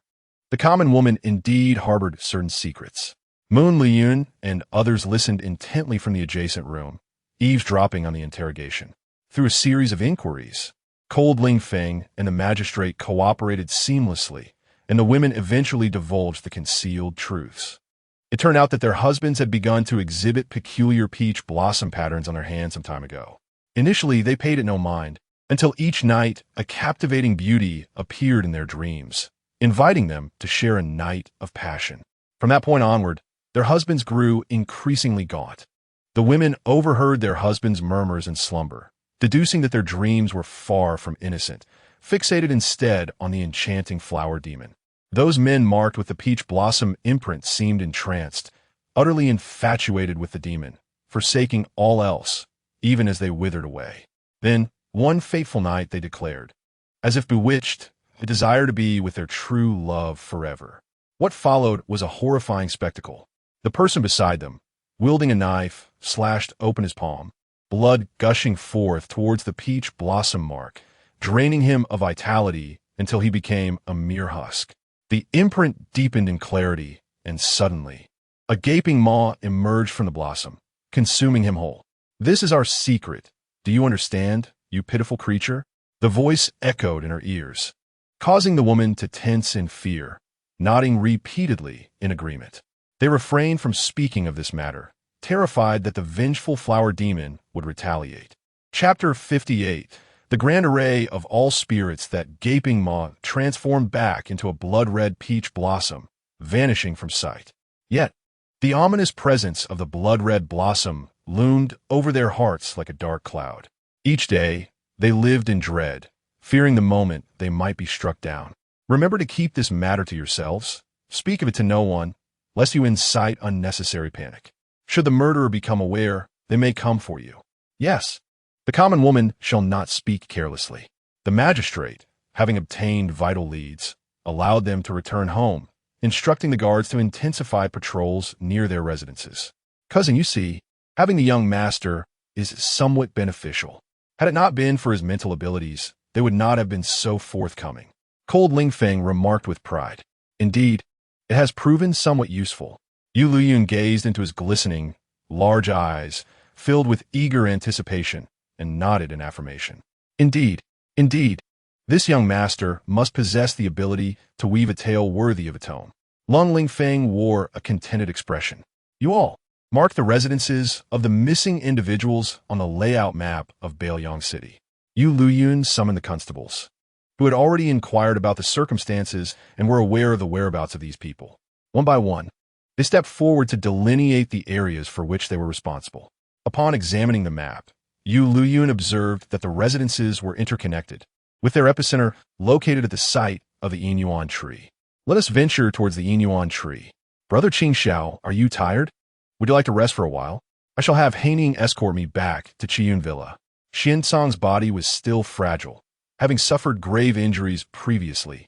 He had fortunately been nourished daily with spiritual spring water by Yueliuyun, who also employed the spiritual energy of her phoenix bloodline for acupuncture treatment. Gradually, his weakened vitality began to recover. Brother Qingxiao need not travel back and forth. Let Liang Yu and I accompany you at Qiyun Villa. Once I complete my tasks, Xingshan will escort me over, Yueliuyun said thoughtfully. Excellent. Xuancang's heart soared at the prospect of her residing at Qiyun Villa, a dwelling he had prepared for her, which he had believed she would not occupy. Yet here she was, suggesting it herself. The One brothers returned to Qiyun Villa with them, and Xuancang activated the second layer of the protective array. The spiritual stones earned from the teleportation array over the years had been mostly reserved for the array's operation, with only a portion set aside for the betrothal gifts. He had established multiple layers of arrays at each villa, and the second layer ensured that the temperature within remained perpetually comfortable, warm in winter and cool in summer, allowing Yueliuyun to dwell in ease. Haining, investigate the Wan Yao Lu of the Songlong Pavilion to ascertain if there are flower spirits matching the descriptions provided by those individuals. Additionally, look into whether there are any similar cases, as they may be the work of some sinister entity. Xuancang issued his orders methodically, for although the world appeared tranquil, numerous perilous beings lurked within. The Qihuan continent harbored many forbidden zones, treacherous places that ordinary people had never encountered. Within the grand cities of various nations, formidable arrays existed to thwart the incursion of demons and malevolent forces. However, some inevitably slipped through the cracks. The Songlong guards, which he commanded, were established to eradicate such evils. Understood, my lord. Haining promptly dispatched individuals to investigate the matter. My lord, should there be a malevolent presence in Beiyang City, would that not place Princess Yu in great danger? Xuancang reassured him. With the protective city array in place, those malevolent spirits are severely weakened. The stronger the spirit, the greater the suppression it faces, making it rare for them to take risks and enter the city. Little Yu has Xingshan by her side. His bloodline is exceptional and acts as a nemesis to all malevolent spirits. Even you would not stand a chance against Xingshan.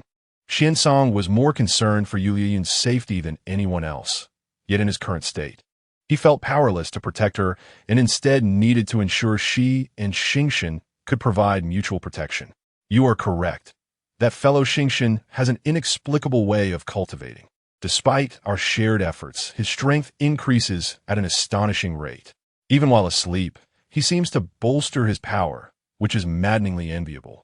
Cold Shadow spoke with a hint of bitterness, lamenting that despite having grown up together, that individual was simply detestable. However, it was precisely due to his extraordinary talents that for a considerable period, General Lung personally instructed him, refining him into the sharpest blade at Princess Yu's side. Yet, my lord, with a master like Xing Chun, who is so willing to remain by Princess Yu's side to protect her, do you not feel a tinge of jealousy? Did you not claim to be a volatile vessel of jealousy?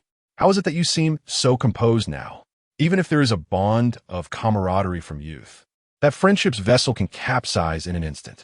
The stronger and more loyal Xing Chun becomes, the safer Little Moon will be, Xuancang stated indifferently. In his heart, her safety was paramount. May she remain well throughout her life. Everything else is secondary. Summon a contingent of the Songlong guards to North Liang City promptly. As commanded, beneath the faded tree in North Liang City, Yueliuyun, accompanied by Xing Chun and Lung Lingfeng, circled the massive trunk. Master, there are many buried bones beneath.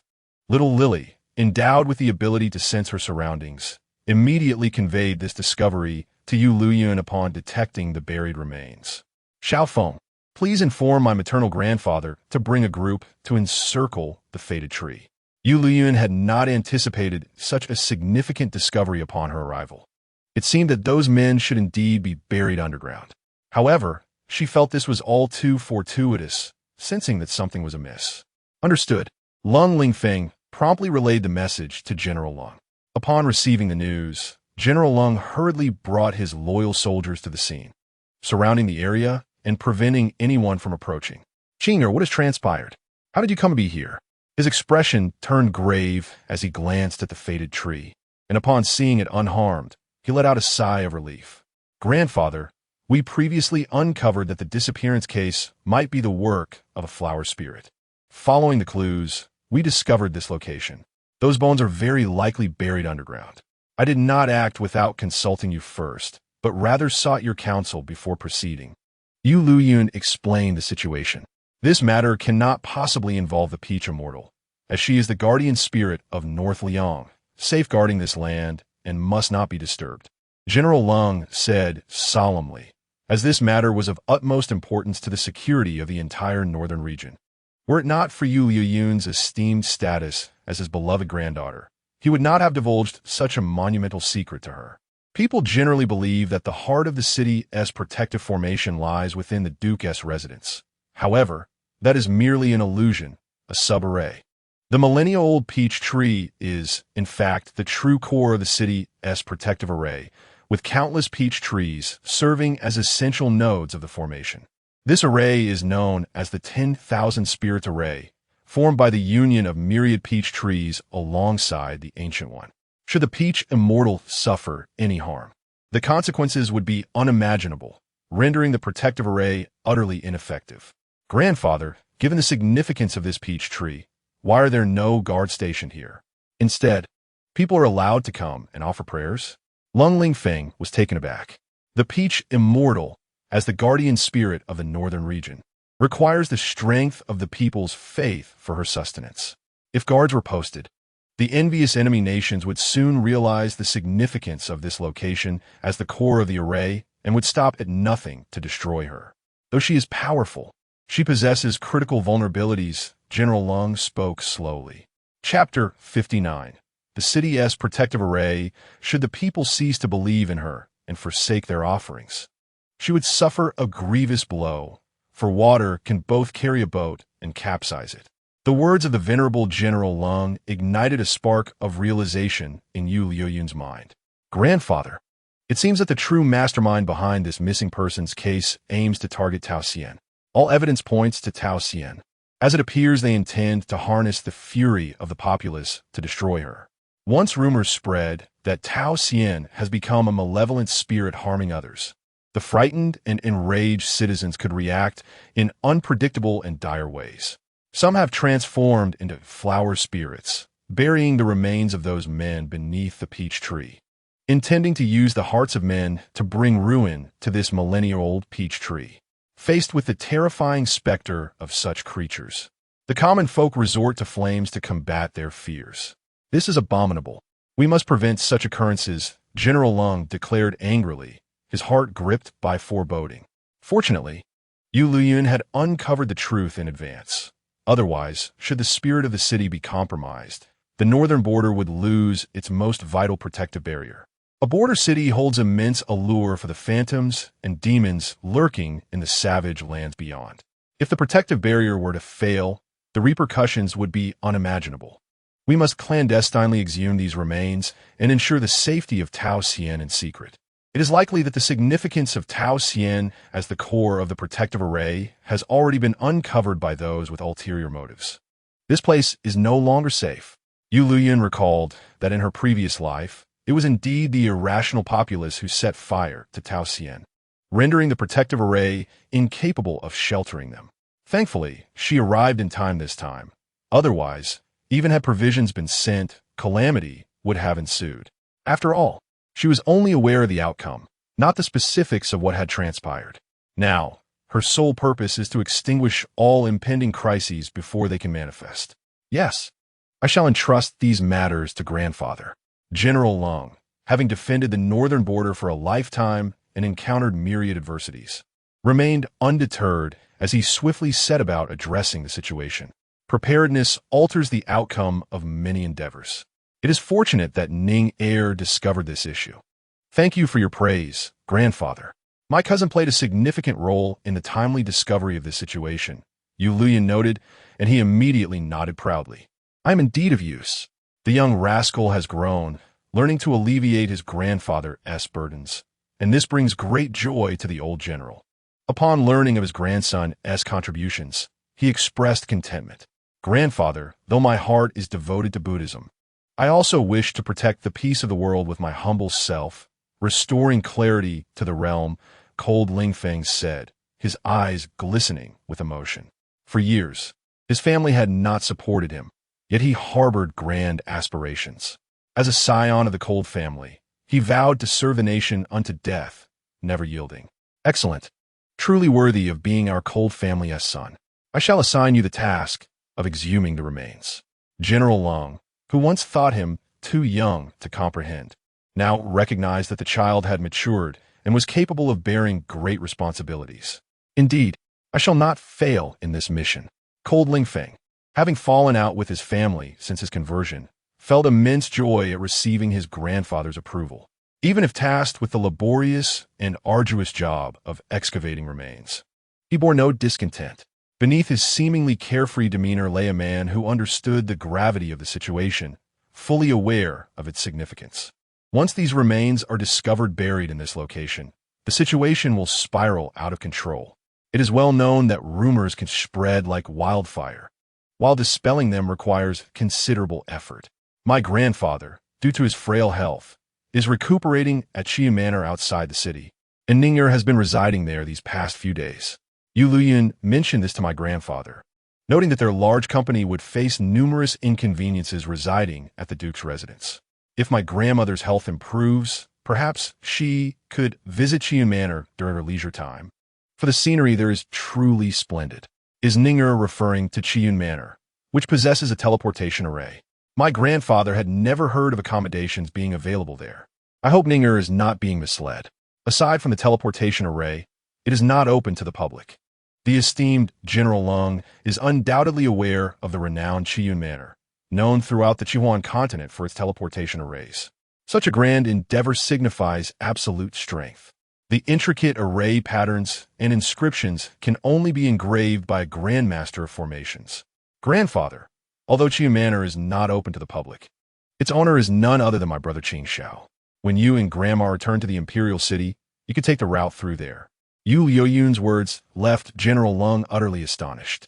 He involuntarily gasped, realizing that the master of Qiyu Manor was indeed his prospective grandson-in-law, his cherished disciple. His disciple had concealed this well. A grandmaster of formations is a coveted prize, sought after fiercely by all the major sects across the continent. Alas, fate is cruel to the gifted. He has now lost his sight, a devastating blow to a grandmaster of formations. He sighed deeply, his heart aching. Will Tsonger truly never see again? Surely, there must be a way. Yueliuyun has never given up.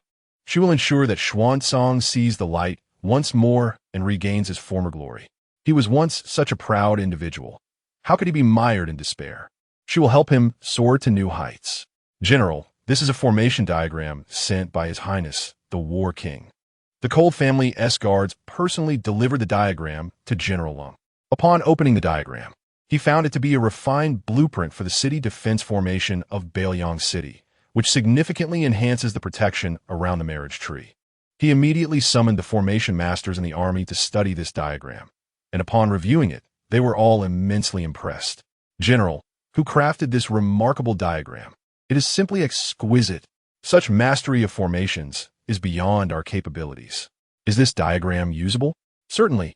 By following this diagram to perfect the city defense formation, we can address the greatest vulnerability of Beiyang City. The primary function of this diagram is that if the core of the formation suffers a devastating blow, it will randomly alter the core, preventing the formation from failing outright.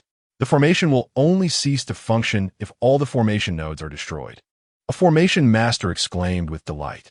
Previously, Their large formation would be entirely dismantled if the core was discovered and destroyed. However, this diagram is exceedingly clever. Even if the enemy locates the core, they cannot breach the formation. It is imperative to enhance the formation swiftly, as the enemy has already identified the location of our formation's core. Even if we dispatch skilled individuals to guard it, it is not a sustainable solution. General Lung contemplated the invaluable dedication of Xuancang, who, despite his blindness, tirelessly offered his assistance. The intricate formation he meticulously crafted in his unseen world must have demanded immense effort and concentration. Upon her return to Yueliuyun Villa, Yueliuyun beheld the array drawn by Xuancang. In the realm she could not perceive, he consistently labored in silence. Had it not been for her grandfather's presence, she would remain oblivious to his endeavors. "Little moon, you have returned. It is chilly outside. Please come inside the villa." Upon learning of her imminent arrival, Xuancang personally ventured out to greet her. The moment he heard her footsteps, he recognized that his little moon had come home. He reached out, warming her hands that had grown cold from the biting wind. Chapter 60. Departing demons. The wind howled outside the villa. "Brother Qingxiao, please do not wait for me outside in the future," Yueliuyun remarked, observing his frail attire as he stood bravely against the gusts, waiting for her return. Though he was a tall man, his steadfastness evoked her sympathy. "I'm not cold. I merely waited a short while. Although our separation was brief, I cannot help but yearn to see you sooner." Even if their meeting rendered him unable to see her, he found solace in the knowledge of her presence nearby. With a calm demeanor, he reassured Han Ying, stating that a star had descended beside her, and there was no need for concern, all while he awaited her return in the chilling wind. Han Ying smirked slightly, finding the scene hard to watch. It was truly unbecoming for their master to display such contradictory emotions. On Bailiang Mountain, there are many exquisite delicacies. I have had some freshly picked wild vegetables brought back for you to try. I hope you will enjoy them. That sounds delightful. As Yueliuyun entered Yueliuyun Villa, she was greeted by a stark contrast to the cold outside. The interior was warm and inviting. The flying eaves and glazed tiles shimmered with a golden sheen under the sun. Each step revealed a picturesque scene, adorned with flourishing flowers and flowing streams. Winding corridors flanked by verdant willows. It was evident that Xuancang had taken great care in arranging the villa, leading her to her residence, Luyinju, while others were accommodated in the adjacent courtyard. "Your Highness, shall we prepare the meal now?" A delicate woman, as fragile as a willow, approached with a graceful curtsy. Her doe-like eyes gazed at the warlord Xuancang with a touch of vulnerability, but her display of tender affection was likely in vain, for he could not see her at present. Xuancang replied nonchalantly, failing to recall who she was. The woman cast a lingering glance at him, her eyes reflecting a hint of melancholy, as if reproaching his indifference. "Who is she?"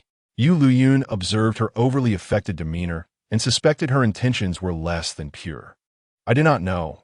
Perhaps a maid," Xuancang replied, as he had little impression of inconsequential individuals and could not discern voices. "My lord, that is Miss Ro," Han Ying interjected. "She is the sole survivor of the tragic massacre of the Feng family. She vowed to repay your life-saving grace, which is why you allowed her to serve as a maid and tend to the villa." Xuancang finally recalled the matter. "Is the place kept clean? If she proves to be of no use, she need not remain in the villa." "The floor is indeed clean." As Yueliuyun listened to the orphan's background, she began to understand the woman's motives. The intentions of the young woman in offering herself are not aligned with his arrangements. It appears that the girl harbors feelings for Brother Qingxiao. The glance she cast just now was filled with a sense of grievance. Since she feels so wronged, this prince sees no need for her to repay any debts of gratitude. Han Ying, escort her away from Yueliuyun Manor. Upon hearing Yueliuyun's words, Xuancang immediately instructed Han Ying to expel her. There was no need for such measures, and it truly mattered not. Yueliuyun observed Han Ying hastily making arrangements, proving to be quite the diligent errand runner. "Why does it matter not?" Xuancang remarked with a hint of melancholy. "This prince belongs solely to Little Moon, and no other shall covet her. My esteemed master is indeed a paragon of male virtue." Han Ying, from a distance, could not help but express his sentiments upon hearing this. The dishes in the kitchen were soon prepared, and served by the servants. Originally, Miss Feng Ro had hoped that the warlord would stay overnight, thinking she might have the chance to become a favored concubine, only to be met with Han Ying's orders to have her removed. Over the years, your diligent cleaning in the manor has been commendable. His Highness grants you exemption from repaying any gratitude. You are now free to leave the borders of Yueliuyun Manor. Feng Ro found herself questioning her life choices. After years of devoted service, she had finally awaited the warlord's return, believing that perseverance would yield clarity, only to be met with this. I do not desire freedom. I wish to remain at Yueliuyun Manor, she exclaimed in panic, for leaving in such a manner would sever her ties with the warlord. How then could she fulfill her plans? The only response she received was the firmly shut gates of Yueliuyun Manor. The command issued by Warlord Xuancang was absolute. Who would dare defy it? Outside, the biting cold wind did not chill her heart as much as her predicament. Little moon, come and savor this dish. It is both crisp and sweet. After ensuring the food was free of poison, Xuancang permitted Yueliuyun to taste it. It is delicious, Yueliuyun exclaimed. Having sampled the wild vegetables from the mountains, they were indeed delightful. Then you must eat more. Seeing her enjoyment, Xuancang eagerly served her more food. Although he could not see, his sensory perception was gradually returning, allowing him to vaguely sense the items nearby. You eat too. I will feed you, Yueliuyun insisted, bringing the food to his lips, causing his ears to redden once more. So sweet. His heart raced, and he could scarcely discern the flavor of the dish, only feeling sweetness to the core. My lord, the dish you are enjoying is wild mountain pepper, Han Ying kindly informed him. The others could not help but chuckle. They were all familiar friends of Xuancang and felt at ease. Ahem. Xuancang truly believed Han Ying was insufferable. Knowing was sufficient. Why utter it aloud? Is it not enough to embarrass his master thoroughly? After finishing their meal, Han Ying relayed the intelligence he had gathered.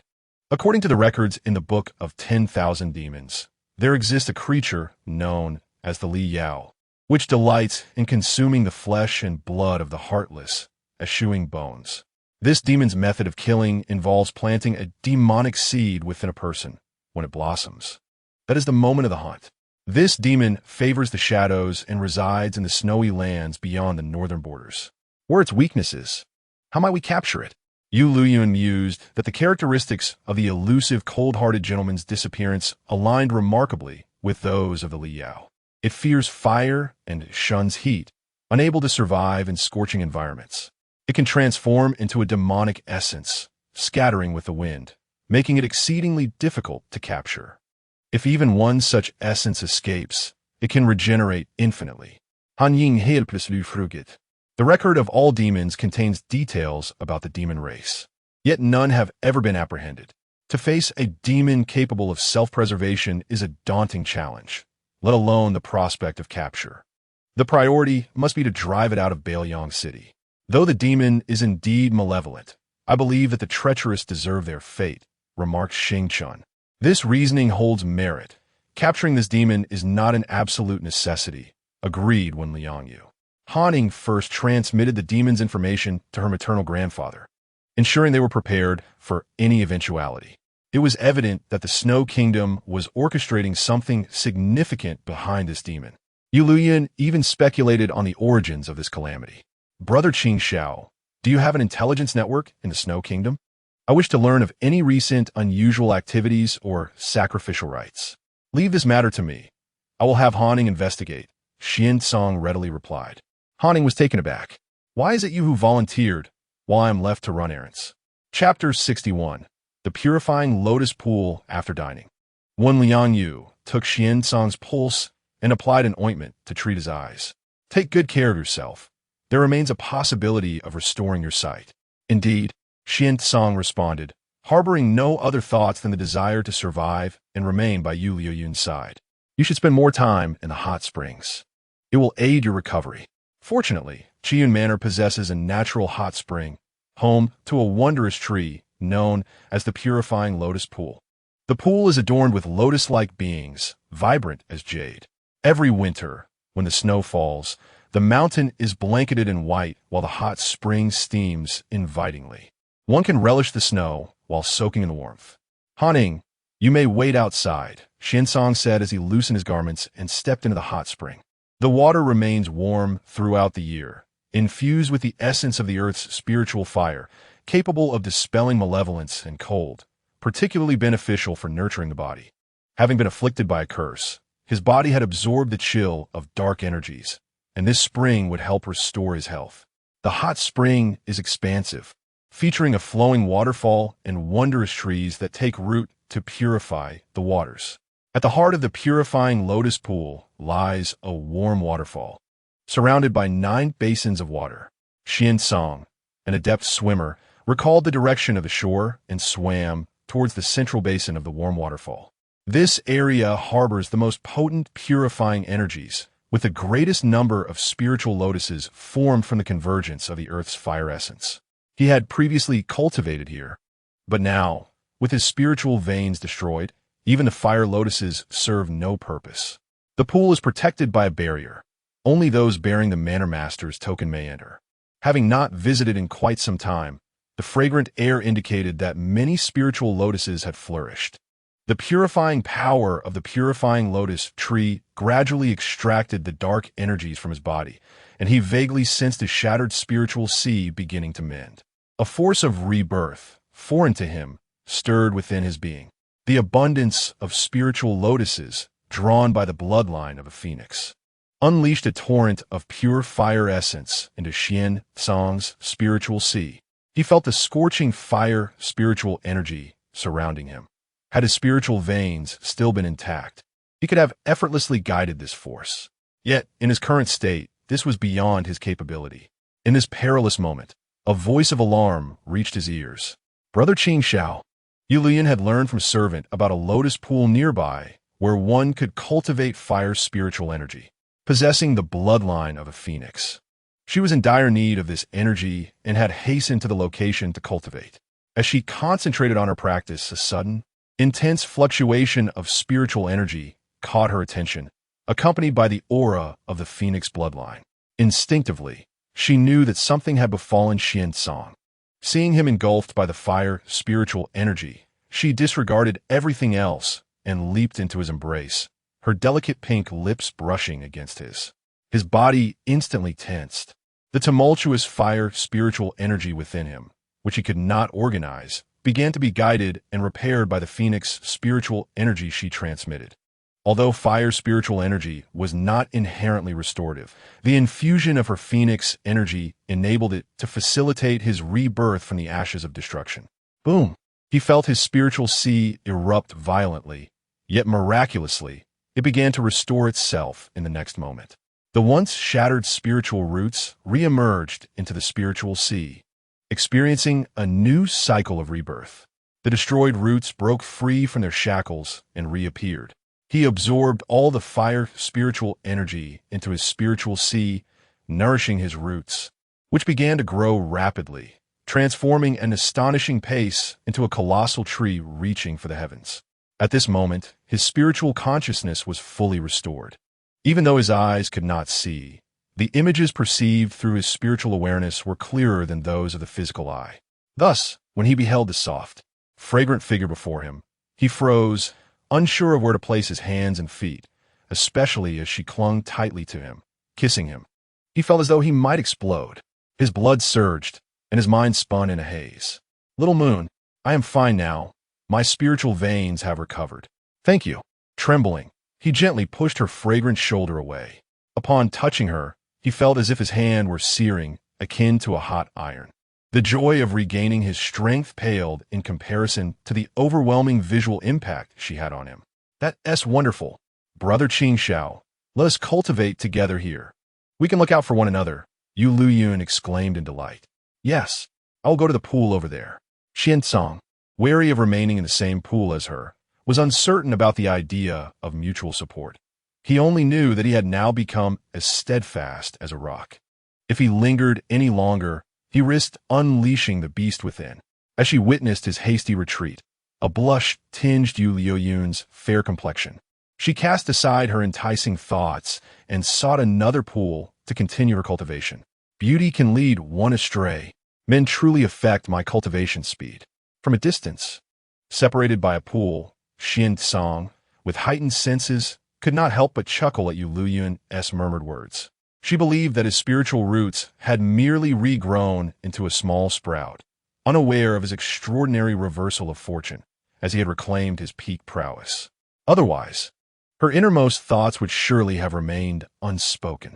Within the imperial capital of Xianghua, the chief minister Baiyu had already learned of the Qing Fei's departure from the palace to the Qingshan monastery for prayers. He dispatched individuals to rendezvous with her. "Sir, our agents are utterly incapable of infiltrating the Qingshan monastery. The guards are exceedingly vigilant, and there exists a protective barrier preventing any contact with the Qing Fei." Baiyu furrowed his brow, sensing an unsettling disquiet. "Continue to investigate the origins of the Qingshan monastery to ensure the safety of the Qing Fei." "Understood." "What Princess Shizhao? Have any updates emerged?" Princess Shizhao remains within the Buddhist hall, diligently transcribing scriptures, yet the area outside is swarmed with the queen's personnel, leaving our agents unaware of her current condition. Replace the queen's attendants and ascertain the situation of Zhao Er. Baiyu's subordinates had expertise in disguise, enabling them to blend in seamlessly. Soon, in accordance with Baiyu's strategy, his agents stealthily infiltrated the ranks of the guards, uncovering the plight of Princess Shizhao. "Sir, Princess Shizhao resides in a modest chamber of the Buddhist hall, devoid of even a single maidservant. She is bedridden, unable to satiate her hunger. Furthermore, she has inexplicably gone blind, constantly lamenting the agony in her eyes, which is truly tragic." "What? How dare they torment Zhao Er in such a manner? This is utterly intolerable." Baiyu bellowed in a fit of rage.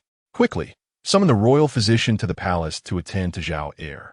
He was unaware that Shi Zhao had been enduring such dire circumstances within the palace. The Qing Fei had always held deep affection for her daughter. She would never forsake Shi Zhao without cause. Something must have transpired. "Sir, I have researched the history of the Qingshan monastery.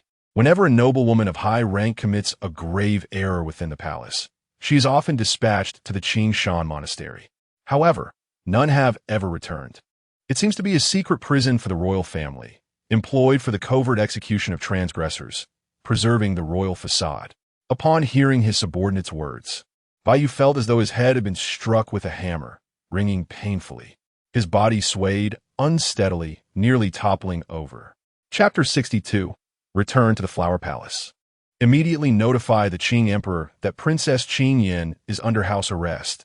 Send reinforcements at once. After the initial turmoil, Baiyu hastened to devise a rescue plan. Born as an ill-omened child, the Qing Emperor had cast him aside. He was abandoned in a remote palace, enduring relentless bullying, and nearly perished from the cold in his youth, only to be saved by his aunt, Princess Qingyin, who took him under her wing. His feelings for her bordered on fervent devotion.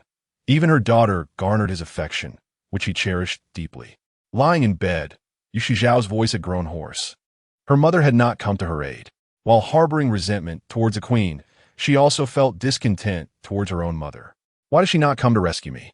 She lives a comfortable life, preserving her own safety, while leaving me to fend for myself here. Why does Baiyu not save me? What am I to them?" Her heart ached, but fortunately, she possessed a life-preserving medicine, which she managed to find and consume, allowing her to continue to cling to life. With no maidservants nearby, she groped her way around, unaware of how many times she had stumbled. At the entrance, the food container held only a single cold, hard bun and a jug of water, sufficient to stave off starvation, yet insufficient to satisfy her hunger. When had a princess ever endured such indignities? The room was stifling and reeked of foul odors, leading her to feel as though she was living a fate worse than death. Just then, she heard footsteps approaching. Who could it be? She cried out in terror. Was the queen's torment insufficient, prompting someone to come and conspire against her? "Princess Shizhao, do not cry out. I am Physician Sheng, sent by the Prime Minister to rescue you," he whispered. Her cousin had not abandoned her. Moon Shizhao exclaimed, as if she had grasped a beam of light in the darkness. "Princess, please allow me to examine you. I am so troubled.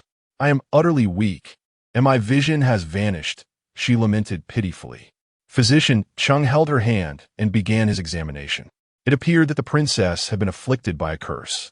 Upon hearing this, Moon Shizhao recalled the blind Xuancang, The curse he suffered was cast by her own mother, tormenting him day and night until death. A chill ran through her, and her heart filled with dread. Could it be that Xuancang had discovered his assailant and sought vengeance in kind? She remembered urging her mother to eliminate the mother of the silk curse, lest it grant Xuancang a chance for resurgence. Now, was her own sight beyond salvation? The silk curse. It must be the silk curse. Physician, please help your princess. She was not ready to meet her demise. This silk curse would torment her to death. It was utterly terrifying. Tears streamed down her face, rendering her a pitiable sight. Princess Shizhao, do not weep. Your tears evoke sympathy, Physician Cheng remarked, his eyes glinting with fervor as he witnessed her helplessness. I have a method to alleviate your pain. If you take this calming medicine, you should be able to rest. After I leave the palace, I will inform the Prime Minister to seek out a master of curses to undo it. Hearing this, Moon Shizhao eagerly nodded in agreement.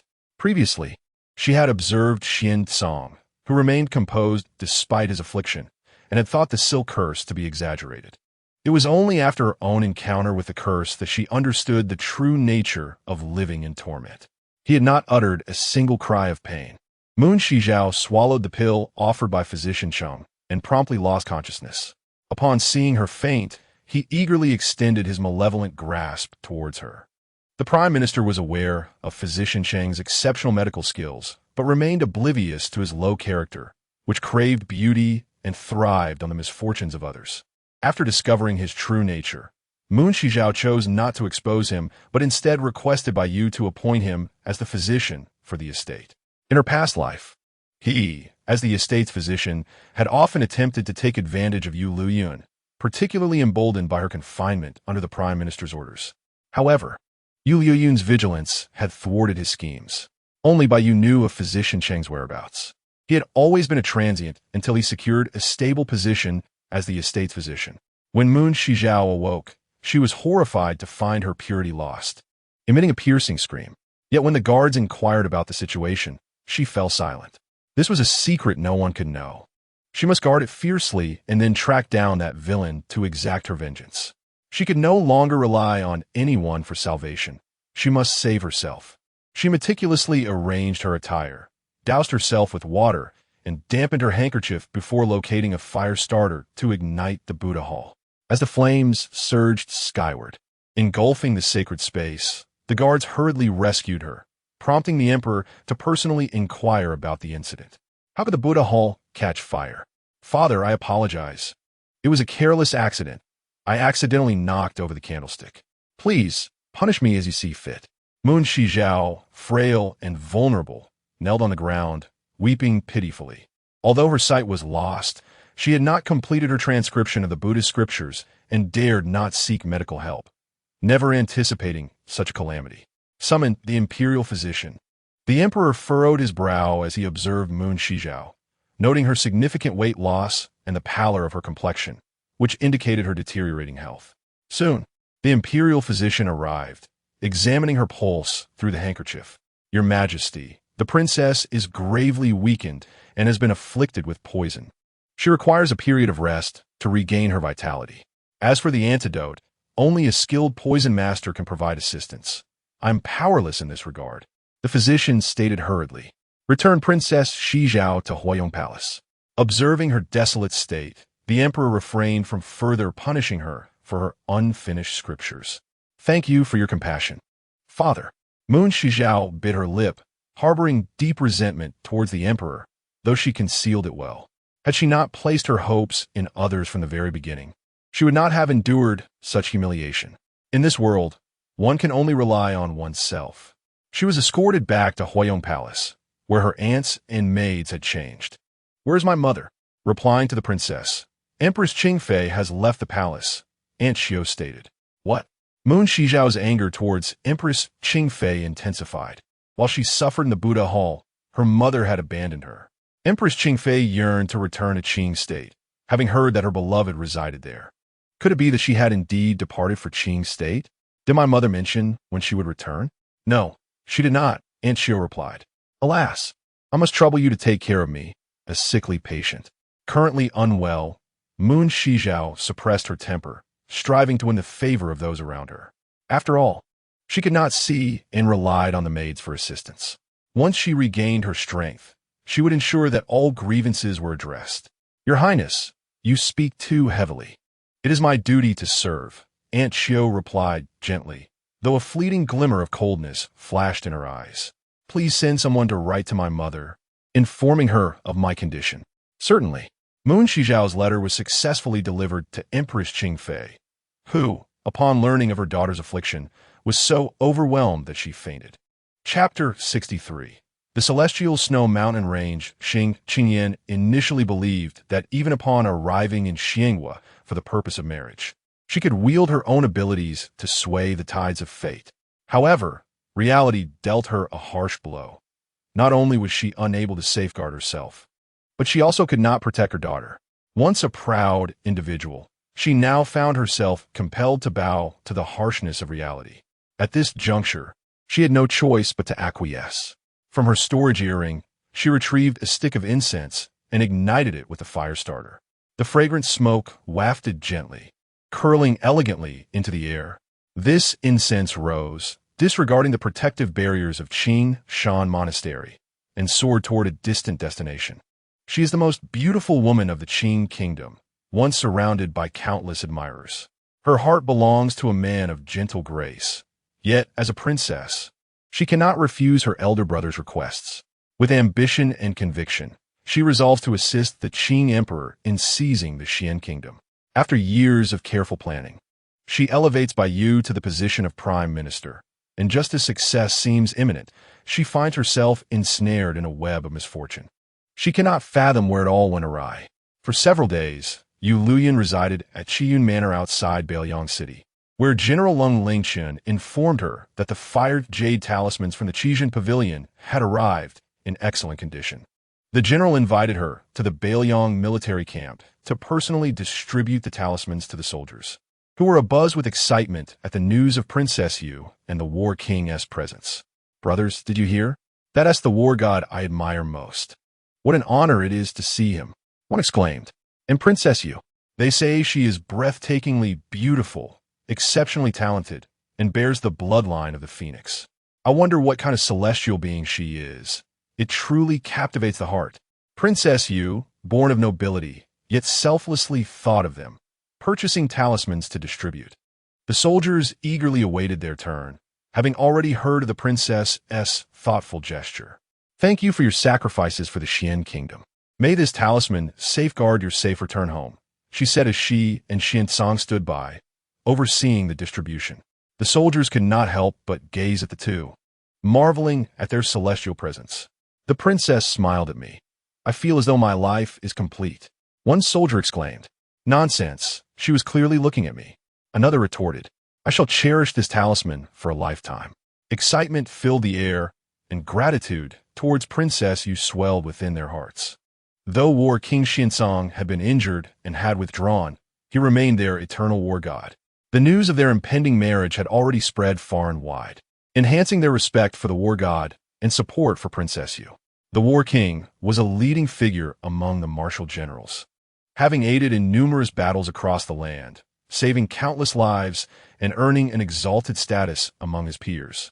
As the future War King's consort, Princess Yu naturally had the martial faction standing firmly behind her as her support. General Lung from the north and General Xianbei from the south were her most steadfast allies. Observing the youthful faces around her, Yueliuyun smiled knowingly. In her past life, they had sacrificed themselves for the nation. In this life, it was her turn to protect them.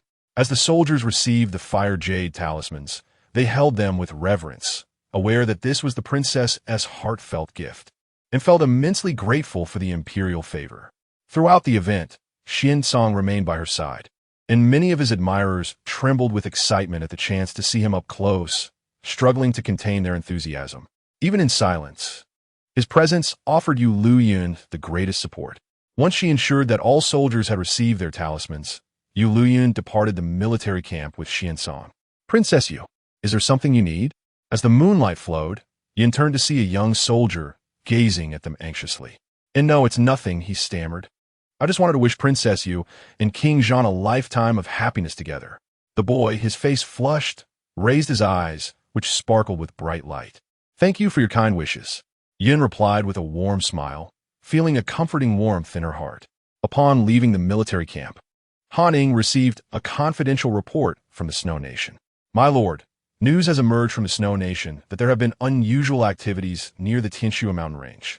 Many priests from the Snow Nation have gathered in the vicinity, suggesting a significant operation is underway.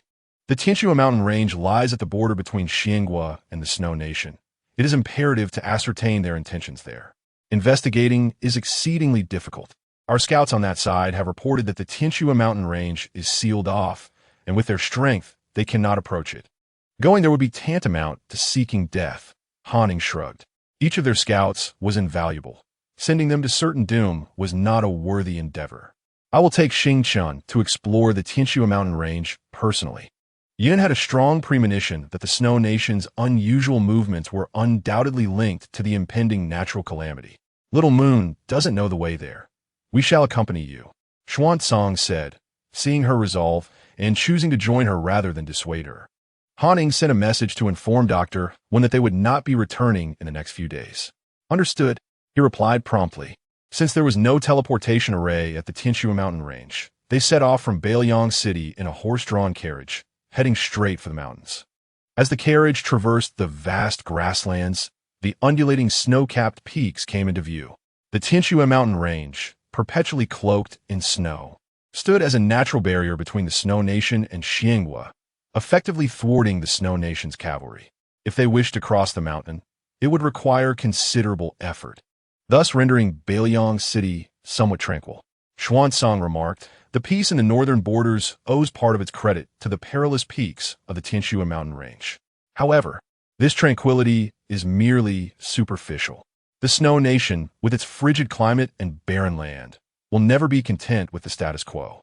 The fertile lands of Xianghua are far too alluring for them."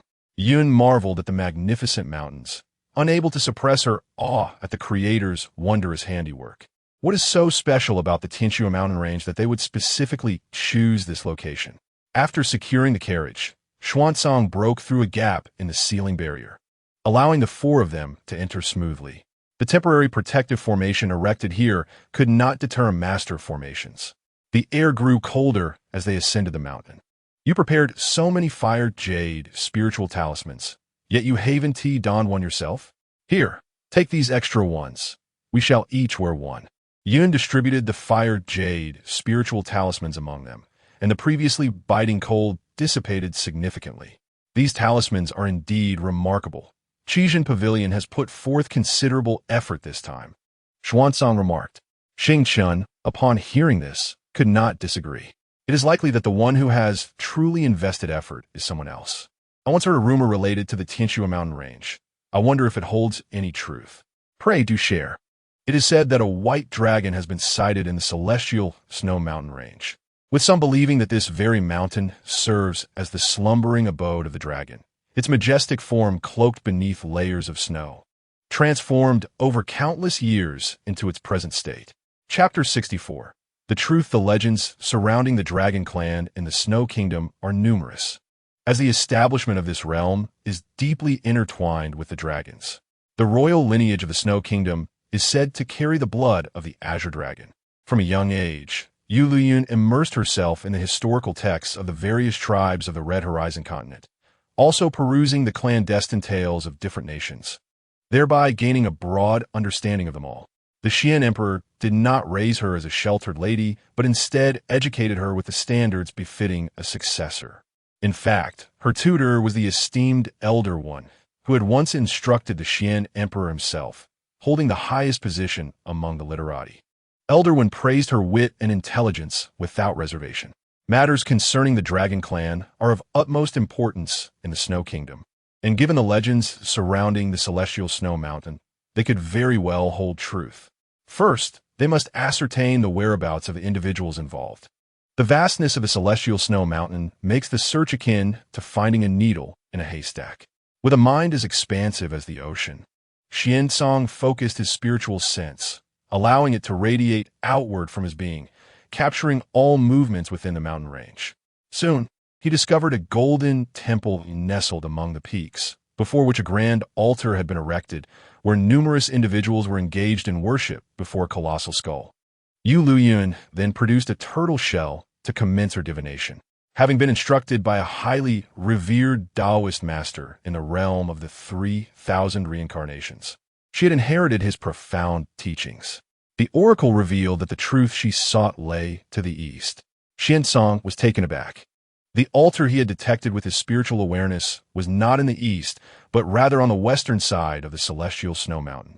Little Moon, the altar they're using for worship is located in the west, yet the truth I seek is to the east, as I have calculated. Yueliuyun held great confidence in her divination skills, for her master was indeed a Taoist sage. If she were to err on such a trivial matter, her master would surely descend from the myriad realms to rectify the situation. Her master had asserted that their lineage was filled with prodigies, rejecting the notion of incompetence. Haining, investigate the situation on the western side. I will accompany you to the east, along with Xingchen, Xuancang declared. But, my lord, how can you be separated from me? Haining voiced his concerns, apprehensive about his master's blindness and inability to see. Begone, Xuancang replied brusquely. What folly was this? Did he truly understand what he was saying? What if Little Moon took it the wrong way? All right, I shall take my leave. Haining swiftly vanished. Yueliuyun led Xuancang across the snow-laden ground, her arm entwined with his, occasionally inquiring after his comfort. Xuancang, who had intended to assert his ability to act independently, fell silent at once. What could be sweeter than being close to Little Moon? He felt content to remain idle a while longer. Never before had he experienced such treatment. Little Moon had always adhered to propriety in her interactions with him. Upon reaching the western side of the mountain, Haining indeed beheld the grand altar, laden with precious spirit crystals and medicinal herbs, piled high like a small mountain. The worshippers continued to pay homage to the enormous white skull, reciting incantations of unknown origin. That was the dragon bone. Han Ying recognized the enormous skeletal dragon head, nearly the size of a house. It seemed the tales of a white dragon once gracing the Tian Snow Mountains were indeed true. However, the colossal dragon had likely transformed into mere bones. Did they intend to resurrect this ancient beast? Such a feat seemed implausible.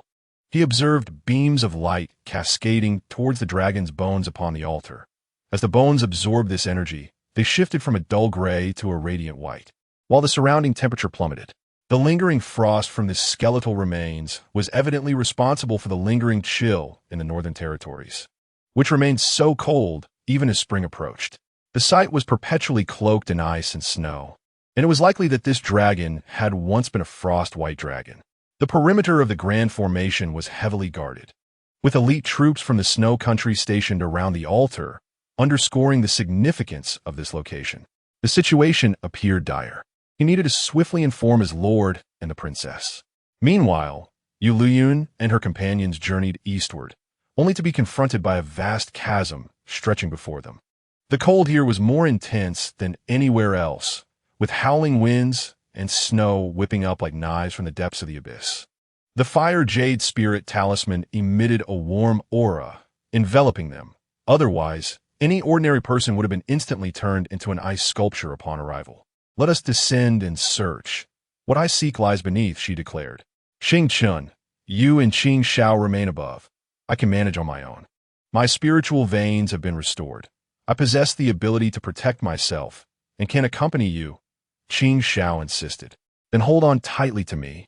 Yueliuyun replied as she made her way to a narrow path at the edge of the chasm, aware that the ferocious winds could sweep them away at any moment. The trio pressed onward through the snowstorm toward the abyss.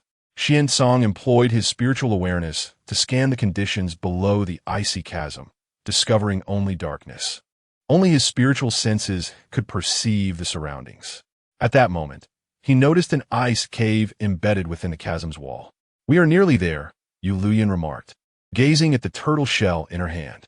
Xuancang stared at her in astonishment, having never known she possessed the skill of divination, and was genuinely impressed that she had pinpointed the location of the ice cave. The truth lies within, she proclaimed, her gaze fixed on the direction indicated by the turtle shell. I will lead the way. Xingchen volunteered to walk ahead, ready to shield her from any impending danger. They traversed a shadowy path where the temperature had plummeted to an alarming degree.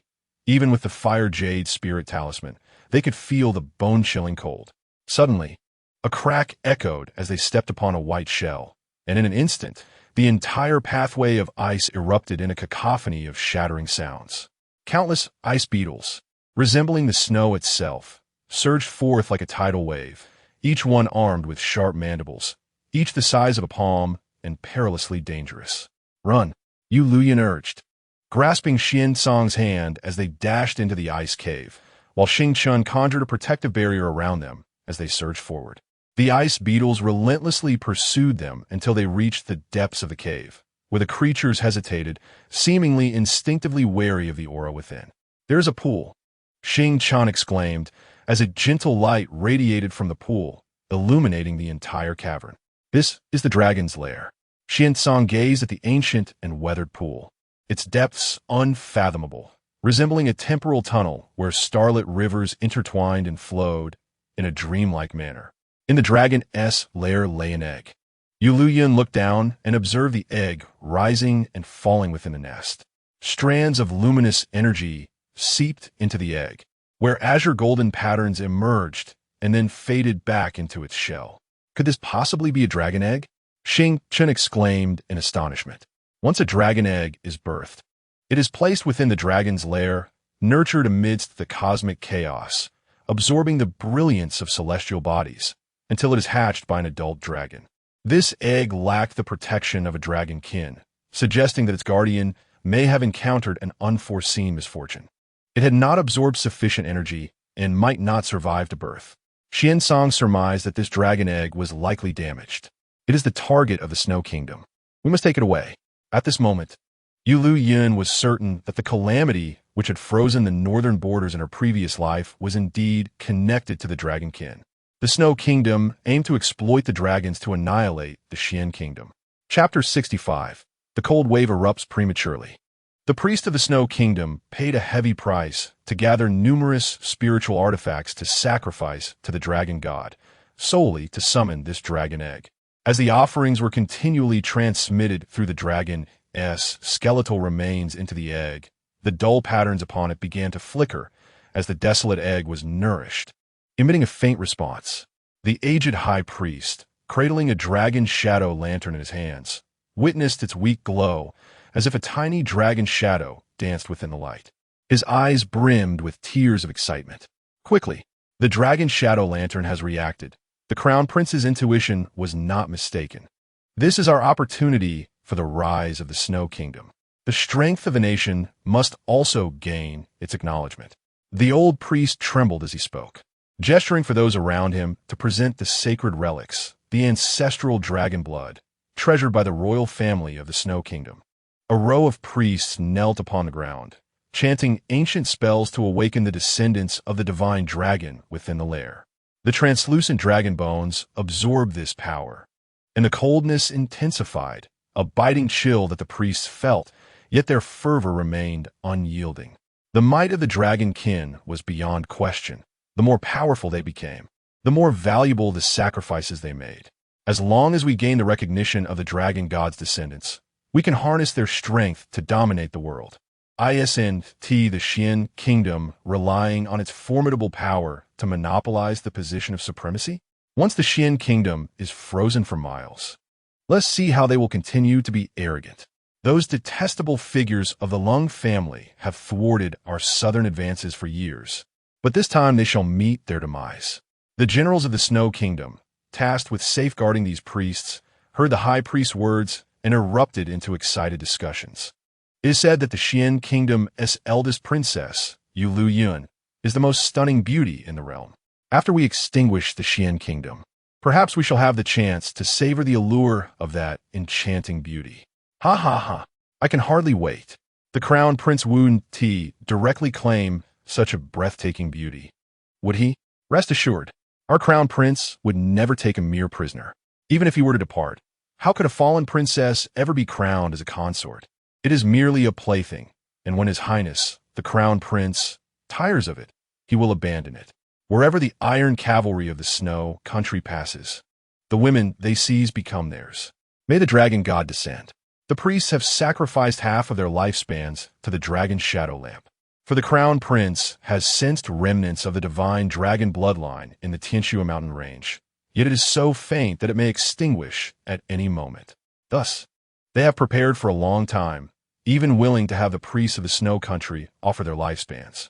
As they infuse their lifespans into the dragon shadow lamp, placed upon the altar by the elder priest, the dragon egg within the dragon's lair finally stirred, seemingly drawn by the aura of the dragon bones on the altar, ready to break free.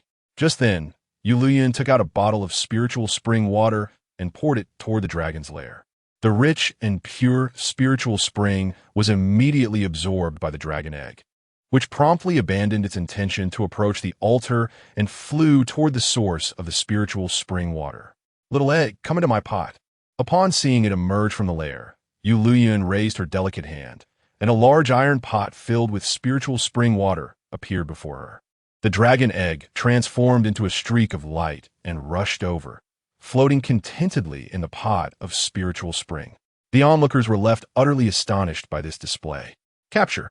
She extracted a wisp of aura from the dragon egg, retrieving a large white goose egg from her space, and infused that wisp of essence into the goose egg. She then placed the goose egg within the dragon's lair, while on the other side of the altar, the elderly priest of the snow country, along with the other priests, exerted immense effort, desperately summoning with blood. At last, a brilliant white light was conjured forth. "We pay homage to the dragon god." Everyone knelt in reverence before the large goose egg, their expressions filled with utmost respect, fearing even the slightest act of blasphemy. The elder priest trembled as he cherished the goose egg, accepting the worship of the masses, before placing it into a prepared spirit sphere, nurturing it with abundant spiritual energy. Heaven bless the snow country.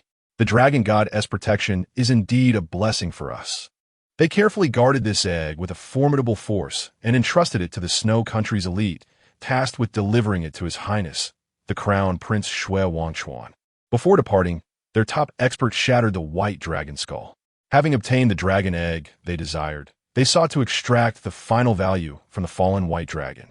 Once the skull was broken, the residual cold energy burst forth. The individuals were prepared and swiftly evacuated the area. A frigid tide surged forth, centered around the Tianxia mountain range, expanding outward. The howling snow threatened to overwhelm the towering city walls. The temperature plummeted rapidly, transforming the entire northern plains into a snowfield. Beiyang City bore the brunt of the tremendous impact. Master Lianqi, who had been persuading all citizens to leave Beiyang City, stood in stunned silence, gazing at the scene of the sky blanketed in white snow. How could this happen? Why has it come early? Is this the heavens' decree to annihilate the Xian kingdom? Master Lianqi looked compassionately at the people of the city, pondering how many would survive this dreadful calamity. Even the monks in the temple found themselves unable to leave in time. He had never intended to flee alone, hoping to persuade as many as possible to depart. Now, none shall escape. With a thunderous roar, countless hailstones plummeted from the sky, prompting terrified screams from the populace. The protective array of Beiyang City emanated a crimson glow, warding off the onslaught of the hail. As the array activated, it resisted the extreme cold. Outside the city, within the Beiyang military camp, the soldiers clutched their fire jade talismans, still warm from their embrace, when they were suddenly beset by a heavy snowfall that encased the world in ice, plunging them into a realm of frigid desolation. They watched in horror as water barrels cracked from the cold, while snow and hail relentlessly descended, their bodies trembling despite the warmth of the fire jade talismans. Without the fire jade talismans bestowed by Princess Yu, we might have been turned into ice sculptures. Heaven help us. This is a life-saving charm. From now on, Princess Yu shall be regarded as our savior. Those who had not donned the fire jade talismans rushed to find and wear them. The other soldiers, frozen and stiff, heeded the call, frantically scrambling to their tents to retrieve their talismans from their boxes, snatching back their lives from the clutches of death. Some among them, initially poor, had contemplated selling these talismans for money to improve their families' lives upon their return. Now, however, They clutched the fire jade talismans tightly, fearful of losing or having them stolen. Had Princess Yu not procured a sufficient number of fire jade talismans to ensure each soldier received one, along with many extras kept in reserve by General Long, the soldiers might have resorted to desperate measures against one another for survival. My cousin has saved the entire Beiliang army. Seeing the scene, Major General Lung Lingshen finally comprehended the significance of his recent endeavors. Previously, he had raised his voice in discontent. Now, he recognized how greatly Qijin Pavilion had assisted them. Reflecting on his earlier grievances towards the pavilion master of Kinsio, he realized he had been mistaken. Not only the Beiliang army, but also the million citizens of Beiliang City benefited from the protection afforded by the Fire Phoenix pearls bestowed by the princess. The old general's eyes brimmed with tears as he witnessed the flowing fire spiritual energy within the protective array, a wave of emotion washing over him, evoking a sense of survival against all odds. He had long been informed by his granddaughter of the impending calamity in the Northern Territories, yet he had not grasped the full extent of its terror. Now, as he experienced the devastation firsthand, he understood it to be a disaster capable of annihilating the city. Although the temperatures within Beiliang City were frigid, they were not fatal, and thanks to Yueliuyun's initiative to have Qijin Pavilion announce high prices for cold-resistant supplies, households were tirelessly stockpiling provisions day and night. With the sudden drop in temperature, they began to utilize those supplies for their own survival. After all, preserving life takes precedence. Once life is lost, wealth holds no value. They quietly rejoiced in their preparedness, ensuring that their families would not succumb to the cold. What they did not know was that had it not been for the Fire Phoenix pearls and the protective array continuously supplying fire spiritual energy, even the thickest of cotton garments would not withstand the terrifying temperatures plummeting to 70 or 80 degrees below zero. Currently, the temperature in the city hovered around freezing, allowing residents to stay warm by donning sufficient layers and lighting their heated Kong beds. As for those stranded travelers in Beiliang City, the city lord had long made arrangements, designating specific areas for their refuge. A dedicated individual is responsible for the registration and distribution of supplies. As the group, led by Moon Flow, returned to the city, they observed a congregation of monks being escorted to their lodgings, where provisions were handed out to them. There is no need for concern regarding accommodation and meals. The lord of the city has made the necessary arrangements. Once the snow disaster has passed, you may depart. The city is protected by a formidable array, ensuring our safety, while the outside world presents a starkly different reality. The recently returned brothers have reported that the landscape is frozen for miles. Stepping outside the city gates could result in becoming an ice sculpture. Please refrain from wandering. The city gates remain open to welcome other displaced citizens. But should you venture out, you risk perishing in the cold. Thank you, esteemed military officer. Your country is truly benevolent, showing great kindness to its people. Merchants from foreign lands conducting trade here have also been allocated specific quarters. The emperor cherishes his subjects like children, imposing light taxes and severely punishing corrupt officials, resulting in a rare clarity within the court. It is our fortune to be citizens of the Great Xian. The people of Beiliang City are profoundly loyal to the Great Xian, characterized by their rugged spirit. When a nation is in peril, all are ready to take up arms. Your Highness, your efforts on their behalf are commendable, Star Sync remarked to Moonflow. He recognized that Princess Moon had been tirelessly advocating for the northern borders, even risking herself in treacherous, icy depths. Now, having secured the dragon egg, she has preemptively neutralized the greatest threat to the Great Xian. Inform the maternal grandfather that this snow disaster was instigated by the Snow Country, and have the Beiliang army remain poised for battle. Understood. Outside the borders, the Beiliang army stands resolutely, yet there's an internal security risk that must be addressed. We must locate the demon. Allow me to undertake the search for the demon. Little Moon has exhausted herself. She should return to rest.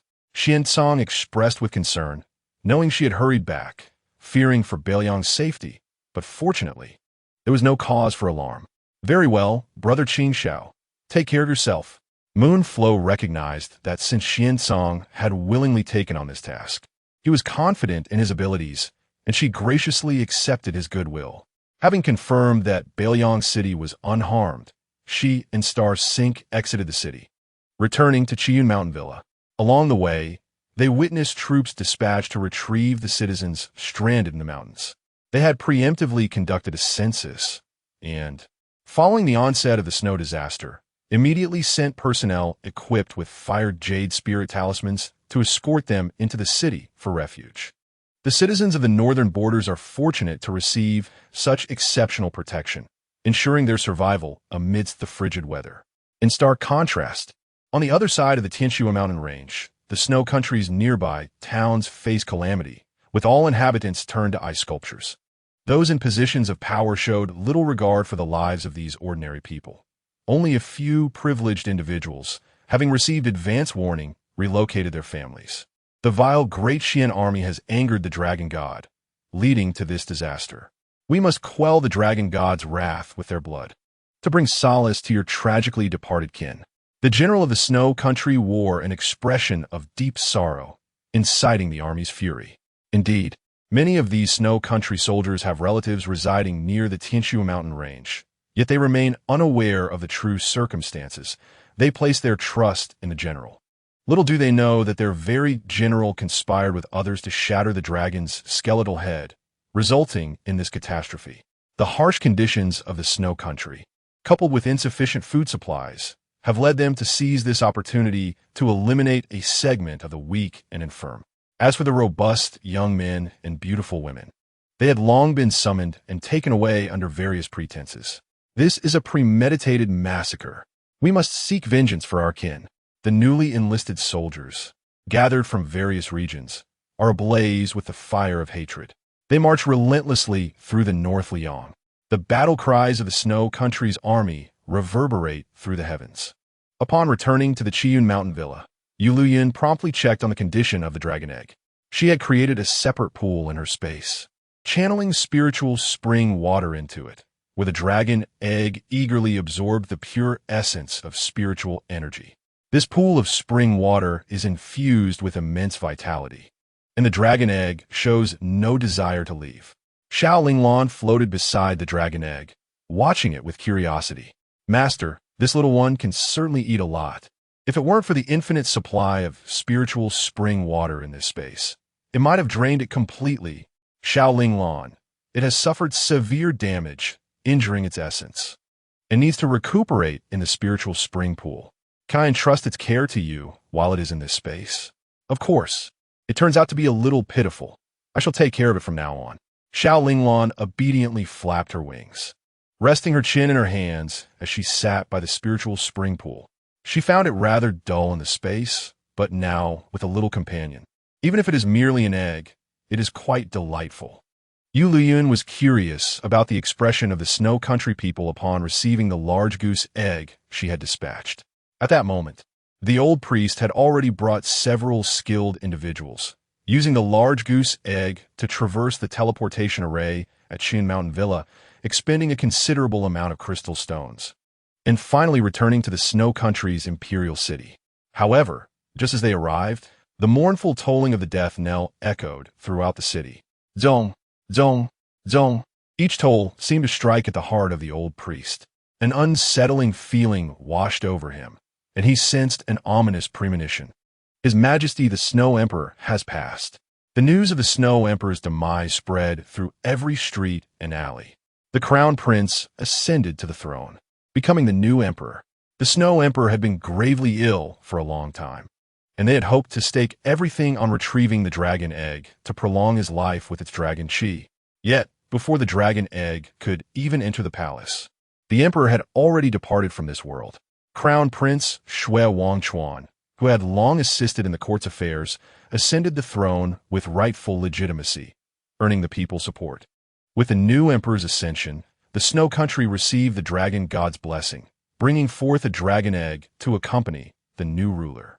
After deliberating, the old priest and others orchestrated a narrative about the dragon god bestowing the dragon egg, ensuring the entire continent recognized the new snow emperor as the destined sovereign. Some scheming princes of the snow country abandoned their ambitions, and the tumultuous court was swiftly stabilized. To prevent any harm from befalling the divine dragon egg, the new emperor, without having seen the dragon egg himself, ordered the old priest to secretly take it to the sacred site of the snow country for baptism and nurturing, ensuring the smooth emergence of a young dragon. Chapter 67. The demon-locking cage. The Snow Emperor could never have imagined that his most trusted old priest and a group of elite snow country experts had expended half of the national treasury's spiritual treasures, only to return with a large goose egg. Now the entire continent knew he possessed a dragon egg, which would significantly bolster his position. Yet the premature revelation of the dragon egg's existence necessitated utmost caution in its protection. Indeed, on that fateful day, several skilled individuals infiltrated the Snow Kingdom's palace, all in pursuit of the dragon egg. Regrettably, they returned empty-handed, failing to uncover the location of the precious egg.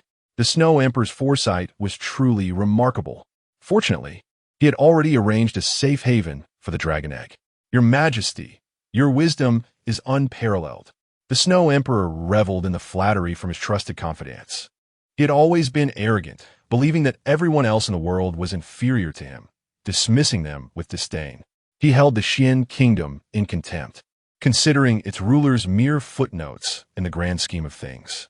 Soon, they would no longer be significant. Xuancang approached the ancient peach tree and, after a communion with it, secured its assistance in locating the elusive Li Yao. His spiritual awareness intertwined with the tree, utilizing the city's protective formation to observe the entirety of Beilong City. Each individual within his perception transformed into a luminous point, radiating various hues. Among them, one point stood out, a blood-red luminescence, which he pinpointed to a flower upon a peach tree. Li Yao had transformed into a peach blossom, cleverly concealing herself within the branches. However, her luck ran out upon encountering Xuancang. As Xuancang summoned the demon-capturing cage and enveloped her within its confines, she realized too late the peril she faced. The blossom morphed into a grotesque visage, clawing and gnashing in a desperate attempt to break free from her prison. The golden-hued cage shrank to the size of a palm, resting in Xuancang's hand. "Release me," Li Yao exclaimed in terror, gazing at Xuancang with wide eyes, bewildered by the entity that could suppress her demonic power, rendering her incapable of escape. "Silence," Xuancang replied coldly, casting a fleeting glance in her direction, before inscribing a master-servant seal upon her form. "Serve me well, and I may spare your life. You, do not act rashly. I am an entertainer, not a slave." Li Yao Isadefianli, baring her sharp fangs in a display of feigned ferocity. The aura of this man held none of the allure she desired. Her true craving was to devour the treacherous Sea King, not to be entangled with a lovesick fool dangling from a tree. "Dream on if you wish to barter your freedom. I have a task for you. You may choose to accept it or face immediate demise." Xuancang presented her with two alternatives. Death was a fate she vehemently wished to avoid, though she was immortal. The demise of this corporeal vessel raised questions about her future existence. Li Yao, born of the anguish and resentment from countless betrayed women, had coalesced into her current form. As long as betrayers roamed the earth, she would continue to manifest. Yet, if her essence were destroyed, she would lose all recollection of her past. Travel to the Qing Kingdom. Eliminate the Qing Emperor and all of his unscrupulous princes, Xuancang declared, fully aware of Qing Kingdom's intentions to reignite hostilities with the Xian Kingdom. With the Snow Kingdom poised like a predator, the situation with Qing Kingdom needed resolution. If the problem could not be resolved, then the instigators must be dealt with. He chose to eliminate the restless Qing Emperor and his royal lineage. Upon hearing this directive, Li Yao became invigorated. "You have come to the right person for such a task. I had been meditating in the mountains when the Snow Kingdom's prince informed me that the Xian Kingdom harbors the most unfaithful individuals. They were responsible for escorting me into the city, and in return, I would lend them a small favor." The demon, Li Yao, was indeed ruthless and cunning. Yet at that moment, her eyes betrayed a naive innocence. "Very well. I shall have someone take you to the imperial city of the Qing Kingdom." Xuancang surmised that without an escort, she might struggle to find her way to the Qing Kingdom. Now bound by a master-servant contract, Any treachery on her part would result in immediate retribution from the contract's power. Before her departure, she cast a puzzled glance at Xuancang. Who exactly was he? His strength could easily overwhelm her, and he possessed knowledge of how to command demons. It was utterly terrifying. Liao transformed into a flower, which Xuancang placed within a sealed box, instructing his subordinate to deliver it to the imperial palace of the Qing kingdom before unveiling it. He was acting independently this time. Even Cold Shadow was unaware of the extent of his master's prowess. After Xuancang reunited with Cold Shadow in the city, they returned to the Qiyun Manor. My lord, the Canglong guards have been arranged. During this period, they will thoroughly investigate the situation in Beiyang City to prevent any malevolent spirits from causing chaos among the populace. Very well. News arrived from the Snow Kingdom that the old Snow Emperor had passed away, and the new emperor had ascended the throne. With the blessings of the Dragon God and the Dragon Egg, he swiftly quelled discontent and skepticism. The new Snow Emperor was known for his merciless and iron-fisted tactics, and it was highly likely that the old emperor had been eliminated by him. Shui Wangchuan was a man of ruthless ambition. I shall personally lead the charge in this great battle. The old General Lung was advanced in years, and while General Lung was valiant, he lacked the cunning to match that madman. Xuancang paid no heed to Cold Shadow's haunted expression and proceeded to the Duke of the State's residence to discuss this matter with General Lung in person. As long as General Lung remained in the northern borders, he was the true commander. He was the stabilizing force of the north. Given your current condition, are you certain you can lead the troops? Should they dare to approach, I shall ensure they do not return. Excellent. Kengya, you are truly the god of war of our Xian kingdom, the commander of the northern borders. Such is the spirit you must embody. General Lung was filled with fervor. His own son was the commander of the Beiyang army, yet he felt something was always lacking. Now he understood. It was the indomitable spirit and unwavering determination of a leader that instilled confidence in the army. I implore you, Master Ancestor, to send people to assist me in setting up formations outside the city. Xuancang aimed to prepare thoroughly before the Snow Kingdom's forces arrived, minimizing casualties among his soldiers. Upon learning of Xuancang's leadership, Yueliuyun donned a suit of silver armor and, accompanied by Xing Chun and the Wen brothers, made her way to the Beiyang military camp. Uncle, Luoyun seeks to fight for the Xian kingdom. This is not permissible, Ninger. You are the eldest princess of the Xian kingdom. How can you put yourself at risk? General Lung turned pale with fear, for should her father, mother, and sister learn of this, he would surely face dire consequences. Moreover, with the War King currently serving as the temporary commander, he would never consent to her participation in battle. If you do not take me along, I shall go by myself. Yueliuyun understood that her maternal grandfather and Xuancang would not allow her to fight, so she turned her attention to her uncle. Little ancestor, please do not put your uncle in a difficult position. Remember to stay close to me. General Lung nearly lost his wits at the thought of her going alone. Very well. Yueliuyun agreed readily. General Lung arranged for her to have a tent set up, as well as for the Wen brothers. They all assumed that she had grown up in the depths of the palace, never having experienced war. In truth, she held the title of a female demon in the realm of the 3,000 reincarnations, having single-handedly led a formidable army composed of numerous women she had rescued, earning her a formidable reputation. Chapter 68. Gratitude and appreciation. The frigid weather arrived swiftly and departed just as quickly. Within 3 days, the dreadful cold gradually retreated from the Tian Snow mountain range, while the dragon's head nestled within had shattered into pieces, completely buried by the heavy snowfall.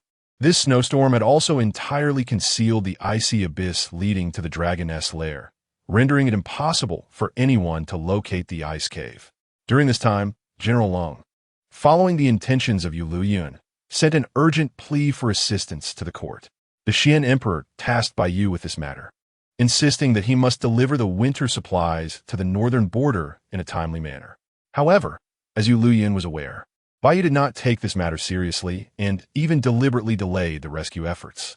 The Xian Emperor had received secret reports indicating that the northern border was secure. Thus he remained at ease, keeping a watchful eye on Bai Yu and gathering evidence of his incompetence. It was at this juncture that the Snow Kingdom's army crossed the Tian Snow Mountain Range and reached the snowfields beyond the northern border. To bolster morale, Emperor Shui Wangchuan personally led the charge. When he and his weary, mountain trekking army descended to rest briefly before advancing into the northern territory, they unwittingly stepped into the illusionary formation set by Xuancang. Soon, the entire army found themselves ensnared in the illusory realm, where thunderous roars echoed across the snowfields. Within this illusion, the Snow Kingdom's soldiers perceived the northern forces charging toward them and fought fiercely. After slaying several commanders, Shui Wangchuan realized they were trapped in a mirage. He intended to command a retreat, but his troops had succumbed to madness within the illusion, engaged in a frenzied battle. Damn it! Were they not supposed to freeze to death? The scouts had clearly reported that the northern region was encased in ice for miles, allowing our forces to penetrate swiftly and catch them off guard. How could there be an ambush? Xuancang presided over the formation's operation while the soldiers outside stood at the ready, observing their leaders slaying one another under the illusion's influence. Yueliuyun noticed the commander breaking free from the mirage, intent on dismantling the formation. In that instant, she drew forth a fiery phoenix bow, its silver-tipped arrow ignited with spirit fire. With the grace of a full moon, she knocked the arrow and released it in one fluid motion. Whoosh! The arrow soared forth like a streak of light, producing a piercing sound as it cut through the air. Just as Shui Wangchuan attempted to breach the formation, he was struck by the arrow, impaled to the ground. Furious and bewildered, he glared in the direction of Beilong City, spotting a stunning woman clad in silver moon armor, riding a white horse, her gaze as cold as the moon goddess descending upon the world. The chilling intent to kill emanating from her made him acutely aware that she truly intended to take his life. He had never suffered such a significant defeat. Despicable. To ambush me. Huh. Yueliuyun seemingly heard his words, responding only with a disdainful cold laugh. When it comes to treachery and shamelessness, who could rival this Snow Emperor? She has already learned that the generals of the Snow Nation audaciously accused the Xian Nation of inciting the natural disaster. Is this not the very definition of hypocrisy? The blood of Shui Wangchuan flowed profusely, staining the snow beneath him, a harrowing sight to behold. He snapped an arrow shaft, dislodging the long arrow, and a surge of verdant light enveloped him, healing his wounds. This was the essence of the Azure Dragon, a force of both destruction and restoration. His robust physical constitution played a crucial role. Others would have perished under such a lethal arrow. My blood shall not be shed in vain. He ignited the blood upon the ground, and a dragon's shadow pierced through the great formation. As the people regained their senses, they beheld a field strewn with corpses.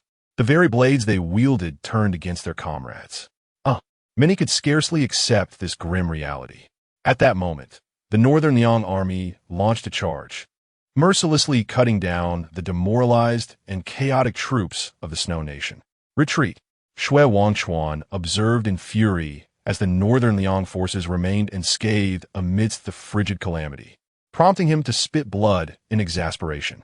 He had allied with the Prime Minister Bai, who had assured him that no timely aid would reach the northern borders. Yet, what was this situation unfolding before him? The enemy surged with vigor, particularly their commanding leader, an old adversary of his. Xuancang, were you not rendered powerless? He was utterly astonished. Where was the War King who was supposed to be on the brink of death? Was this a jest? Damn it, were they all mocking him? Curse be it. The Xian Nation's audacity was truly despicable. He felt ensnared by the collusion of Prime Minister Bai and the War King. Even their scouts were spies from the Xian Nation. What he had believed to be a certain victory had instead devolved into an undeniable defeat. The troops of the Snow Nation fled in a frenzy back to the Tianxua mountain range, and the Snow Emperor, engaging in a tactical withdrawal, found his wounds reopening as he retreated in utter disarray to his homeland. He thought the worst was behind him, but it was not. The news of his wounded defeat had spread throughout the Snow Nation before they could even return to the imperial city. This rekindled the ambitions of the princes who had just lost hope. Along the way, he encountered numerous treacherous plots. Even his accompanying military physician proved to be a covert agent of a certain prince, nearly costing him his life. That the Snow Emperor managed to return alive could be considered a testament to his resilience. Now that the Snow Emperor had returned to the palace, it was time for us to extend our return gift. Yueliuyun received word of the Snow Emperor's return and had narrowly escaped death along the way. Reciprocity is the hallmark of our great Xian's grace. Xuancang remarked with a smile. Let Haning arrange the gifts. Little Moon, should you wish to join the battlefield again, stay by my side. I cannot bear the thought of your safety being compromised otherwise. I fear that Brother Qingxiao might not approve, Yueliuyun replied timidly. Whatever you wish to pursue, feel free to do so. I will be your protector, Xuancang said gently, holding her hand without reproach. Yueliuyun obediently acquiesced. Given the Snow Nation's crushing defeat and its severely diminished morale, they were no longer capable of instigating a great war. Our wedding date approaches. Should we not return? Xuancang asked anxiously, his trepidation growing as the day drew nearer, fearing she might suddenly have a change of heart. Very well, let's return. Yueliuyun finally felt at ease upon witnessing the retreat of the Snow Nation's forces. In this lifetime, the people of the North have managed to survive quite well. It is truly wonderful. With the cessation of hostilities, the merchants who sought refuge in the city can now return to their homes. Life is gradually returning to a state of tranquility. Master Lianqi, accompanied by his disciples, gazes vacantly at the snow clearing and the flowers blooming resplendently in Beiliang City, the scent of earthly life wafting toward them. They have miraculously weathered this great calamity. As he observes the bustling and vibrant Beiliang City, his eyes brim with tears. He had envisioned a dreadful future, but to his surprise, the city had been well prepared for the impending disaster. Have you heard? It was thanks to Princess Yu's arduous journey to the north that we received the life-saving supplies. By the way, those high-priced goods were specifically intended for Princess Yu. Those supplies allowed our families to safely endure the coldest nights, and reflecting upon it now, we should keep them. Even if there are surplus provisions, the lord of the city will manage that. Everyone need not worry. You shall not suffer losses. It is said that His Highness, the War King, personally commanded the army, leading to a resounding victory over the enemy. The War King is truly formidable. Furthermore, Princess Yu struck down the enemy commander with a single arrow, a woman of valor, equal to her male counterparts. My son serves in the Beiliang army, and when the snow disaster struck, the outside world was frigid to the point that living beings could be turned to ice. Yet, Princess Yu personally delivered a talisman to him, preserving his life, for which I shall be eternally grateful. After this ordeal, both Princess Yu and the War King achieved unparalleled renown in the north, and the people are filled with gratitude towards them. Chapter 69. A shock to the nations. The news of the Beiliang army's decisive victory over the Snow Nation swiftly spread throughout the entirety of Xian country and even the Red Horizon continent. Nations that had previously eyed Xian country with predatory intent were left in a state of bewilderment, especially upon hearing that the War King himself led the troops to a victory with 0 casualties in the Beiliang army. A wave of dread washed over them. The audacity of Xuancang. This was clearly a trap. Only the foolish Snow Emperor would leap into it, nearly sealing his fate. Wasn't it said that the War King was incapacitated? Well, load of nonsense. How could a supposedly disabled leader still command troops? Xuancang has deceived my trust. I had thought that with Xuancang out of commission, our chance would arise. Thankfully, I did not act impulsively and charge in. The thought alone is terrifying. For years, the nations have been subdued by the War King Xuancang. As long as he stands, their morale remains non-existent. Who could possess confidence when facing a battle-hardened deity of war?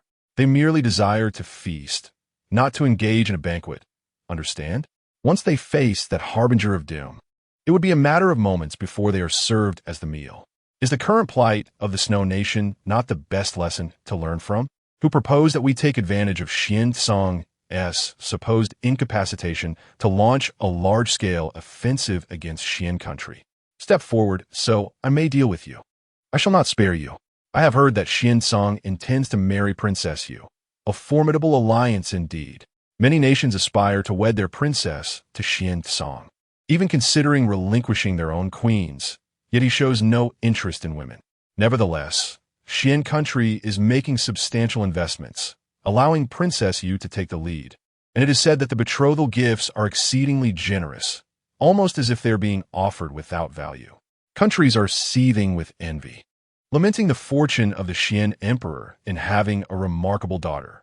This maneuver is truly masterful, effectively binding Xuancang, the talisman of survival. Xuancang holds the esteemed position atop the Golden Scales list within the Moonlight Academy, and as long as he remains unscathed, the formidable power of his mentors and peers is an undeniable force. We must exercise caution and refrain from rash actions. Summon the attendants, prepare the congratulatory gifts, and command that the princess and the prince personally present them to the Xian kingdom, celebrating the joyous union of the war god. It is imperative that we mend the relations between our nations before they become aware of our prior ulterior motives. We must eliminate a few advocates of war to demonstrate our amicable stance towards the Xian kingdom. The recent victory of the Xian kingdom has sent shockwaves through the other nations. The Snow Emperor, employing ruthless measures, has executed numerous brothers to stabilize the situation. Just as he took a moment to breathe, news arrived that the border army of the Snow Kingdom has revolted. Indeed, they have truly rebelled. What has transpired? Your Majesty, it appears that someone within the army has clandestinely distributed viewing stones, capturing images of several generals collaborating to shatter the Dragon Bone, which instigated the Cold Wave. The soldiers, upon learning that their parents and families were harmed by the generals, became incensed and swiftly rebelled against the Snow Kingdom. These soldiers seem to have received guidance, choosing not to directly confront the imperial army, but rather to slay their commanders before defecting to other nations. By the time the news reached the imperial city, they had vanished without a trace. The Snow Kingdom's forces had already suffered significant losses, and now more than half of the remaining troops have fled. Upon hearing this, the Snow Emperor felt a rush of bitterness filling his throat, exacerbating his internal injuries and causing him to spit blood once more. What an impressive display by the Xian kingdom. Such thunderous tactics serve to intimidate our Snow Kingdom, instilling fear in the hearts of other nations. Shui Wangchuan trembled with rage, having gone from a state of ambitious confidence to one of profound self-doubt. He ordered the consolidation of defenses, relinquishing 100 border cities, and focusing national strength to construct a grand city akin to Bailiang.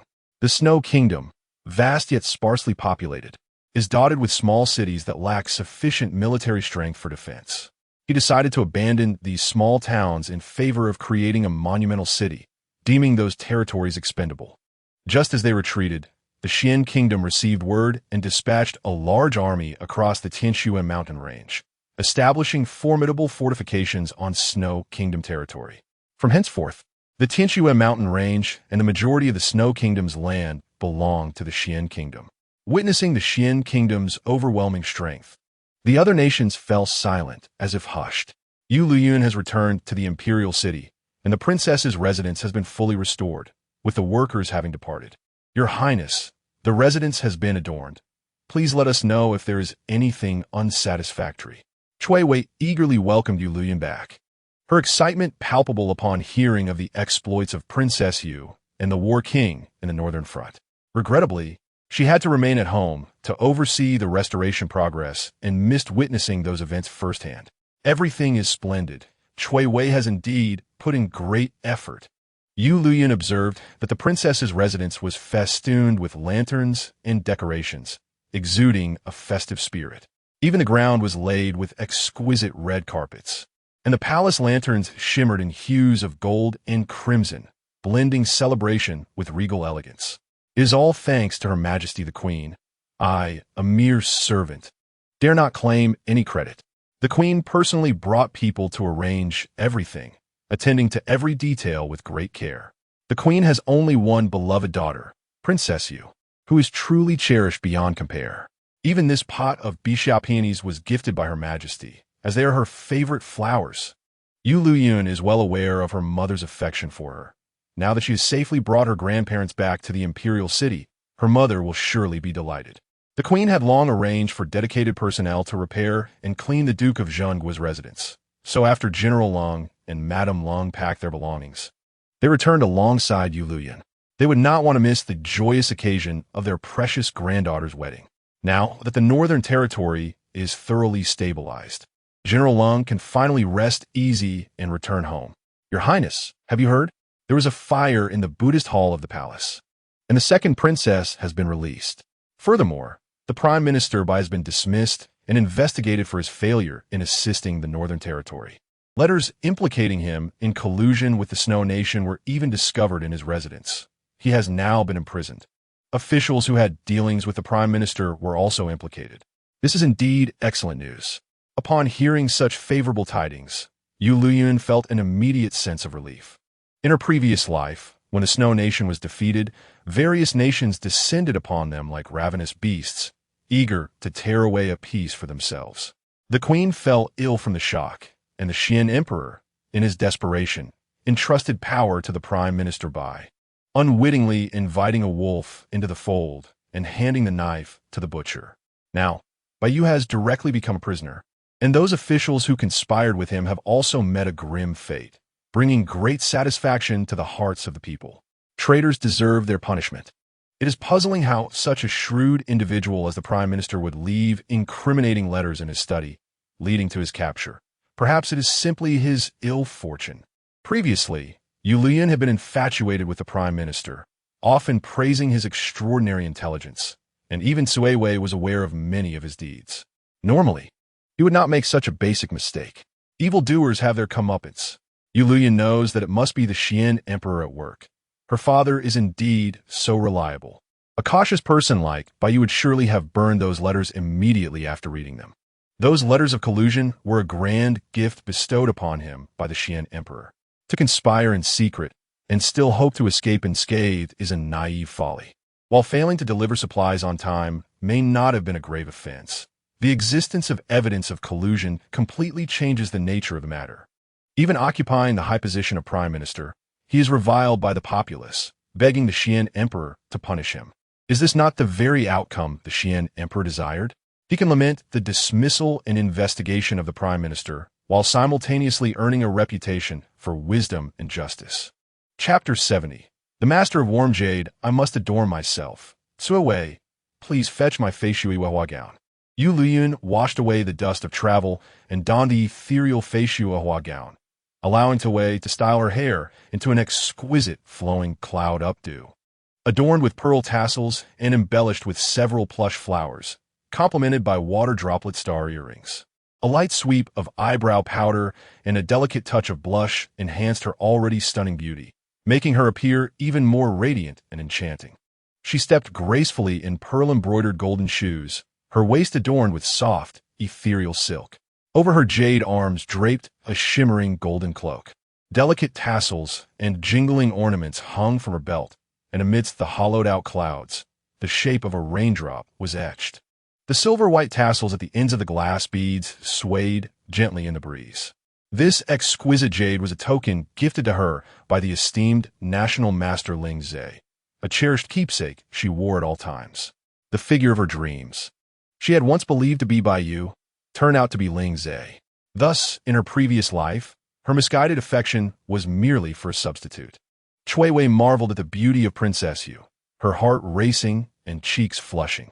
Your Highness, is this splendid attire for an audience with the War King? Sui Wei had transformed into a devoted admirer of the War King, for who would not revere the invincible god of war? Alas, the War King could not behold your beauty. Otherwise, he would undoubtedly be entranced. I am not going to the War King's residence, but rather to the dungeons. As soon as Yueliuyun's words fell, Sui Wei fell to her knees with a thud. Your Highness, please do not despair. A good horse does not turn back to eat the grass it has passed. Let us not choose that traitor. Though the War King is blind, he is not without perception. Look at him, unwavering in his devotion to you for a decade. Such loyalty is truly moving. Sui Wei gazed at her imploringly. Let us discard the foolishness of love. Please rise. I merely wish to witness the commotion, to throw stones at the unfortunate. Do you understand? Your Highness, please maintain this steely resolve. It is indeed commendable. Tears streamed down Sui Wei's face. As long as you do not fall into the trap of infatuation, all will be well. That scoundrel betrayed the nation, It is fortunate you did not choose him, or your life may have been at stake. Now, let us venture to the dungeons for some amusement. Your Highness, it must be you." Together, they proceeded to the notorious dungeons, where Chui Wei presented the princess's token, and the head jailer respectfully accompanied them. "I pay my respects to your Highness. What brings you here?" "Take me to Lord Bai's cell." "Yes, right this way." The jittery jailer led them to the cell where Bai Yu was confined. "Everyone else, step back." "As you command." Bai Yu, clad in prison garb, sat on the cold floor. Upon hearing the sound of jingling bells and catching a whiff of an unfamiliar fragrance, he turned in astonishment towards the cell's entrance. The dimly lit chamber had but a small window through which a beam of light filtered, illuminating Yueliuyun's radiant gown, making her appear unblemished, like the moon hanging high in the sky. He, in his humble state, could only gaze up at her, a mere speck of dust beneath her brilliance. It had not always been this way. Once, she had looked at him with adoration, as if he were a being apart from the rest. In his eyes, she had been a celestial ladder, but now she stood there unattainable. "Your Highness, thank you for visiting me. Though I am wrongfully accused, your concern brings me solace." Bai Yu reflected that perhaps his previous aloofness had driven her to seek the War King's hand. Now, in a softened demeanor, he sought to evoke her compassion. If she were to plead on his behalf, the Celestial Emperor would undoubtedly grant him his freedom. Yet, at this very moment, he still sought to manipulate her.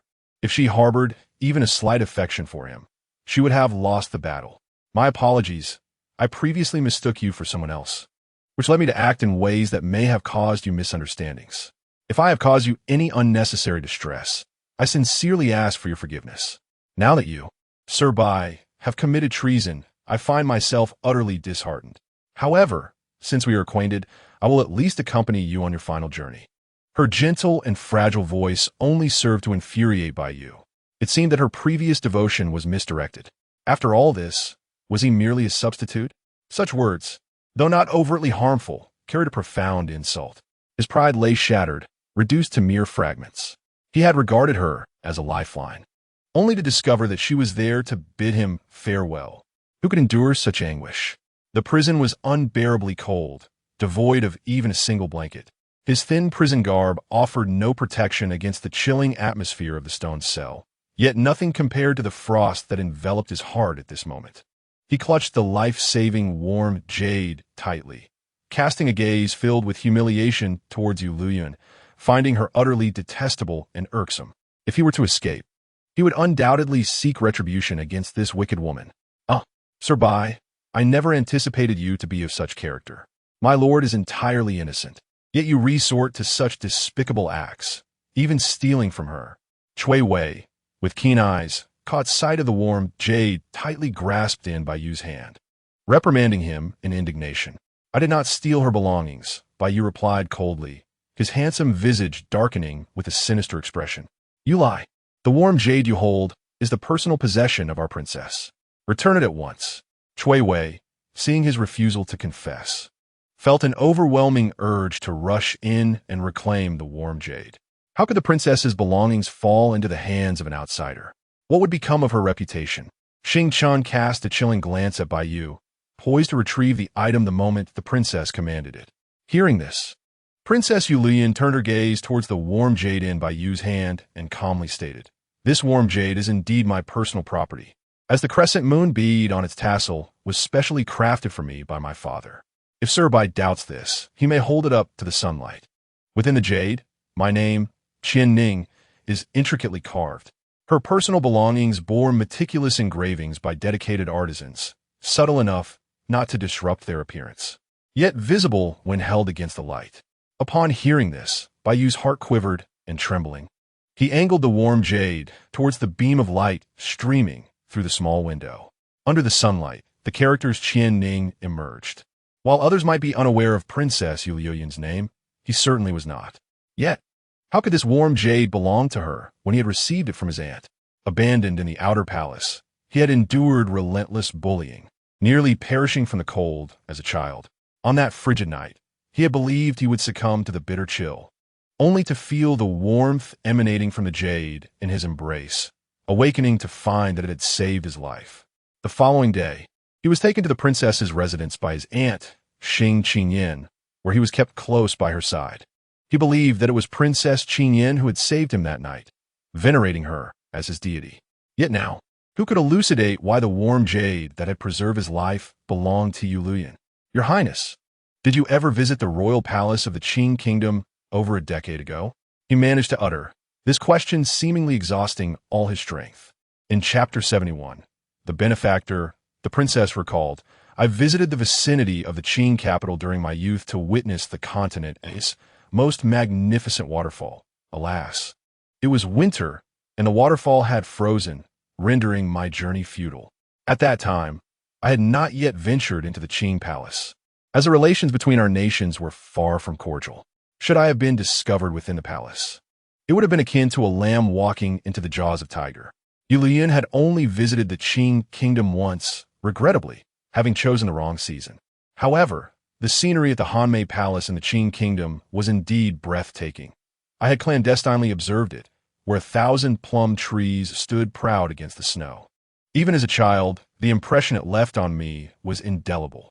She answered his inquiries regarding the Qing kingdom, hoping to gauge his sentiments. He had previously been exceedingly cautious, never broaching topics related to the Qing kingdom, and this deviation from his norm warranted further investigation. The warm jade in my possession was acquired from a merchant of the Qing kingdom, he revealed. He claimed it was given to him in his youth. At that time, he was merely a boy who had collapsed in the snow at Han Mountain, unaware that it originally belonged to your highness. In that case, I shall repay Lord by double whatever he spent, provided the item is returned to its rightful owner. Yueliuyun demanded the warm jade back. I recall that during my visit to appreciate the plum blossoms at Hanmei Palace, I indeed encountered a boy lying beneath a plum tree. It was fortunate that he had collapsed beneath the most beautiful tree, the 1,000-petaled jade butterfly plum, although nearly buried by the heavy snow. I was able to discover him and bestowed upon him the warm jade. Otherwise, he would have surely perished from the cold that night. At this moment, Yueliuyun began to piece together the truth. Could it be that the boy she had rescued all those years ago was Baiyu? Regret washed over her. She had saved a treacherous ingrate who annihilated her kingdom, destroyed her family, and caused the tragic demise of both her and her unborn child. Yet, she had initially saved him. Was this how he repaid her? Your Highness, may I keep this warm jade? I have worn it for many years and have grown fond of it. Baiyu clutched the warm jade that had accompanied him through the darkest times of his life, the sole source of warmth in his bleak existence. But what had he done? Upon arriving in the Xian kingdom, he had schemed and plotted, all to drag the girl who had brought him warmth into the depths of darkness. He had even sent other men to her bed, entwining her in passionate embraces. At this moment, he felt as though his heart was bleeding, overwhelming regret enveloping him.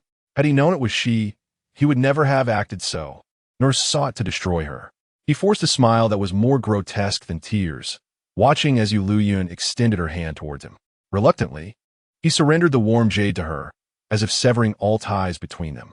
Yueliuyun grasped the warm jade, shattering the crescent moon bead at its end, and with a flicker of her spiritual energy, erased the tiny inscriptions within. Without a trace of hesitation, she cast the warm jade aside to Baiyu. Let be a memento for Lord Bai.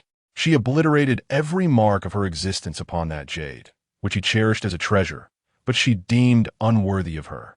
Let's depart. Baiyu lunged forward, catching the warm jade just before it shattered upon the ground. He held it tightly, lifting it towards the sunlight. Now devoid of her delicate script, this piece of jade, much like herself, had severed all ties, rejected as he was. In that moment, he realized the profound truth. He had truly lost her. Memories flooded his mind, recalling the first time he beheld her. It seemed fate had woven their paths together, as they met during a winter banquet when the first snow blanketed the imperial city. Yueliuyun, adorned in a fiery red cloak, sat beneath a crimson plum tree, her slender fingers dancing over the strings of a zither. Petals fell into her hair, rendering her almost ethereal, untouched by the mundane world. Despite the raucous festivities in the distance, where goblets clinked and silks rustled, she remained in her garden, lost in her music and the beauty of blossoms. He had not relished the ardent gazes of women upon him, seeking respite when he fortuitously stumbled upon this enchanting scene. As she lifted her gaze towards him, there was a moment of stillness, and then her eyes sparkled as if stars had descended into them. With a radiant smile, she regarded him as if he were an old friend. Their initial encounter was breathtaking, leaving an indelible mark upon his heart. Had he not later learned that she was the most cherished princess of the Xian Emperor, he would not have sought her out, crafting myriad opportunities to win her favor. Yet, he miscalculated. He never anticipated that Princess Yu would ultimately consent to marry the War King. Regret gnawed at him. Tomorrow marked the joyous occasion of Princess Yu's wedding to the War King, and the Emperor decreed that the prison must be adorned, lest it cast a pall over the festivities. Indeed, the princess and the War King are a match made in heaven. Hearing the guards outside, discussing the wedding date, Bai Yu could hardly bear it. The warm jade in his hand could not thaw the chill that enveloped his heart. Upon returning to the princess's residence, Yueliuyun encountered a tall figure waiting at the entrance. As she alighted from the carriage, Xuancang, with reddened eyes, enveloped her in his embrace. "Little moon, you promised to marry me. Please do not regret it. All right? I beg you." Xuancang's voice trembled, having heard that she rushed to visit Bai Yu upon learning of his imprisonment. Had she suddenly realized how significant Bai Yu was to her heart, prompting a desire to retract her marriage vows? The more he pondered, the more anxious he became, wishing to rush to the prison to find her, yet fearing to offend her. He could only wait at the entrance of the princess's residence, contemplating how to desperately persuade her to stay. I was wrong before. I should not have hesitated at the time of the betrothal. I truly wish for you to marry me. Do not think of him. He is not worthy. A soft chuckle escaped Yueliuyun as she beheld his jealous and aggrieved demeanor. Dear brother Qing Xiao, do not indulge in fanciful thoughts. I merely went to the prison to observe the commotion. How could it possibly entail breaking off our engagement? With your striking appearance, would it not be foolish for me to disregard you? So, do you only appreciate my visage? Xuancang murmured. I must ensure the preservation of this face. Otherwise, if it were to lose its charm, what if you no longer favored me? She added, well, it is not solely your face that captivates me. Your physique is equally admirable. Yueliuyun whispered playfully, causing a flush to creep up his neck. Xuancang felt his cheeks burn. He had never realized how alluring Little Moon could be. Had he known she favored such a demeanor, he would have boldly pursued her long ago, rather than lingering in the shadows for so many years without substantial progress. Rest assured, once we are wed, everything shall belong to you, my heart, my being. Use them as you will. I shall offer no resistance. Such sentiments are entirely unnecessary. Yueliuyun chuckled, bemused at the sight of the formidable warlord transformed into an obedient little pup, stumbling over his words. Chapter 72. The heartbroken warlord. They might as well consider me deaf. Xing Chun stood at a safe distance from Yueliuyun, though his hearing was remarkably acute. Hearing the cold, ascetic prince utter such bold words was almost too much to bear. Was this something he could overhear without cost? The command given by the master seemed rather unseemly. Hanning struggled to articulate his thoughts, feeling awkward to acknowledge that the prince was indeed his master, exhibiting such a lack of decorum. This prince merely stated that you are at the princess's beck and call. What frivolous thoughts occupy your minds? Xuancang said with a scowl. Did they believe their hushed whispers were imperceptible to him? He was not blind, nor was he deaf. I never anticipated you two would behave in such an undignified manner. How utterly disappointing. Yueliuyun could not help but laugh at their discomfort. Tomorrow we shall wed. According to tradition, we should not meet at this time. My mother has sent word, instructing me to return to the palace shortly. Very well. I shall be there to welcome you tomorrow. Xuancang quickly calmed down at her reassurance. As she returned home to prepare for her entrance to the palace, Hanning seized the opportunity to inquire with Cui Wei about their visit to the prison earlier. Upon learning that Princess Yu had only gone to witness the spectacle, he promptly informed the warlord, allowing him to relax completely. Master, Cui Wei mentioned that many years ago, Princess Yu rescued a young boy at a palace outside Qinghua, gifting him a piece of warm jade, which is now in Bai Yu's possession. We have struggled to trace Bai Yu's origins, but this leads us to a clear direction. That fellow is cunning. Although he has stumbled this time, he will not concede easily. Ensure the prison is under close surveillance, and increase the manpower. For tomorrow is the day of my wedding, and nothing must go awry. Xuancang deduced that the boy princess you had rescued all those years ago must indeed be by you. He had not anticipated such a connection. Master, those sent to the Sea Kingdom have returned, bringing with them a collection of rare treasures, which have already been placed in the treasury. You should invite the Wen brothers to come here. Indeed, soon. When Yueliuyun and Yueliuyun arrived at the War King's residence and learned of the news from the Sea Kingdom, Yueliuyun exhibited a look of excitement. The Wen family holds great prestige in the Sea Kingdom, and our informants have discovered that the current situation of the Wen family is quite dire. Due to the lack of a direct heir, the collateral branches are vying for control of the family. The matriarch has suffered a significant blow, leaving her in a daze, while the family patriarch has been desperately seeking medical help for his wife, but to no avail. Their spies have proven to be exceptionally astute, cautiously gathering intelligence about the internal affairs of the Wen family. It is said that the collateral branches have already seized considerable power, and the family head has faced several dangers, yet has managed to escape each time. Unfortunately, this favorable situation may not last. The king of the Sea Kingdom is seeking a suitor for his daughter, and it is rumored that the princess has a close relationship with a young man from the collateral branch of the Wen family. If that young man were to become the prince consort, it could spell trouble for you both.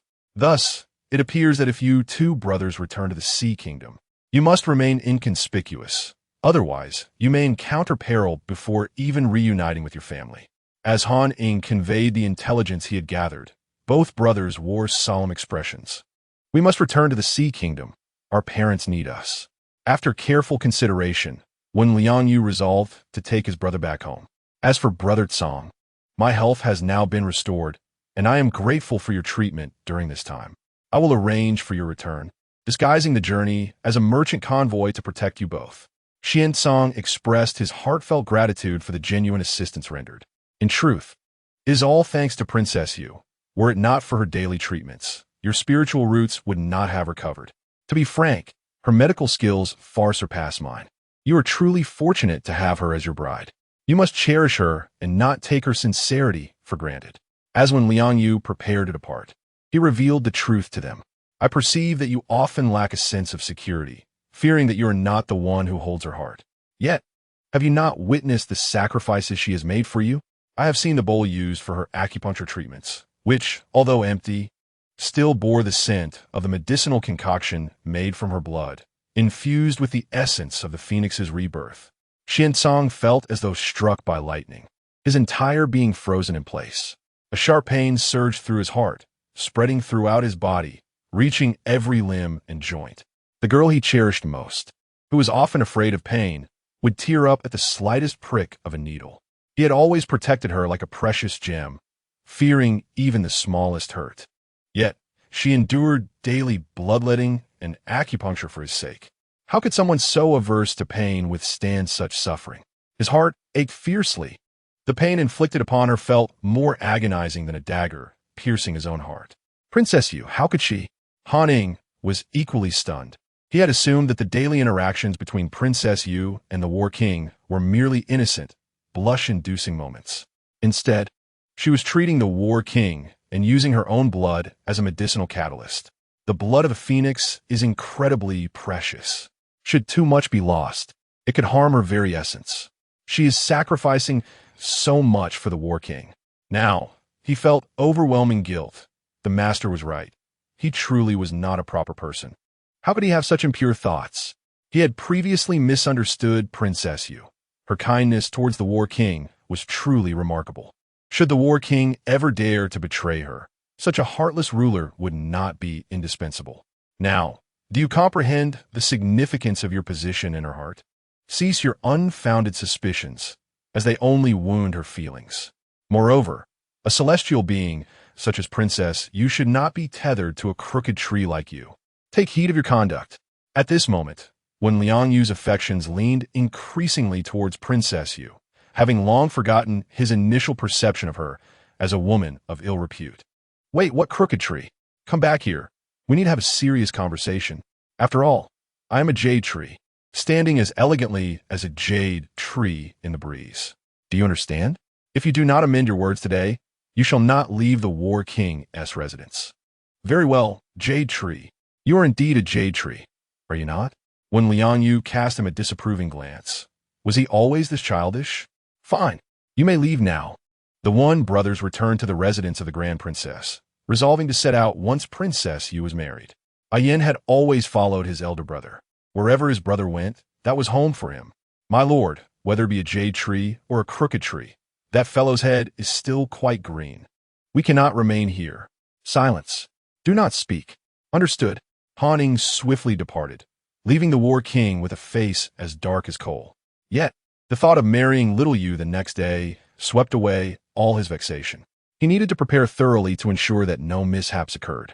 At that moment, a figure appeared, soaring through the air on a flying sword, manifesting outside the Qingshan Monastery. A wisp of fragrant mist, as if alive, guided him to this location. Ayan, is this the outcome of your forsaking me all those years ago? Chapter 73. The white-haired sword immortal. The newcomer was a white-haired sword immortal who had learned of Xing Qingyin's whereabouts prior to his arrival. It was common knowledge that she had come to the Qingshan Monastery to pray for Princess Shizhao. Thus he journeyed there. Upon seeing the formidable killing formation set up around the monastery, he sensed the imminent danger as he approached. His long sword rose before him, intercepting the sharp, murderous intent. The one who set this formation was undoubtedly a master. This place was not an ordinary monastery, as it would not require such a lethal array for defense. Yin must be trapped within. With sword in hand, he descended towards the great formation of the Qingshan Monastery. Without breaking this array, he could not enter. The sword gathered immense power, shaking the monastery with a thunderous impact. Who dares to act recklessly here? The guards of the Qingshan Monastery coldly reprimanded. I am Changyan, the celestial sword immortal from beyond the clouds, here to take someone away.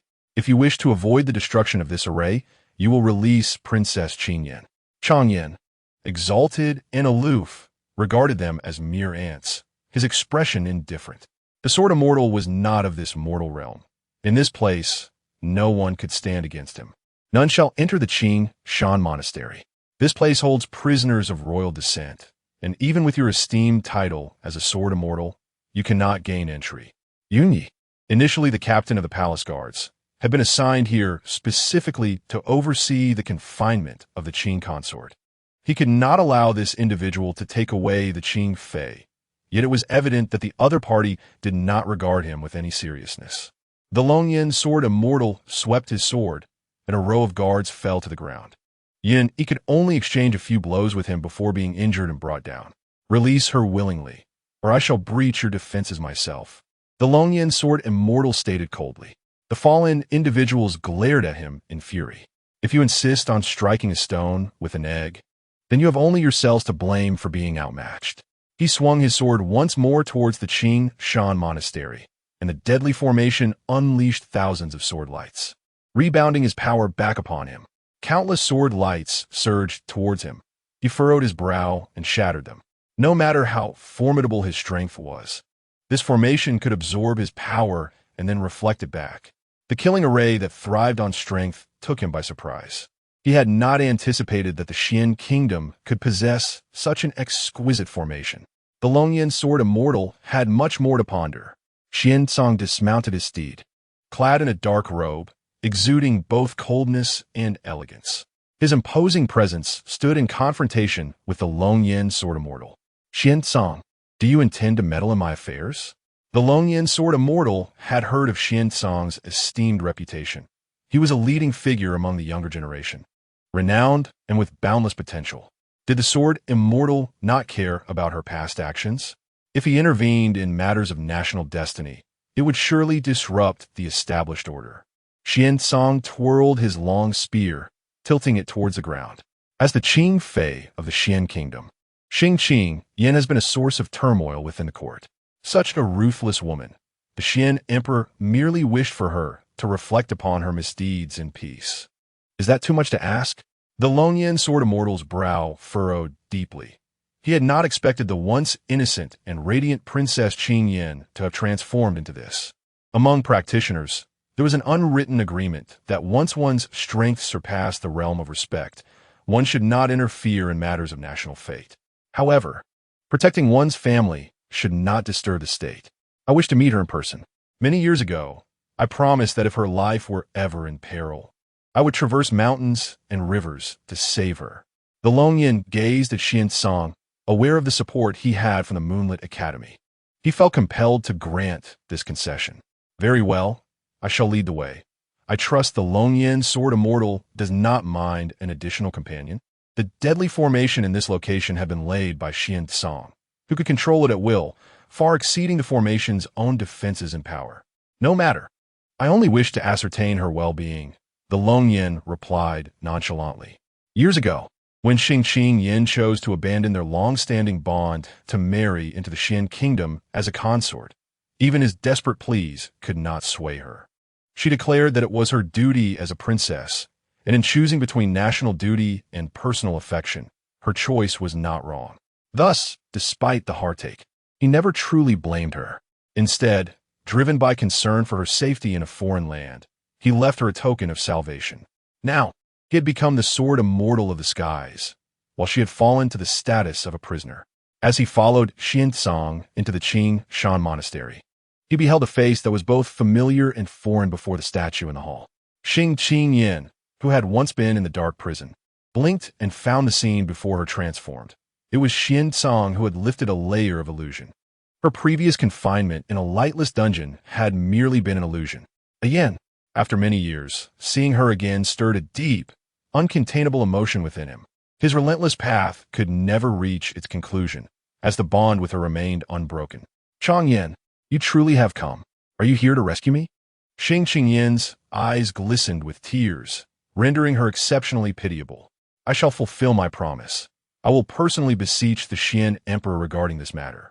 Observing that she had not been mistreated and that the surroundings were relatively pleasant, Chang Yin refrained from taking her away in a fit of anger. Await my news. Once he departed, Xuancang promptly informed the Xian Emperor of the situation.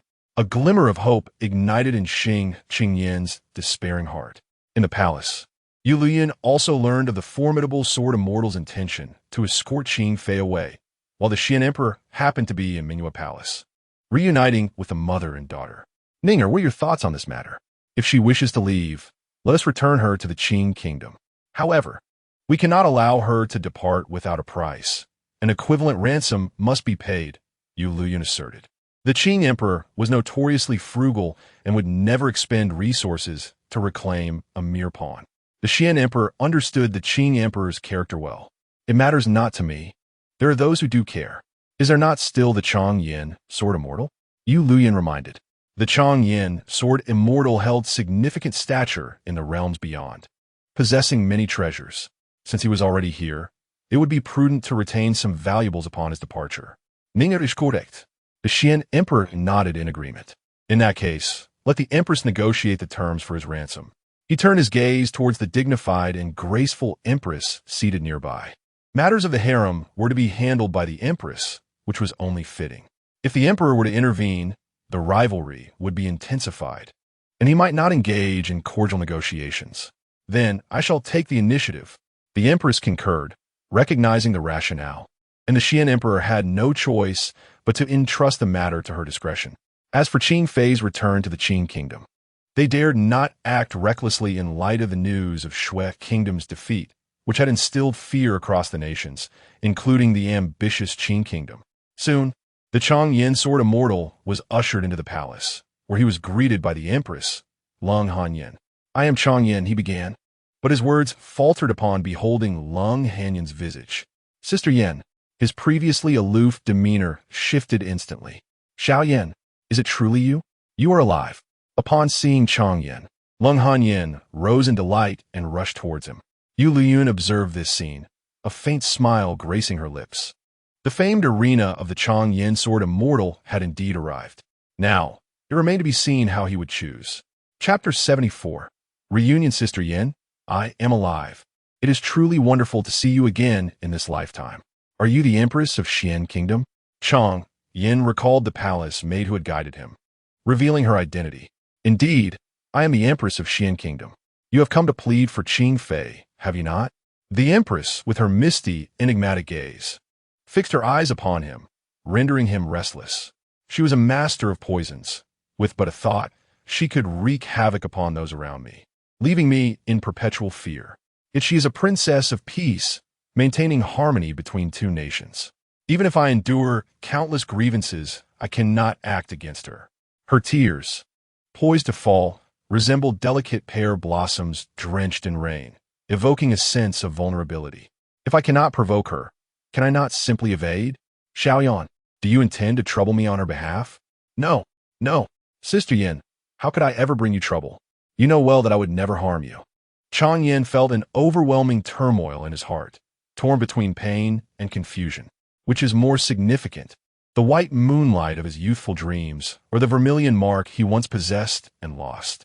He found this emotional conflict to be relentless and futile. Yet, I once vowed to save her life. Sister Yin, could you perhaps release her and let her depart far away? Is it I who refuses to let her go? It is she who cannot release me. I am merely a frail woman. How can I withstand her? Xiaoyan, if you truly believe she is more important and wish to take her with you, then do so. Cold Han Yin turned away, no longer gazing at him. They had met in their youth amidst the desert sands of the western regions, lost for an eternity devoid of water and sustenance, until they encountered the solitary Cold Han Yin, who had ventured out for training. Like a divine being, she appeared and shared her provisions with them, joining them on their journey. She cared for him throughout, and he affectionately called her Sister Yin. He declared that she saved him and his brother, and he vowed to follow her for life. The desert was ever-changing, and they found themselves ensnared, unable to discover a way out. Until her provisions were depleted, they sought water and food together, forging a bond of life and death. They narrowly escaped the desert, only to find themselves in a region devoid of life. They were swept into a vortex of death by a raging wind. He narrowly survived, carried through a rift in time and space to a distant land, while his brother and sister Yin vanished forever from his life. He believed them dead, consumed by sorrow, even searching for them after becoming a legendary swordsman, yet finding not even their remains. The loss transformed his hair to white overnight, a testament to his heartache. Cold Han Yin also thought that the young Xiaoyan had perished in the Forbidden Zone, yet fate had brought them together under these circumstances. I will not allow her to harm you. This is my life sword. Should you face peril, it will protect you. Chang Yin presented his most treasured sword, transformed into a hairpin resembling a long blade, offering it to her with both hands. In the presence of the regained white moonlight, the once cared for vermilion mark seemed to lose its significance. The mere thought of Sister Yin being in danger compelled him to protect her closely. This is of no use to me. I do not know swordsmanship, Cold Han Yin replied softly, her tone tinged with disappointment. Sister Yin, I possess an extraordinary sword technique, the Facian sword. This jade talisman contains the inheritance of this technique. You may learn the art of sword mastery. Upon hearing this, Chang Yin eagerly retrieved his ultimate skill, wishing to give her his very heart. Xiaoyan, you're truly kind to your sister. May I pass this sword technique on to my daughter? She is my very existence. Were anything to befall her, I could not endure to live. Cold Han Yin gazed at him with her bright eyes, tenderness radiating from her demeanor, and he nodded repeatedly. Sister Yin can impart this sword technique to those she trusts. He unsealed the restrictions on the jade talisman, allowing others, besides her, to learn. This sword technique was originally a closely guarded secret, yet if she desired it, there was nothing he could not offer. Is she truly the daughter of Sister Yin? She bears an uncanny resemblance to you. Upon seeing Yueliuyun quietly seated nearby, Chang Yin felt an overwhelming urge to protect her.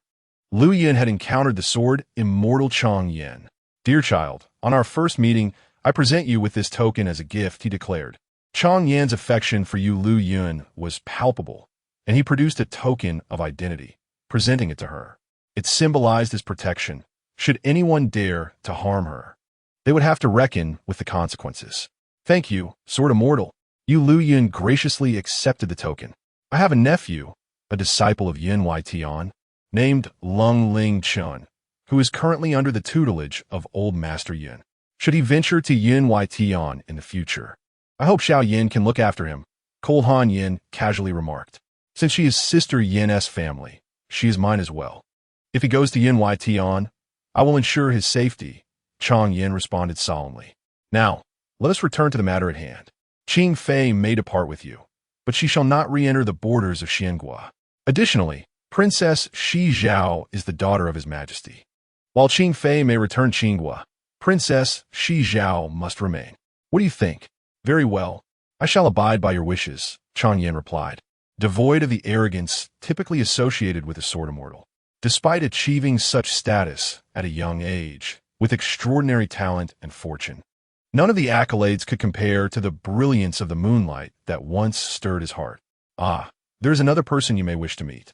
Following the direction of Cold Han Yan's hand, his gaze fell upon Changde, who entered with reddened eyes. You little rascal, where have you been all these years? I thought you were gone, and I've shed countless tears. You scoundrel, you great deceiver, why did you not come sooner? Changde exclaimed as he embraced the stunned Chang Yin, his relief evident as he realized his brother was truly alive. Brother, you are really alive. Chang Yin could not help but be moved. It was thanks to Xiao Yan that I survived. She clung to me with all her might. She wanted to find you, but we were ensnared in a rift in time and could not. She blamed herself for a long time, believing it was her failure to hold your hand that led to your misfortune. Changde's words deepened Chang Yan's heartache. Now, he served as a confidant to the Xian Emperor. Lacking the extraordinary talent of his brother, he was merely an ordinary person. He entered the palace to protect Cold Han Yin, repaying her life-saving grace. The emperor trusted him implicitly. For Cold Han, Yin treated him like a brother, and he faced little hardship in the palace. While others believed he served the emperor, his loyalty lay solely with the empress. Thus, when it came to dealing with Qing Fei, he showed no mercy. Chapter 75. The heartbroken Qing Fei. Although Changde was an ordinary man, he held immense significance as a family member in Chang Yan's heart. Many years ago, the two brothers ventured into the desert of Shanghai, having learned of a wondrous flower known as the Shenhua, which could bestow enlightenment and extraordinary opportunities. From a young age, Chang Yin exhibited extraordinary talent, and as the elder brother, Changde risked everything to accompany him into the treacherous western desert, determined to ensure that his brother's gifts would not go to waste. Perhaps blessed by fate, Changde indeed discovered the Shenhua, allowing Chang Yin to attain profound understanding and tremendous fortune. The bond between the brothers was unbreakable. Even in the face of starvation and dehydration, they never turned against each other. The savior who rescued them during that perilous time, Long Han Yin, held an irreplaceable place in their hearts. For years, Qing Fei had schemed against the Empress and Princess Yu, and I, with my meager power, could only offer limited protection. Yin, now that you possess formidable strength, I do not ask you to shield us, but I plead that you do not become a weapon wielded by our enemies to harm us. Changde's words filled Chang Yin with deep shame. Brother, do you truly perceive me as such an ungrateful wretch? With a resolute heart, Chang Yin bid farewell to them, received the Empress's decree, and traveled to Qingshan Monastery to rescue Xing Qingyan. Yin, I knew you would come to save me, Xing Qingyan exclaimed, her eyes brimming with gratitude. Standing upon Chang Yan's sword, she watched him soar through the skies, waves of emotion surging within her. Who would have imagined that the man she once forsook after weighing her options would now rise as a formidable sword immortal? Yet despite everything, he remained willing to stand against the Xian kingdom for her sake, proving his enduring affection. Yin, I have another daughter in the palace. Could you help me bring her along? I cannot. She is a princess of the Xian kingdom, and I have no authority to take her away. But you are so powerful. If you can rescue me, why not take her too? If she remains in the palace, that wicked woman, the Empress, will undoubtedly harm her. Upon hearing her disparagement of the Empress, a flicker of anger ignited in Chang Yan's eyes. It is thanks to the Empress's mercy that you are alive today, allowing you to escape. I merely promised to save your life. Now I shall return you to the Qing kingdom, and our destinies shall no longer intertwine. He delivered Xing Qingyan to the borders of the Qing kingdom, and as she watched him soar away on his sword, tears streamed down her face, unable to fathom that he had truly severed all ties with her. Do not go. I regret it. Please come back. Let us start anew. Ignoring her dignity, she ran desperately forward, only to be stopped by the guards at the borders of the Xian kingdom. Xian kingdom territory, no entry permitted. Exhausted, she sank to the ground, gazing up at the sky, now filled only with scattered clouds, mirroring the shattered state of her heart. How could it have come to this? Did he not say he could not forget me? Why then has he abandoned me? Meanwhile, within the palace, Yueliuyun was diligently studying the Fei Xian sword. While Long Han Yin bestowed upon her precious daughter the life sword gifted by the sword immortal, adorned with this exquisite hairpin, she grasped the sword techniques with remarkable swiftness. Mother, this sword technique is truly exquisite, but we must not let anyone learn that the sword immortal has bestowed upon us the jade talisman of inheritance, or the Xian kingdom will face dire consequences. Yueliuyun firmly committed the essence of the sword technique to memory. Such a technique would undoubtedly incite a frenzy among the various reclusive sections. With the extraordinary prowess of the transcendent Jianxian Changyan and the backing of the grand sect Yungacian, they naturally refrained from casting covetous glances. However, the situation in Xian country was markedly different, as the mundane realms appeared feeble in the eyes of the great immortal teachings. The Fei Xian sword, the Empress spoke softly, must not be disclosed to anyone beyond those whom you trust implicitly. Let this jade talisman be entrusted to Ning for safekeeping. You shall decide whom to pass it on to. She had perused the talisman, but chose not to retain it, instead bestowing it upon Yueliuyun. Ninger intended to share this sword technique with Haining and her cousin, both of whom practiced swordsmanship and were deemed trustworthy. Yueliuyun articulated her thoughts. She felt fortunate to have received the legacy of the sword immortal, but did not wish to exploit this favor or the trust bestowed upon her regarding Long Han Yin. Haining and Ling Feng were indeed suitable candidates. Let them be the successors for Xiao Yan. The Empress nodded in satisfaction, aware of her daughter's sensibility. As preparations for the wedding banquet of Princess Yu and the War King commenced, Lung Lingchen arrived in the imperial city and was summoned to the palace, where he received the Fei Xian sword. Cousin, is this true? My heavens! It is the Fei Xian sword. This is the supreme sword technique of Yungacian, known only to the venerable Jianxian Changyan. Am I truly worthy to practice this technique? Surely I must be dreaming. Lung Lingchen exclaimed excitedly. Fortunate that the hall had been cleared of onlookers. Otherwise, the entire palace would have been abuzz with his exuberance. Cousin, you must maintain your composure. It is merely a sword technique. Merely a sword technique? He retorted. This is an unparalleled skill capable of founding a sect. Cousin, did Aunt save the entire family of Changyan? He has gifted you a treasure that is akin to life itself. You've hit the nail on the head, she replied. Aunt has indeed secured an invaluable ally in Changyan. How did you manage to reach him, residing in seclusion within Yungacian, and entice him to travel such a great distance to present such a monumental gift to the imperial palace? Our initial paths were not meant to cross. It was through the kindness of others that we succeeded. Yueliuyun felt indebted to Xing Qingyan. Without her substantial support, they would have had no means to meet the reclusive sword immortal, an encounter as elusive as climbing to the heavens. She had long been aware of the connection between Jianxian Changyan and her mother. In her past life, after her soul departed from her corporeal form, it lingered within a bracelet. Upon witnessing Jianxian Changyan seeking Qingfei, she encountered the tragic sight of the poisoned Empress Lung Han Yin at the mass grave. In that moment, the once ethereal Changyan lost his composure, desperately embracing the lifeless body of Lung Han Yin. Qingfei, upon learning of his presence at the graveyard, could scarcely contain her urgency to find him. Initially, she had hoped to share her joy of success with her beloved, but upon witnessing his frantic state, she could only feign that the Empress had succumbed to despair and taken her own life, deceiving the wrathful Changyan. Ultimately, she watched helplessly as he carried Lung Han Yin away, yearning to revive her, though she was irrevocably lost. Understanding the profound bond Changyan held for Lung Han Yin, Yueliuyun proactively suggested that she approach Changyan. Should they miss this opportunity, they might never reunite for the rest of their lives. After all, the vastness of the heavens and the boundlessness of the universe are immeasurable. If it were not for the intention to meet, how could so many serendipitous encounters occur? At that moment, Yueliuyun had no inkling that his mother was, in fact, the savior of the entire Changyan sword immortal family. Yes, The Changyan Sword Immortal family comprised just two individuals, both of whom were rescued by the Empress. Such a radiant figure. How could he not protect her? Just as he was contemplating the Sword Immortal, the latter arrived.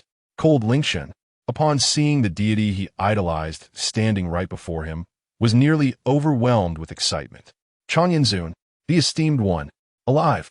Cousin, remain composed. Yueliuyun cast an amused glance at him. Those who practiced the heartless path in Yueliuyun appeared aloof, yet were, in essence, fervently passionate. Was this heartless path not perhaps a fade? Chapter 76. Congratulations from all nations, cousin. That is Yueliuyun. How can I remain composed? Cold Lingshan whispered, his eyes sparkling with excitement. The Changyan Sword Immortal turned to glance at him, nearly causing Cold Lingshan to suffocate with nervousness. This was his first close encounter with the deity he revered, instantly transforming him into a starstruck admirer. In a realm of cultivation, who was unaware of the prowess of this sword immortal. He was a renowned figure, and many aspired to be his disciple, yet none had the slightest opportunity. He was exceedingly proud, after all, being the foremost in the heartless path. Xiaoyan, why have you returned? Did you not leave with your beloved? The Empress's words caused Changyan's expression to shift dramatically. Sister Yin, you misunderstand. She's not my beloved. She has already departed from Xian Kingdom, and the ties between us have been irrevocably severed. Changyan hurriedly clarified. Did you see that, cousin? This is the demeanor of our heartless path's foremost figure, severing worldly affections to attain the supreme way. Cold Lingshan was filled with admiration. Yueliuyun, however, remained skeptical of his words, having concluded that the heartless path of Yueliuyun was heavily diluted and a mere counterfeit. Indeed, the next moment revealed Yueliuyun with a flushed face, gazing at the Empress with eyes as deep as water. Sister Yin, if you are willing to accompany me, then you shall be my beloved. Cold Lingshan, seated in a corner, nearly spewed his tea all over Yueliuyun, narrowly saved by Xingshan, who conjured a protective shield. Xingshan shot him an exasperated glare. Oh, what if I choose not to accompany you? The Empress regarded him calmly, her eyes devoid of fervent romantic passion. Then you shall always be my sister, forever Xiaoyan's sister. Changyan's voice held a hint of melancholy, yet he raised his face, revealing a radiant smile. He understood. Sister Yin had always perceived him as a brother. Even now, as a sword immortal, he remained her little brother. Alas, he thought, in this life, he was fortunate enough to witness her and his elder brother in good health. What other desires could he harbor? Was this not the very thing he had yearned for day and night? He hoped for their continued existence. How wonderful it was that they were still alive. With this thought, his nose tinged with warmth, tears threatened to spill from his eyes, yet he resolutely held them back. After all, he was the esteemed sword immortal of Yueliuyun. How could he possibly shed tears? He was merely overwhelmed with joy. Xiaoyan, both you and Chand are my family. Welcome home. The gentle words of Lung Han Yin comforted his heart, bringing him instant healing. Sister Yin, you have given the sword hairpin to Princess Yu. What about yourself? Chang, Yin noticed the hairpin nestled in Yueliuyun's hair, realizing that she truly valued her daughter more than her own life. Sister, do you not have Xiaoyan to protect you? Ling Anyan smiled slightly, for he would willingly give his life for her. By the way, he is Ling Feng, the eldest son of my brother. I have passed the sword technique to him. He is, in a way, half a disciple of Xiaoyan. I shall personally guide him, and I would appreciate it if Sister Yin could arrange accommodation. Chang Yin had initially intended to make a brief visit before returning to the cloud outer heaven for seclusion. However, now he wished to linger longer. They had finally reunited, and he wanted to cherish this time together. Uncle Chang Yin, please also offer me some guidance. Yueliuyun blinked her lively eyes. The chance to be personally instructed by a sword immortal was indeed rare. Excellent. In the coming days, Sister Yin can send the talented younger generations from our clan over. Hearing her call him uncle made Chang Yan's heart feel both sweet and sour. He had longed to hear father once. Yet, being called uncle was better than weeping over dry bones until dawn. He had envisioned countless times the despair he would feel upon discovering the remains of his brother and sister. Now, this was the best arrangement. Also, summon Han Ying. The Empress was very fond of both Lung Han Ying and Lung Ling Chun. Chang Yin, the sword immortal, was aiding the rise of the Lung family. Once the members of the Lung family received the true teachings of the Sword Immortal, an entire clan would flourish. However, he had yet to meet his brother-in-law. Chang Yin remarked casually, "Ning Heir is getting married, and envoys from various nations are coming to congratulate. The emperor is busy with this matter. I fear they may not come with good intentions. I wonder if tomorrow's wedding will go smoothly?" The empress expressed her concerns. Yueliuyun lowered her gaze to the handkerchief in her hand. Why wasn't the emperor invited? Does the master not have a sense of this?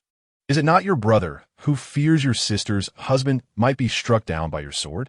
Changda understood his younger brother well. His bond with the empress was indeed deep.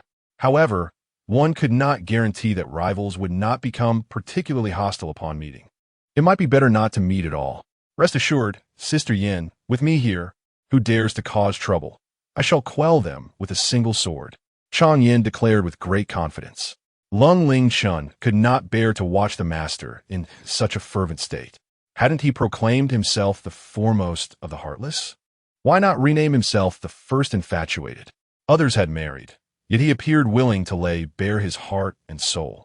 Was it possible that deep within his heartlessness lay profound affection? Your Majesty, the Emperor is hosting the envoys from various nations at the 100 Flowers Palace. Please attend the 100 Flowers banquet with Princess Yu, Changda announced. The envoys from this gathering were not ordinary individuals. They were princes and princesses from various kingdoms. They claimed to be delivering gifts, but in truth, they sought to gauge the strength of the War King and, by extension, the power of the Xian Kingdom. Inform His Majesty that we will be there shortly. Changda, please arrange accommodation for Xiao Yan. The Empress commanded. Your Majesty, I have a residence outside the palace, and a Yin will stay with me. Changda served beside the Xian Emperor, but could freely enter and exit the palace. He had also prepared a house outside, ample enough for the brothers to reside together. I have long prepared Yan's room, eagerly awaiting his return home. Such is the delight of the moment. Once they donned their royal garments and arranged their hair, they set forth to the 100 Flowers Palace. Representatives from various nations gathered, arriving from all corners of the continent. The princes and princesses from each kingdom had already congregated, their swift arrival facilitated by the passage through the Qiyun Villa. This time, Qiyun Villa profited handsomely, shedding tears of blood for a significant bounty of spiritual crystals. It is said that the War King is merely a wolf in sheep's clothing, yet the truth of this remains uncertain. Originally, the Qian Kingdom was the primary aggressor, but now, pressed by circumstances, they have shown a facade of peaceful intentions. However, should they perceive the Xian Kingdom as weakened, they will undoubtedly pounce once more. This prince hails from the Qin Kingdom, and I have heard whispers of his true impotence. Having lost his spiritual veins, the Qin prince confided quietly, possessing insider information. For a mere princess's wedding in the Xian Kingdom to garner such lavish gifts from 100 nations is indeed a grand spectacle. A young prince from a smaller nation remarked with envy that even a crown prince's wedding, or that of the emperor and empress, would not command such grandeur. They say Princess Yu possesses extraordinary beauty, yet I perceive the War King merely as a lecherous man. Such a frivolous character hardly warrants the profound respect of my father. A princess scoffed, questioning the validity of the so-called world's most beautiful woman. The princess of the Snow Kingdom is also present, compelled to seek peace due to her country's weakened state. She harbors both hatred and fear towards the Xian Kingdom, seizing the opportunity to voice her disdain before the main host arrives. Princess Yu has arrived. At the announcement, all eyes turned towards the sound. Within the 100 Flowers Palace, a myriad of blossoms flourished, vibrant and resplendent, while the willow tendrils swayed like jade.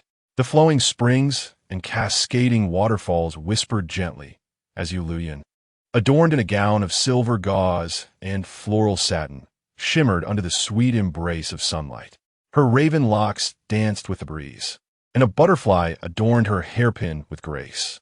The glimmering jade beads and tassels clinked melodiously, while her breathtaking visage radiated warmth akin to the sun, exquisitely crafted as if painted by the finest artist.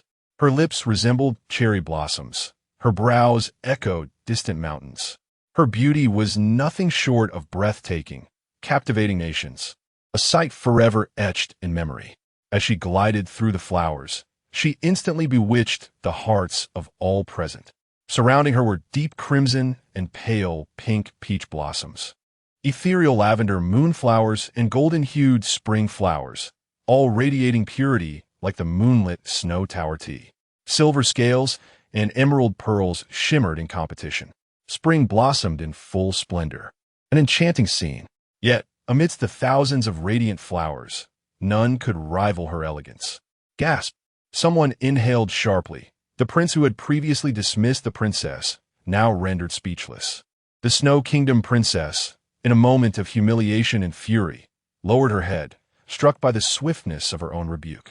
With such celestial beauty, it is no wonder the War King is enamored. Even I could not withstand such allure. Who could resist? Not even a monk could possess the fortitude to deny such a beauty. Beauty is inherent, not superficial. Princess Yu embodies grace from within. Truly, one must envy the War King.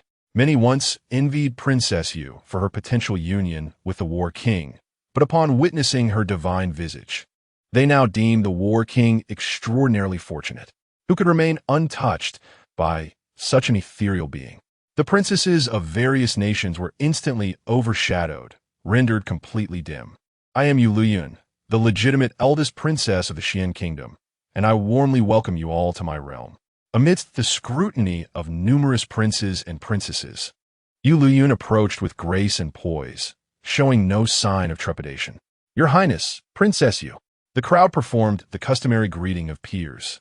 Most among them were eager to cultivate goodwill with the Xian Kingdom. Some smaller nations had long relied on the Xian Kingdom for protection and held it in great esteem. The Empress has arrived. The Empress made her entrance into the Hall of Flowers, taking her seat upon the throne. It became evident to all that the beauty of Princess Yu was inherited from the Empress, which explained why it was said that the Xian Emperor had endured countless hardships to win her hand in marriage. Greetings, Your Majesty. Everyone, please be seated. The Empress graciously replied. The assembly took their places according to rank, with Yueliuyun seated beside the Empress. We, from the Qian Kingdom, have come to extend our congratulations on the marriage of Princess Yu and the War King. Might the War King be present? The Prince of Qian, Nangong Lai, with his fiery red hair and temperament to match, was instantly captivated by the phoenix bloodline emanating from Yueliuyun. The allure of her lineage was irresistibly magnetic to his fiery disposition, igniting an impulsive yearning akin to a moth drawn to a flame. I am here. Do you have any counsel to impart? The War King, Xuancang, approached in a flowing black robe, exuding an unparalleled grace and an air of noble aloofness. Even with his eyes bound in silk, his commanding presence remained undiminished, as if each step he took reverberated through the hearts of those present, casting an overwhelming shadow that stifled the breath of all around him. Those who had intended to gauge the War King's strength were instantly quelled.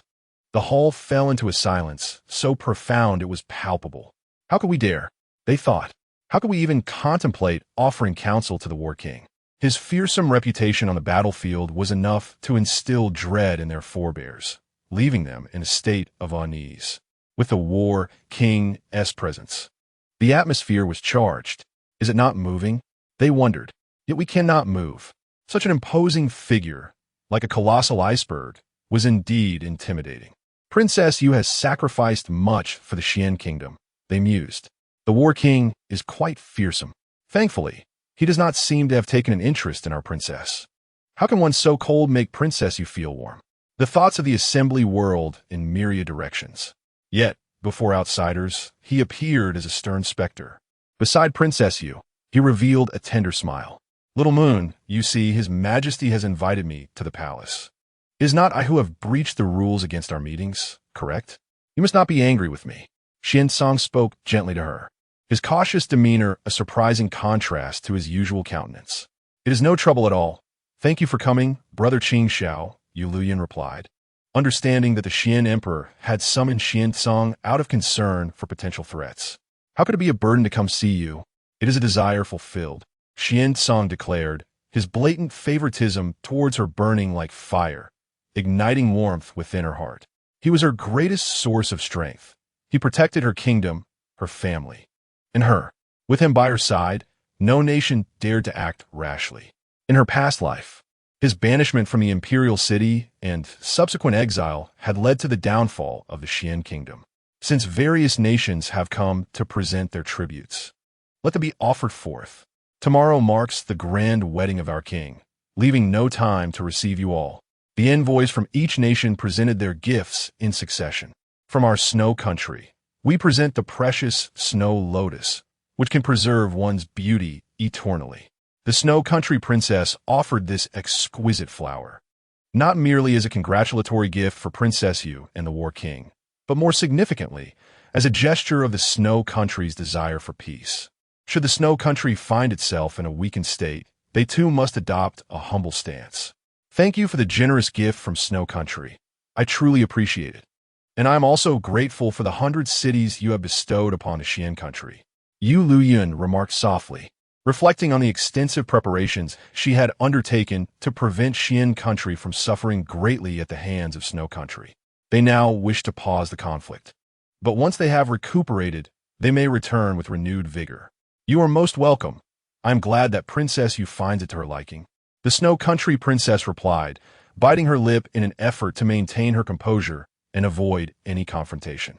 She recalled how fearsome her elder brother was, having ruthlessly dispatched many childhood companions without hesitation. If she failed in her duties this time, what fate awaited her at his hands?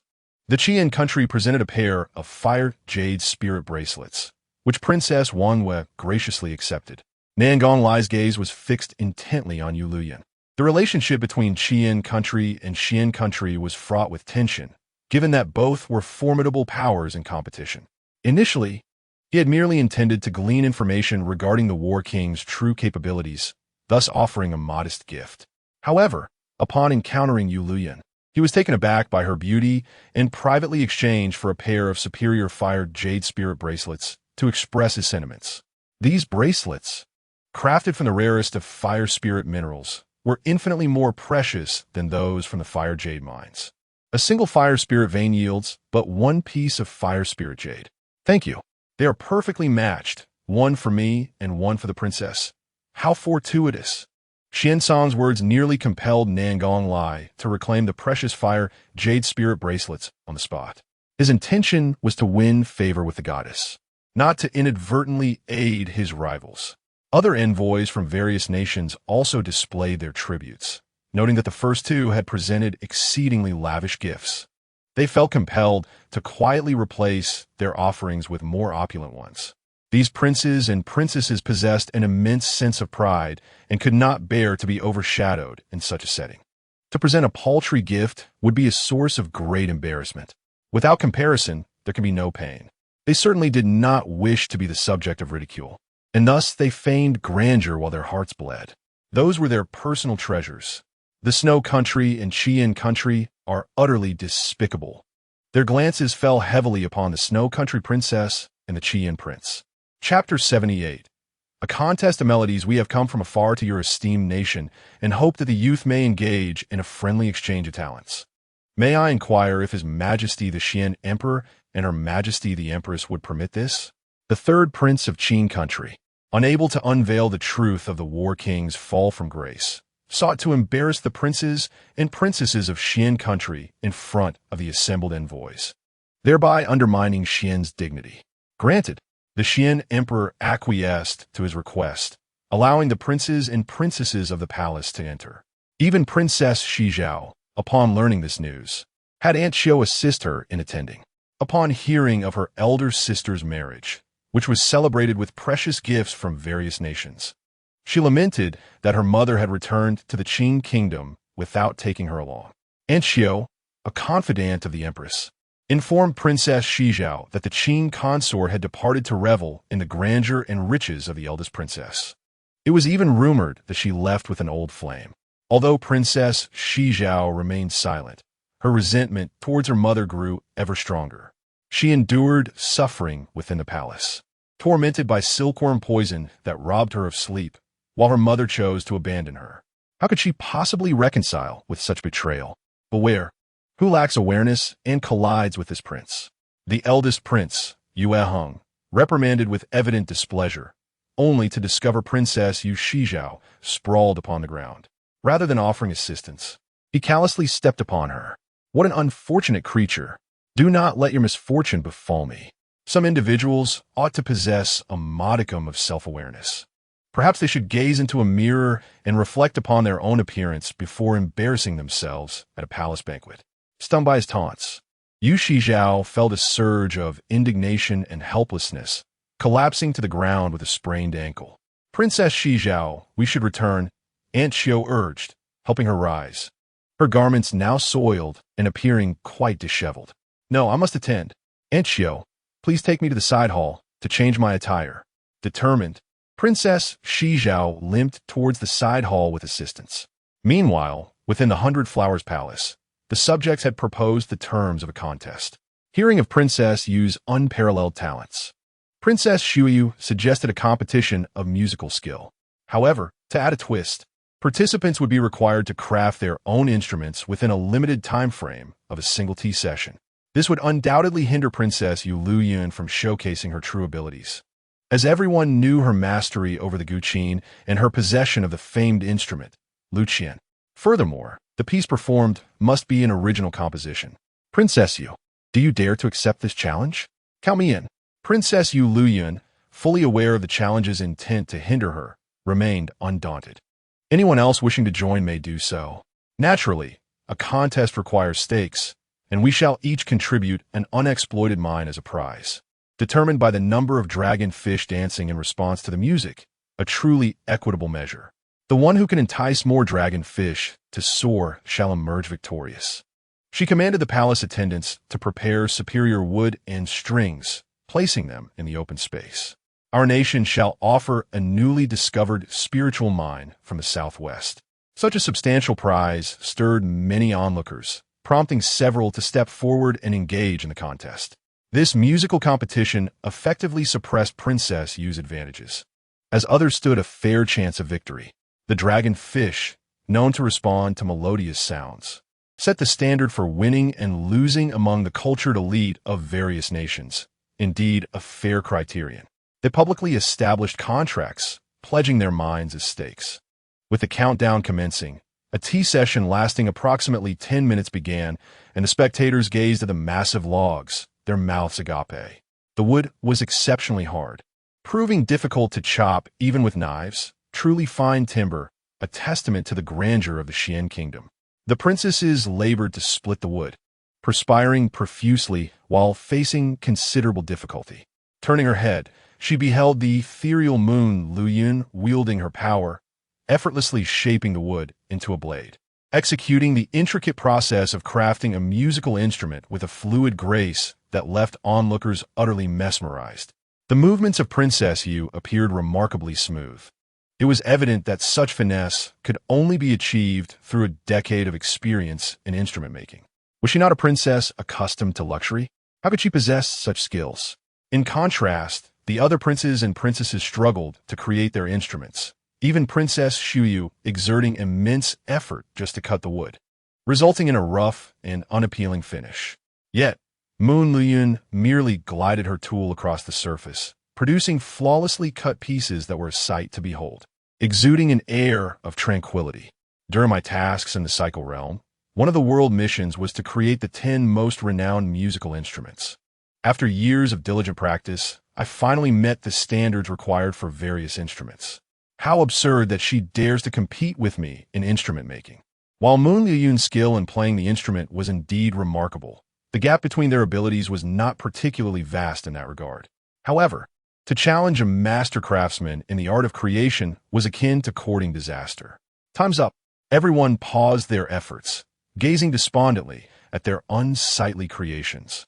The instrument crafted by Princess Yueliuyun barely resembled a lute, marred by the hardness of the wood that rendered it uneven and misshapen.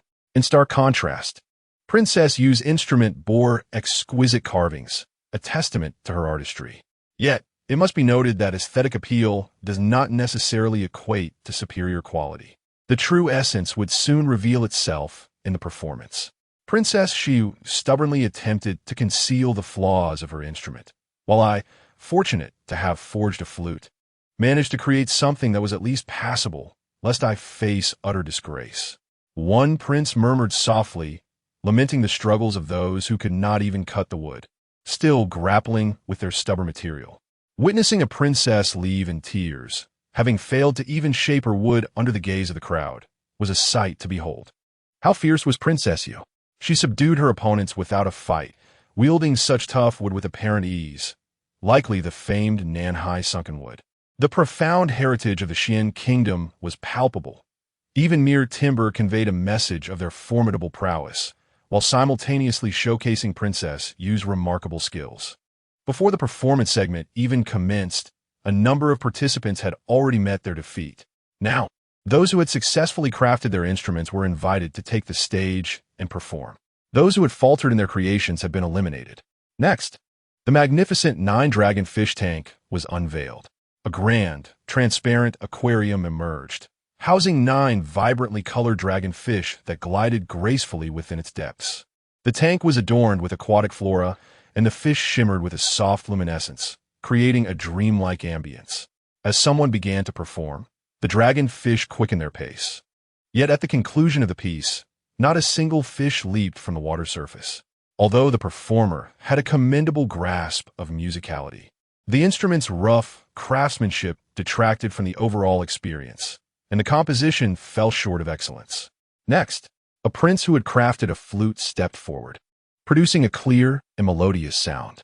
In a dazzling display, a dragonfish leapt from the tank, creating a cascade of water that formed a flowing ribbon in midair, as the fish danced against the current. Immediately thereafter, 2 dragonfish leaped into the air, accompanied by the melodious sound of a flute, eliciting gasps of astonishment from the crowd. Chapter 79. Grasping the Moon in the 9 Heavens. Who is this individual? The tune played on the jade flute is indeed enchanting, gradually elevating the atmosphere. Yueliuyun, unfamiliar with the princes and princesses present, inquired of Xing Chun beside her. Your Highness, he is the prince of the Western Wind Kingdom.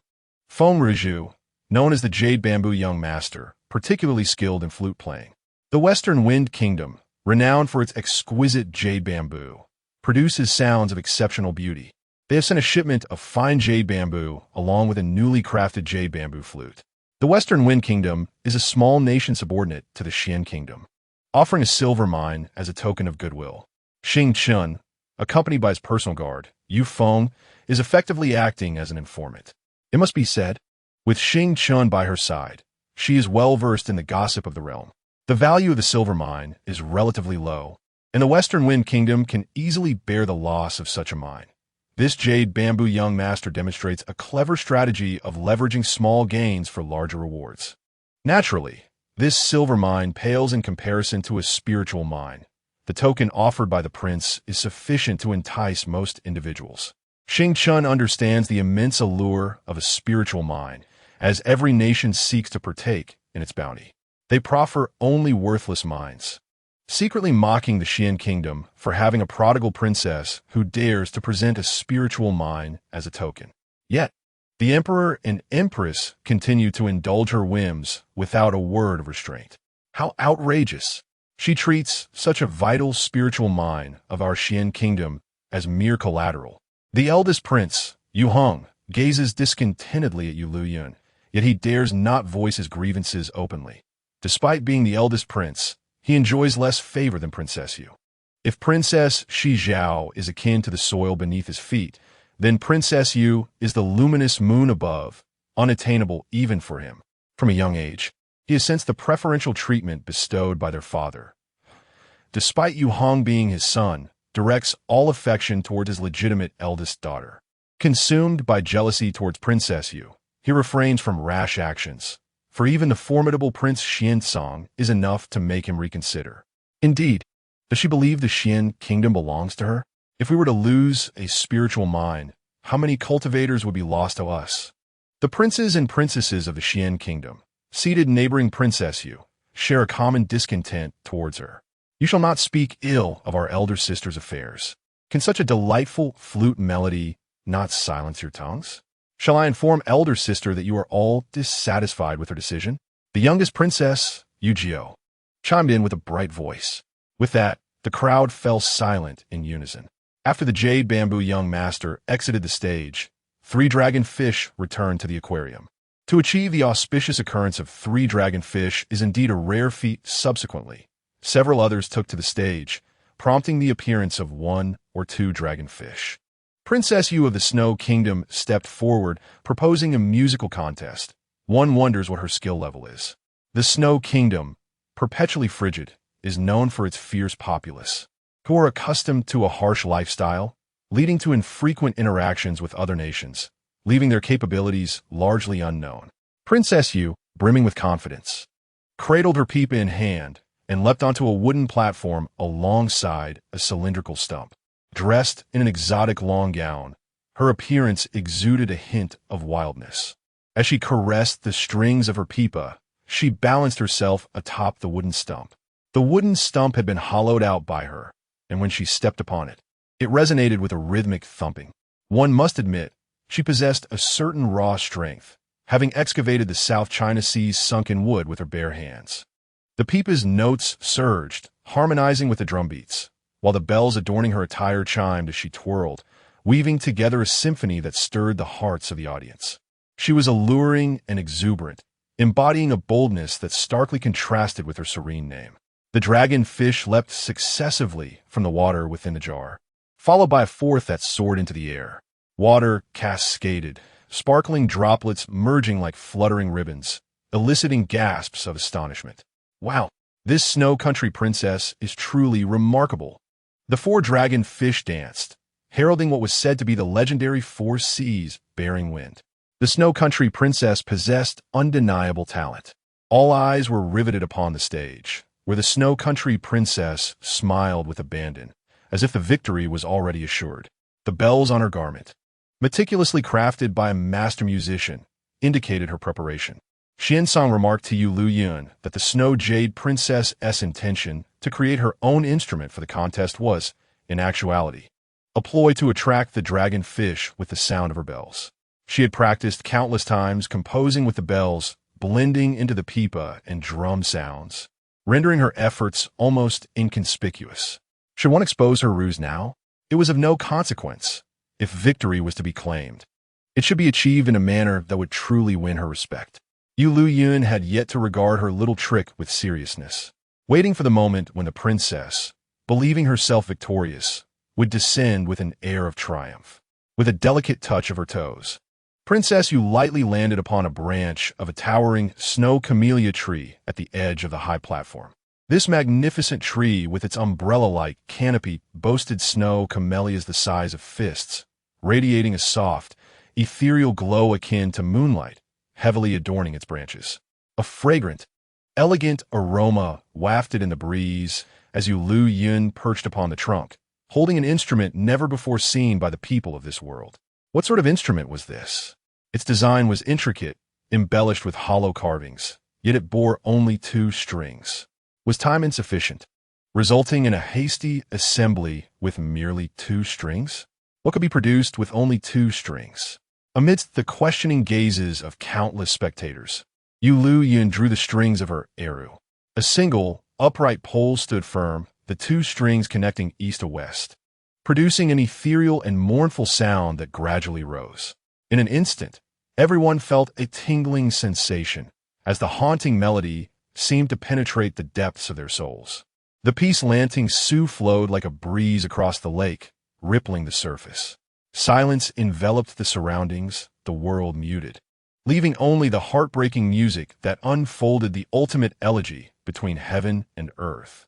As Yueliuyun's eru resonated, all felt themselves drawn into a different realm.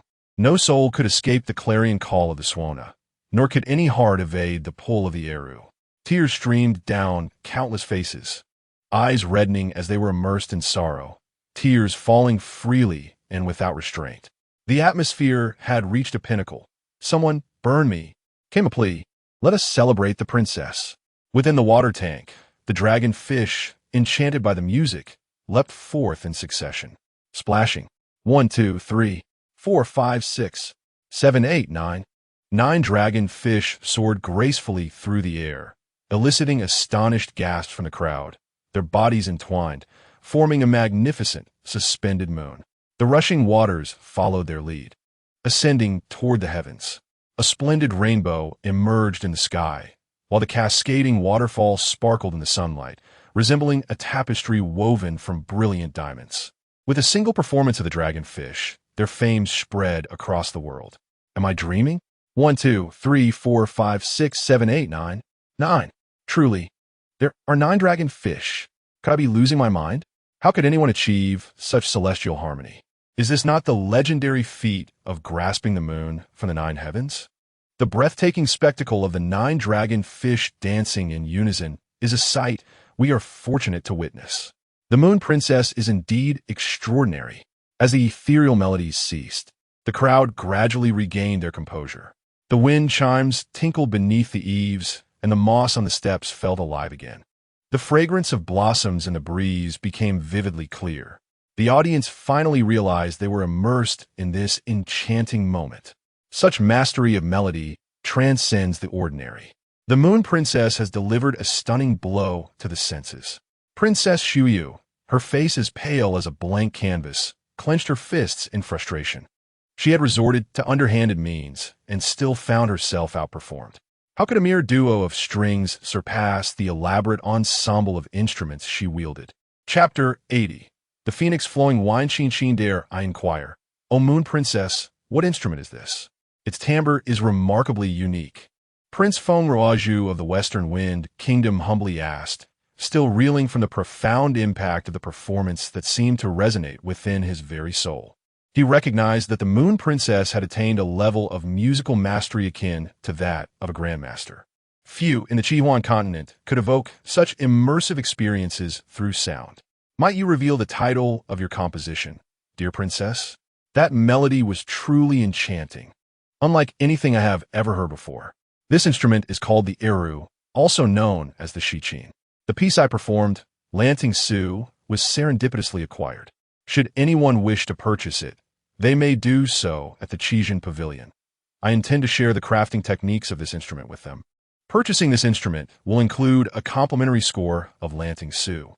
With a budding friendship between Yueliuyun and Qin Yin, she planned to collaborate with Qijin Pavilion. The eru is not found in the Qihuan continent. She only discovered such exquisite instruments during her tasks in the 3000 reincarnation realm. She had learned many melodies and poems from other worlds, her heart once filled with awe at the vastness of existence, realizing the wonders beyond her immediate sight. How splendid! Qijin Pavilion is spread throughout the continent, making it convenient for various nations to acquire this instrument. But will they accept your order, Your Highness? We at Qijin Pavilion would be most honored to collaborate with the Moon Princess. Qin Yin exclaimed, gazing at Yueliuyun with delight. As the young master of Qijin Pavilion, he was fortunate to be invited to this grand gathering of the younger generation. Witnessing her breathtaking performance stirred waves of emotion within him that refused to settle. His passion for music had driven him to traverse the continent in search of the finest instruments, only to realize that none could compare to her unparalleled artistry. With her delicate hands gliding over the strings, even the most decayed would transform into a timeless masterpiece. Who are you to presume authority over Qijin Pavilion? Questioned the third prince of the Qin kingdom. I neglected to introduce myself. I am Qin Yin, the young master of the Qijin Pavilion. Qin Yin smiled. Yet that smile evoked an unsettling chill within the third prince of the Qin kingdom. It was my indiscretion. The third prince, adept at both yielding and asserting himself, recognized that the status of the young master of the Qijin Pavilion was undeniably elevated compared to the gathered princes and princesses. Many discreetly extended olive branches, eager to cultivate a relationship with this golden treasure. However, not every barking dog warrants a thoughtful response. Qin Yin's demeanor, refined and elegant, harbored no mercy when it came to belittling others. The third prince's face flushed with indignation. Upon the conclusion of the banquet, I humbly invite young Master Qin to engage in a more detailed discussion regarding our collaboration, suggested Princess Yueliuyun. Her words fostered envy among those present. As a swift accord was reached with the Qijin Pavilion, I am most willing, replied Qin Yin. Princess Yu, your musical talent is unparalleled, and I am truly in awe. He continued, I have fortuitously acquired a phoenix Lu Shangqin, and I present it to your highness as a token of my congratulations. He then produced a breathtaking ancient chain shaped like a phoenix, personally handing it to Yueliuyun. This very chain had cost him dearly in his past life. The princess of Shizhao coveted it, and Bai Yu had orchestrated Qin Yan's demise to possess this rare treasure. Now, through a twist of fate, it was being publicly gifted to her. Upon hearing of Qin Yan's generous offering, Princess Shizhao's heart twisted with jealousy. After all, it had been she who first desired it. "Thank you. This is the most cherished gift I have received," declared Yueliuyun, accepting the phoenix Lu Shangqin. While others bestowed gifts due to the influence of the Xian kingdom, Qin Yan's offering stemmed from his admiration for her. "Is it truly your favorite? How splendid." At her words, Qin Yan's heart swelled with joy. "Little moon, I have given you my very self. Surely, I am your utmost favorite." The Prince of War, Xuancang, leaned close to her ear, the warmth of his breath brushing against her earlobe, igniting a blush upon her cheeks. Someone was feeling envious. This jealousy was as volatile as a pot ready to spill over. Even the purveyors of jealousy would hesitate to act so boldly.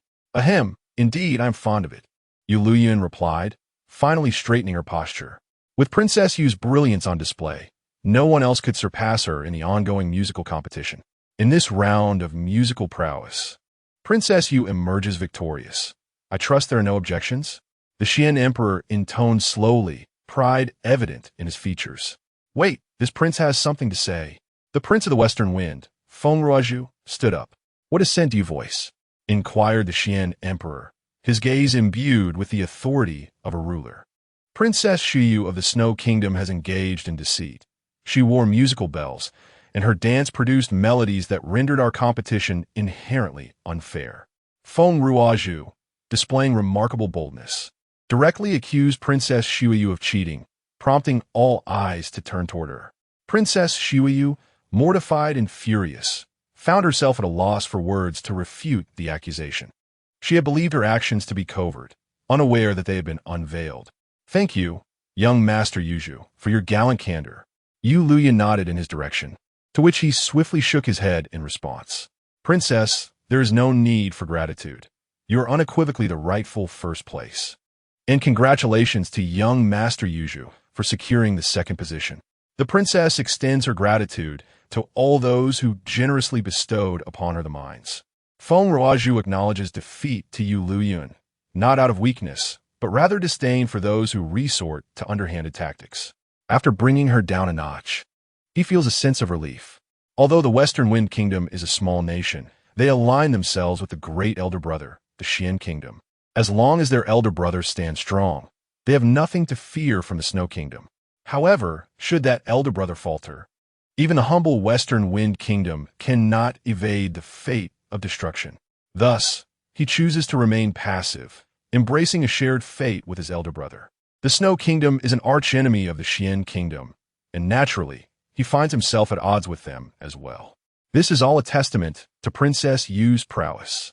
She has rendered great service to the Xian Kingdom, acquiring numerous new mines that may yield valuable treasures.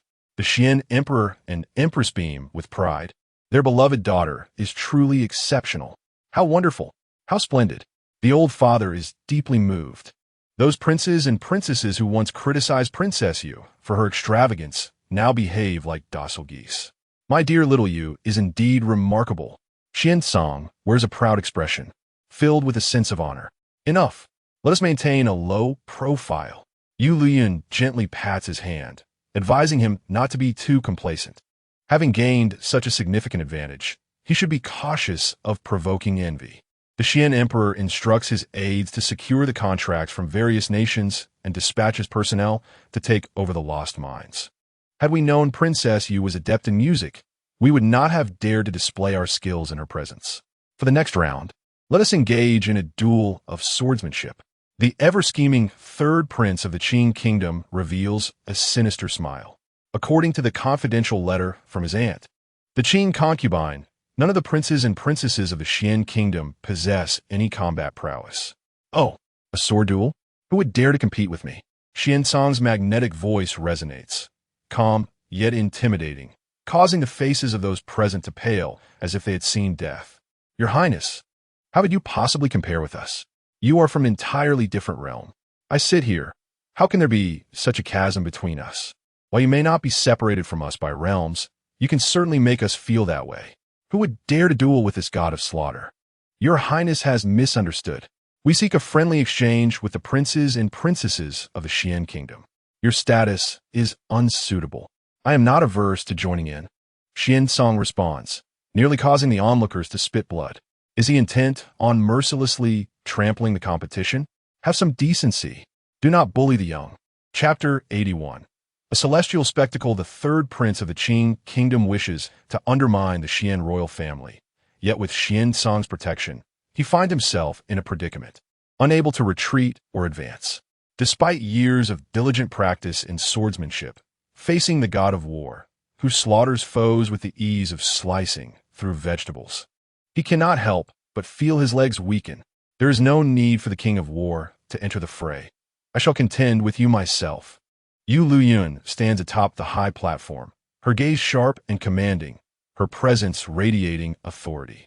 Aware of the current vulnerabilities of the Xian royal family, she realizes she must not tarnish their reputation. Bring forth the sword. She extends her hand, and the Canglong sword at Xuancang's waist flies towards her. Excellent. Princess, you truly possesses commendable courage. I shall see if you, a mere woman, can bear the weight of the Xian royal family's legacy.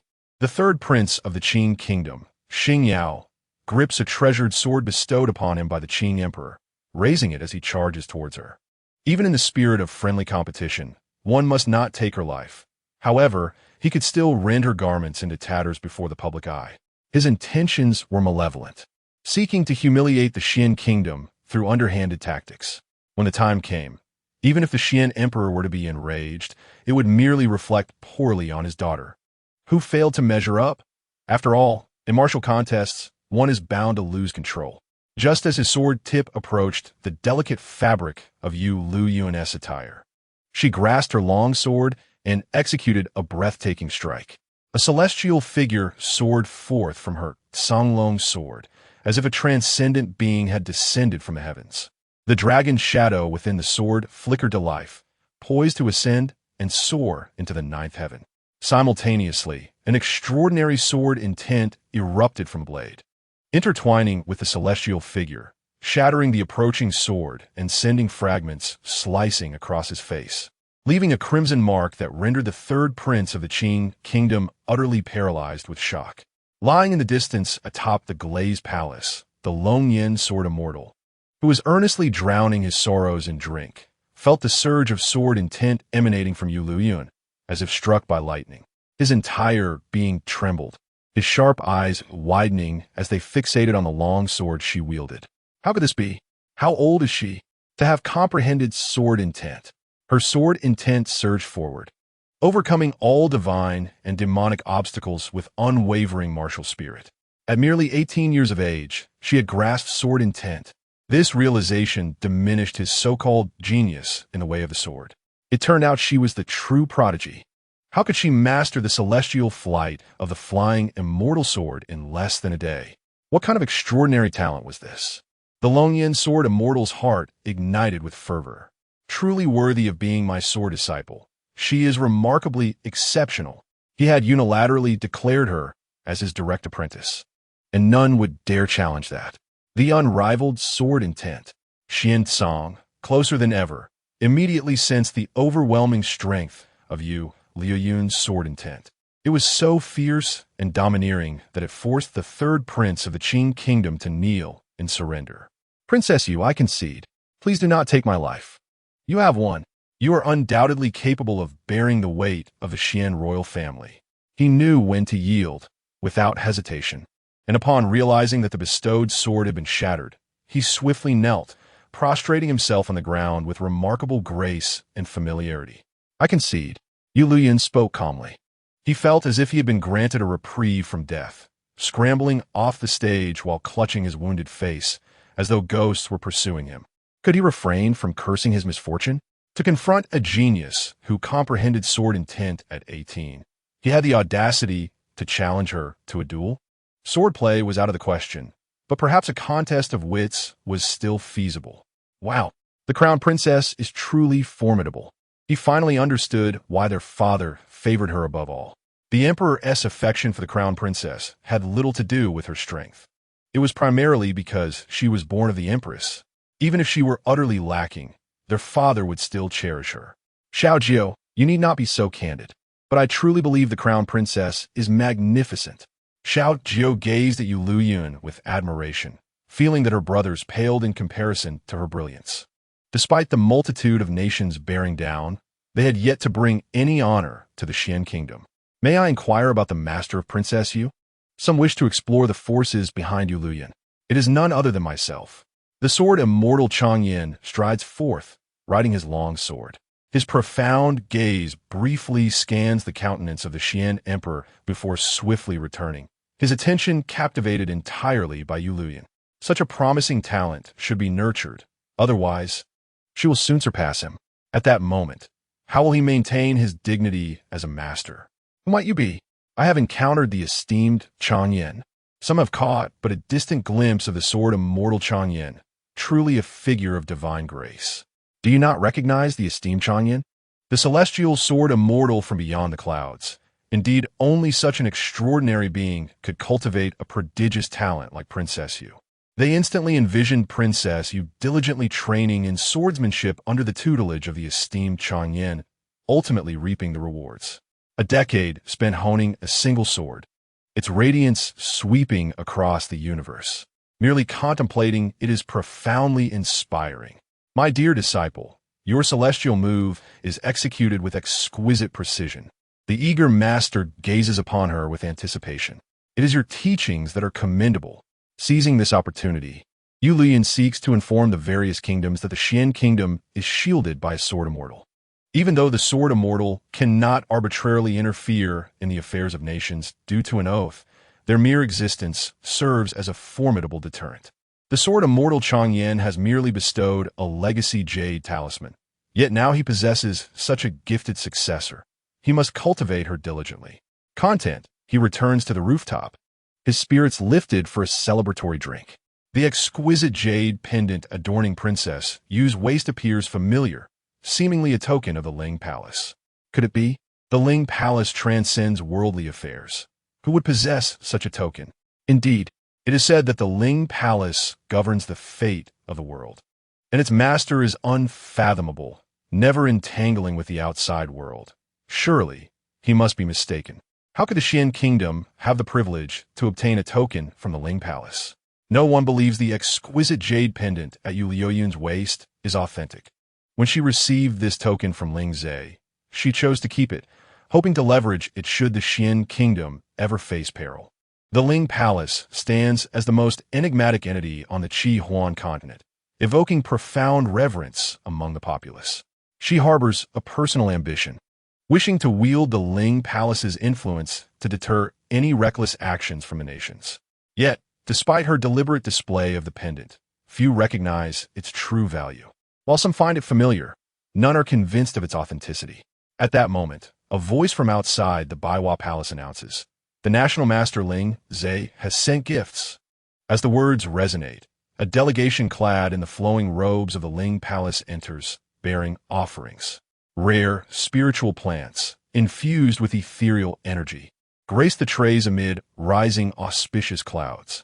The patterns of gold and silver bagua adorn the back of their robes, with mysterious luminescence swirling about them. The aura of the Ling Palace's emissaries is unmistakably divine, impossible for others to counterfeit. Upon their arrival, the atmosphere erupts with excitement. What an extraordinary spectacle! The emissaries of the Ling Palace personally delivering gifts. Such an honor is unparalleled across the realm. The Xian kingdom is poised for an exhilarating ascent. With the celestial sword immortal from beyond the clouds, the Ling Palace, and the war god Xuancang as guardians, they are indeed a force to be reckoned with. Initially, there were lingering doubts among the envoys of various nations regarding the enigmatic yet formidable figure of the national master, as ominous signs of a potential downfall loomed. However, at this moment, they felt an overwhelming sense of desolation. In Chapter 82, the National Master of Severed Affections, The emperor and empress of Xian greeted the envoy from the spirit palace with their offerings, revealing expressions of disbelief. They were perplexed as to when such a mysterious and powerful national master had come into contact with Yueliuyun. They had only met the national master, Lingze, thrice, and his visage remained forever obscured, as if he were a specter, shrouded in profound secrecy. Yet his prophecies had all come to fruition. The first prophecy Lingze made was for the Xian kingdom. He foretold that during the reign of the current emperor, the phoenix bloodline would dwindle to a single heir, heralding the threat of national extinction. The second prophecy occurred when the emperor sought his guidance regarding Yueliuyun's fate.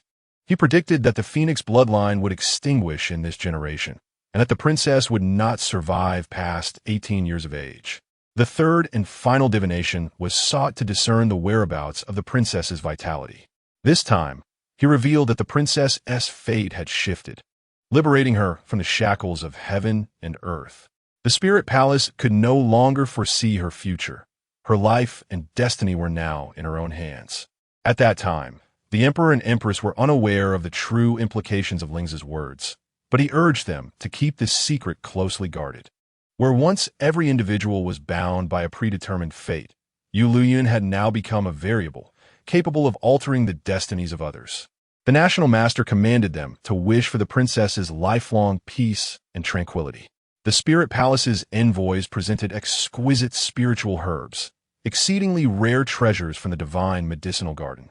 They observed the delicate jade pendant adorning Yueliuyun's waist and respectfully bowed, their thorough display of etiquette leaving everyone in awe.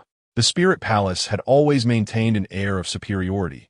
They had never encountered such courtesy from their representatives. Please convey my gratitude to the national master, Yueliuyun expressed, astonished that Lingze would send gifts in her honor, as she was to wed the following day. His offerings seemed to surpass all the presents from the 100 nations combined. She noticed that the spiritual herbs were cultivated in sacred soil and hurriedly collected them into her spatial realm, replanting them beside the spiritual spring to ensure their survival. These precious herbs were vital for her well-being, rare and hard to come by in the outside world. We shall return to report. The envoys from the spirit palace graciously took their leave, casting a furtive glance at the exquisite jade pendant. They could scarcely believe such an important token could be in her possession. Farewell to the envoys of the spirit palace. The princes and princesses from various nations hurriedly bowed in farewell, not daring to offend the spirit palace. Little Moon, do you know the national master Lingze? He has never bestowed gifts upon anyone. Xuancang, feeling a sense of crisis, whispered jealously. I have only met him twice, and we are not well acquainted. Perhaps he sent gifts out of consideration for the Xian kingdom, Yueliuyun replied, equally puzzled by Lingze's generous treatment towards her, as their interactions had been limited to mere nods. However, his gesture of sending gifts had indeed provided significant assistance to the Xian kingdom. The true value lay not merely in the spiritual herbs, but in the amicable disposition of the spirit palace, which would ensure a period of tranquility for the Xian kingdom. Foolish girl, what face does the Xian kingdom possess that could compel the spirit palace to yield? Xuancang believed she was utterly oblivious to the transcendent status of the spirit palace and the profound reverence with which it was regarded by all nations. She could scarcely imagine it.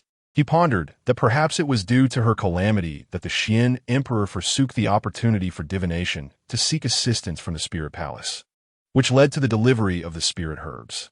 This thought filled him with anxiety, fearing for the safety of the little moon. Regardless of the circumstances, he would protect her. The envoy of the spirit palace traversed the temporal gates, returning to the summit of Tianshan, to report to the banished immortal who sat in quietude beneath the pines. Reporting to the palace master, the congratulatory gifts have been delivered to Princess Yu, and she has asked us to convey her gratitude. Understood, you may withdraw. Yes. After their departure, the mist-shrouded peak remained, left with only an ethereal figure, solitary and tranquil. Before him lay a vast sea of clouds, connecting to the celestial realm. Beneath the ancient pines, Lingze, clad in a snowy robe, unfurled a scroll. A flash of light illuminated the scene of the Xian kingdom's palace, which materialized within the scroll. His gaze, as calm as a placid lake, stirred unexpectedly upon encountering the image of Yueliuyun. Luyun, in this lifetime, you may live freely. The existence of the spirit palace is to oversee the heavens and earth, correcting the course of fate. Should any usurper be discovered, they are to be eradicated immediately to prevent further chaos. When Ling Zhe first encountered Yueliuyun in the Flower Palace, he realized he could not perceive her fate's trajectory, and she was able to behold his true visage, indicating she had already broken free from the shackles of this realm. In that moment, he should have fulfilled the responsibilities of the Spirit Palace and erased her existence. Yet he refrained from doing so, contemplating to feign ignorance and allow her to flourish or perish, much like he had done countless times as an observer. However, just as he was about to depart, she looked at him and asked, "Master Guosher, will I still be able to see you in the future?" In that instant, he inexplicably softened, gifting her a delicate jade pendant. This jade could shield her from the scrutiny of the heavenly laws, causing the Spirit Palace's envoys to believe the inability to discern her fate was due to the pendant. Unbeknownst to her, the jade pendant inherently concealed the secrets of destiny and had been a token held by the palace masters throughout generations. To see the jade pendant was akin to beholding the master of the Spirit Palace. To him, she was ultimately different. What she did not realize was that when she first met him at the age of 15, a single glance had caused his world to turn upside down and the heavens to tremble. He saw the golden thread of fate entwined between them, a bond decreed by heaven. Yet, as the master of the Spirit Palace, he could never marry, nor would he allow himself to feel. He severed their bond with his own hands, yet deep within, he felt guilt dreaming of her night after night, year after year. Though they had never truly met, the countless nights spent in dreams rendered him intimately familiar with her presence. Until one day, she encountered another person, and from that day forth, she never returned to his dreams. He lowered his gaze to the golden thread of fate at his fingertips, now entirely severed, transformed into a golden ring etched upon his flesh.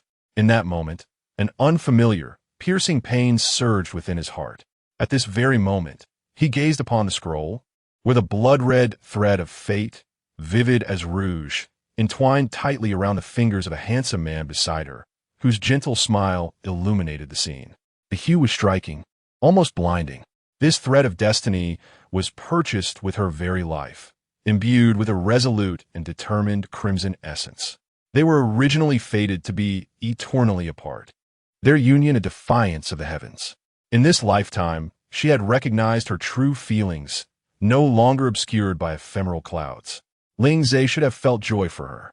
Yet, why did his heart ache so painfully?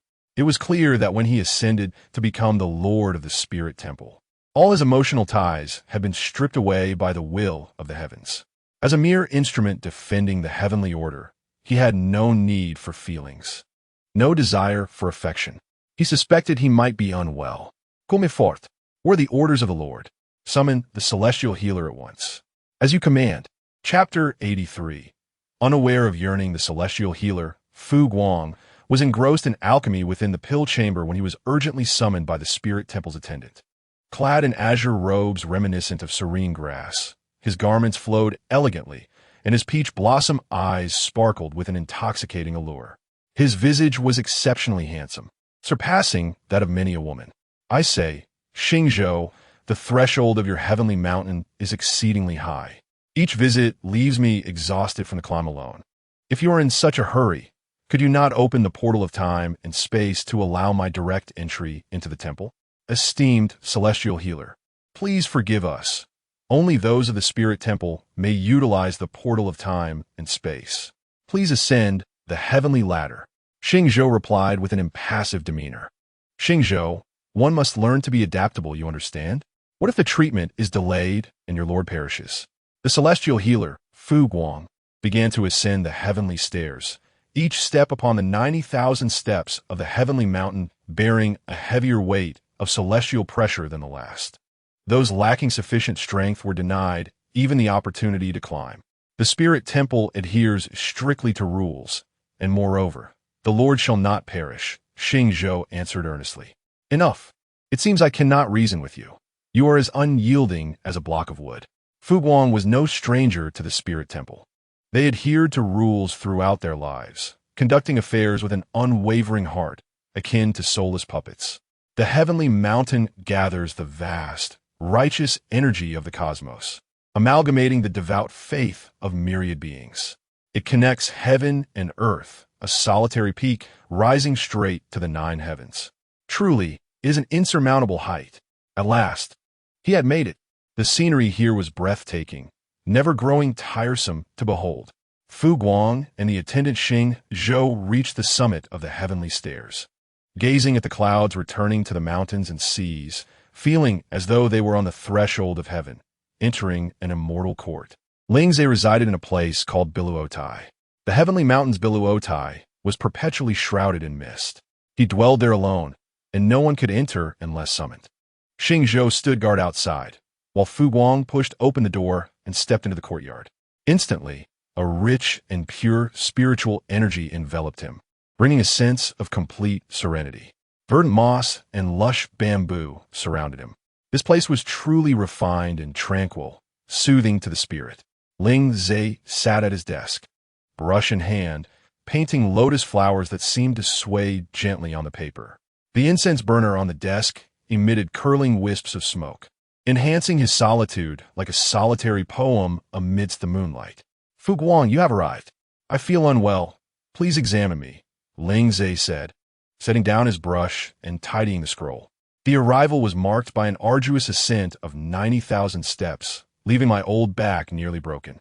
As old acquaintances, could you not simply open the portal of time and space for me?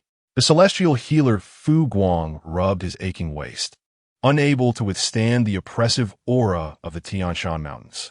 That is not permissible. It contradicts the established rules, Lingzhe replied with a calm yet frigid tone, leaving Fu Guang's heart feeling desolate. Is it because I am merely an old acquaintance and not a close confidant that you treat me so harshly? Such indiscretion. It seems I ought to send you back. The Lord's temper flared. Excessive anger is detrimental to one's health.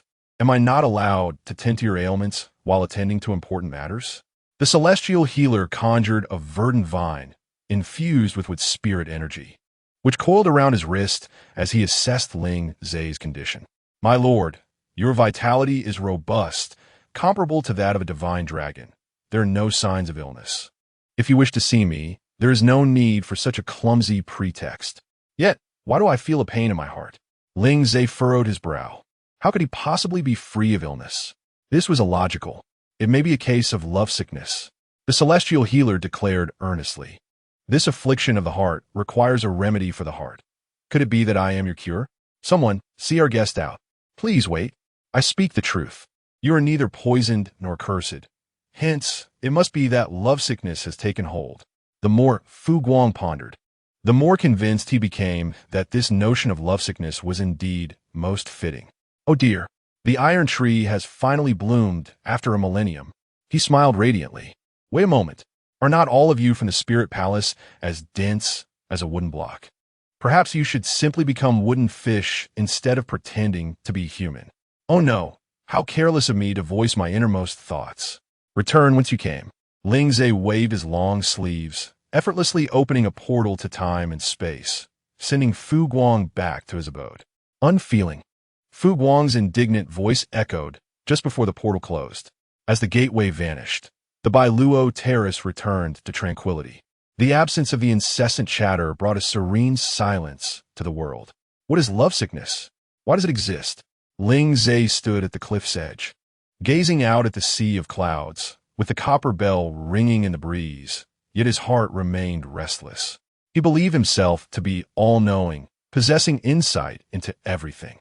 However, he was oblivious to the fact that the bond between him and Yueliuyun was inscribed upon the stone of 3 lifetimes, a covenant that even the heavens could not sever. Only they had the power to sever their own ties. It was he who had willingly relinquished her. The countless dreams they once shared were remnants of their bond, lingering in the world, offering him one final opportunity, yet he ultimately failed to seize it. In stark contrast to the serene spirit palace, the imperial city was engulfed in worldly clamor. Within the 100 Flowers Palace, The previously tense atmosphere had transformed into one of tranquility and harmony after the Sword Immortal and emissary from the Spirit Palace made their appearances. Princes and princesses from various nations showcased their talents, performing for the Xian Emperor and Empress, and no one dared to mention challenging the royal family of Xian Kingdom. Princess Shizhao listened intently to the voice of the crowned Prince Yuheng, inching closer before accidentally stumbling at his side. I apologize. I did not see the path. Blind individuals should refrain from embarrassing themselves. Aunt Xiao, will you not escort Princess Shizhao away? Should I witness her presence here once more, I shall break your legs. The first prince, Yueliuyun, was known for his volatile temperament, and the sight of Princess Yu's radiance only exacerbated his internal frustrations. When Princess Shizhao collided with him, he vented his ire upon them. This servant shall lead the second princess away. Aunt Xiao hastily supported Princess Shizhao in her departure, and this time, she did not insist on returning. As she exited the palace gates, a subtle smile graced her lips. After the royal banquet concluded, the War King and the envoys from various nations departed the palace. Yueliuyun returned to her former residence, which remained as it was before her exit, with maids diligently maintaining its cleanliness each day. Xingqian, Zuwei, please inspect for any anomalies. Yes, acquainted with the palace's decorum, the two swiftly conducted a thorough examination of both the interior and exterior. Your Highness, your rouge box has been tampered with. Deadly poison has been mixed into the rouge. Xingqian, possessing an acute sensitivity to toxins, promptly identified the poison as cosmetic. Let's secure it for now. Yueliuyun surmised that it was most likely one of her siblings, unable to bear her continued existence. Invite young Master Qin to the front courtyard. I wish to discuss matters of collaboration with him. Your Highness, young Master Qin is already awaiting you outside the palace. Very well. Yueliuyun presented the meticulously crafted blueprints and musical scores to Qin Yan. The methods for crafting the instrument are detailed within these plans. This eru shall serve as a sample for your reference. She bestowed upon Qin Yan the eru she had previously fashioned, confident that the creation process would be simplified with a model to guide him.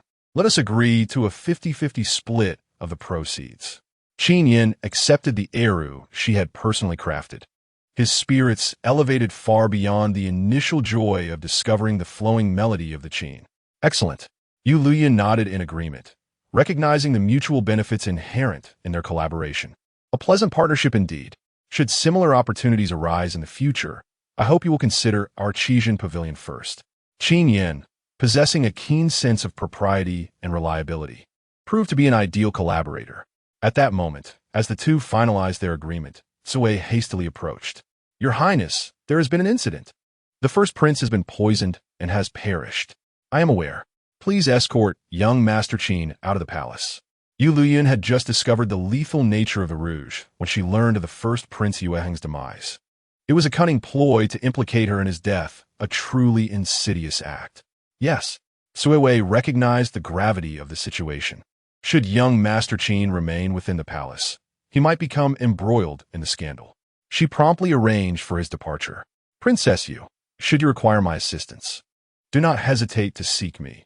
The doors of Qijian Pavilion shall always remain open to you. Qin Yan bowed and followed the maid out of the imperial palace.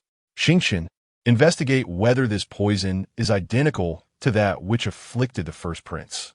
As Yueliuyun pondered who could have orchestrated the first prince's demise, she speculated whether this was an attempt to thwart her union with the War King. Xingqian soon returned. Your Highness, the War King has personally taken charge of this case. I have just confirmed that the poison is indeed of the same origin. In order to prevent the first prince from feigning death as a scheme against His Highness, I have deliberately inflicted additional wounds to ensure his demise. Upon hearing this speculation, Yueliuyun acknowledged the possibility. The first prince, Yuheng, had always harbored jealousy towards her, and since childhood, he had never been amicable, resorting to various underhanded tactics.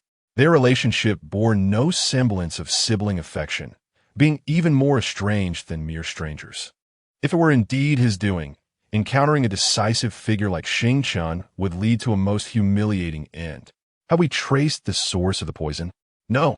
This poison, known as scorpion tail venom, is rare in the imperial city and the royal physicians have no record of related medicinal herbs. It must have been smuggled into the palace. Xing Chun shook his head. Then, let us commence our investigation from within our own palace. Kui Wei, retrieve my spare rouge case and place it back on the vanity, ensuring it mirrors the previous one exactly. Yueliuyun issued her orders, summoning all the maidens who had served within her chamber. I am to be wed tomorrow, and as you have served me for many years, I grant you the privilege of sharing in my good fortune. Chui Wei, prepare their makeup. As you command. Chui Wei lifted the rouge case from the vanity, delicately opening the ornate box to personally apply the lip tint to the waiting maidens. This was a gift from the princess, and they dared not refuse. Standing stiffly in compliance, as Chui Wei began to adorn the maidens, one of them appeared visibly anxious, her gaze fixated on the rouge case, lost in thought. Ah! The first maiden gasped, her lips tingling slightly. Her unusual reaction sent the last maiden into a near panic. The others, fearing repercussions, complied and allowed the lip tint to be applied. However, when Chui Wei approached the last maiden, she suddenly shoved Chui Wei's hand away, recoiling as though from flood. How audacious! To refuse the princess's gift? Chui Wei reprimanded. I would never dare. I merely feel my lowly status renders me unworthy of partaking in your highness's blessings. This maiden trembled as she knelt, bowing her head in apology. The other maidens regarded her with sympathy. Even if you are of humble standing, you are still deserving of this fortune, as it is a gift from Princess Yu. A flicker of anger crossed Chui Wei's eyes. She suspected that this treacherous maiden had poisoned the rouge case belonging to Princess Yu. Otherwise, why would she express such fear? It was merely the guilt of a thief. Bring her to her feet. I shall bestow upon her double the blessings. Kui Wei, apply an additional layer for her to truly grasp the grace of my favor. Yueliuyun was unyielding towards traitors, having dared to betray her. One must be prepared to face the consequences. Two robust guards swiftly seized the maiden. She thrashed wildly, terror-stricken as she watched Chui Wei approach with the rouge. Let go of me. I do not wish to die. That rouge is poisoned. The other maidens went pale at her words. How could the princess's rouge possibly be poisonous? Do not speak such nonsense.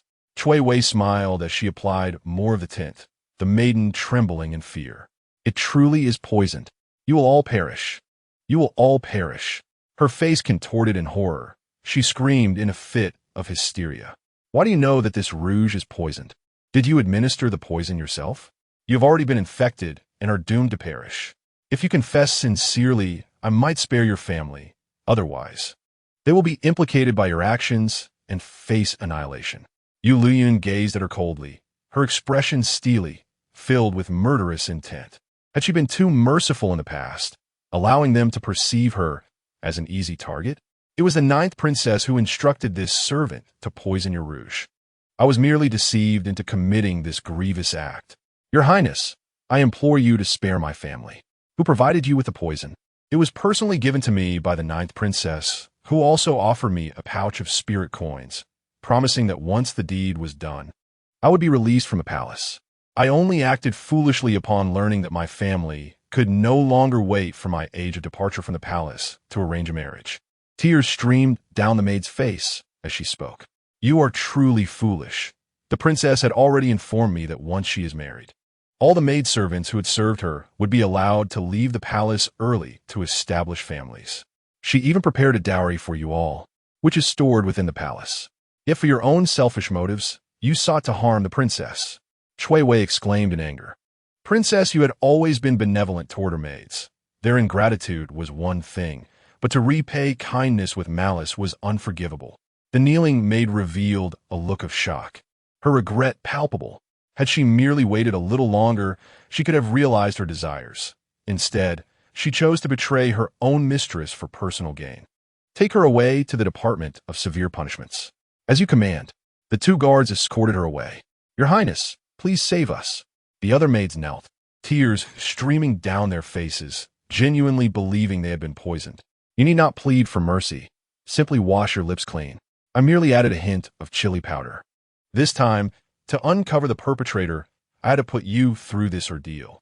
The princess has prepared a gift for you after her marriage. You may choose to leave the palace early. Chui Wei explained, and upon learning they were not to die, the maids broke into smiles. After this incident, they resolved to cherish the opportunity to leave, for the palace was perilously treacherous. Even Princess Yu found herself in dire straits, and they could perish within the confines of the palace at any moment.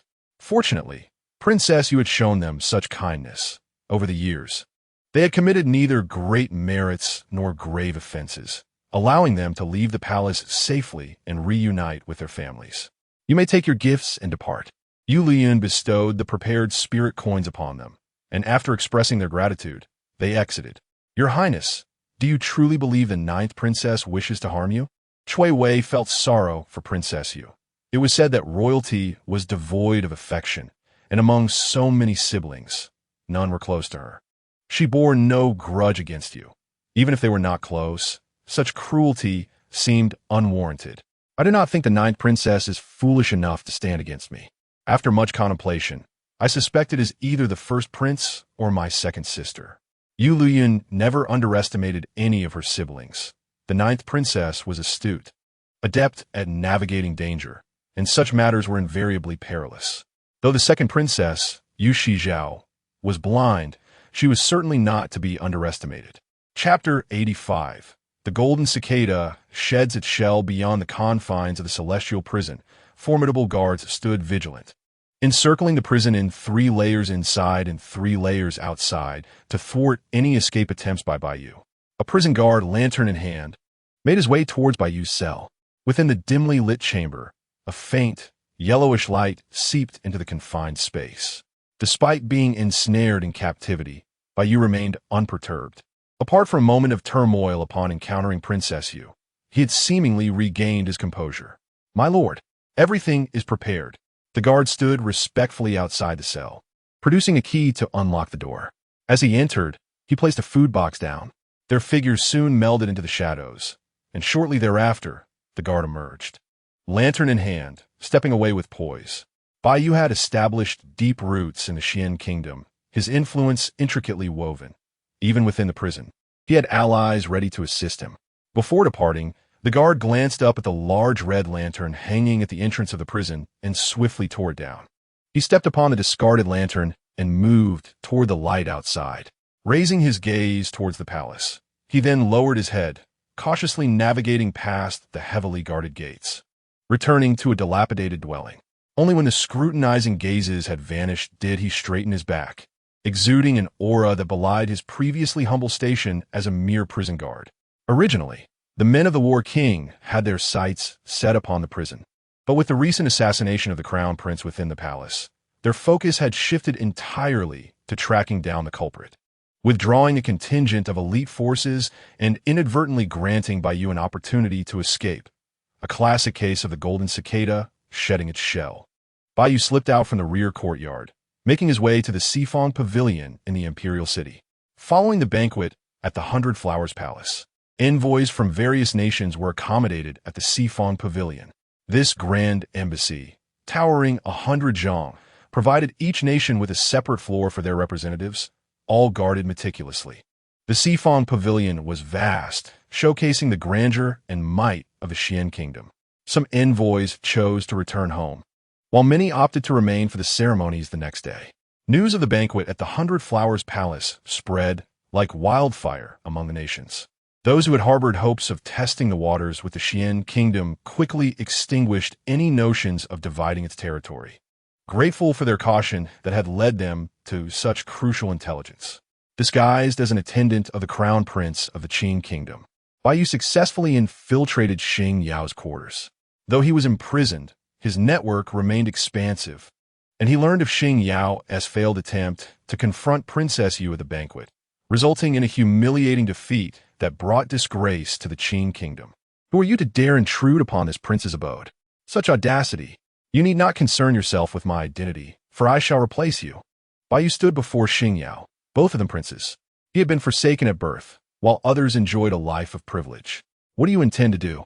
Xing Yao regarded the man before him with palpable unease.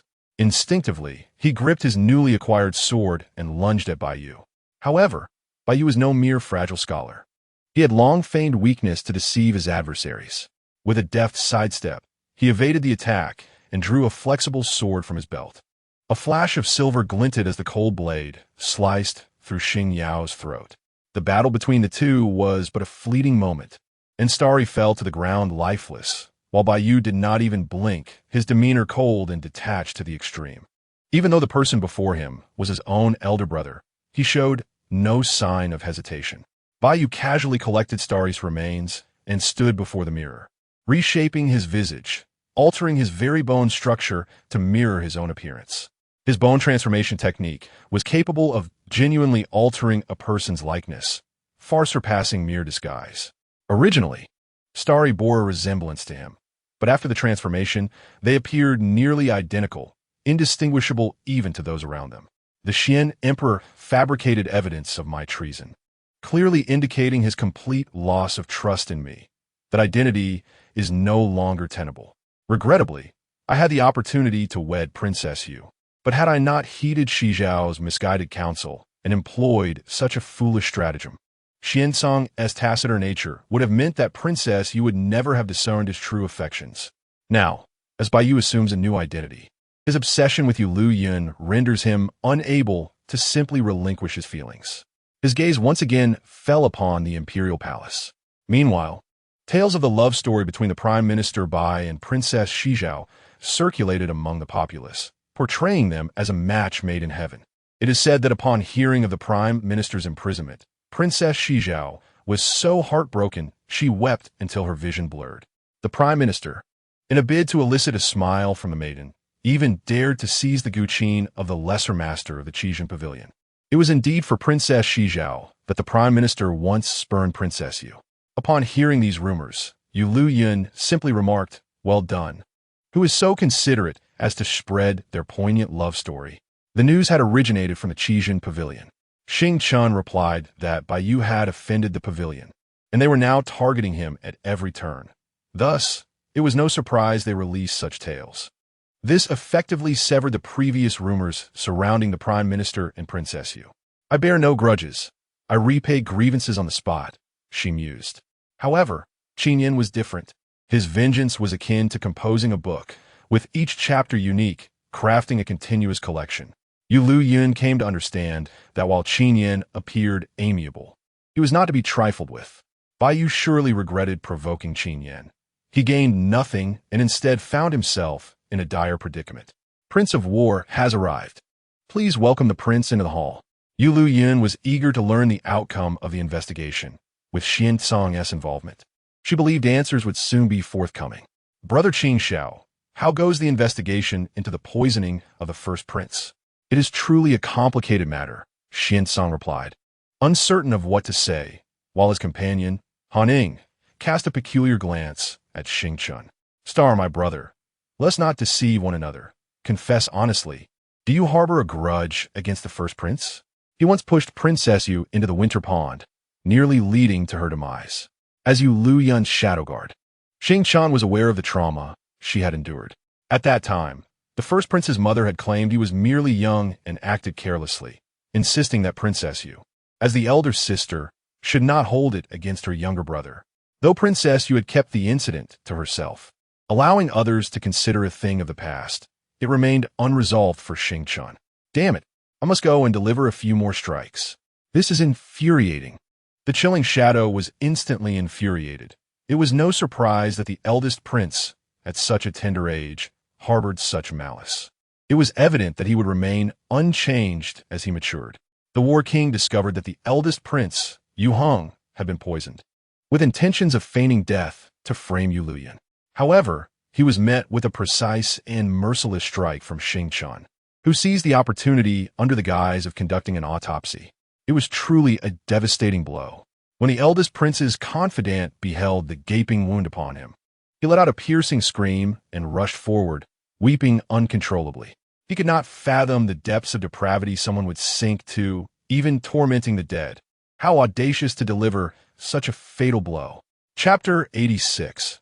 Radiant Green, the eldest prince's subordinate, had already escalated this matter to the attention of His Majesty, the Xuandi.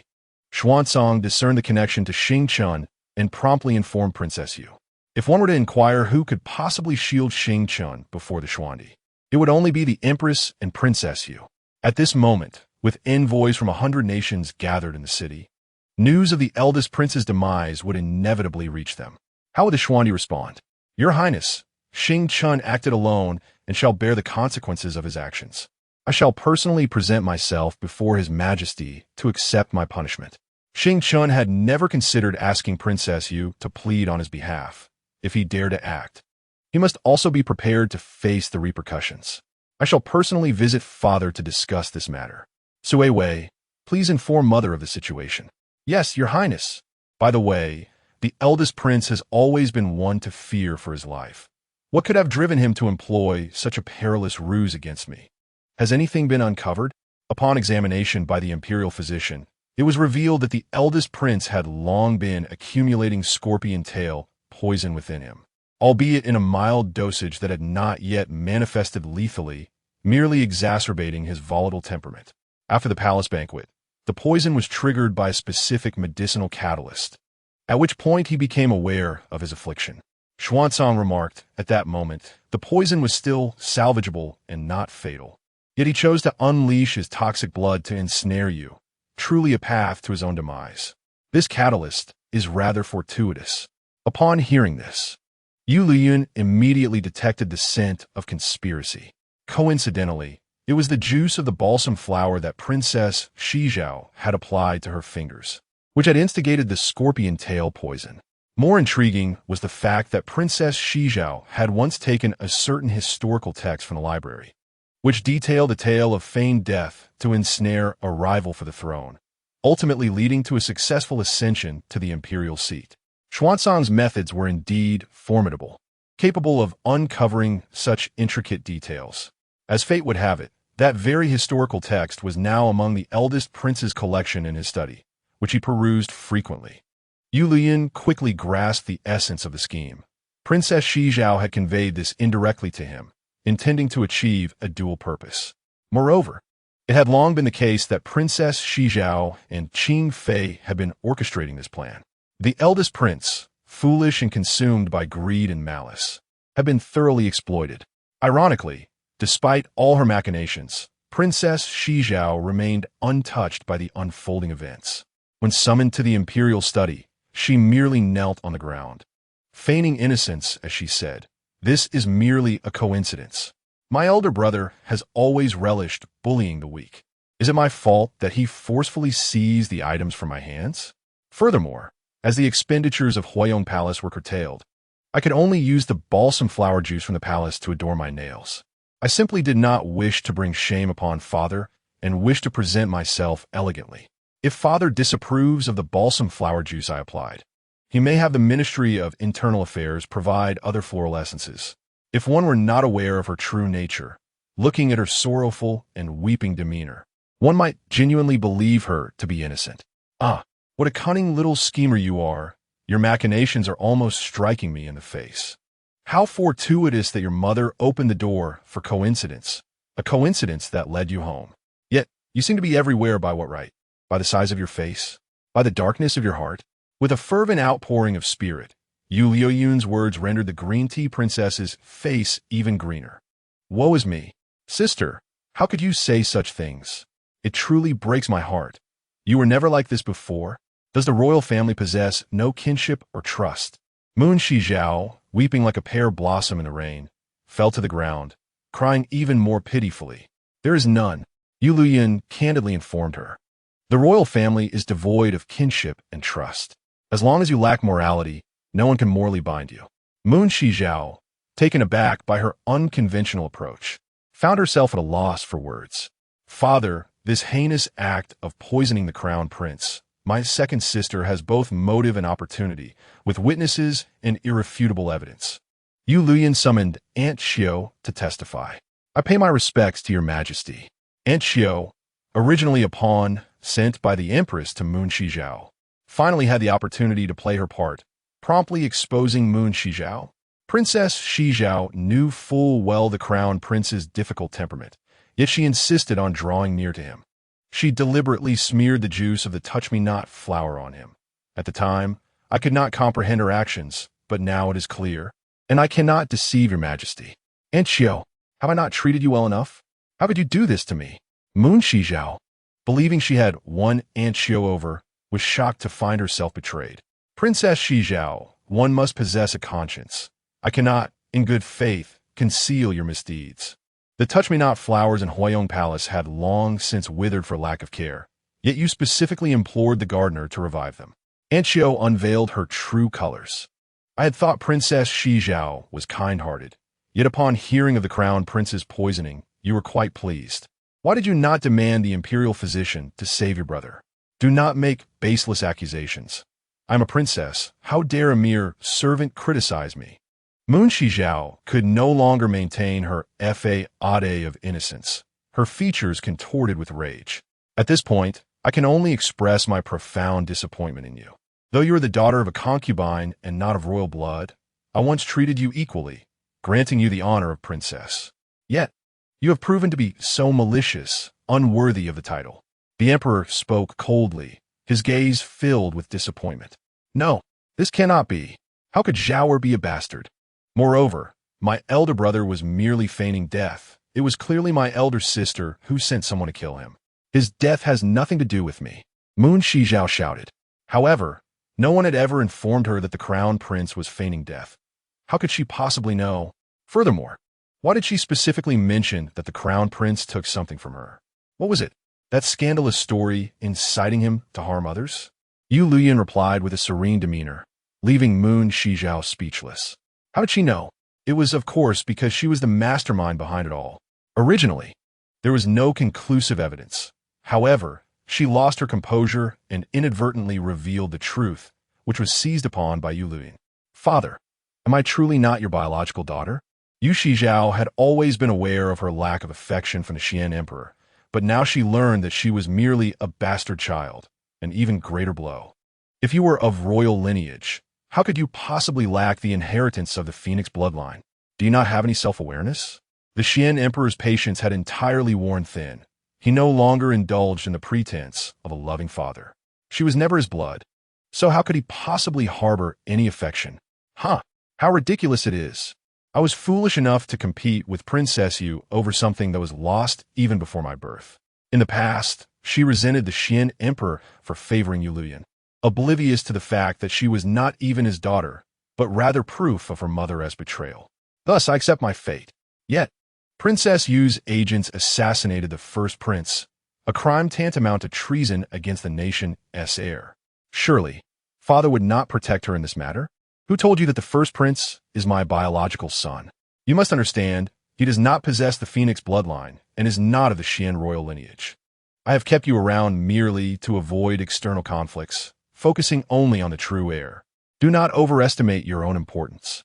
As the Xian emperor's words echoed, not only did Yu Shizhao stand in stunned silence, but others were equally taken aback. Xing Chun could only feel the overwhelming absurdity of the Xian emperor's predicament. This was a monumental scandal. Chapter 87. The Green of Discomfort. Is this something I can overhear without cost? Your Majesty, with such a green hue atop your head. It seems your mind has been dyed as well. Han Ying immediately diminished her presence, shrinking behind the towering figure of the War King. I merely came to observe a case, and I stumble upon this royal secret. After all, I am related to the Queen. Your Majesty wouldn't silence me, would you? Xuancang inched closer to Yueliuyun, seeking comfort from the little moon. It was indeed somewhat unsettling. The verdant expanse atop his father-in-law's head could sustain an entire flock of sheep. Yueliuyun was also bewildered. Her father was clearly in a state of distress, yet pretended otherwise. How exhausting. Love is a light that can turn green to the heart's disquiet. Xing Chun listened intently to the gossip, fearful of missing any detail.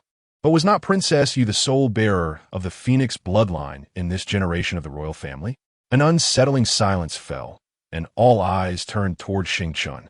Xing, truly commendable, to dare strike at the first prince and even stab the Xian emperor in the heart. What is a mere prince in comparison? Is there truly no one you care for in this world? Xing Chen's head is made of iron. His tongue is truly venomous. Ahem. This matter is unrelated to the case at hand. Yu Shizhao and Yu Hong are to be stripped of their noble status, with Yu Shizhao cast into the dungeons to await her fate. The Xian Emperor cast an awkward glance at Xing Chun, clearly irritated. Were it not for his position as Ning Er's strongest protector, he would have swiftly dealt with him. As for Xing Chun, he merely assisted the coroner in examining the body after Yu Hong was declared deceased. He is innocent. The trusted confidant of the Grand Prince remained outside, kneeling and beseeching the Xian Emperor to pass judgment on Xing Chun and Princess Yu. Alas, the proclamation of the case by Chang De revealed the dreadful news. It was confirmed that the Grand Prince Yu Hong and the second princess, Yu Shizhao, were not of royal blood. In their attempt to frame the legitimate crown princess, they ultimately brought about their own demise, receiving the punishment they so richly deserved. Both were demoted to commoners and sentenced accordingly. Upon hearing this dismal news, the individual collapsed on the spot. To have sacrificed so much only to be stripped of their princely titles. What a calamity! Very well, you may all withdraw.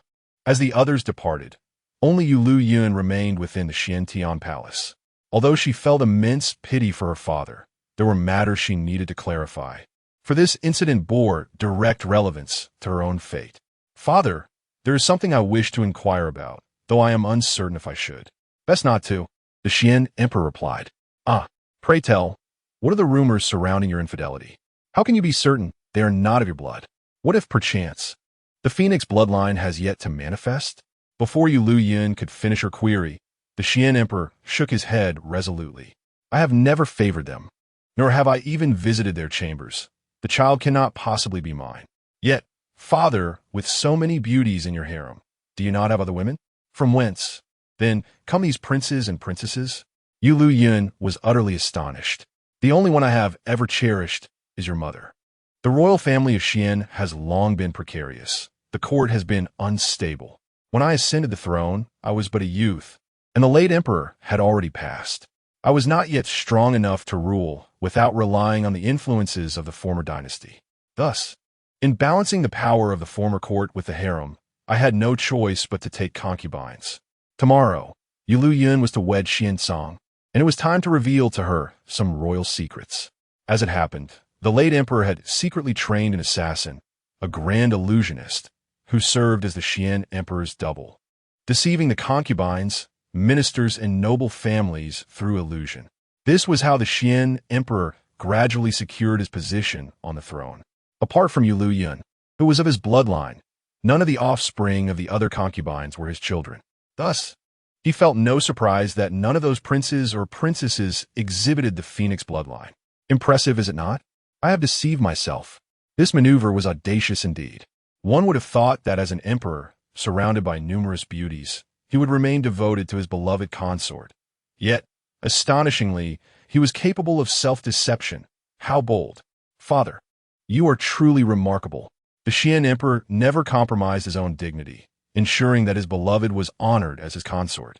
Even when the former dynasty forced concubines upon him, he had his own means of managing the situation, resolving never to compromise his own integrity.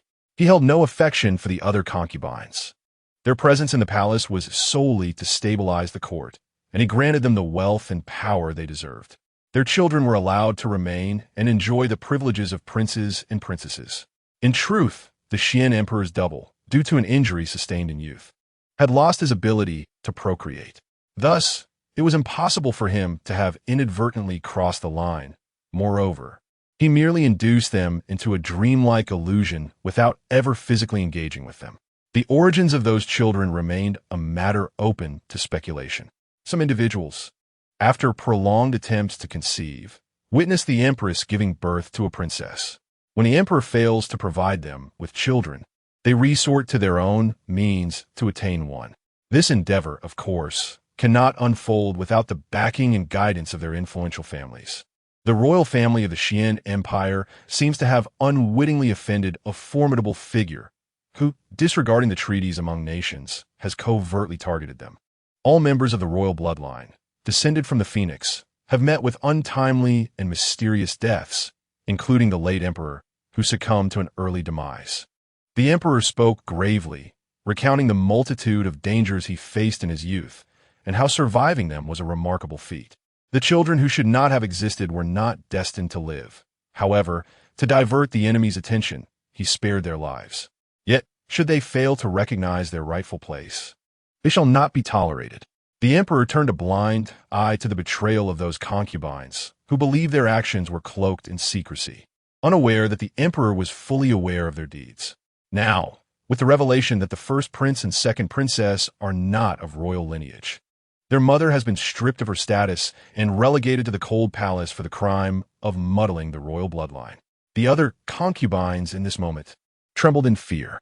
Thus, the emperor's reluctance to designate an heir stemmed from the fact that they were not his true offspring. Yueliuyun began to comprehend why the emperor displayed little warmth towards the other princes and princesses. It was all a verdant field of deception. Initially, the emperor had thought that if she were an ordinary woman, he would allow her to live a peaceful life, unburdened by such knowledge. He and her mother had once taken in an adopted son, secretly nurturing him as a potential heir for the Xian Empire. Yet, the present version of her is remarkably exceptional, evoking immense pride in her father, who wishes to entrust the empire to her. The emperor's declaration was enough to astonish the world. He intended to pass the throne to the princess. After all, she is the sole child of both him and the empress. Were it not for dire circumstances, he would never wish for the legacy of the Xian Empire to fall into the hands of others. That child, though an adopted son, could never compare to her in his heart. The emperor and empress are still young and will have more children. Thus, the throne does not necessarily need to be inherited by her alone. Yueliuyun envisioned a life of wandering the world with Xuancang after marriage, realizing that ascending to the throne would leave her no moment of respite. Her mother believed one child sufficed. The emperor shook his head, recalling the perilous circumstances surrounding her birth, which nearly cost her life. He could not allow her to risk that again.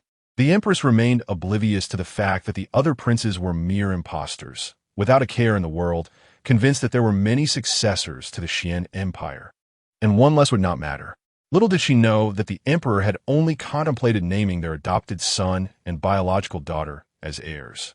The emperor, still relatively young, believed he could afford to wait, considering that the offspring of Ning'er and the war prince were also viable candidates for succession. "Father, you truly think far ahead," Yueliuyun thought, bemused, as even her unborn child was being ranked. Chapter 88, The Confession. But why did the emperor not disclose this matter to the empress? Surely, if she were to learn of it, she would be overjoyed. Yueliuyun realized how meticulously the emperor concealed this information, becoming accustomed to the deceit. His calm demeanor allowed him to converse with the princes and princesses in a composed manner, revealing him to be a man of formidable resolve. If she were to discover this, my plans would be rendered futile. Ning'er, you ultimately do not comprehend your mother.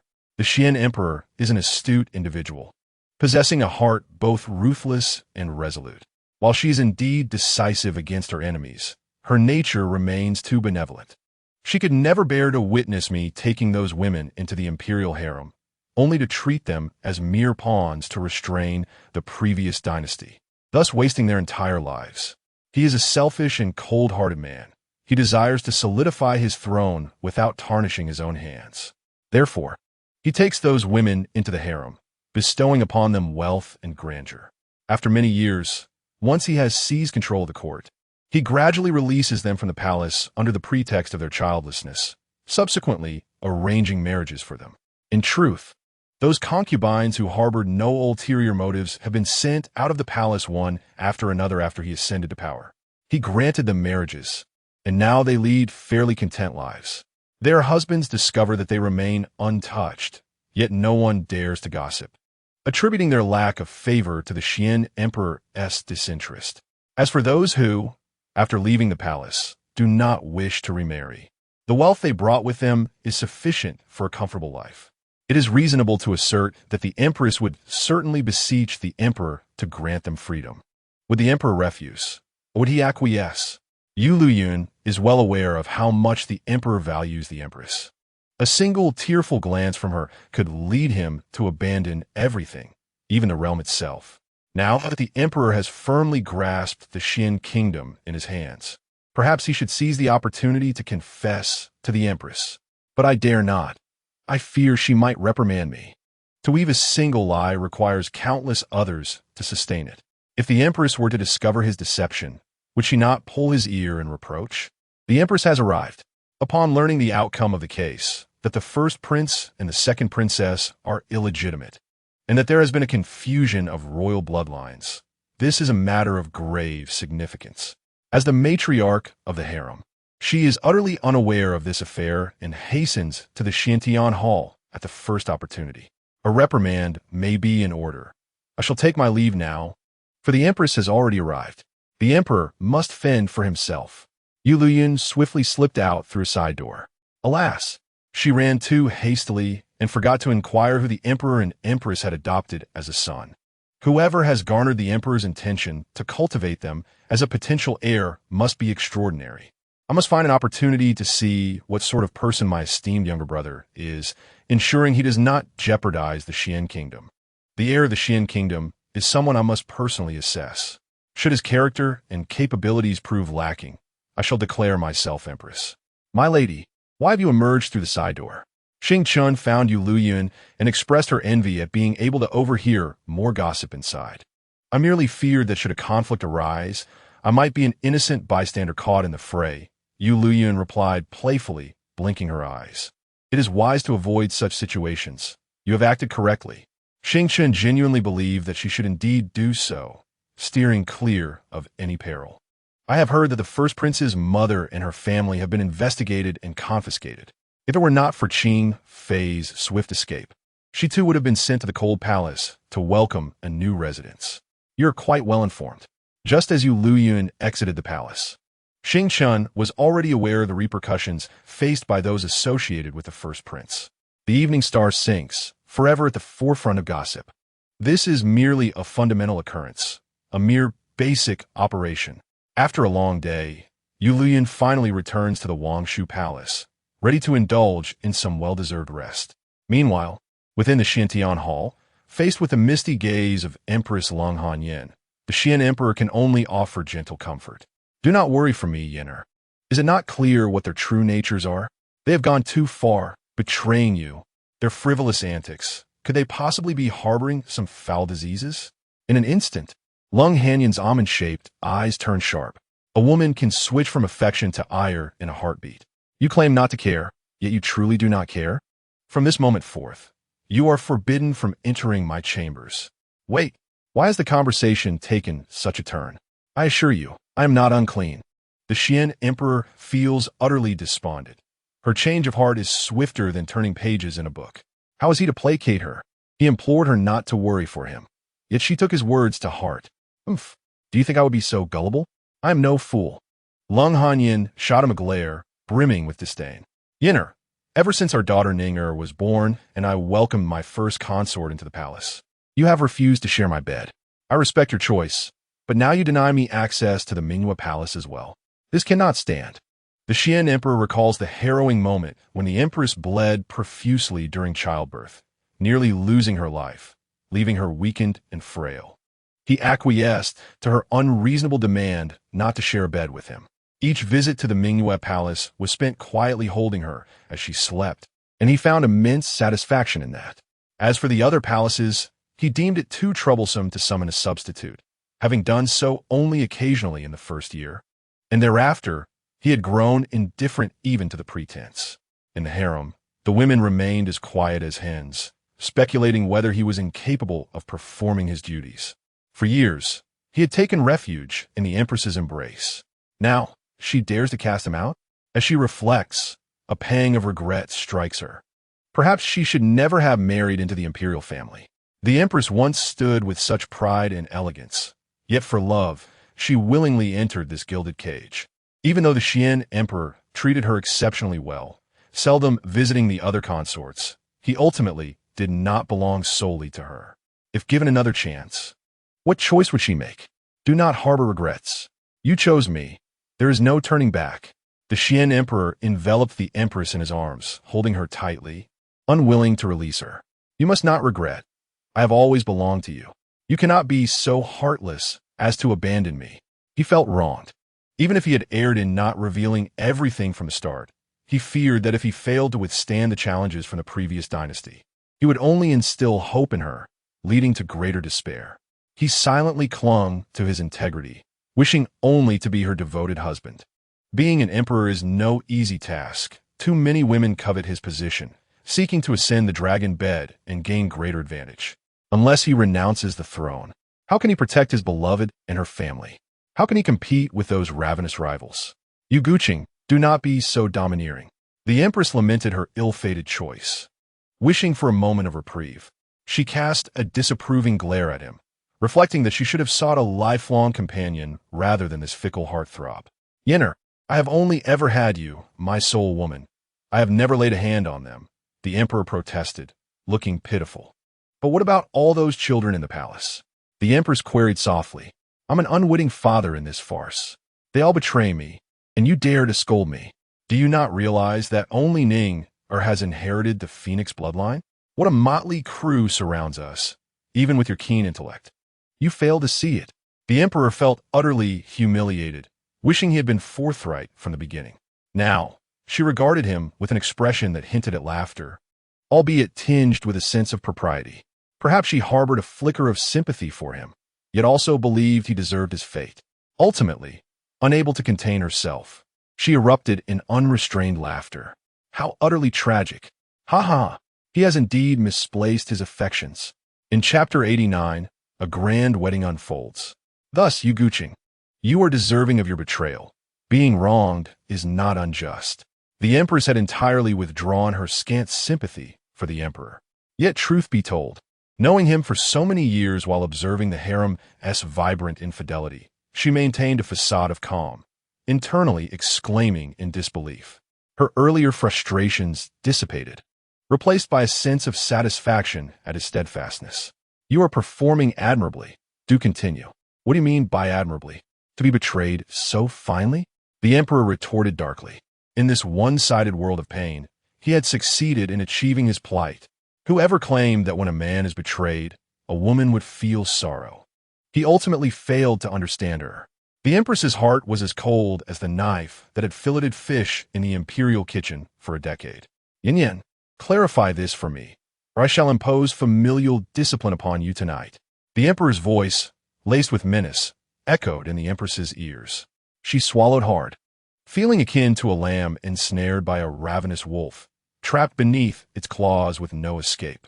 Her misty apricot eyes gazed at him with a pitiable expression that rendered him parched. Look at those leaves outside the window. How lush they are. She desperately concocted a retort, attempting to defend herself. Yet, his countenance darkened more than the bottom of a pot used for 2 decades in the kitchen. No, allow me to clarify, or rather, to explain. Very well, I shall grant you one final opportunity. Before you speak, think carefully and articulate your thoughts with clarity. Indeed, the leaves on the tree are not entirely green. They possess a hint of light. The empress offered a demure smile. Light, you say? Yenner, your response does not satisfy me, and I shall ensure you comprehend what true light entails. The emperor whisked her away to the chambers, intent on enforcing familial discipline. Yueliuyun, are you not capable? Release your grip. Am I incapable? Rumors regarding the emperor's shortcomings in certain aspects have long circulated within the harem, and I have no doubt of their veracity. The following morning, the empress emerged from the Xiantian hall, her body aching, and she pinched the soft flesh at the emperor's waist with fervor. The man who has remained untouched for too long is indeed terrifying. Cursed be those who spread the rumors of his inadequacy. I was foolish enough to believe such nonsense. Today is the 9th day, a propitious occasion. The day has come for Princess Yu to wed, and she has been brought early in the morning by the empress to the Mingyue Palace for meticulous adornment. She wears a phoenix wedding gown, tailored exclusively for her, and atop her splendid coiffure rests an exquisite phoenix crown, with each southern sea pearl perfectly round and lustrous. The fan she holds is intricately carved, embellished with gems that glisten, while delicate tassels sway gently. Once her preparations are complete, she steps out of the Mingyue Palace and ascends the magnificent phoenix sedan chair. Qinger, do return to the palace often to see your mother. This will always be your home, and you are welcome whenever you wish, the empress tenderly says, her eyes filled with reluctance. If Xuanchao dares to mistreat you, inform your father, and he will stand up for you. The emperor himself has come to see Princess Yu off. Rest assured, father and mother, Princess Yu declares, lowering the crystal bead curtain of the sedan chair as the grand procession departs the palace gates. The war prince Xuanchao, clad in resplendent red wedding attire, appears remarkably handsome. Behind him stands the imposing Songlong guard, all robust and commanding, exuding an extraordinary presence. Xuanchao anxiously awaits outside the palace gates, feeling as though he is in a dream, hardly believing that he is about to marry his beloved. Hunting, why not stab me once? I cannot ascertain whether this is reality. My lord, are you not concerned that the Songlong guard might mistake me for a traitor and slay me? Rest assured, Princess Yu is your rightful consort. No one could take her from you. Do my garments appear proper? Is my hair in disarray? My lord's attire is impeccable. Not a single hair is out of place. I assure you, our princess will be utterly delighted. Xuanchao mounts a majestic white steed, gripping the reins tightly, his palms damp with perspiration. As the palace gates swing open, Princess Yu's phoenix sedan chair, flanked by the Yinghuang and Xiansong guards, approaches him. Behind the beaded curtain, Princess Yu is breathtakingly radiant, exuding grace and elegance. His heart races wildly, threatening to burst from his chest. Little moon, I have come to marry you. His voice trembles with excitement, nearly overwhelming him. Thank you for coming to take me home, Brother Qingxiao, Yueliuyun replies, recalling her innocent childhood when she was merely 5 or 6, naively declaring her desire to be his bride. What was once a child's whimsical fantasy has now become a reality. To reach this moment, she has endured countless trials and tribulations, transforming herself to finally shatter the illusions of her past life. Once, she was like a marionette, unable to discern her true feelings. This time, she clearly recognizes that the one she loves is him, the one with whom she wishes to spend her life. In her previous existence, though she lived in confusion and was thoroughly exploited, she is fortunate that she only ever shared a bond of intimacy with Xuanchao. After their marriage, Baiyu never entered her chamber, instead indulging in romantic affairs with Yu Shizhao, leaving her heart in tatters. As I reflect on the past, I am truly grateful that Yu Shizhao's affections were unwavering, preventing her from engaging in any intimate relations with that scoundrel. Yet, the child she bore with Xiansong was cruelly taken from them. She never even caught a glimpse of the poor soul. She gazed down at her abdomen, a gentle smile gracing her features. My dear child, thank you for once again choosing me to be your mother. In this lifetime, both your mother and father shall protect you. Yueliuyun anticipated sharing this joyous news with Xiansong on their wedding night. The phoenix carriage glided smoothly toward the residence of the War King, the royal city adorned with festive lights, petals dancing in the air, creating a celebratory atmosphere. Princess Yu was truly exquisite. The War King appeared imposing and regal, entirely dispelling rumors of his frail health. A match of such remarkable talents. They were indeed a heavenly pair. The dowry bestowed upon the princess was lavish beyond measure, with countless treasures, merely a portion of gifts from 100 nations. Previously, the empress had also prepared a substantial dowry for her, resulting in an impressive procession of gifts. The War King was indeed fortunate to wed the most favored Princess Yu. A leap into the heavens. The War King was already formidable, yet with Princess Yu by his side, he ascended to even greater heights. Indeed, his position was unassailable. The spectators marveled at the grandeur of this magnificent wedding, countless individuals envying the War King's good fortune, particularly captivated by Princess Yu's breathtaking beauty, coupled with her strength and intellect. From a Four Directions tower, Baiyu, mimicking the third prince, gazed intently at the opulent phoenix carriage as it passed through the streets. The splendor of the event and her stunning figure clad in the phoenix wedding attire pierced his heart with profound envy. All of this should have been mine. Chapter 90. The art of theft. The common folk were already well acquainted with the exploits of Princess Yu and the War King in the northern border, their reputation soaring among the populace. Countless citizens lined the streets in an orderly fashion, showering them with flowers in celebration. The envoys from various nations were astounded by the prosperity of Xian country and the heartfelt admiration and respect the people held for Princess Yu. This was not the aura one would expect from a declining nation. In the midst of tumultuous times, while other nations waged war, Xian country stood as a rare bastion of peace and tranquility. Indeed, such serenity amidst chaos was a rarity. Were the iron cavalry of Snow Country to breach the northern border, this scene of flowers cascading through the city in celebration would have been utterly impossible. The people would have lost faith and reverence in their rulers, questioning the ability of the Xian Emperor and the Yu clan to protect them. Once the people's hearts waver, so too does the fortune of the nation. Though the War King's eyes were indeed clouded, why was it that he still inspired such awe? They gazed from afar at War King Xuancang, who, despite his blindness, radiated vigor akin to a soaring kunpeng, his presence overshadowing all. Xian country should not be underestimated. The sight of figures like Princess Yu and the War King, along with the formidable Songlong guards and the extraordinary Xian Sparrow and Shadow Phoenix guards, struck fear into their hearts. They felt the immense strength and profound heritage of Xian country. Even a wedding procession was filled with experts of unparalleled skill. Your Highness, shall we proceed with our plans? The bridal escort, we find ourselves at a disadvantage. The attendant beside Xing Baiyu murmured weakly. Even from a distance, they could sense the formidable presence of these warriors, all elite survivors of brutal battles. To call them an iron-blooded army would be an understatement. Remain still.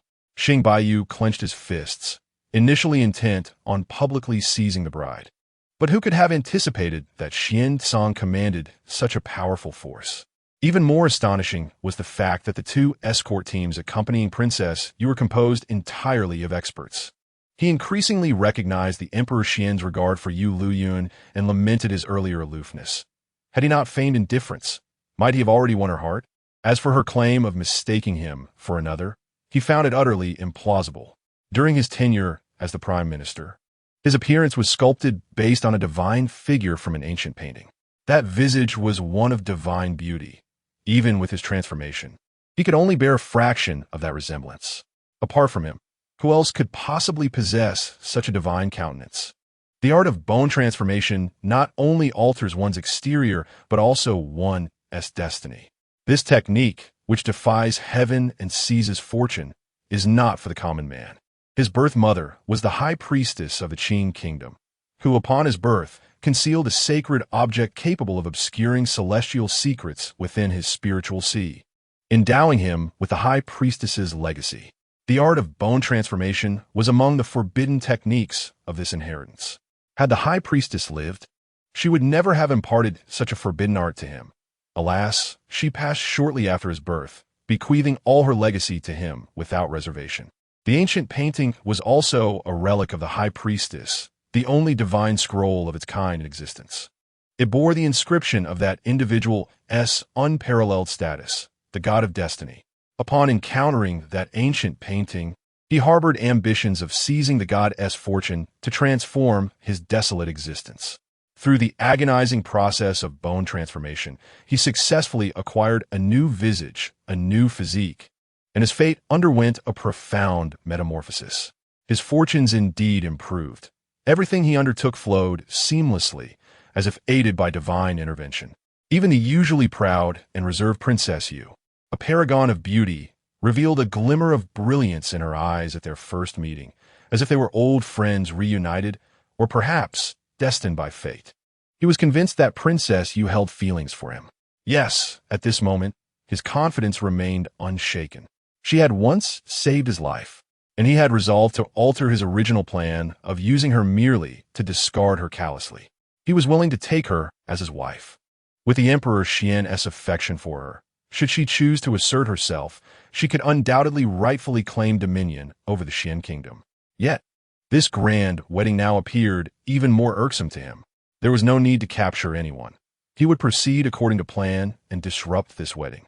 At his command, Xing Baiyu had deeply entrenched himself in the Xian kingdom. With a single order, countless figures emerged atop high rooftops, unleashing a volley of flaming arrows towards the bridal procession. In an instant, the crowd erupted in terrified screams. The arrows raining down from the sky resembled a torrential downpour, a storm of projectiles, fierce as meteors. At that moment, Xuancang, atop his white steed, leaped into the air, his flowing sleeves billowing elegantly. With a tremor of the azure dragon sword in his grasp, the dragon's shadow shattered its shackles. A resounding dragon's roar echoed as the celestial dragon soared through the heavens, obliterating countless fiery arrows into mere dust. With a flick of its tail, a fierce wind swept through, scattering the ashes in the air and restoring clarity to the world. "Eliminate all assassins, without exception," commanded Yi Chun, the chief strategist of the Azure Dragon Guard, his voice laced with fury. Swiftly, a contingent from the Azure Dragon Guard sprang into action, leaping into the air with grace, their blades striking decisively, severing heads as easily as slicing through melons. Their prowess was terrifying. The enemy crumbled like fragile paper, swiftly torn asunder. The Azure Dragon Guard, seasoned warriors accustomed to battling monstrous foes, comprised entirely of cultivators and formidable beings with spiritual veins. They remained hidden from the public eye, rendering their terrifying reputation largely unknown. Now, with casual displays of power, they instilled a sense of dread among the envoys from 100 nations, leaving them awestruck by the might of the Azure Dragon Guard. How can the Xian kingdom possess such a formidable army? They gasped. It is no exaggeration to say that even a mere foot soldier rivals the strength of our nation's greatest generals. We cannot afford to provoke them. Who would dare to instigate trouble at such a time? Such audacity is commendable. The prowess of the War King seems to surpass even his peak form. Cursed be it. He has ascended even further. Rumors have misled me about the Snow Kingdom. Upon witnessing the War King's overwhelming strength, alongside the terrifying Azure Dragon Guard, the Snow Kingdom's princess pondered the true extent of the Xian Kingdom's military might. She suddenly felt that even her illustrious brother could not be faulted for his defeat. Xuancang gracefully returned to his steed, and the wedding procession continued onward. They circled the inner city of the Xian Kingdom's imperial capital before arriving at the War King's residence. Yueliuyun, having sensed the power emanating from Xuancang's recent display, felt a twinge of astonishment. Brother Qing Zhao's strength has already returned. How remarkably swift.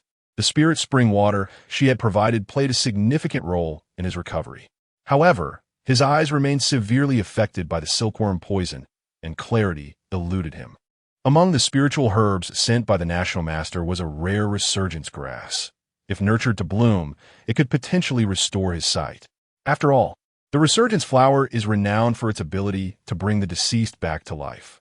While many are aware that the resurgence grass can restore vitality, few know the true miracle lies in the flower itself. Alas, it blooms only once every 10,000 years. How many in the world have the fortune to witness it? She planted the resurgence grass by the spirit spring, hoping to accelerate its growth and increase the chance of flowering. As her thoughts wandered, she heard Xuancang's magnetic voice draw near. "Little moon, we have arrived home." He lifted her effortlessly, his movements gentle yet resolute. Chapter 91. The wedding contract firecrackers erupted before the War King's residence, and joyous melodies filled the air, with guests arriving in droves. The stoic General Xianbei, known for his cold demeanor, made his way to the War King's estate on the day of his son's grand wedding. Residing year-round on the border, the War King's residence was a specially granted estate for Xuancang, in the main hall designated for the wedding ceremony. General Xianbei took his place at the head of the table. His gaze softened as he observed the couple. He had exchanged his battle armor for a pristine robe, his dignified and handsome visage radiating warmth and paternal affection. He couldn't help but marvel at how his son had achieved such success, managing to marry the jewel of the Yu family. Little Ninga had grown so much. "We are now one family. If this scoundrel dares to wrong you, I shall break his 3 legs." General Xianbei held a deep affection for Yueliuyun, believing that his son had indeed climbed to great heights by marrying the Yu princess. Xuancang had long anticipated this outcome. Between the two, his father favored Yueliuyun even more. Despite being stationed at the border, he had never ceased sending various small gifts, all intended for Yueliuyun, leaving his own son entirely out of the picture. When a son of the Xian family marries, a marriage certificate must be established. Bring forth the Xian clan's marriage scroll. General Xianbei commanded with authority. The clan elder of the Xian family reverently retrieved the marriage scroll from the ancestral hall and unfurled it before all. This marriage certificate would be recorded in the family tree and enshrined within the Xian clan's ancestral temple, presented to the heavens. The golden scroll shimmered with divine light, as if dragons and phoenixes danced within its folds. In front of the assembly, Xuancang took up the brush, and Yueliuyun followed suit. Each wrote a line, together composing the marriage certificate. Two hearts entwined, a lifetime of white-haired companionship, bound by vows like phoenixes soaring. Petals rain upon the hall, spring waters carry light. Together through dawn and dusk, sharing the frosts of the years. May we journey from the first light of dawn to the weary ascent of the moon, riding celestial vessels. With the pine winds releasing the cranes, cradling the moon and resting among the stars. With this document, we appeal to the heavens, witnessed by gods and spirits. Down to the underworld, our bond is sealed for 3 lifetimes. My heart is solely yours, through life and death unbetrayed. This certifies Xuancang, Yueliuyun. The marriage certificate was sealed, witnessed by the heavens, and entrusted to the clan elder for safekeeping in the ancestral hall. A splendid aurora descended from the clouds, illuminating the vast sky, a phenomenon that left the onlookers in awe. This marriage certificate represented General Xianbei's utmost support for Yueliuyun as his daughter-in-law, acknowledging their union before their ancestors in the heavens.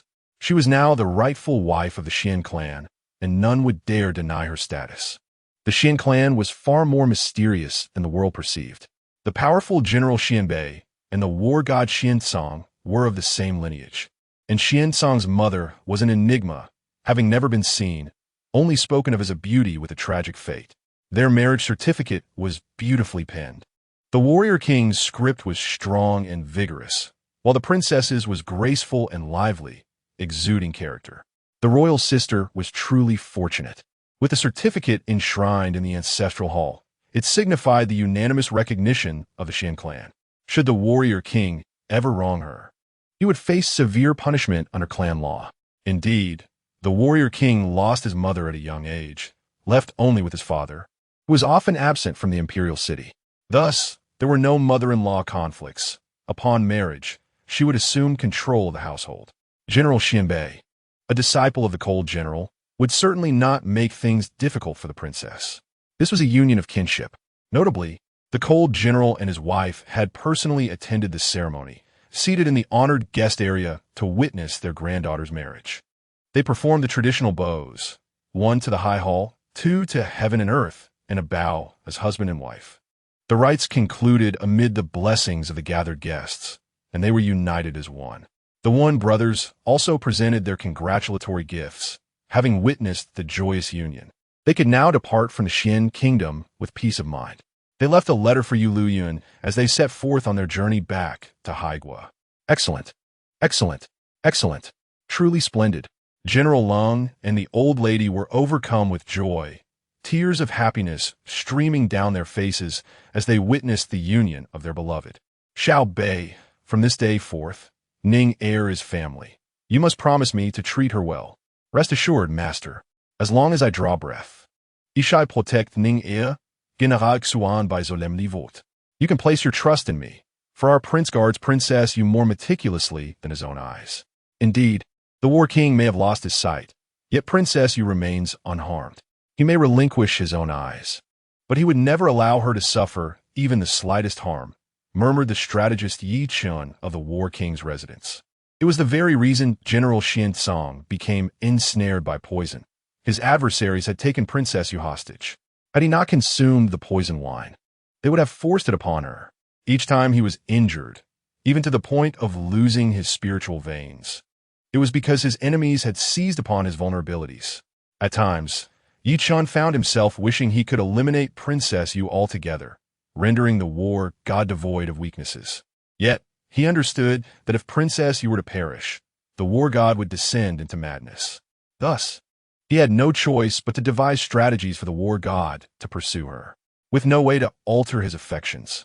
The only option left was to keep her close for protection. Now, this fool had finally achieved his desire. He must be overjoyed. No longer would a cadre of single gentlemen have to rack their brains to think of gifts that might win Princess Yu's heart. These years had been arduous for the brothers. Xuancang personally escorted Yueliuyun to his quarters, which were no longer solely his, but had transformed into a shared space for the two of them. While Xuancang appeared calm and composed, he walked in a peculiar manner, as if his body moved forward while his soul soared above.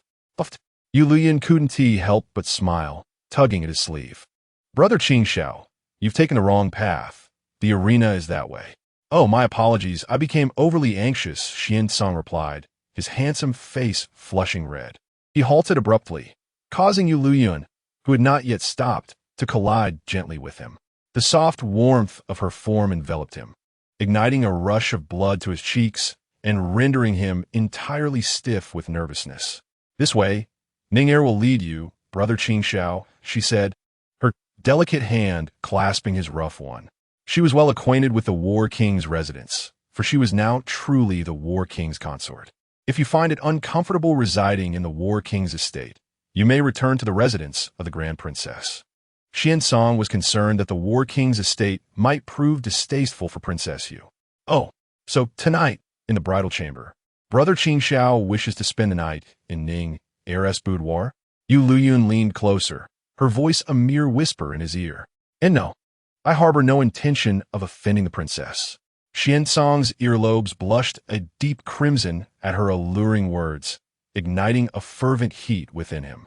"Tonight, I grant you permission to transgress." Yueliuyun's delicate finger gently brushed against his lips, sending an electric shock through him, leaving him utterly paralyzed. Once more, Xuancang walked in awkward unison, led by Yueliuyun into his quarters. The sky darkened, and the lanterns began to glow. Within the banquet hall of the War King's residence, a lively atmosphere prevailed, presided over by the great General Xianbei. Xuancang, deprived of his sight, evoked no sense of impropriety among the guests. Yueliuyun dismissed those around them, leaving only herself and Xuancang. "Little Moon, shall we partake in the wine of union?" Xuancang inquired cautiously, clutching the wine jug tightly.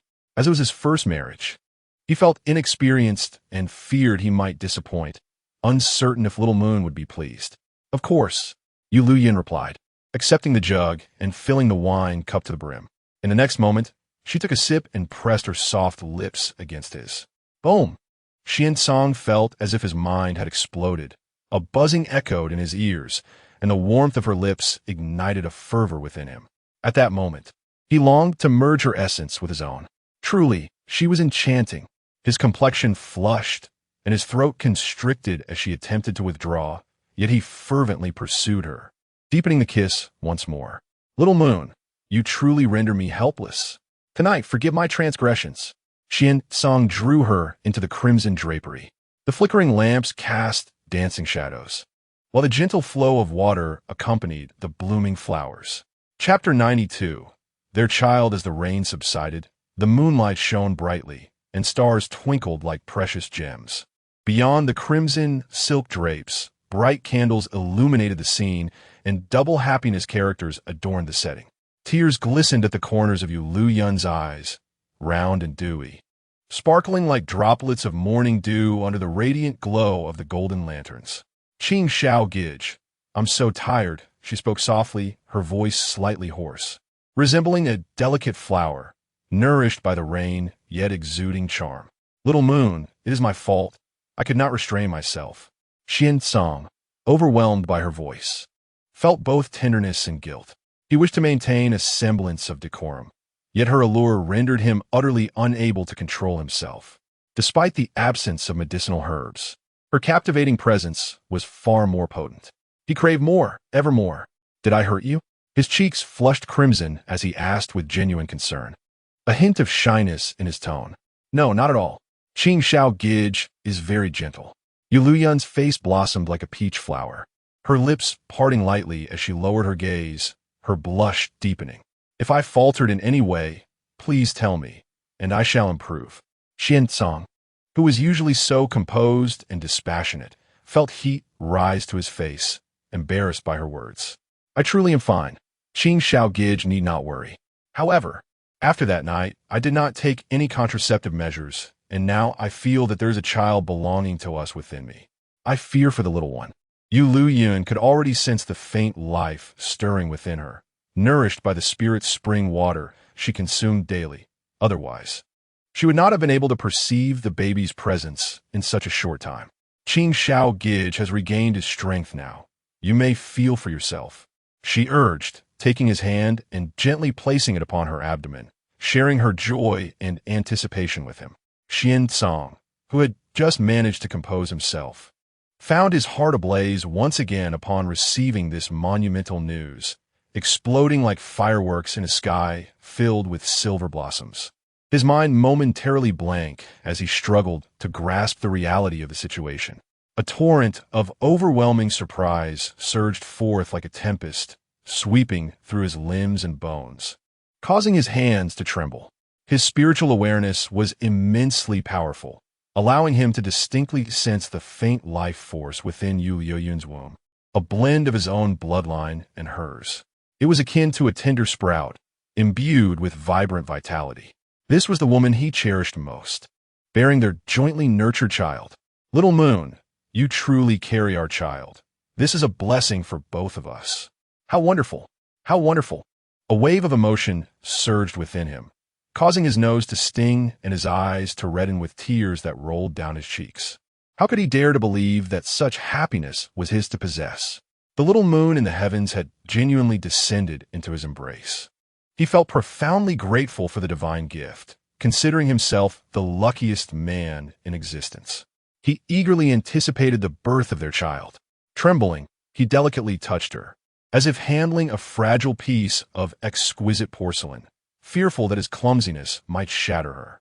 Reflecting on his prior obsession with her, he felt a pang of recklessness. "Brother Qing Xiao, from this day forth we are family."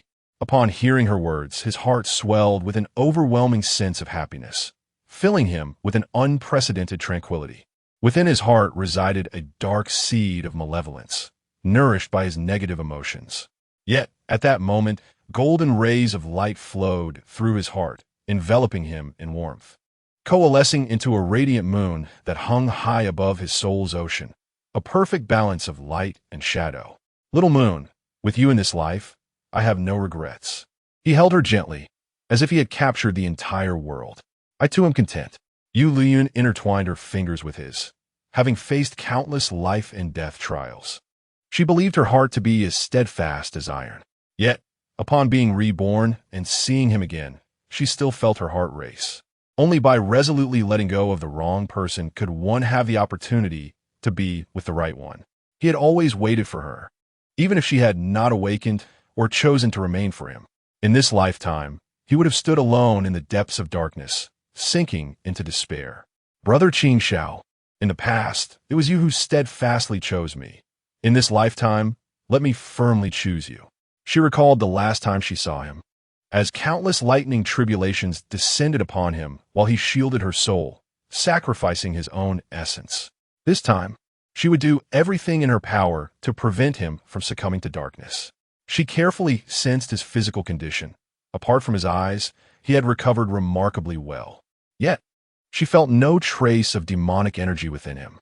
She infused a thread of spiritual power, exploring through his spiritual veins. Xuancang felt her spiritual energy coursing through his body, and he fought against his instinctive reactions, tensing his nerves to prevent his own spiritual power from erupting and potentially harming her. Her spiritual energy even wandered through his spiritual sea like a little fish, swimming within it, leaving him in a state of disarray. "Little moon, do not cause trouble." His voice, somewhat hoarse yet imbued with a magnetic quality, was captivating enough to enchant the ears. "Brother Qing Xiao, I am merely conducting a thorough and in-depth examination." Yueliuyun sought to uncover the source of the demonic energy. It was implausible for him to spontaneously transform into a demon. Was it possible that there was no issue initially, but rather something occurred after he was banished to the Forbidden Zone? She searched thoroughly, yet could not find the demonic seed within him. It lay concealed beneath the depths of his heart, in the darkest recesses of human emotions. "Little moon, you are truly wonderful to me." Xuancang obediently calmed himself. opening his mind to her exploration. Should she harbor even a hint of malice, he would suffer grievously, yet his trust in her was unwavering. Mutual affection and cherishment flourished between them. The sensation of being wholeheartedly trusted and cherished by someone was truly delightful. When one person foolishly invests, facing the tempest of emotional outbursts or the silent torment of cold indifference, it is not love, but rather a descent into an abyss. How are you? There seems to be no issue. Your eyesight is gradually recovering, and there is hope for restoration. By the way, Yueliuyun and Yueliuyun have already departed for Haigua. They left us a pair of tokens for entry into the realm. Xuancang recalled this matter and mentioned it to her. They left me a letter, but I have yet to read it. Yueliuyun opened the letter, discovering their farewell, gratitude, and blessings for their new union. She hoped for their safe return home. I dispatched someone to escort them back. Both brothers are astute and will undoubtedly manage affairs smoothly on that side. Additionally, good news arrived from Qinghua. The Qing emperor had recently become enamored with a new favorite, neglecting court duties day and night. What new favorite? Naturally, it was the grand gift bestowed by Qinghua. Xuancang had sent a departing demon to the Qing emperor, who had long been preoccupied with schemes in Qinghua. Years ago, the Qing emperor had presented Princess Qingyun. Now Qinghua returned the favor with a departing demon. Chapter 93. Afflicted siblings outside the War King's residence. Xing Baiyu gazed bitterly at the festooned grand estate, which was merely separated by a wall from the Princess Chang's residence. Even the Duke of the Nation's estate lay across the street, within a mere 100 meters. The choice of location for Princess Chang's residence clearly indicated that the Empress had favored Xuancang as a prospective son-in-law from the outset. Whether it was the War King's residence bestowed upon him by the Qian Emperor or the neighboring Princess Chang's estate, all were preparations for their union. If Princess Yu's chosen partner were Xing Baiyu, then the Empress's prior arrangements would become nothing short of a farce. Third Prince. The guards at the War King's residence and Princess Chang's estate are far too numerous. Not far away is the Duke of the Nation's estate. Should anything arise here, the royal guards there would swiftly come to their aid. We have already suffered considerable losses during the day. It seems implausible to forcefully breach the War King's residence. I instructed you to rescue Shi Zhao. Where is she? Miss Biao has already been delivered to the Sifong Pavilion. This matter is no longer your concern. I shall assess the defenses of the War King's residence myself. Tomorrow, Xing Baiyu will depart from the Xian kingdom. Yet he cannot permit Yueliuyun to be with Xuancang. Was she not fond of him? How could she possibly marry another man? The wedding procession during the day is filled with formidable experts, so he must bide his time until the quiet of night to make his move. With a swift motion, he transforms into an elusive shadow, melding into the darkness. Who could have anticipated that the once illustrious chief minister, known for his eloquence in the court, possesses such formidable skills? Ordinary guards are unable to discern his figure as he stealthily approaches Xuancang's courtyard.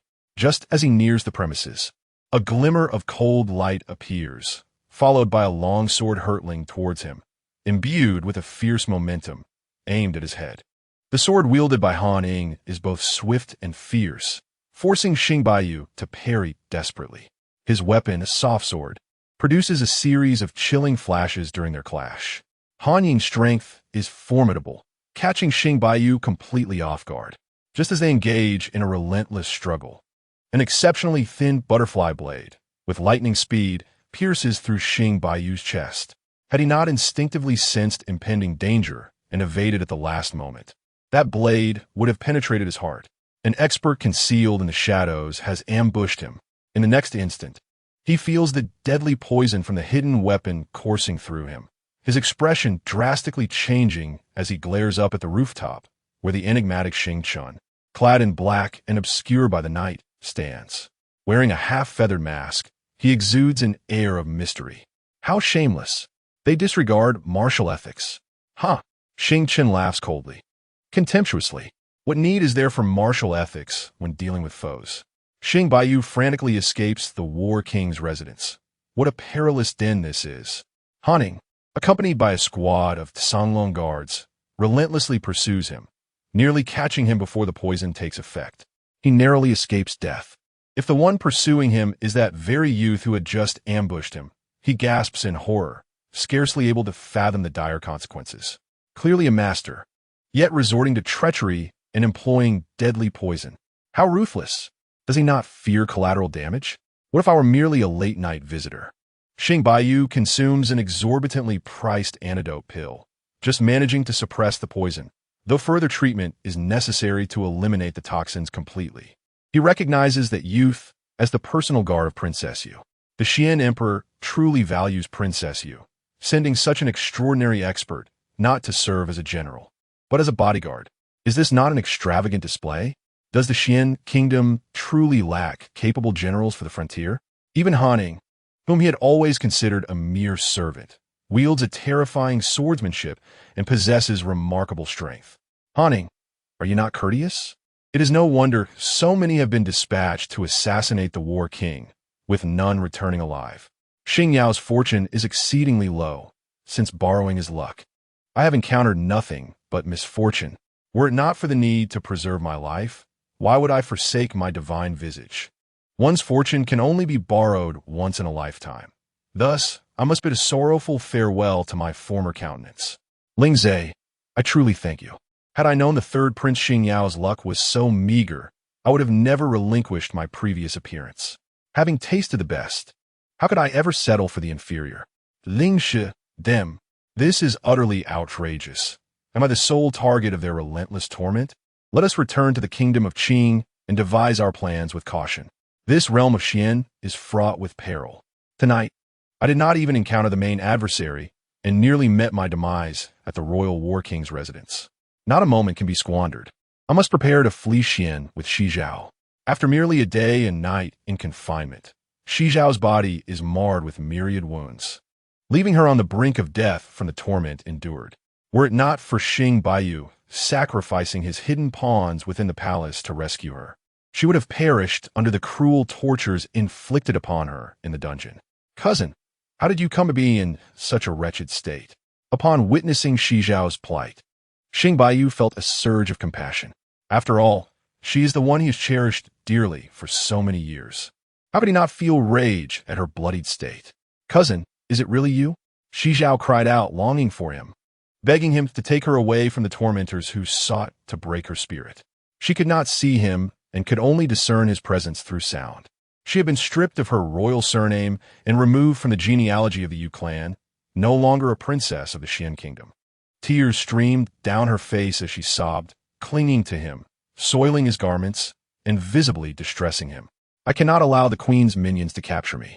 She is a devil incarnate. Those individuals are all sent by her. Shi Zhao had conspired with the former crown prince to ensnare the Yu princess. How could the queen possibly tolerate that? After her imprisonment, the queen ordered her elimination to prevent any future threats. The queen, with her duplicitous demeanor, appeared benevolent, but was, in truth, a heartless viper. Yet, His Majesty was completely under her thumb, obedient to her every whim. Cousin, you must save me. I would rather die than fall into her clutches. Shi Zhao was haunted by a terrifying shadow cast by the queen. When they had coexisted peacefully, she had been unaware of the queen's treacherous methods. When the queen and Qing Fei had conspired to drug the Yu princess, causing her to be violated by the royal War King, the queen's ruthless retaliatory tactics emerged without restraint, even earning the indulgence of His Majesty. Once the queen descended into madness, no one dared to intervene. Did the Xian Emperor dare? He did not. Fear not, dear cousin. I will take you to the kingdom of Qing, where safety awaits. Xing Baiyu, still afflicted by poison and with a gaping wound that had yet to heal, endured excruciating pain and considerable depletion of his vitality. Truly, they were unfortunate siblings in adversity. Little did he know that the palace in the kingdom of Qing had already succumbed to a nightmarish fate. The demon there was utterly deranged, a relentless reaper of broken hearts. They were returning, delivering a fresh wave of heads. Just wait. One day, I shall return with vengeance, and you will surely regret your actions today. Xing Baiyu and Shi Zhao lay within a wooden coffin, prearranged by his associates, and were stealthily transported out of the imperial city. Originally, he had intended to return in triumph alongside the entourage from the kingdom of Qing, but now, severely injured and with Han Ying in pursuit throughout the city, He was left with no choice but to resort to this humiliating ruse. He had failed to abduct Yueliuyun, allowing her to rue her poor decisions, all while sacrificing half of his own life in the process. Who goes there? Why are they conducting a funeral in the dead of night? Esteemed official, is it not the day of the grand wedding between Princess Yu and His Highness, the War King? How could we dare to disturb such esteemed guests? However, it is also unacceptable to keep this corpse at home. We must bury it without delay. The official at the city gate spoke. Chapter 94. The Astonished Sword Immortal. Esteemed official, this seems ominous. Indeed, just look at the ill fortune. Someone produced a bag of spirit coins, hoping to persuade them. Enough of this chatter. The city is under lockdown tonight. We are searching for traitors. Everyone entering or leaving the city must be inspected, regardless of their circumstances. The officer in charge of the city gate was Yun Yi, formerly the head of the Imperial Palace Guards, who had been reassigned to watch over Qingfei at Qingshan Monastery, but was injured by the Sword Immortal. With no significant prisoners to guard at the monastery and unable to return to his duties in the palace due to his injury, he was relegated to a position at the city gate, a mere idle post. Others in such roles were typically shrewd, able to reap considerable benefits. Yet Yun Yi was resolute and straightforward, dismissing any pretense and directly ordering an inspection. The guards at the city gate stepped forward, and the crowd displayed anxious expressions as they slowly opened the coffin lid. Upon discovering the rapidly decomposing corpse within, they finally allowed passage. Very well, you may proceed. Yun Yi granted them permission, sent a team to follow them and ensure they complete the burial before returning. I have a nagging suspicion about them. Yes, my lord. The entourage from the Qing nation, initially believing they had successfully passed through the city gate, soon found that they were being followed at a distance. Reluctantly, they began to dig at the pre-prepared burial site, interring both wooden coffins. Only then did the city gate guards depart and return to the city. Once they confirmed that the guards had truly left, the group exerted their utmost effort to unearth the two wooden coffins, opening the lids to remove the upper corpse and rescue Xing Baiyu and Shi Zhao from beneath. Cough, cough, cough. They nearly met their fate of being buried alive. Had they remained there any longer, death would have been certain. Xing Baiyu felt exceedingly unfortunate, as their foolproof plan to escape the city had almost come to ruin. Back to the Qing nation, they boarded the carriage prepared in advance and set forth towards Shiyun Mountain Villa, expending lavish resources to secure their passage back to Qing. This cursed place was one they wished to leave without delay. Now, the War King wielded immense power. After the assassination attempt, the entire city responded immediately to his commands. If one were to say that such privileges were not obtained through Princess Yu, he would not believe it. How could a king of a different surname possess such authority? Currently, Xuancang was the favored son-in-law of the Xian emperor, which altered the dynamics of trust entirely. How could I have been so foolish as to relinquish an opportunity to rise to greatness? If today were my wedding with Princess Yu, it would be I who commanded the imperial guards. The more Xing Baiyu pondered, the more regretful he became. For him, the utmost power and status were paramount. Missing the chance to ascend to the pinnacle of the Xian nation, he wondered when he would ever reach such heights. Cousin, it is all my fault. I should not have allowed my reluctance to witness your intimacy with Princess Yu to grant the War King this opportunity. As the evening sun cast a gentle glow, Shi Zhao spoke with a tone of melancholy, fully aware that her cousin regarded her with a unique sentiment. Had her cousin not harbored a disdain for Yueliuyun, he would have undoubtedly dismissed her proposal, regardless of her insistence. Her deliberate mention of the matter was intended to convey the notion that Yueliuyun had lost her purity. How could a tainted woman ever be worthy of him? Typically, such words would elicit a sympathetic response from her cousin, comforting her with the knowledge of his distaste for the promiscuous Princess Yu, who had so eagerly approached him. Yet this time, Xing Baiyu remained silent, surprisingly agreeing with her assertion. It was indeed her ill-conceived suggestion that had led to so much turmoil. Now, his feelings toward Yueliuyun were exceedingly convoluted. Observing his once delicate and enchanting cousin now in such a disheveled state caused a sense of discomfort within him. I am rather fatigued. I shall rest now, he stated, unwilling to unleash his frustration upon her, nor expend the energy to console her. He reclined upon the couch, lapsing into silence. A chill enveloped Shizhao's heart. Her cousin had never been so indifferent before. What had transpired? Why had everything transformed so drastically? Abandoned by her mother, her cousin now lacked compassion. Her status as a princess was lost, and her innocence had vanished. She perceived this as a waking nightmare. Days later, it was by mere chance that Yueliuyun learned from Xuancang about the disappearance of Baiyu and Shizhao. By this time, envoys from various nations had returned home, and the news of Princess Yu's resplendent performance at the banquet had spread far and wide across the continent. Leveraging the 100 Flowers banquet, Princess Yu had become a paragon of beauty and acclaim. Even the newly released Eru from the Qijian Pavilion had become a sensation, bringing her considerable profit. The invincible demeanor of the War King of Xian country was also lauded throughout the land. There were even whispers that the sword immortal from Yueliuyun supported Xian country.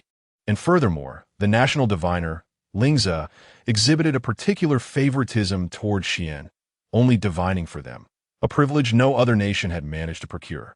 Such thoughts incited a profound sense of dread. The status of Xian country had been firmly re-established. What truly incited trepidation among the other nations was Xian country's newfound alliance with the Spirit Palace, a distinction sought after by many yet attained by few. Following their wedding night, Yueliuyun and Xuancang had paid their respects to the Emperor and Empress, only to be subsequently seized by the sword immortal Changyan for training in the flying immortal sword. Xuancang stood vigil by her side daily, akin to a stone devoted to his wife, fearing for the child she might carry, concerned about her well-being. Due to the limitations of Changda's quarters, which were ill-suited for practice, the sword immortal Changyan directed their training in the martial arts arena of the War King's estate. The sword immortal Changyan is personally instructing my swordsmanship. Am I truly not dreaming? My lord, why don't you strike me with a sword? Haining was ecstatic. Get lost. All right then. Haining, true to his obsession with swords, was utterly captivated by the flying immortal sword, persistently pestering the sword immortal Changyan for lessons, demonstrating a relentless pursuit of knowledge. Initially, Changyan intended to offer only brief guidance, yet he found himself ensnared by Haining's tenacity, ultimately taking him under his wing for thorough instruction. Was it due to Haining's exceptional talent? Or perhaps his audacious nature? These were not the primary reasons. Were it not for the fact that this young man was a relative of Lung Hanyan, Changyan would have surely dispatched him with a single strike for his brazen persistence. Haining, do you have any sense of shame? The sword immortal Changyan was the first to encounter me. It is only right that he instruct me first. Ling Chun was utterly astonished by Han Ying's unexpected maneuver. Why was it that the esteemed Chang Yin merely offered him a few simple pointers? Yet Han Ying managed to secure a place among the disciples of the Sword Immortal. In the realm of clarity, there are no fish, and in the realm of humility, there are no rivals. What use is this handsome visage of mine? Meanwhile, Han Ying was diligently practicing the heart technique of the flying immortal sword. Under the meticulous guidance of his master, his progress was nothing short of remarkable.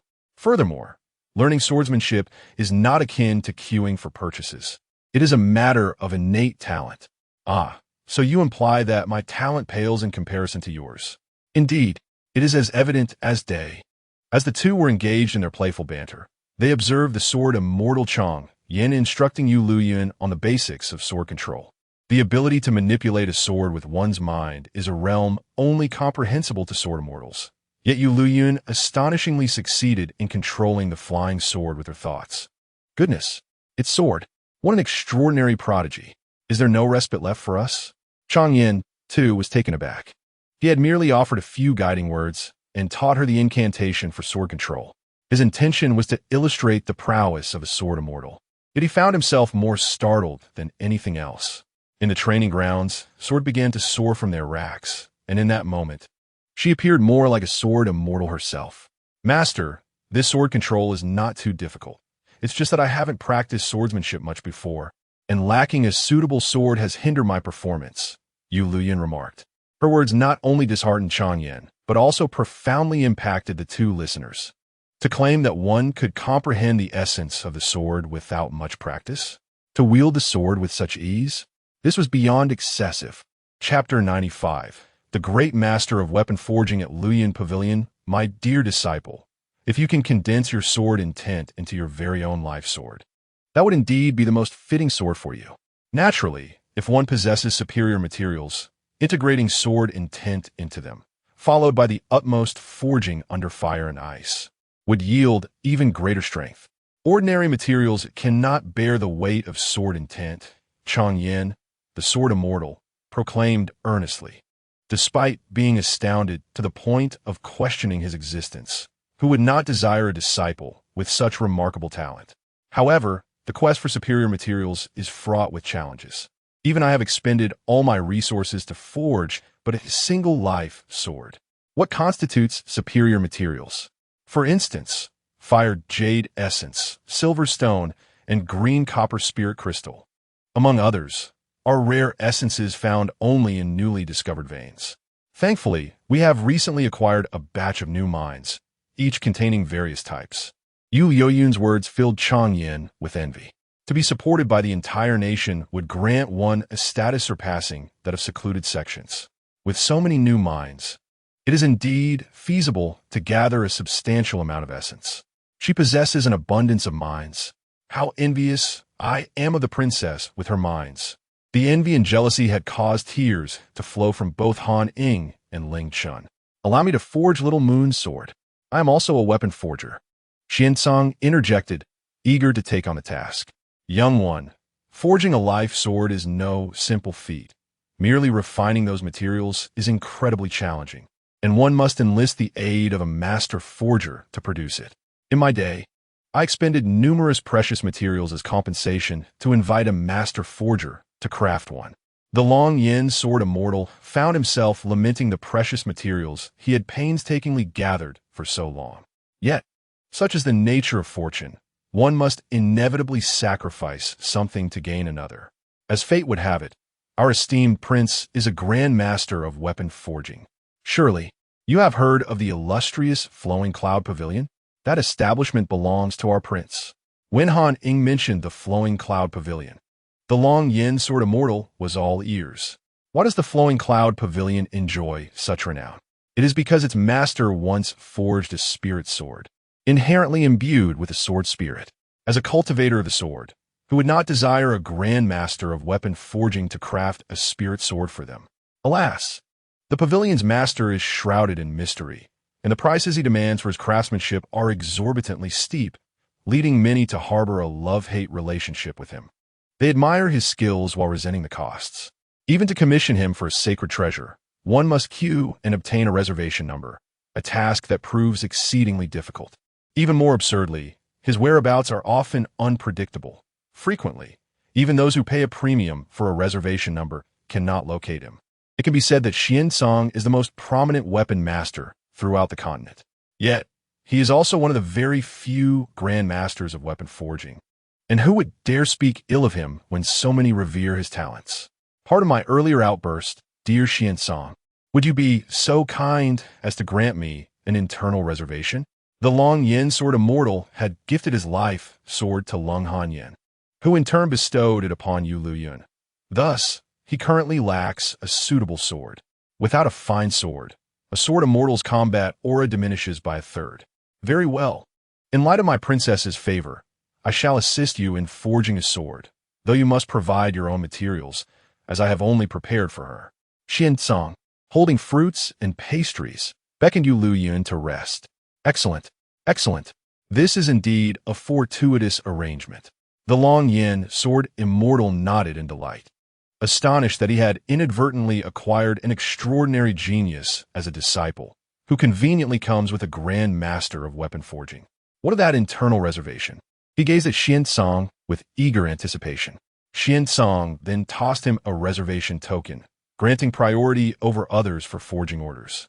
He accepted commissions based on chance, unless the price was sufficiently high. In truth, he was quite busy. Were it not for the desire to accumulate more wedding gifts for his princess, he would have been disinclined to take on any orders. You all may practice in the meantime. I shall return to the cloud beyond heaven for a brief visit. The Long Yin sword immortal soared into the skies on his sword, the city's restrictions being utterly ineffective against such a master. They would only avoid flying over the imperial palace as a gesture of respect. Why did the esteemed one leave so swiftly? Lung Lingqian felt a wave of despair wash over him, lamenting that he had yet to receive much guidance.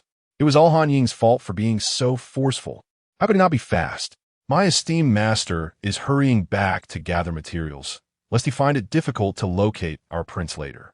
One must understand that many across the continent are seeking a reservation from the Flowing Cloud Pavilion, but those who can find a master are truly fortunate. Han Ying shrugged. Those reservation tokens were distributed for free by the Flowing Cloud Pavilion, yet they had been inflated to astronomical prices. Yet, even if someone were to purchase a reservation token at a high price, where was the pavilion's master? Who could possibly know his whereabouts? If it were to be revealed that Xuancang is the master of the Flowing Cloud Pavilion, the threshold of the War Prince's residence would surely be trampled by all the major sections. Brother Qingxiao, let's first take stock of the materials we currently possess, and then proceed to gather the essence of the earth vein from the new mine. What do you think? Very well. Although Yueliuyun may not possess the profound legacy of those reclusive sects, she is backed by the vast Xian kingdom and the unwavering support of the War King. Her space is replete with numerous rare treasures, offerings from various nations. The two sifted through the materials and indeed found a considerable number of high-quality resources. Let us also utilize those fire jade spirit bracelets as materials. The fire jade spirit essence is rather difficult to procure. Yueliuyun, regarding the bracelet gifted by the prince of the Qian kingdom, intended to wear it as a sentimental token, but she unhesitatingly repurposed it as material. Very well.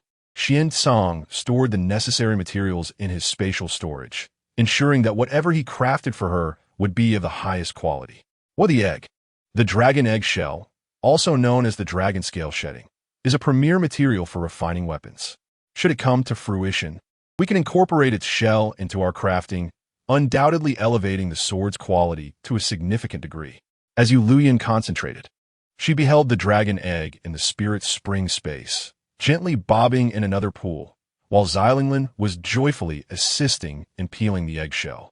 By the side of the spirit pool lay a small pile of azure golden scales, appearing to be diminutive dragon scales. These scales bore the intricate patterns of the dragon clan, imbued with spirituality. Xiaolinglan, were you so diligently engaged in? Master, I am tending to the little egg. It said the shell is too thick, hindering its absorption of the spirit pool water, so I am helping to peel off a layer. Xiaolinglan replied sweetly. Isn't it said that the scales atop a dragon egg are incredibly hard? Can you truly peel them off? Yueliuyun observed Xiaolinglan's delicate, sprout-like little claws. Is that all? To strip dragon scales by hand? Primarily, the little egg is controlling the shedding of the scales itself. I am merely assisting in collecting them, Xiaolinglan elucidated. I see. Yueliuyun watched as it seemed eager to shed the entire shell, longing to dive into the spirit pool. Yet its innate limitations prevented it from fully departing the protective embrace of the dragon egg, leaving only a thin membrane of eggshell.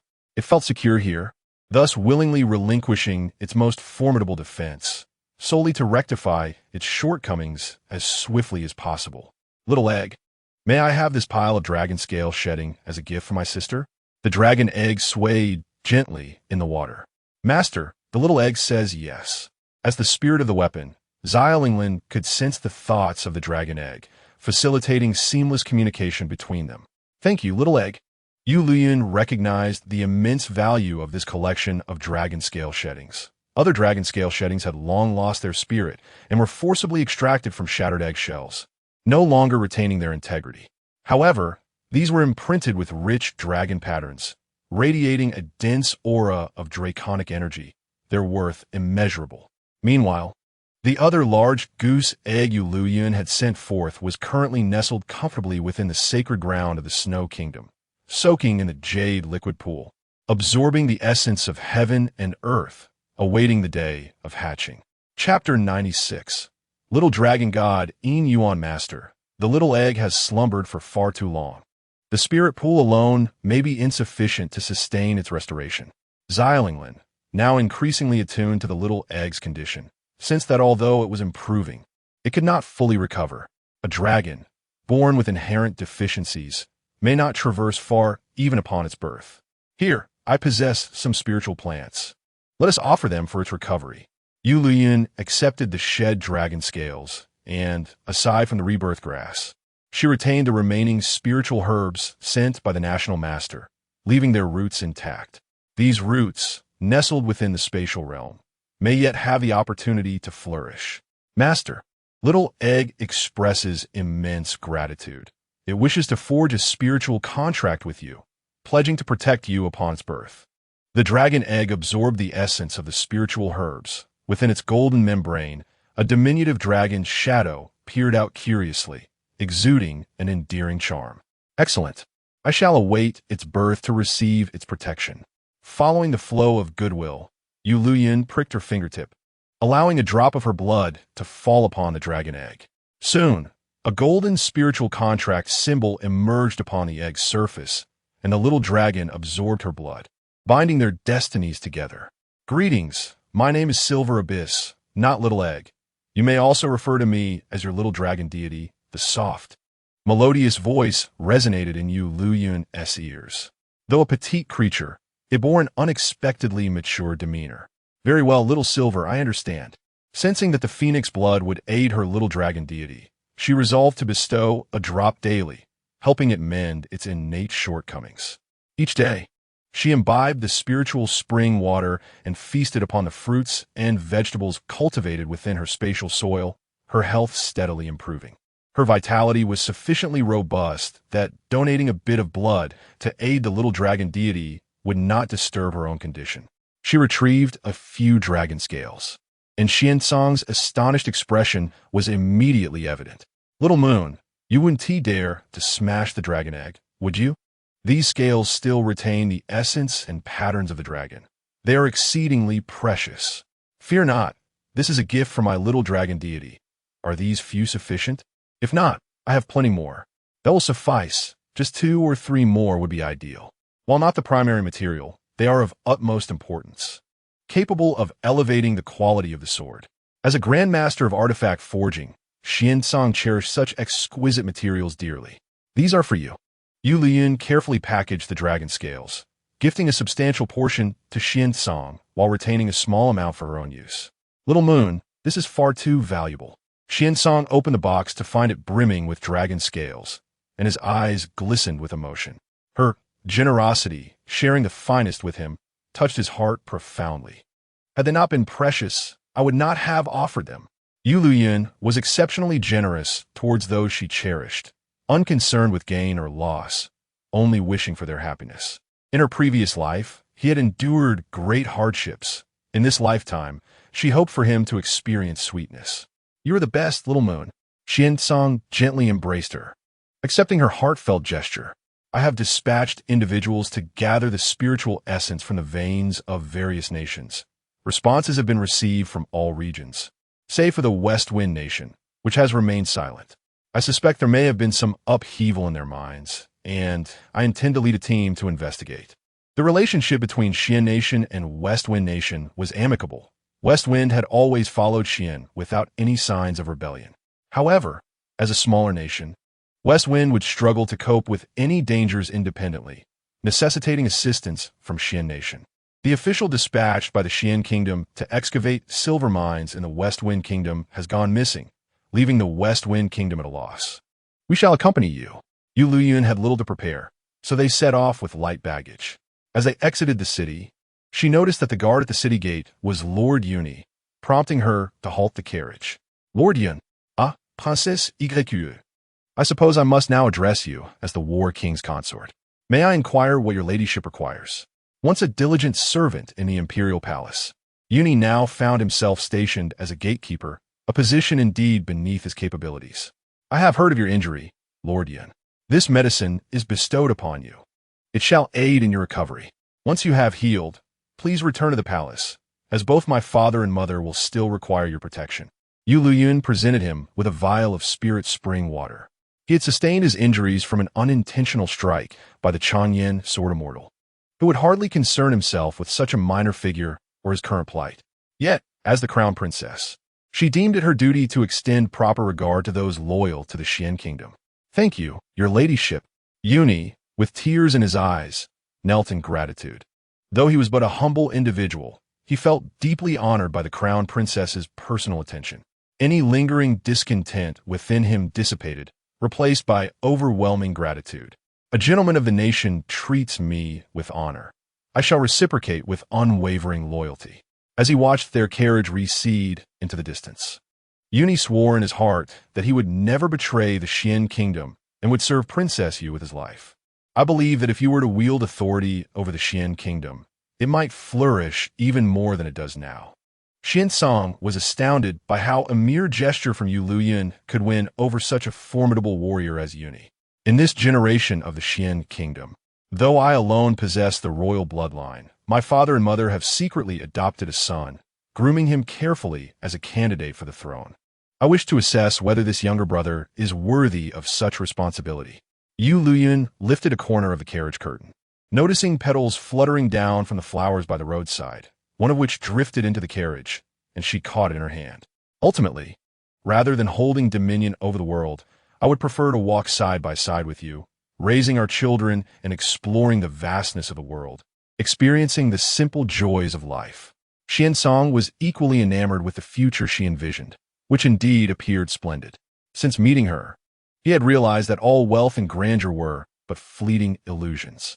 Power and status were mere phantoms. With her by his side, his heart found tranquility. "All that I express is predicated upon the stability of the Xian kingdom. Otherwise, if the nation does not endure, how can there be a home?" Yueliuyun was not enamored with power, yet she would never allow others to disrupt the tranquility of the Xian kingdom. "Pursue your ambitions freely, no matter where you are. I shall carve a path through thorns for you." Xuancang resolutely supported her. "You wish to safeguard the Xian kingdom? I shall protect you. Fear not. No matter how fierce the storms may be, I shall bear the burden, and you and our children will bask in clear skies." Recently, Qiyun Mountain Manor has profited handsomely from the emissaries of 100 nations, so henceforth, I shall entrust the management of those accounts to you. All those crystals shall belong to you. "Very well." Yueliuyun is now the mistress of the War King's residence, overseeing various enterprises, including the highly profitable Qiyun Mountain Villa, which she manages without reservation. Utilizing the teleportation array of Qiyun Mountain Villa, they arrived at Yuzhou City in the Western Wind Kingdom. The silver mine lost by the Western Wind Kingdom lies hundreds of miles away, nestled within the mountains outside of Yuzhou City. Upon entering the city, Yueliuyun was greeted by the refreshing aroma of jade bamboo. The entire city is adorned with tall bamboo houses, with lush grass carpeting the ground and wildflowers blooming abundantly. Countless nameless little flowers speckle the ground, resembling a vibrant tapestry. Even the streets are overgrown with grass, lacking the bustling ambience of the Xian kingdom, yet evoking a sense of stepping into a utopian paradise. Yuzhou City has no city walls. The borders are enveloped by jade bamboo that extends deep into the mountains. "Let's ride forth. The path towards Silver Mountain is too narrow for carriages," suggested one. "You do not appear to be locals. Venturing towards Silver Mountain is perilous." An elderly man, basking in the sun atop a bamboo loft, turned pale upon hearing their intention to go to Silver Mountain. Chapter 97. The Vanished Old Man. "Why is Silver Mountain off limits?" asked Xing Chun, seeking information. "Young lad, that place is exceedingly sinister. You must not approach it. It is a mountain that devours lives. Once, there were villages nearby, but one day, all the villagers vanished without a trace. The city lord sent people to search for them, yet none returned." The elderly man's murky eyes revealed a glimmer of fear. He himself had been dispatched by the city lord to seek the missing villagers. However, midway, a neighbor rushed to inform him that his wife was about to give birth. Anxious, he hurried back home, unable to request leave from his superior. After his wife delivered their child, he tentatively approached the government office to seek forgiveness from his superior, only to learn that those who had gone to Silver Mountain the day before were lost, neither seen alive nor found dead. He was gripped by terror, contemplating how close he had come to becoming one of the vanished. Silver Mountain had long been cordoned off by the city lord's orders. Locals were well aware of the deadly serpents that lurked there, causing them to avoid the area. It was only the outsiders who remained oblivious to its dangers. "You must absolutely refrain from going," implored the elder. "Thank you for your warning, old man. We shall avoid that place," Xuancang replied repeatedly, refraining from further discussion with him and instead relaying the elder's words to Yueliuyun and the others. It appeared that something was indeed amiss. Whether it was of human or supernatural origin remained uncertain. Xuancang had previously led the Songlong Guards in numerous missions to exterminate malevolent entities, honing an acute sixth sense for danger. Xingchun and Haning had also trained with the Songlong Guards, gaining considerable experience. The old man's reluctance to let us pass may indicate his own ulterior motives. We should be cautious when we set out, as he might be an informant. Indeed, we must prepare for the worst. While traveling, we must not place our trust in anyone, regardless of age or appearance. Even the most innocent-looking could be agents of darkness. As the most formidable shadow guard of Yueliuyun, Xingchun possessed exceptional talent, often being sent to confront danger head-on in his training. At last, I have returned to the side of Yueliuyun, and the experience proves to be even more exhilarating than my trials outside. First, I must reach out to Feng Ruozhu, for I am eager to discern the true intention behind the silver mountain bestowed by the young Master Yuzhu. Yueliuyun, who was once an exceedingly innocent soul, grew up enveloped in the boundless affection of her imperial parents, shielded from the malevolence of the world, and thus remained ignorant of its treachery. Her naive heart was brutally awakened by reality, which shattered her romantic notions and left her in utter devastation amidst the ruins of her nation and family. Yet, that was merely the beginning. As she traversed the vast cycles of rebirth, she encountered countless masks of deception, and through the trials of cunning and betrayal, she acquired a wealth of knowledge previously unknown to her. Her metamorphosis did not stem solely from a heart-wrenching betrayal and tragic demise, but rather from her gradual evolution within the realms of her missions, clawing her way out from the abyss of bloodshed. Now, at the pinnacle of her journey, she is no longer the soft and easily deceived princess, untouched by the world's harsh realities. The former Yueliuyun has perished. She now stands as new Yueliuyun. "Yes, my lady, I have already informed the Western Wind Kingdom," Haning promptly replied.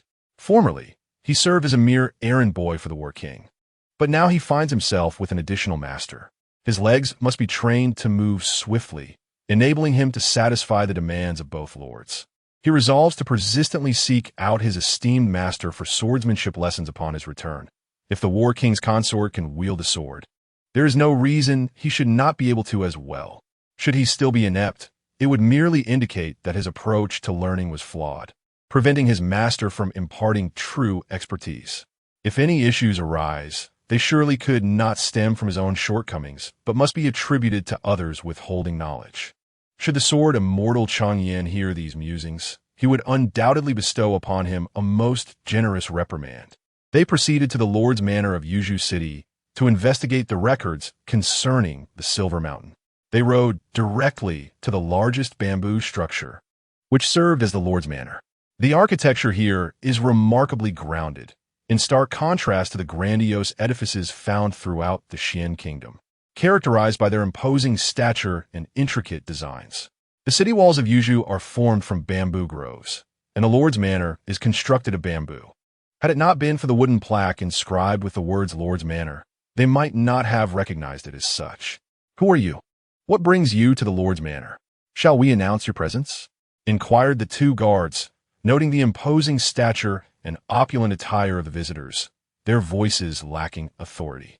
"We are envoys from the Xian Kingdom." Xingchun produced the envoy's token, a dazzling emblem that could almost blind them. Crafted from gold, its authenticity was beyond doubt. No one in Yuzhu City possessed such wealth. "Quickly, summon the Lord to receive the esteemed guest from the Xian Kingdom." One guard urgently instructed the other, demonstrating utmost respect. Thus, to the astonishment of Yueliuyun and her companions, he bellowed, "Lord, come downstairs. Esteemed guests from Xian Kingdom have arrived." The bamboo structure offered little soundproofing. The call echoed clearly from the lower level to the upper. Amidst the creaking of the bamboo building, a plump and prosperous middle-aged man hurriedly descended, nearly losing his shoes in the process. "Lord, these individuals are envoys from the Xian kingdom," the guard reminded him. I sincerely apologize for any embarrassment caused to our esteemed guests. I am Lin Fu, the Lord of Yuzhou City. Please, take your seats." Lin Fu instructed 2 guards to bring over several bamboo chairs to the grassy area, his face adorned with a respectful smile. Yueliuyun exchanged a discreet glance with Han Ing, prompting him to withdraw unobtrusively. "There is no need for Lord Lin to attend to us. We in the Xian Kingdom have recently taken control of the Silver Mountains situated outside your Yuzhou City, a matter you're likely already aware of. Currently, our personnel dispatched to the Silver Mountain for mining have gone missing. The area is rife with venomous snakes, and even we locals dare not venture there. What shall we do? Our manpower is quite limited as well. Each household is preoccupied with crafting bamboo baskets for their livelihood." Lin Fu bached anxiously, resembling a plump ball rolling back and forth, causing Yueliuyun to feel dizzy. Moreover, considering the perilous nature of the Silver Mountain, our citizens of Yuzhou City have families to care for. Losing even one is unacceptable, and we cannot send anyone there. Our people lack the necessary skills. There is no need for you to send anyone. We merely wish to examine any records and maps pertaining to the Silver Mountain to gain a better understanding of the area. Yueliuyun waved his hand dismissively, turning his head away to avoid watching Lin Fu's restless movements. "Lord Lin, cease your incessant pacing, lest I inadvertently twist your head off," Xing Chun remarked coldly. Lin Fu froze in place, utterly motionless, terrified by the ferocity of the envoy from the Xian Kingdom. "All the maps are upstairs. Please, esteemed guests, follow me," Lin Fu stammered, fearfully glancing at Xuancang and Xing Chun. Xuancang remained silent, his mere presence exuding a formidable aura. "Let me upstairs," Xing Chun commanded icily, and Lin Fu hurriedly complied, fearful of refusing this man capable of such ruthless actions. Yueliuyun and Xuancang did not follow. Xing Chun was adept at gathering and organizing intelligence, and his presence was sufficient for this matter. They awaited the arrival of Feng Ruozhu, the prince of the Shifeng Kingdom, as well as news from Han Ing. As Xing Chun ascended the bamboo building, he noticed it lacked windows, shrouded in profound darkness. Drip! A liquid seemed to be falling, and he instinctively dodged. Upon looking up, he was startled to find a row of pitch-black coffins hanging above, locked in gaze with a pair of crimson eyes in the shadows. The already dim bamboo building now emanated an ominous aura. Chapter 98. Clues within the wooden box on the darkened floor lay a dark red liquid that resembled a pool of thick blood. Clad in black attire, Xing Chun wielded a meteor knife, launching it towards the crimson eyes. The creature swiftly retreated into one of the coffins above, vanishing into the darkness. The meteor knife spiraled back, landing deftly in his hand. With a few agile leaps, he pressed the meteor knife against Lin Fu's throat, causing him to tremble in fear. Were these black coffins and that creature with red eyes? Speak the truth, or I shall sever your head from your shoulders this very moment. Hero, spare my life. Each household decorates with black coffins for fortune and prosperity. It is merely for good luck and not unlawful. Is it? The creature you mentioned with red eyes is simply a common red-eyed cat in our region. They often sleep within the black coffins, and our household mice are kept at bay by them. Lin Fu delicately grasped the hilt of the meteorite knife, cautiously shifting it aside, fearing that his neck might be severed at any moment. You had better not be lying. Xing Chun shot him a cold glance, producing an exceedingly luminous night pearl that illuminated the eerie bamboo building. In the next instant, he leaped onto the suspended black coffin above, methodically opening its lid one by one. A shrill cat's cry pierced the air. He observed that the half-opened black coffin contained numerous dead mice and other prey, with blood seeping onto the floor from within. The black cat, with its crimson eyes, bristled in hostility, leaping towards another black coffin. Xing Chun, undeterred, opened each coffin meticulously, refusing to take Lin Fu's word for it. He needed to verify things for himself. Had it been anyone else, they would have been terrified to tears by the sinister atmosphere, eager to flee. Yet here he was diligently inspecting the coffins. Only after confirming that there were no further anomalies did Xing Chen descend. Lin Fu breathed a sigh of relief, having never encountered someone so audacious. Regardless of what might lie within those coffins, he feared they would simply be dispatched without hesitation. Not someone to provoke. Truly formidable. He continued to lead the way. Xing Chen stowed the night pearl away, a precious gift from the Moon Princess that he could not afford to lose. Yes, yes, please, right this way. Lin Fu wiped the cold sweat from his brow, guiding Xing Chen to a bamboo house marked by signs of burning. Xing Chen pointed at the blackened traces on the wall. Indeed, the former city lord encountered a heavenly fire, which destroyed many records. Such a pity, Lin Fu hastily explained, driven by his instinct for survival. If you're looking for maps, they are all in this area. Xing Chen found the map of Yuzhou City and perused its records, all of which were recent. Previous accounts regarding Silver Mountain seem to have been deliberately incinerated. What happened to the former city lord? He's long deceased. Otherwise, how could I have become the city lord? Did you kill him? That's outrageous. How could it be me? I wouldn't even dare to harm a chicken. Is that so? You seem rather well fed. No, it's all good fortune, good fortune, Lin Fu replied with a beaming smile. How did the former city lord die? I'm not entirely certain of the cause, but I have heard some rumors.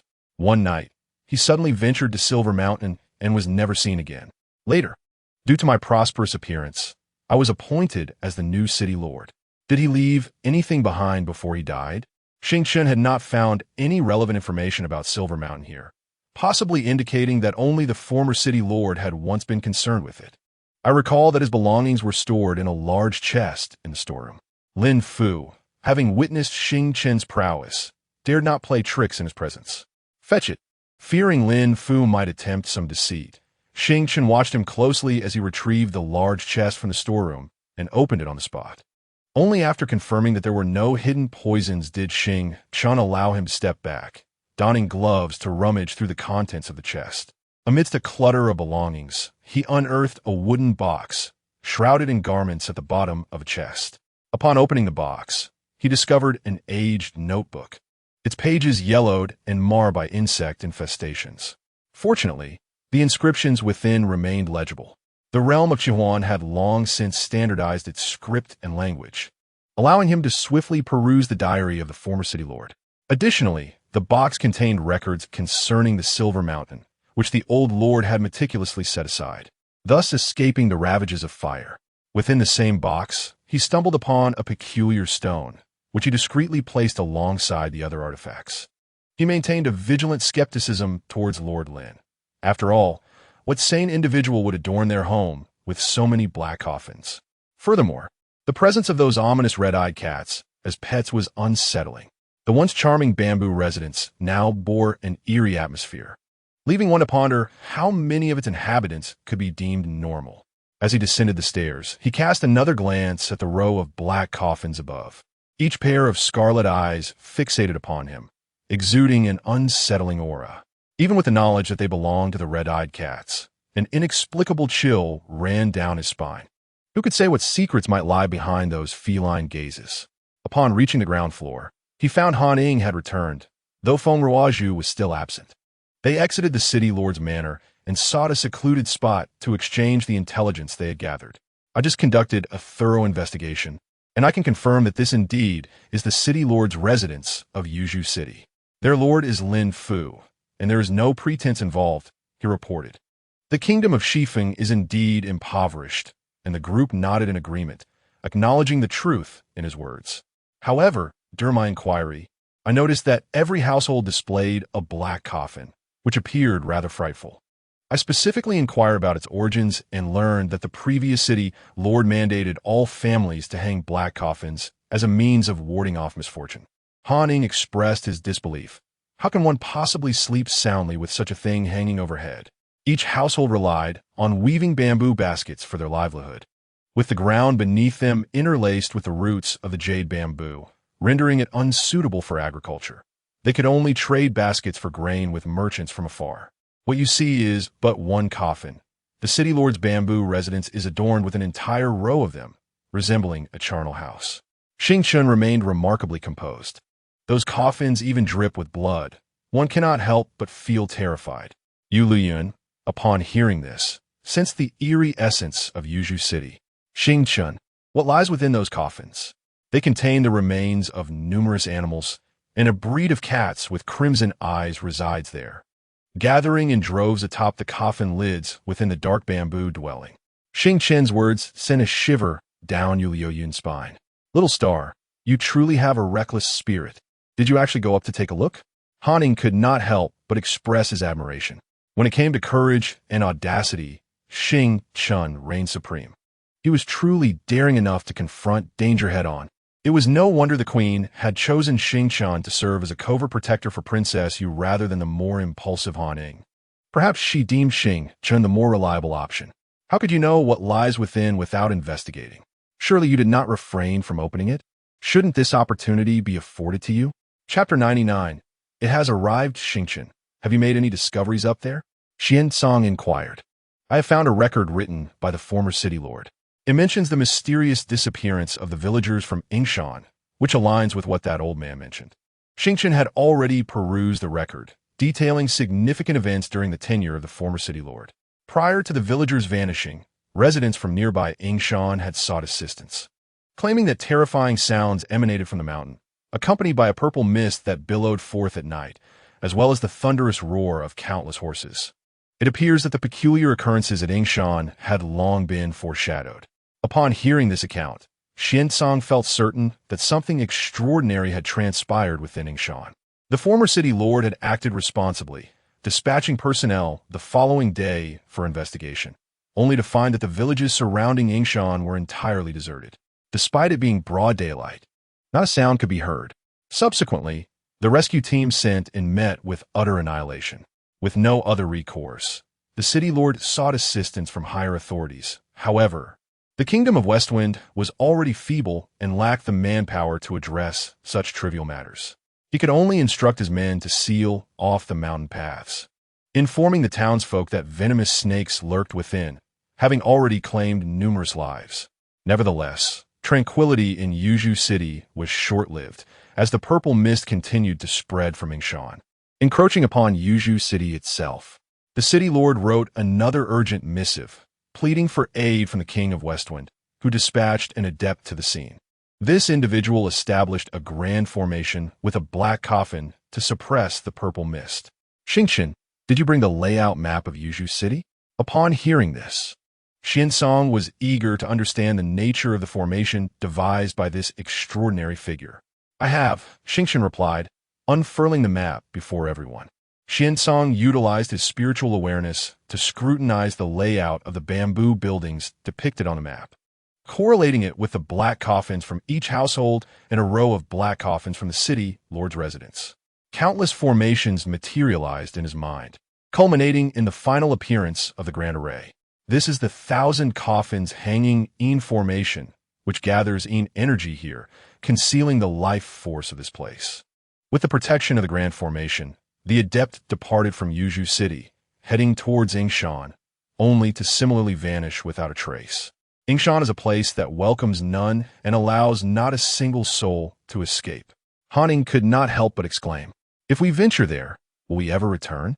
At the conclusion of the record, the former city lord hastily scribbled a single sentence. It has arrived. Following that, the city lord also disappeared. Some claim to have seen him heading in the direction of Yingshan, yet that location was exceedingly sinister, deterring anyone from approaching. By the way, this is a record from before regarding Yingshan. Although there was bamboo growth near Yuzhou City, it was not nearly as abundant, nearly enveloping the entire city. He produced an earlier account. While there was not an overabundance of bamboo within Yuzhou City, its underground roots had long since spread. Perhaps due to the 1,000 coffins hanging in formation, those bamboo shoots had yet to break the surface. From afar, Yueliuyun could see the dense clusters of bamboo outside the city, serene and elegant by day, resembling a paradise beyond the mortal realm. However, as night fell, it transformed, dark and oppressive, surrounding the city with an ominous presence, akin to a ghostly apparition. In the wooden box left by the former city lord, I also discovered this peculiar stone. Xingchen believed that the contents of the wooden box must be of great significance. Otherwise, the former city lord would not have gone to the trouble of neatly packaging them and concealing them among the old garments. The stone radiated a dim silver hue, suggesting the presence of further treasures within. Upon seeing this palm-sized stone, Yueliuyun noticed a subtle glow emanating from beneath its crust. Not only did it possess a lustrous sheen, but also bore an extraordinary weight. "Let me have a look," he said, as Xuancang finished his words. Xing Chun handed the stone to him. With bare hands, he peeled away the crust, revealing its dark silver core. This was deep-sea sunk silver, which, according to records, had once been located at the bottom of the abyssal ocean, only to surface when the waters receded into the rifts of the earth. He now suspected that this silver mine had undergone a transformation. It was not merely the ordinary silver mine that Feng Ruozhu believed, but rather a vein of deep-sea sunk silver worth a fortune even in small quantities. If this were indeed the case, although it was somewhat embarrassing, Xiangua had truly struck gold. Thus, the value of the silver mine outside Yuzhou City might warrant a re-evaluation. Yueliuyun pondered over Feng Ruozhu's thoughts. Did he truly have no ulterior motives in wagering such a silver mine? The young master of Yuzhou had already arrived at Yuzhou City. Should they summon him now? Haning received word from Qian Mountain Villa that Feng Ruozhu had utilized the teleportation array of the villa to arrive. "Let's invite him here," Yueliuyun declared, prompting Haning to personally fetch Feng Ruozhu. His speed was remarkable, and soon, the weary Feng Ruozhu stood before them. "Young Master Ruozhu, I have met the War King and the War Queen," he began. "I am aware of the situation and have come to offer my apologies." Feng Ruozhu bowed, adhering to the adage that one should not strike a smiling face. His politeness rendered it difficult for others to be overly harsh. "Previously, I was unaware of any issues with the Silver Mountain. I had merely heard of a silver mine here, which remained undeveloped due to the abundance of venomous creatures, making it a forsaken new mine. Hence, I chose this silver mine as my wager." "How did you come to know of the Silver Mountain's troubles?" Yueliuyun inquired. "We received news of the disappearance of Xiangua miners from your Silver Mountain, prompting my father to mention previous issues in Yuzhou City. He even dispatched the Tying Star Lord to assist here. But since there were no further reports of problems, it went unheeded," Feng Ruozhu explained. "To be candid, our Shifeng nation struggles due to the vast majority of our land being unsuitable for agriculture, rendering us particularly weak. I sought to secure a spiritual mine, yet dared not wager any other valuable mines, thus selecting one with the least potential loss, hoping the War King and War Queen might understand." He humbled himself, elucidating his reasoning. His approach left little room for reproach. If he truly was unaware, then his choice of the Silver Mountain as a wager was indeed defensible. "To express my contrition, I am willing to accompany you to the Silver Mountain to rescue the miners. Though I possess little, I can use my music to guide the bamboo, and with the vast expanse of bamboo groves, I believe we shall achieve our goal efficiently." "Then let us go together," Yueliuyun remarked, recognizing his sincerity. Regardless of whether his intentions were genuine or feigned, she was eager to discern his true motives. Even in the presence of adversaries, dealing with them openly proves far more manageable than facing their clandestine assaults. They have merely chosen to temporarily trust Feng Ruozhu's words. As for the rest, it remains to be seen. Let's set forth. The night draws near. A group exited the city via an alternate path, making their way towards Silver Mountain. "Young Master Yuzhou, did you chance upon any records pertaining to Silver Mountain during your time in the palace?" "Indeed, there are some legends surrounding Silver Mountain, accessible only to the royal family." Feng Ruozhu, riding alongside them, gazed toward the direction of Silver Mountain, a hint of depth in her gaze. "Oh, what kind of legends are they? Would it be convenient for young Master Yuzhou to share them with us?" Xing Chun, not considering himself an outsider, perked up, ready to indulge in the unfolding tale. Chapter 100. The Celestial Palace of Silver Mountain. Certainly, before I departed from the palace, I encountered ancient tales of Silver Mountain within the secret archives. It is said that a celestial palace once graced this land, shrouded in violet mist, guarded by countless soldiers, rendering it inaccessible to mortals. The violet mist that Feng Ruozhu mentioned aligns with the content found in the diary of the former city lord. There were accounts of a divine maiden dancing gracefully in the celestial palace on nights of the full moon, her enchanting song echoing ethereally. She was revered as the Silver Mountain goddess, and a shrine was erected in her honor within the mountain. At that time, the royal family of the West Wind Kingdom sent envoys repeatedly to investigate, yet they could never ascertain the palace's whereabouts. Legends, after all, remain mere legends. Until many years ago, the celestial palace seemingly re-emerged, enveloped in violet mist, an astonishing phenomenon. Each time the palace manifested, peculiar occurrences transpired within Silver Mountain. It was during such an event that the Lord of the Tyene Star agreed to the West Wind King's request to explore Silver Mountain. Yet regrettably, he vanished without a trace after his arrival. The patterns governing the palace's appearances remain a mystery. The ancient texts offer only scant, hurried notes, veiled in the mists of time. With the legend of the Celestial Palace, there lies the potential for great fortune. And the West Wind King demonstrates remarkable audacity in permitting young Master Yuju to wager Silver Mountain.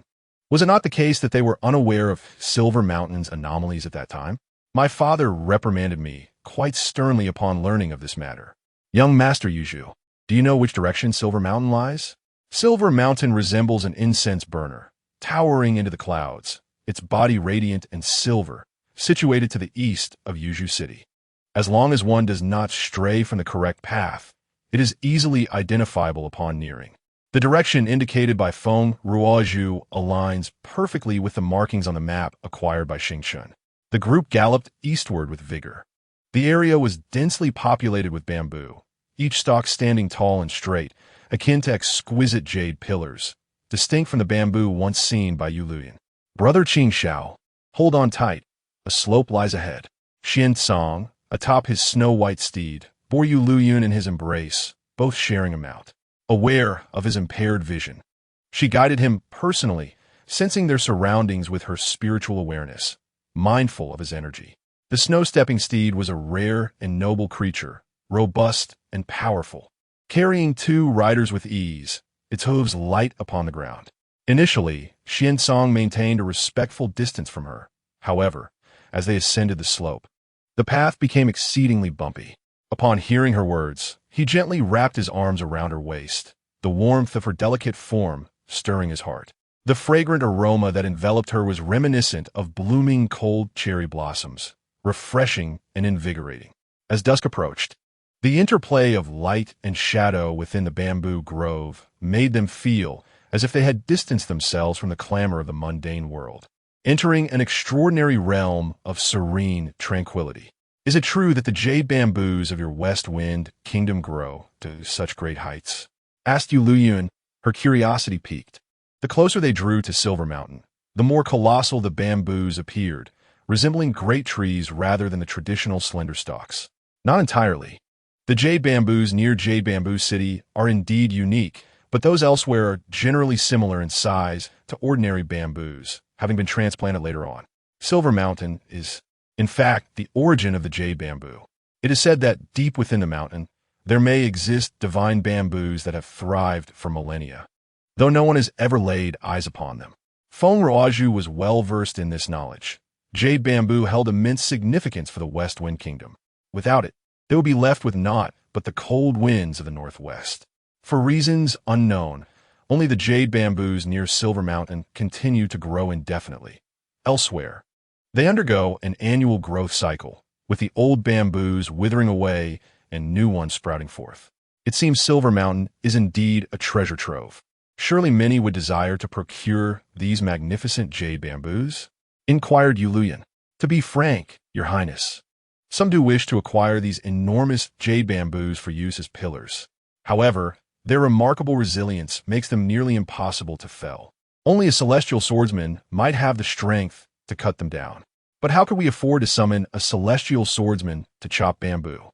Feng Ruoju replied with a wry smile, lamenting the predicament. While the West Wind Kingdom possessed a mountain of treasure, they remained powerless to utilize it. I shall give it a try, Haning exclaimed, drawing his sword to strike at a nearby jade bamboo. Sparks flew, yet the bamboo bore only the faintest of marks, which soon vanished as the bamboo miraculously restored itself. What in the world? Is this truly bamboo? Its strength is astonishingly formidable, he marveled. The number of cultivators in the West Wind Kingdom was exceedingly limited, who would come to chop bamboo. Now that Silver Mountain had been claimed by the Xian Kingdom, the bamboos in this region rightfully belonged to them, did they not? Naturally, the West Wind Kingdom still depends on the support of the Xian Kingdom. We are unable to fully utilize these jade bamboos, but the Xian Kingdom can, Feng Ruozhu declared, expressing his loyalty to the Xian Kingdom and his willingness to contribute generously in exchange for their goodwill. He was acutely aware of the influence held by the War King and his consort within the Xian Kingdom, and thus treated them with utmost respect.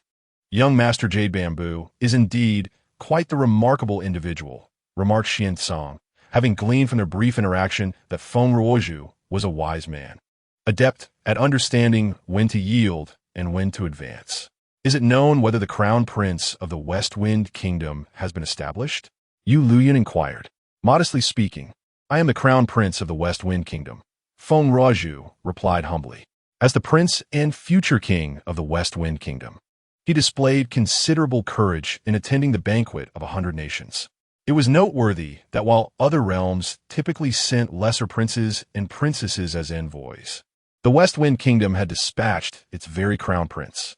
Do you truly fear not losing such a prince as he? I myself have volunteered to witness the grandeur of the Xian Kingdom. Our Western Wind Nation enjoys a cordial relationship with Xian, and I firmly believe that Xian will safeguard me. The envoy of the Western Wind, Feng Ruozhu, bravely undertakes this venture to ascertain whether Xian is a worthy ally for our nation.